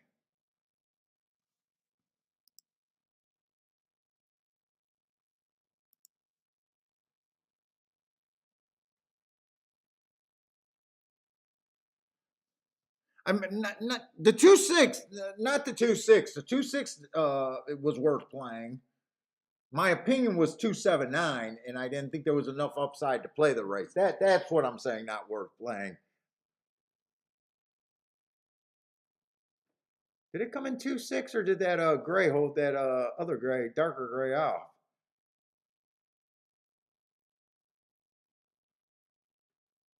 Ooh, that might have been the inside horse. Actually, that was a pretty good bob. 2-6 paid 21. Will pay 21-1. Who's the other horse?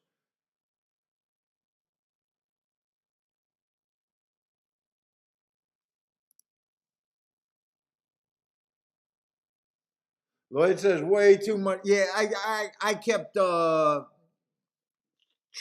to look at the 9 and the 7. I didn't think they were worth playing. Oh, it did get to be the 2-6. 2-3 wouldn't have been worth playing.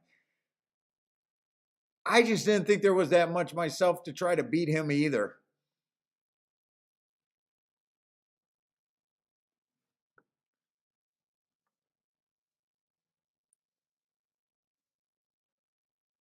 And 2-3 was paying 6, so 2-6 is definitely a raise at 21-1.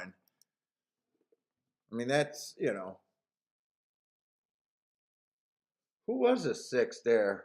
Not now to me. I still probably gonna believe that the 9 and the 7 ran the harder race, trying to chase the much the best winner, and the 6 and the 3 just closed. But who was a 6 there? Six was just a horror. I mean, he did have a great 2 race, but I just didn't. He just kept falling on days where timer malfunctioned, and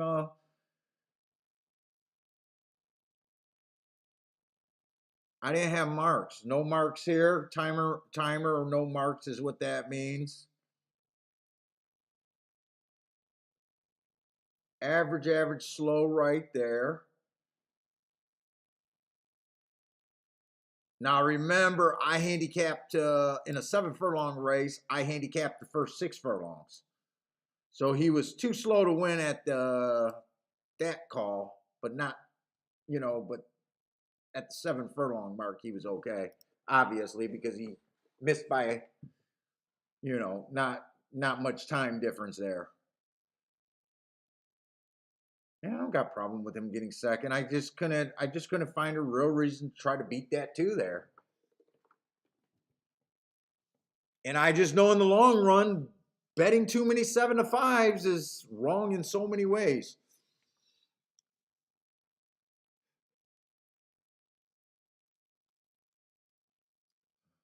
All right, so we're gonna have a lot of damn Preakness talk coming up. Talk this damn race to death. Let's go. Gulfstream, I didn't even attempt to mark this race, but might still be interested in the last race.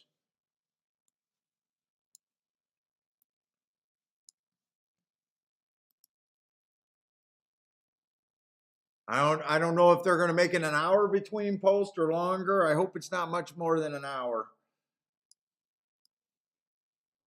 Let's see. Churchill is done for me.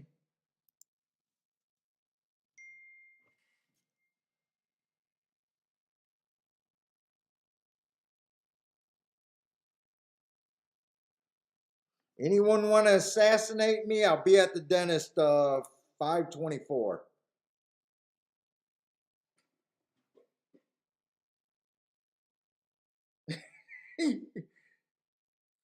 You can catch me at the dentist.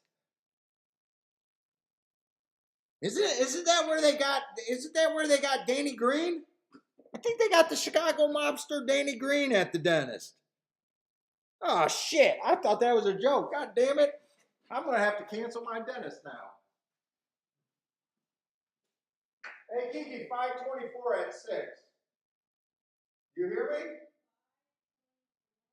Yeah. Throw it in your book or something. You were asking about it. I think they got old Danny Green out in Cleveland that way. Blew him up, I think.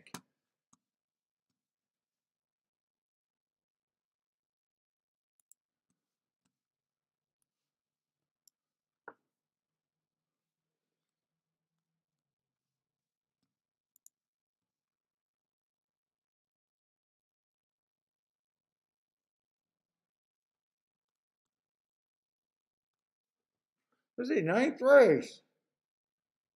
Okay, we got a few first timers. Maiden claim 40,000. I don't have some horses marked.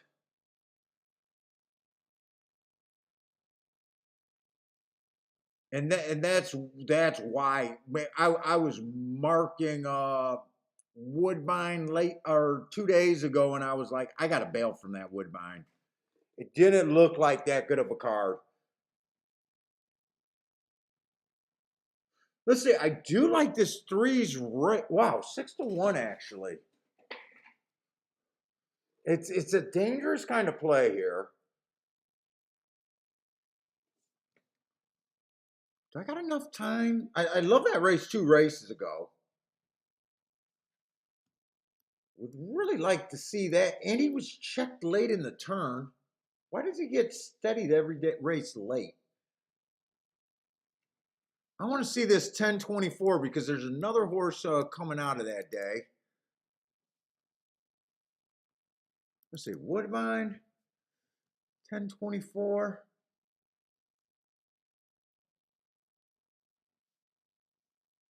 Bad rail day. 224, 46, 58. Oh, I'm not going to have time. Who's a horse that ran that day?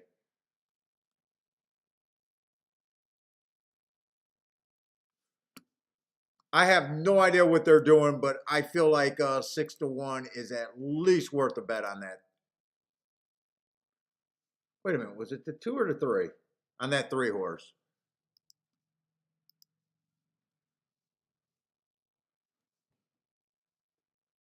Two scratched.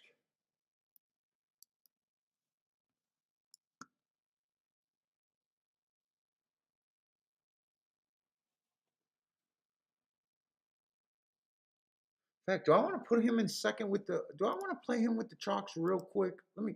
Do I got enough time to check the pools to make sure it's good? Okay, the chalks on top of him are not good. They're paying 11 and 13. I just want him to win or nothing. Had to check it.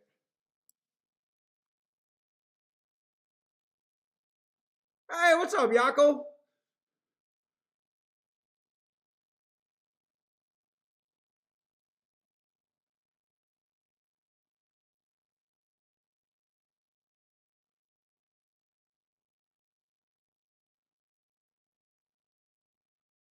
I was kind of hoping 3 would just be a boss. I don't like that he broke a little bit slower and might rush up. Where's the horse with the lead, though? Well, is he passing them pretty easy? He just, 4's a first time starter. He shouldn't have much problem with the 5, unless 5 can improve a lot. But I don't like all this pressure on him right now. Yeah, I think he's all out, and the 7 already got him hooked. Yeah, he's done.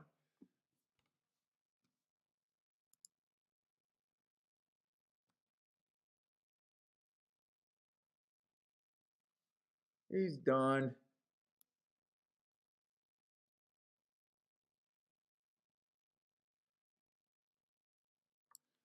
Seven was the horse that beat him already. What did 7 get that day?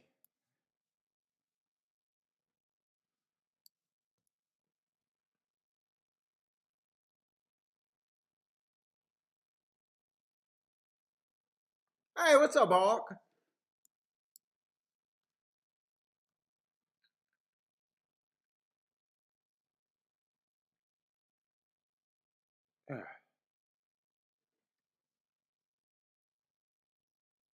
What's up, Joe?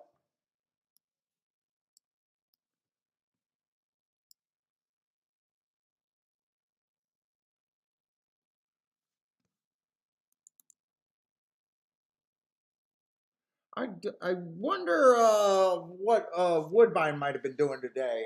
I don't think I paid attention to a single Woodbine race.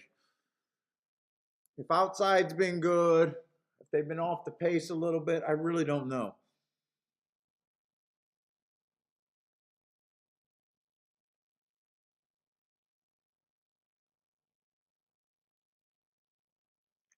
Oh, C Money has left us to work the Preakness. I was wondering why I haven't seen C Money for the last couple days.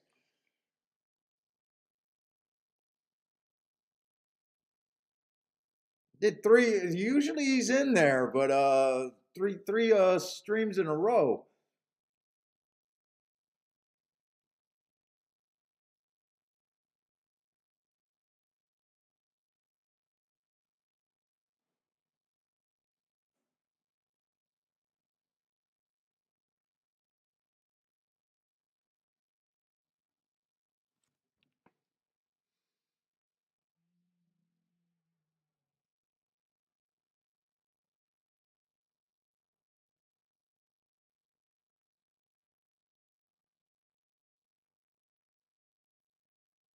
Oh, this one is loaded. So's the 4. Just whichever one gets through. Oh, one was a nice price. Me and Mr. C.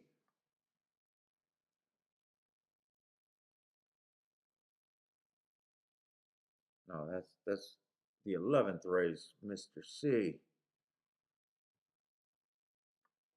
20-1 morning line.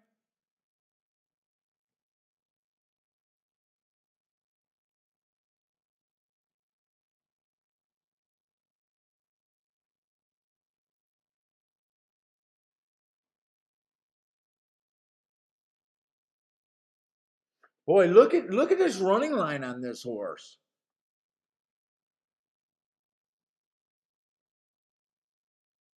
That's a pretty crazy running line right there. 6x3, 9x4, 11x6, and then all of a sudden 6x2. You know what? I want to mark that race.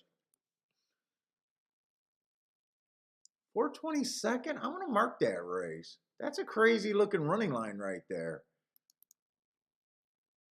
Usually when horses give up lengths, they don't re-rally like that. Let's see, 422nd. That's a crazy looking running line. It's a one race sample, so I got no opinion about that running line actually. All right, it is what it is. I can't. It's not a Z pattern, but that's a silly little running line right there.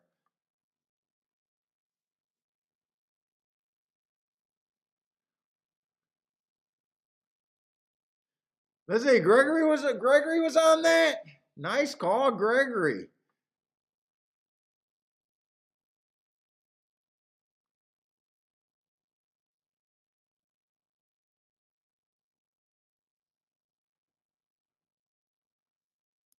Was that last race at Churchill? Churchill, I didn't look at that race either. Who won that race? Reigning Spirit, man. I closed out the form, didn't I?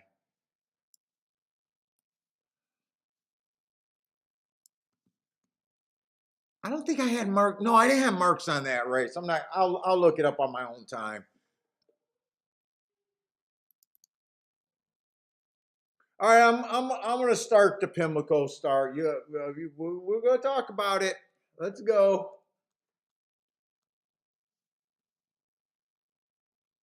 Preakness.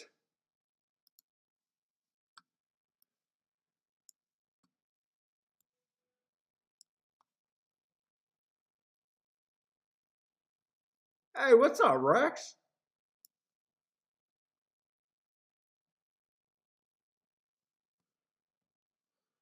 Let's see. We got a mile seek 3/16 turf race. You know what? I'm gonna take a minute.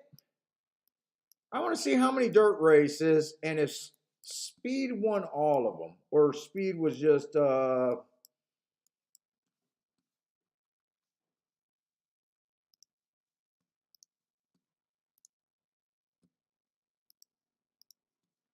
me see. Yeah, yesterday thinking about biases made me a worse handicapper at Pimlico yesterday.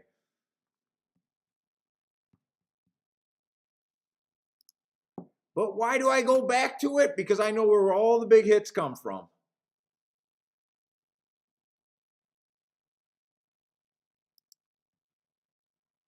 I'm willing to take the days where I'm wrong about the call and it makes me worse.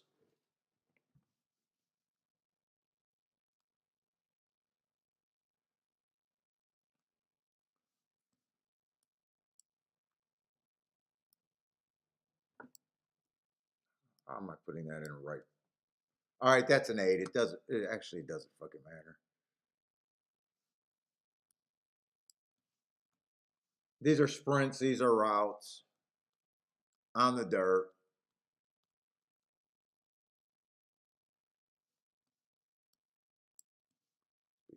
Speed's been pretty good.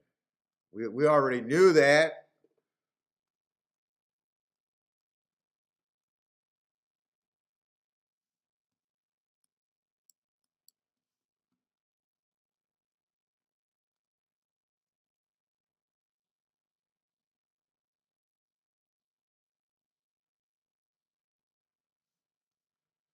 Man, he was so close to wiring. I'm just that was a two horse who he came out a half a length off the lead. He did fall back a length. I guess I'll put him in the stalking position. I guess by the definition, strict definition, he did stalk. The horse that he was stalking held up for second. Was that a route or a sprint, by the way? That was a route. Or that was a sprint, I'm sorry. Okay, so they did close a race, but that was at Eternal Road, or however you say that. Oh, he really closed, but so they did have a horse close, but I mean, he had huge advantages in that race.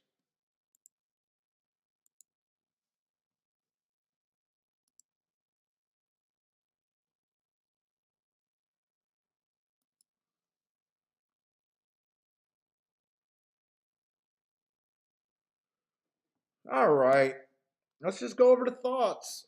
Simplification was one of my two Derby picks.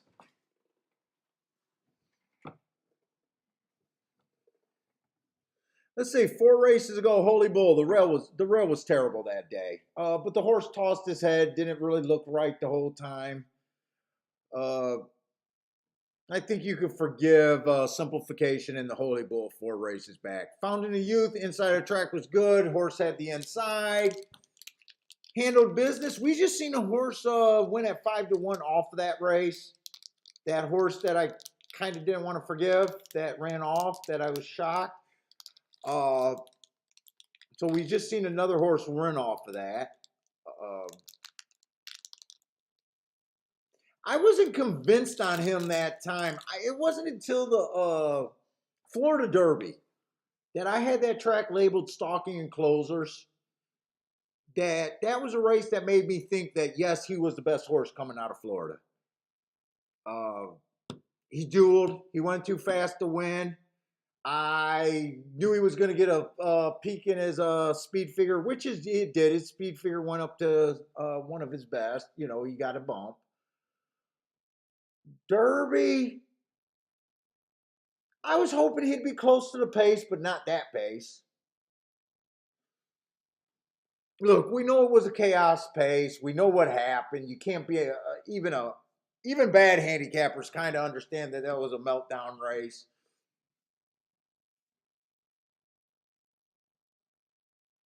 I would feel more comfortable with him if he was I don't know what they're going to do with this horse. Is he going to try to go to the lead? He got 2 races or 3 races winning on the lead. He looked like he was coming. I did have a thought. Epicenter kind of had the inside, kind of got a nice run, on the Derby. He was inside, he was saving ground. Kind of angled off the inside in the stretch. We seen Rich Strike's inside rally. It was insane. It was 90% inside.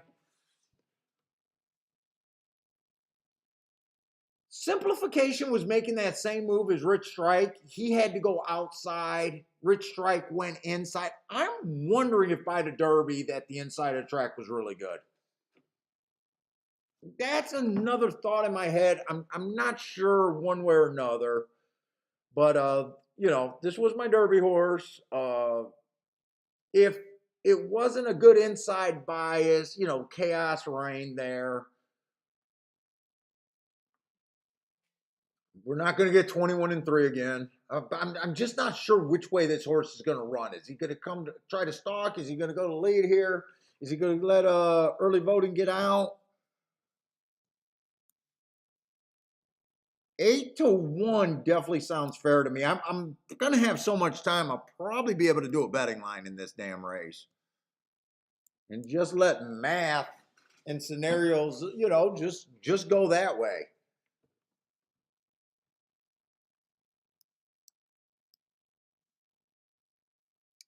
Creative minister. They're saying he got really good. I don't know. First race out, it was inside day. He ran against the bias there. Next race, it was a bad rail stalking closing day. He ran with the bias there. Last race, the race he aired, I don't know, $80,000 claimer. Stalking closing day, exactly what he was. I mean, he's going through the steps. To me, no.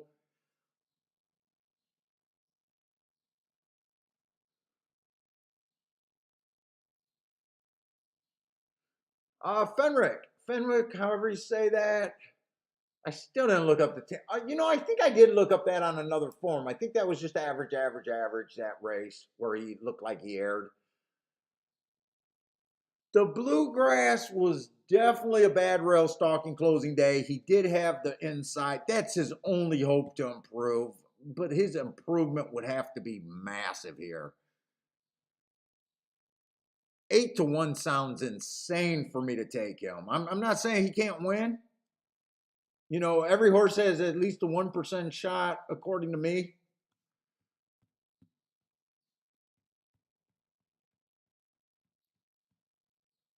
But this horse, freaking 8-1 just sounds. Am I at the right track almost? Let me make sure I'm at the right track. Am I looking at the right odds? Let's see. Get the program numbers. Yes, I'm looking at the right odds. Him at 8-1 is insane. Absolutely insane.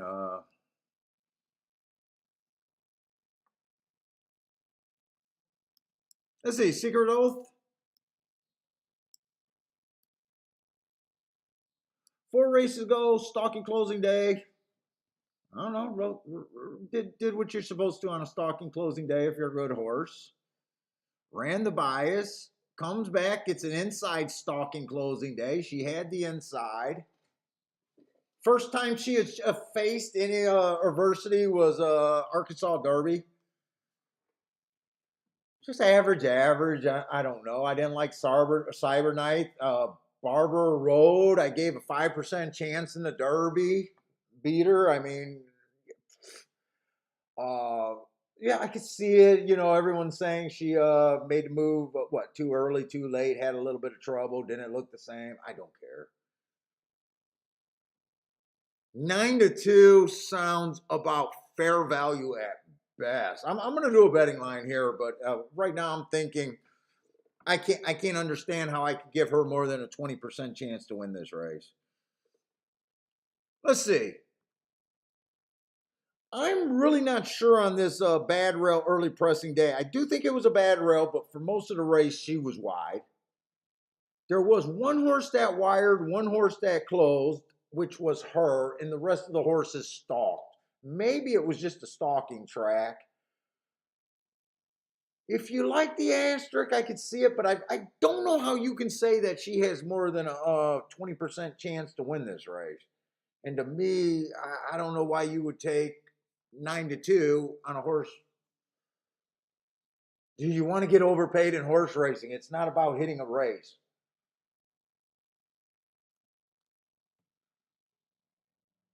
Let's see. Early voting, they're thinking he gets the lead. Possibly. They were aiming for this race, I guess. First race out, bad rail, early pressing day. Came out fast, average. Okay, nice race. Very next race, bad rail, early pressing day. Again, he was fast at one call and then just mostly average.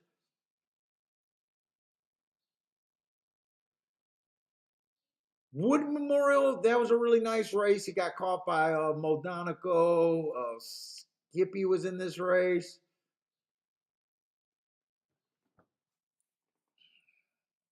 I'm not convinced. He's probably the most likely horse to get the lead, but I'm not convinced because Epicenter has options and Simplification has options. He is a better price than I expected. He's definitely a better price than I expected.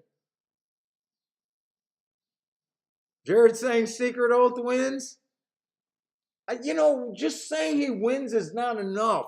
What price? What price are you willing to take?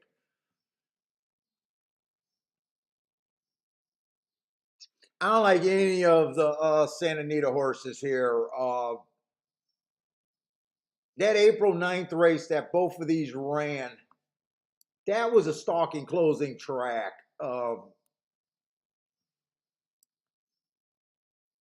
If Happy Jack was going to do something, he's supposed to do something with a 21-3 on the first quarter at the Derby. That's when he's supposed to shine. In fact, he ran one of his worst races ever. Slowing the stride. I'm not watching that replay. I don't care. I'm done. Yeah, Happy Straight Jack. I'm just done with. He's supposed to shine. As soon as you hear 21-3 and he's a closer, you're supposed to shine. Hey, what's up, JW? Automac? However you say that. Look, they bet Taba Messier and whoever had the lead that I keep forgetting that horse's name. And these rest of these horses that were in the Santa Anita Derby were just afterthoughts. They were just card fillers, card filler at best. 6-1 is insane.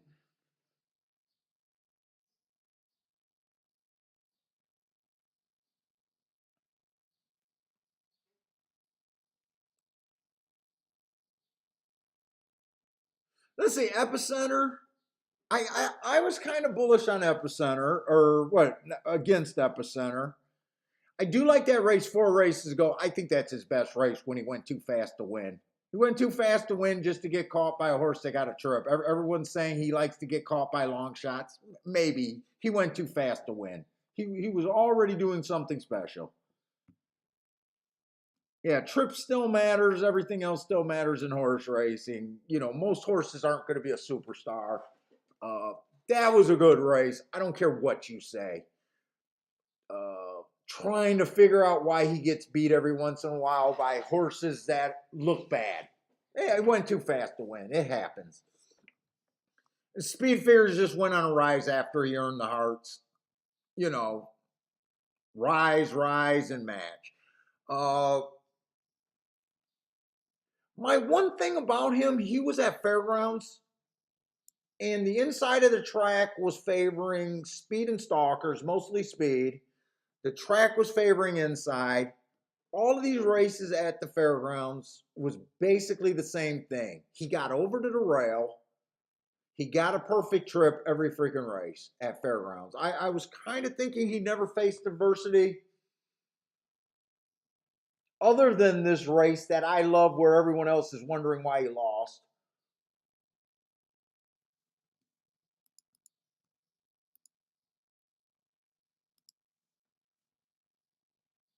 So in the Kentucky Derby, the big question about him. So in the Preakness, the profile that I usually like is when there's a fast pace in the Derby, I usually like the horses that were on the pace coming to the Preakness.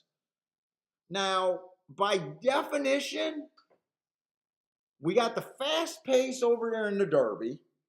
Epicenter was the only one that had the guts to come in there. All those other horses where their trainers decided to pass this, right? I don't understand why they did not love what their horse did and said next time they're not going to get that 21-3. Messier, who I did not like Messier. So this was a horse that was closest to the pace, but he was closest to the pace. But being 6 lengths off is not on the pace. So I'm having a real problem with him. Did he get hurt by that pace? Because most times that's a closer profile right there. And to me, he benefited. Look, I don't take 8-5. I don't need special races.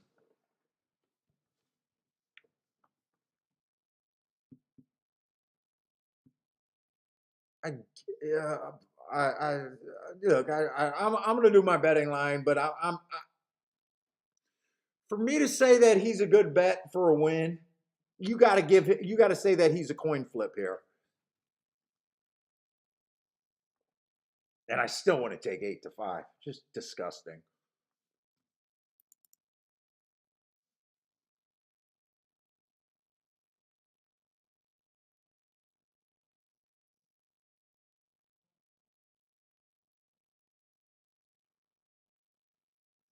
Then we got the 9 horse, Skippy Longstocking.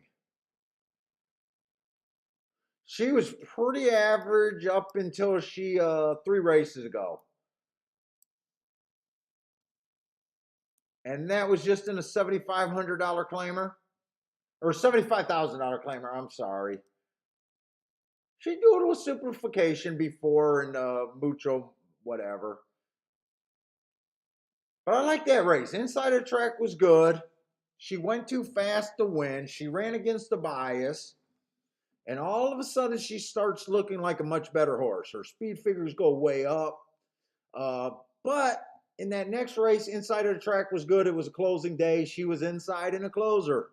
Her speed figure goes up. It was just a common $75,000 race.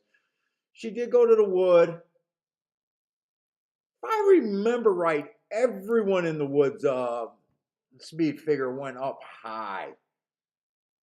I'm kind of questioning how good the Wood Memorial was.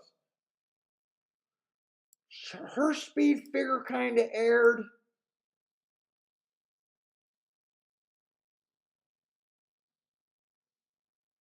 Early voting doesn't look like anything special. He kind of aired. I'm wondering if that's just an overblown speed figure there.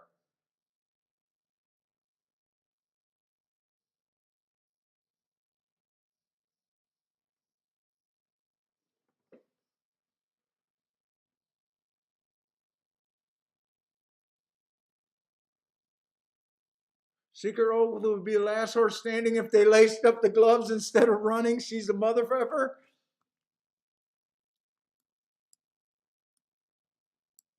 Hold up, I want to look at this Gulfstream race. I'm sorry, I'm more interested in tracks where I know I got an edge, but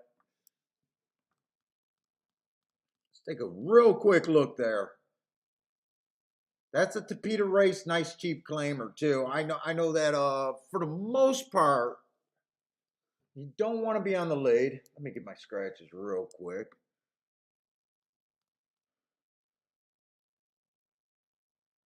Ah, shit, Tampa horse.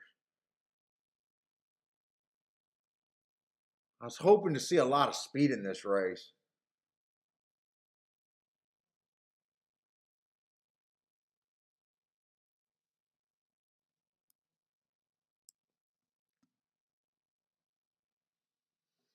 Is everyone making the same drop? Oh, I get tired. I've been on since 10.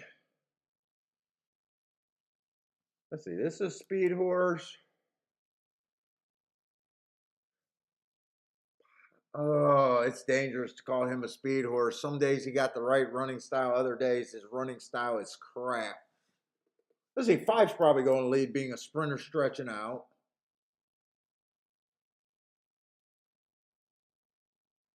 Okay, we do got a little bit of speed. 2's going to the speed. See, 2, I love this race 3 races back. That's the horse looking like a horse. Runs against the bias here, and all of a sudden on the Tapeta, there's the win. 2 races after a heart.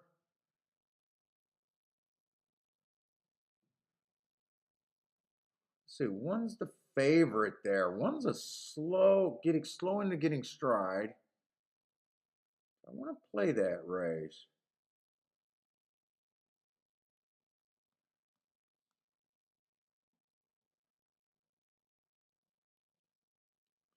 I want to play that race. Where's my edge? Let's see, the 7. I don't know. I like the 7's running style, but a bunch of 1 race samples. I guess not getting in position enough.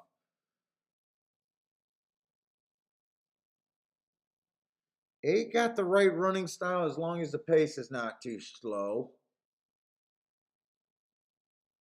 9 being a sprinter, hopefully he'll go to the lead and we don't got to worry about them. I'm hoping to get a battle here. 1 is probably the safest horse to key off of. But safe is not good in Par Mutual. See, two's probably going to go to lead, even though I like those races on the two. I can't get to the two.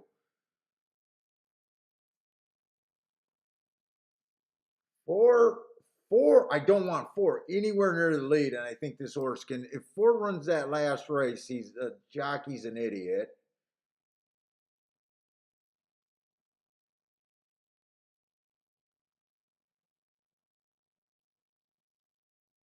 I get a little 147 a little bit. 147, 148, something like that.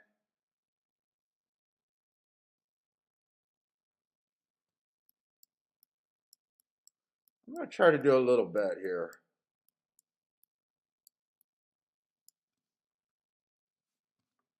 I'm not gonna key box that. I'm gonna play that just straight.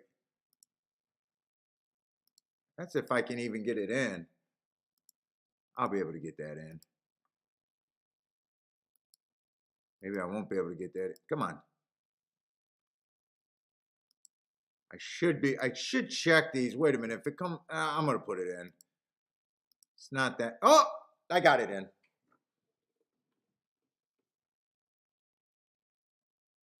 I just want Gulfstream to be Gulfstream and all the speed to die.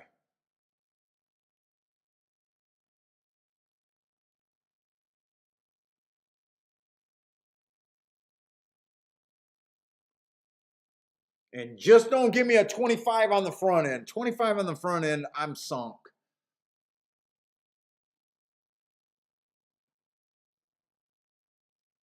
I like where the four's at.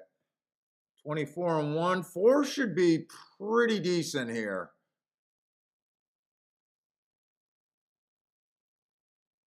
Come on, four. Get through nice and easy here.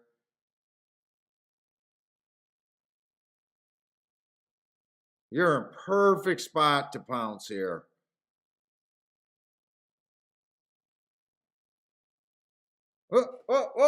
Video feed, video feed.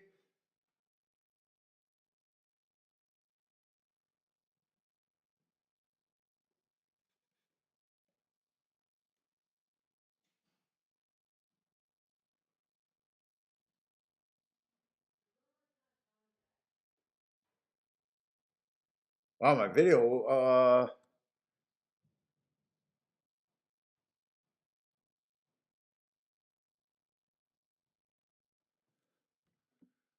I should have checked these exact as it would have saved me a little bit of pain.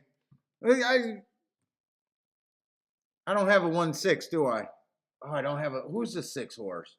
6 came off the pace and got me. I can't put this 6 coming off the pace. This dirty little guy, this horse is never off the pace. He's never off the pace.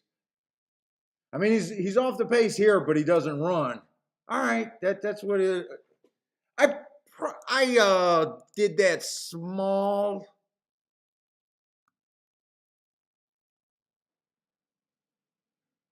And really, I should have edited that bet down anyways, because 1 on top of the 8 was unplayable. Glad I didn't keybox that. But anyways, I did want to take a look at that race. You just can't go wire to wire on that Tapeta.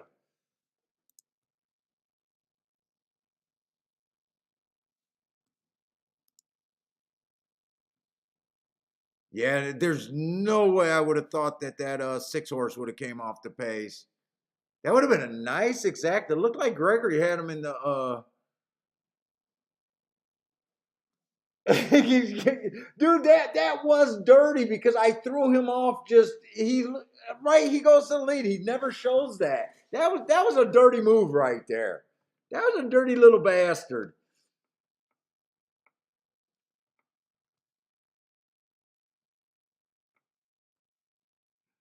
But you're happy that was a horseshoe light. That was a dirty move by my book.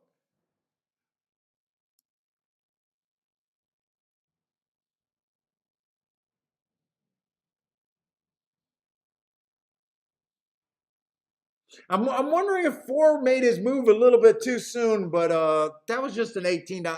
You know, actually 1-8 was paying $18, or I'm sorry, 1-4 was paying $18. I think that was a really good price. 18 for 1. I don't mind that. I don't mind that bet. And this is going to be my last bet, so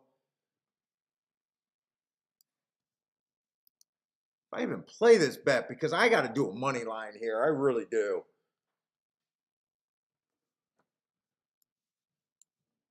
Let's see. I might as well just do it. We got people here that might be interested in seeing how we do. I do my betting lines to 120 points. So the first thing I just always do, I like to see what's fair value if random happens.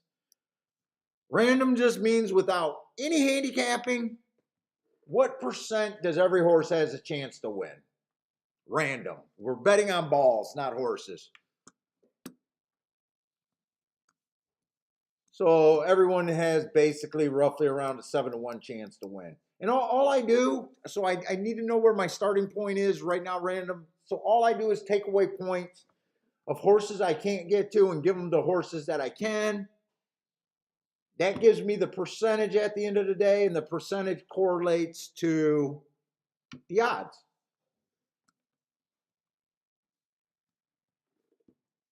So pretty simple thing.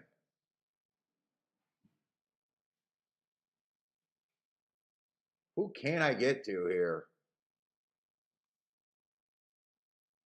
Am I in the right race?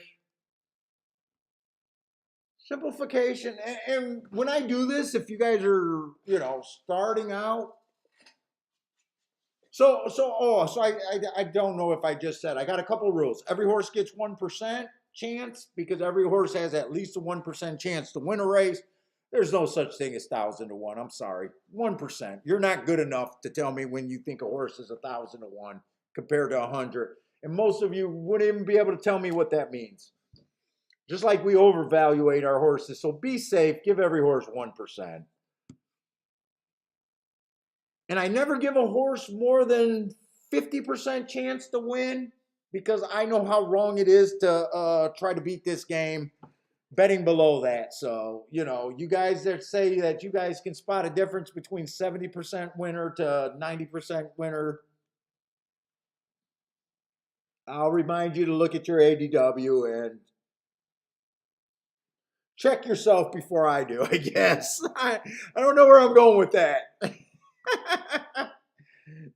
That's the proof if you're as good as you think you are. Check your ADW year after year.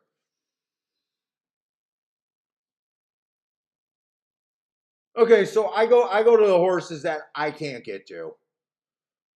Creative Minister to me is nothing but a claimer here. So far until proven otherwise. I don't care if he proves me wrong. I think I'm being generous giving him a 5% chance.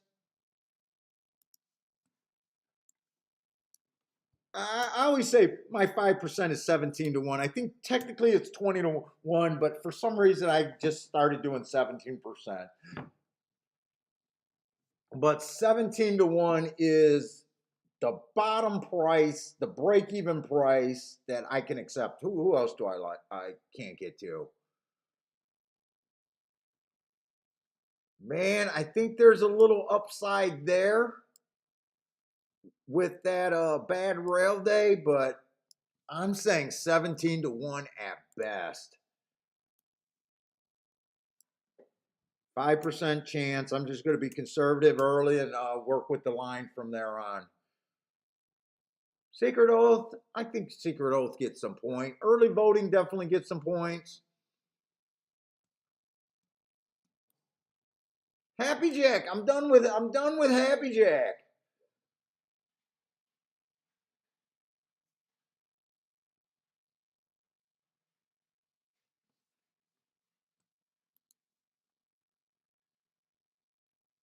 Oh my God, they got him.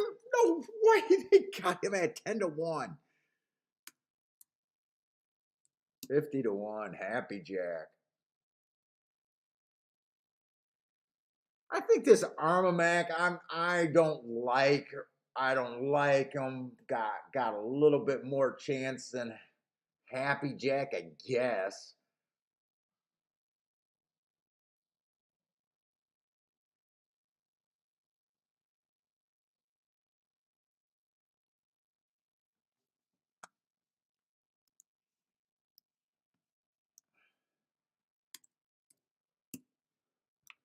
The more aggressive you can be about throwing out horses, it does better to be more aggressive than just leaving horses hanging around.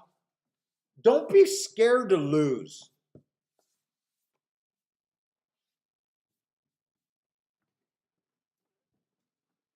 When you finally bet, make sure your opinion. Don't be afraid to lose. Don't spread yourself.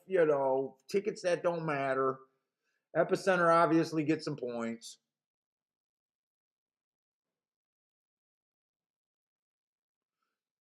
I'm not feeling that wood. I still think early voting should be better.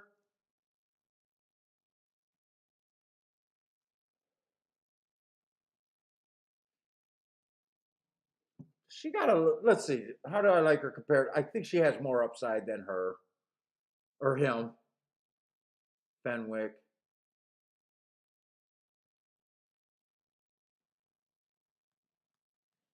Hey, look at. I mean, this just looks like a claimer to me. Other than the Wood Memorial, if she doesn't run the Wood Memorial, she's running for the claiming crown.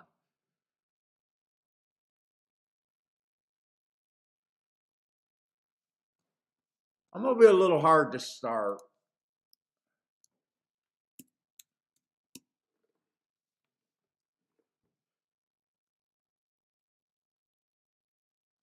All right, so then this easy. You just got math. So you just count out the points you use. 5%, 5%, 5%. That's 15 points. You use 15 points out of 120. Say 2%, 2%. 19 out of 120. You got 101 points left. This is for the people that are interested in how you to do your own betting line. Really simple way. Just a little bit time confused. Now just count how many horses you have, divide that by the 101. Let's see, I still got Epicenter 1, 2, 3, 4. I got 4 horses divided by 100. And 1 divided by 4. Okay, 25.25. So right now, if I just stop with my betting line, everyone 25% chance correlates to 3-1. Being hard on horses actually makes some of the horses a little bit more playable. But I don't think all of these last 4 horses are equal. So I got 101 points to play with. Let's see if I can break this down.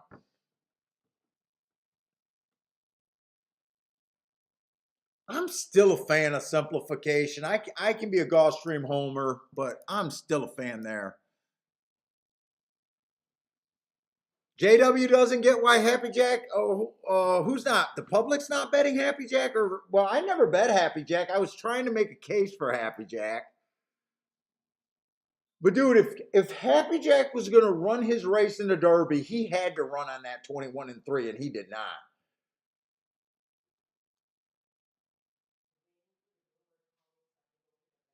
Mama's missing Bentley.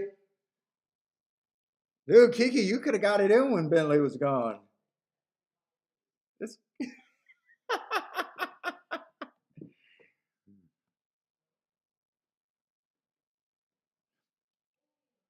Let's see. I'm gonna say that Epicenter probably deserves to get the bulk of that 100 points. The most he could get is 50 points from me. The most he could get is 50%.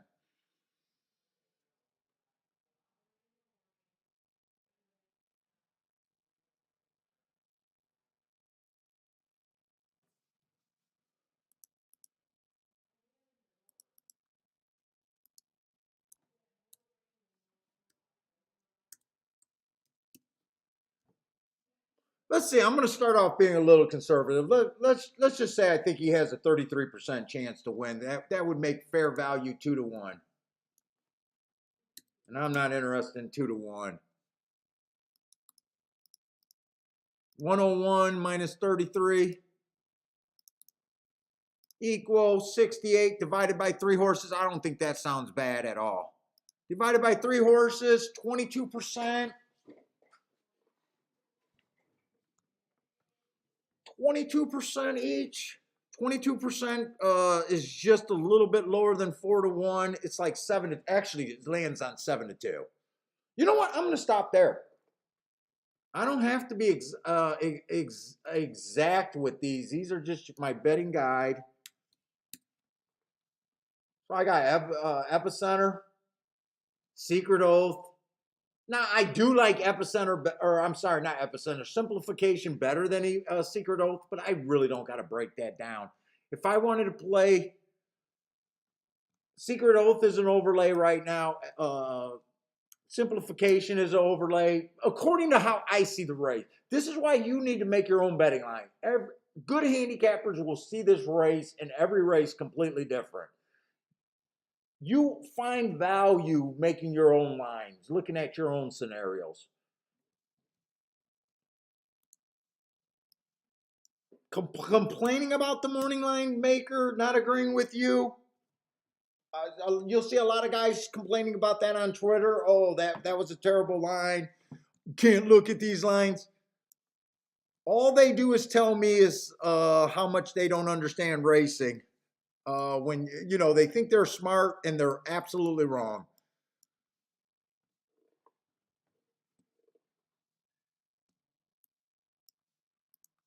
Each handicapper should be making their morning lines. I know a lot of us older ones, that have been playing this game for a super long time, we do it in our head. It's always better to do it on paper, but it does take a lot longer on paper. Let's see. So I got Epicenter, fair value 2-1. I want to get overpaid. I think he has the best chance of winning. I'm saying he has, to me, a 30%, 33% chance to win the race. To me, he's overbet. Not by much, but he is overbet. He's not offering real value.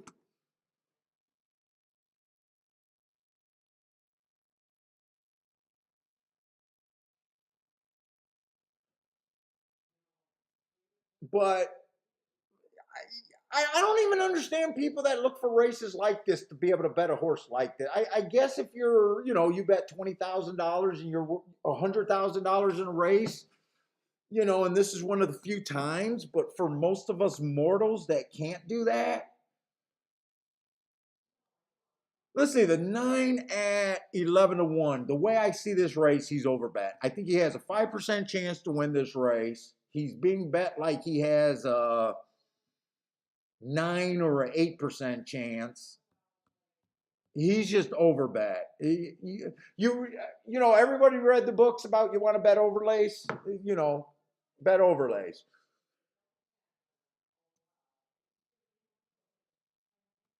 The 7 at 17-1 is still insane to me. Happy Jack, and I'm okay with being completely wrong about this. I'm going to be wrong 80% of these that I make, so I'm completely okay with being wrong. Happy Jack, I think, is insanely overbet at 10-1. Now here's the question: early voting is an okay overlay.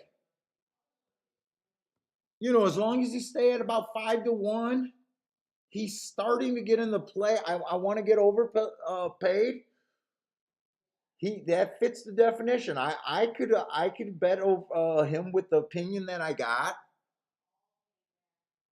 Secret Oath, I think, has roughly the same chance. Again, she falls in the range that she could be bet. Now, I usually like more than 1 point over what I think. I think Fenwick and Creative Minister are completely overbet. And I'm looking at Simplification like he's the biggest overlay here. And I did not have to even break this down. I think that Simplification has a better chance than Secret Oath.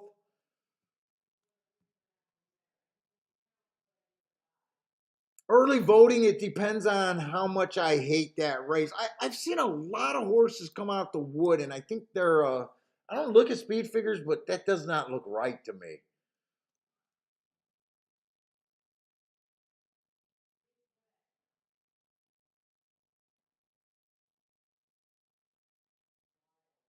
Oh no, I'm not. I'm not looking at the last race. That's an Arabian race over there. I seen that and didn't even try to look at it. This is actually my last race.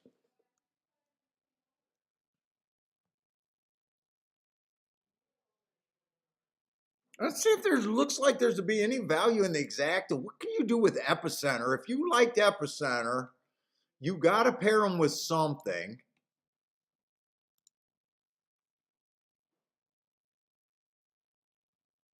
Epicenter on top is in simplification to me is insane. $11. You might as well take the 7 to 5. You're asking for two things to happen. You might as well take half the price. Half. Yeah, I don't know.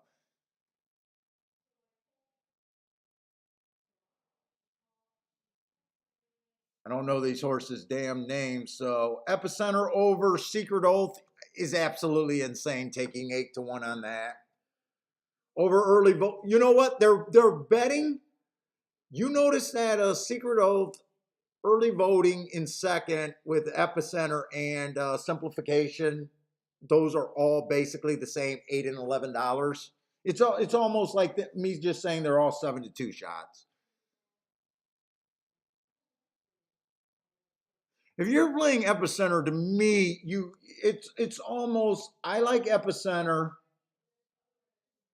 I need anyone but the 1, the 4, and 5 to get second. If you're really an Epicenter fan, that would be the smartest bet you can play. Everyone and anyone but the 1, the 4, and the 5. It's just math at the end of the day, and it's just are you willing to win a little bit of money here or lose a little bit of money here?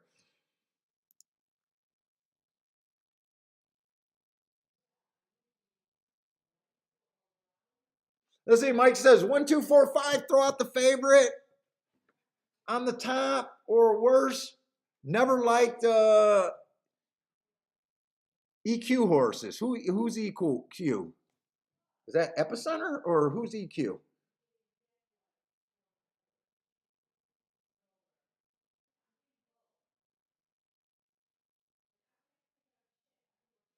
And right now, if I'm going to play this race, it's probably just going to be a play bet Dutch kind of scenario,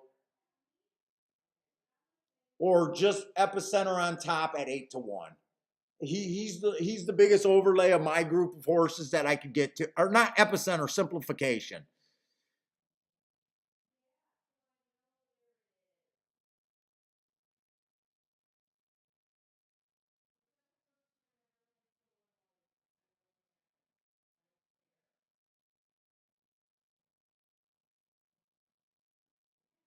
Eight over five. I mean, that's the only one, right? Because let's see. And two's not even a long shot. Two paying 17 to 1. If I played Epicenter, I'm looking at possibly the 2, the 3, the 6, or the 7. Right? Is that all of them? Or the 9? Two would be questionable. All of those are good except for the 2 getting second, 17 to 1. Not terrible, but it's to me, it's almost just thinking math and payouts and forgetting about who you like here.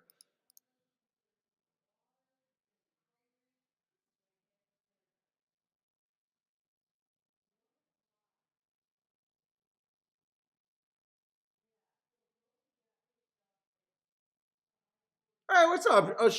I keep forgetting how to say your name. Is it Sherry or Shari?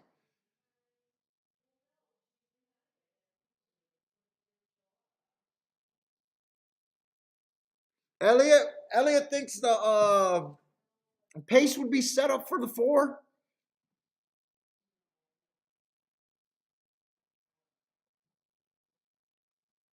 Hawk Rivers likes the 2. I'm having a hard time getting around Epicenter. I got Epicenter as the favorite. just overbet. He's just overbet to me.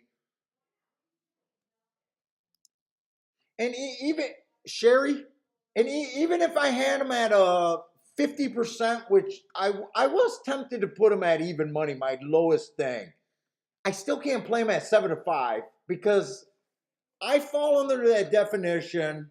It's right by the book to take 7 to 5 on a 50% proposition, but I know that we're not as good at putting these odds where you want, and I like so by the book it's the right move, but not really. It doesn't work in the way that I structure my game.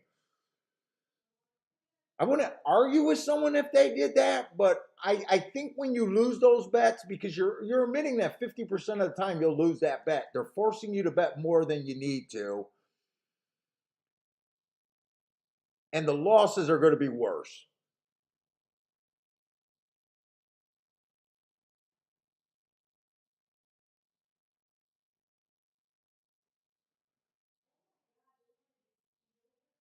But so the next part of that question I had, Sherry. So I got him as the favorite. I think he's over bet, and then I have simplification, early voting, and secret oath all as the same proposition, 7 to 2. I would go to the biggest overlay, simplification there, and everyone else, the 2, the 3, the 6, the 7, and the 9, I just think the public went bonkers, and I'm either really wrong about my line or the public went bonkers and they seen an 80 to 1 win a couple weeks ago and they're in desperation mode overbetting, just overbetting horses that should not have been bet. So I'm either completely wrong, which I got no problem with being, but right now I got a theory that some of these horses, I can't believe some of these horses are as low as they are.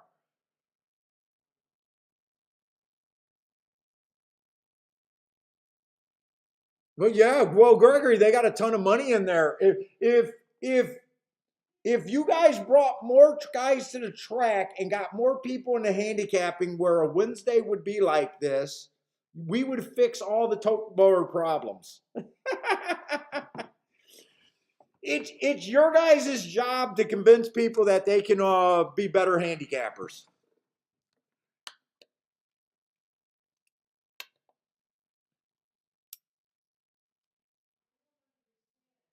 What's up, Ivan?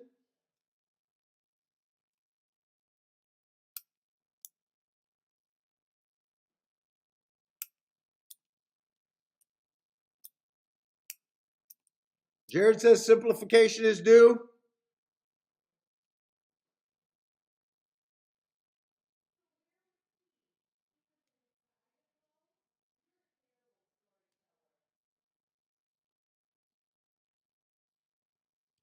Let's look at the 145 exacta box. Actually, that's a little bit of a value play right there.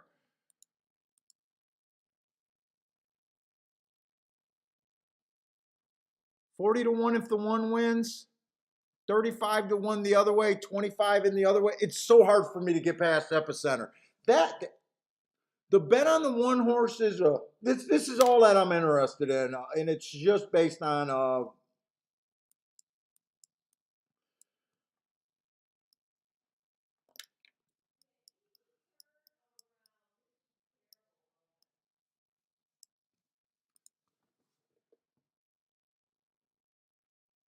take it easy, Jerry.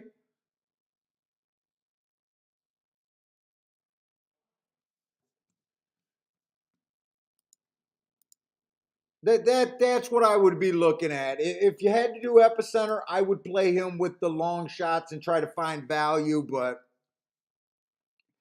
to to me, I'd rather play against the favorite, put myself in position for a nicer ticket.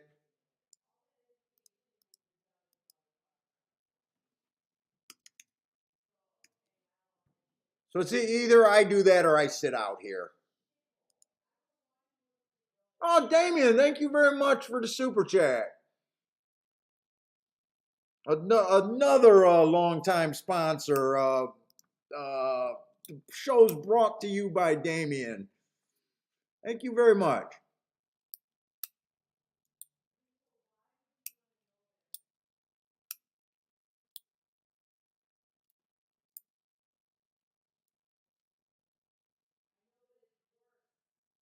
Yeah, my nickname's Popple.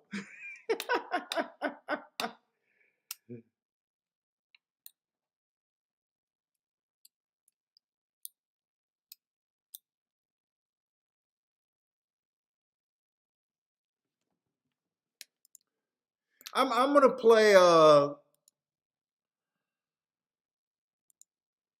gonna do a win bet Dutch, the 1 and the 5 here. I'm gonna play this even a little bit smaller than my regular play bet here, because I'm really not that interested. And then I do want to play that exacta box that I got on there, the 1, 4, 5. I just think Epicenter has a pretty big edge here, and there's not really too many places I can go other than sit here. So I basically did a token bet here. If this wasn't the Preakness stream and we had extra people here, wouldn't even have fired even this bet.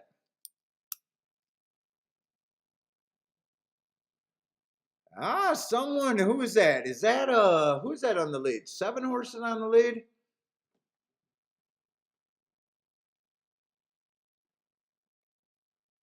Representing California, 24-1.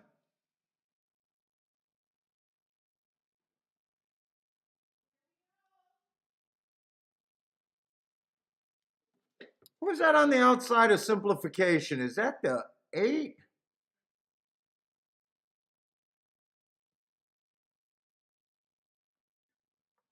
Dude, if this horse wins, I've already been calling Ty Messier especially chicken shit for not coming in this race.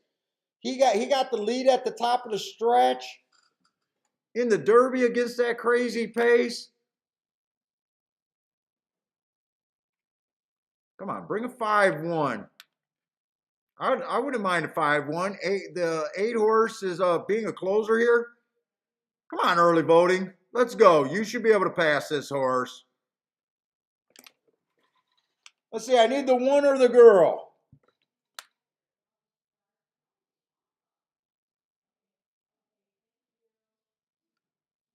Come on, close it down. 1 or the girl. Come on, 5. We got the win ticket. All right, that's how you win a value bet. Not too hard, just basic handicapping.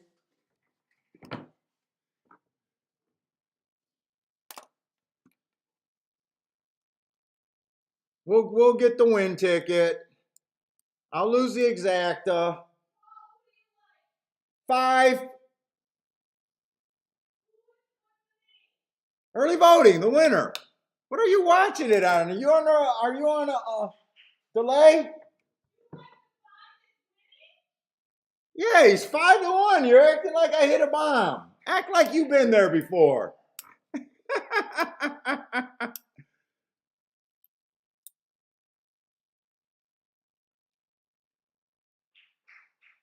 Yeah, simplification. I still think he's the best horse out of Florida, but okay, he's just not. He's just not what I was hoping he was. Early voting, nice job. Nice job on Epicenter, but I don't think this horse has ever overcame adversity yet. I'm shocked he was so far back in a way. I get why he was so far back in the Derby. I absolutely get that. I don't get the decision here. That decision to be that far back was stupid. I'm sorry. He's been winning on the lead. He's done his best racing on the lead and stalking. I don't think he's a closer. Pace matters. I think that was a terrible ride by whoever was on him. I don't know these jockeys.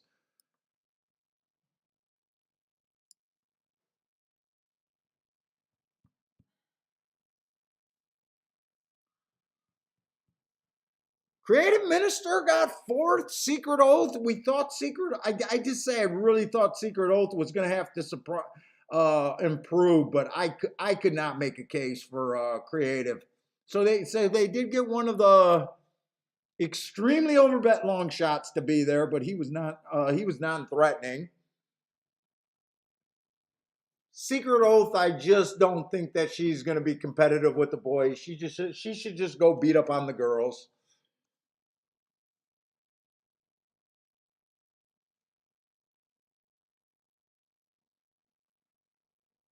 Early voting connections probably did a nice job sitting out of the Derby because they would have just probably got cooked by that pace.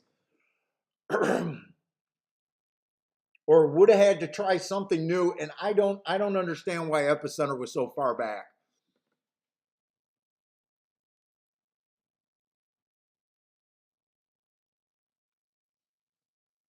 Let's see. Is that Darren? Darren Daly? Just hit the win exact in the superfecta. Nice job. Who else hit that? I know a lot of people had that. I mean, it was pretty much, top four horses in the exacta, just key the right one. I did a lot of people did like that 2-horse. And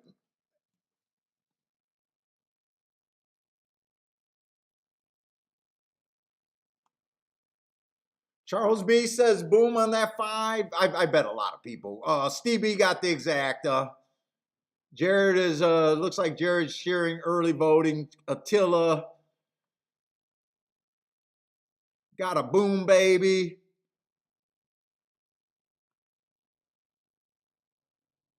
Dude, it's what I keep saying. A lot of people, I have phone conversations with some of you guys, and you wonder about, how you're consistently, hitting long shots,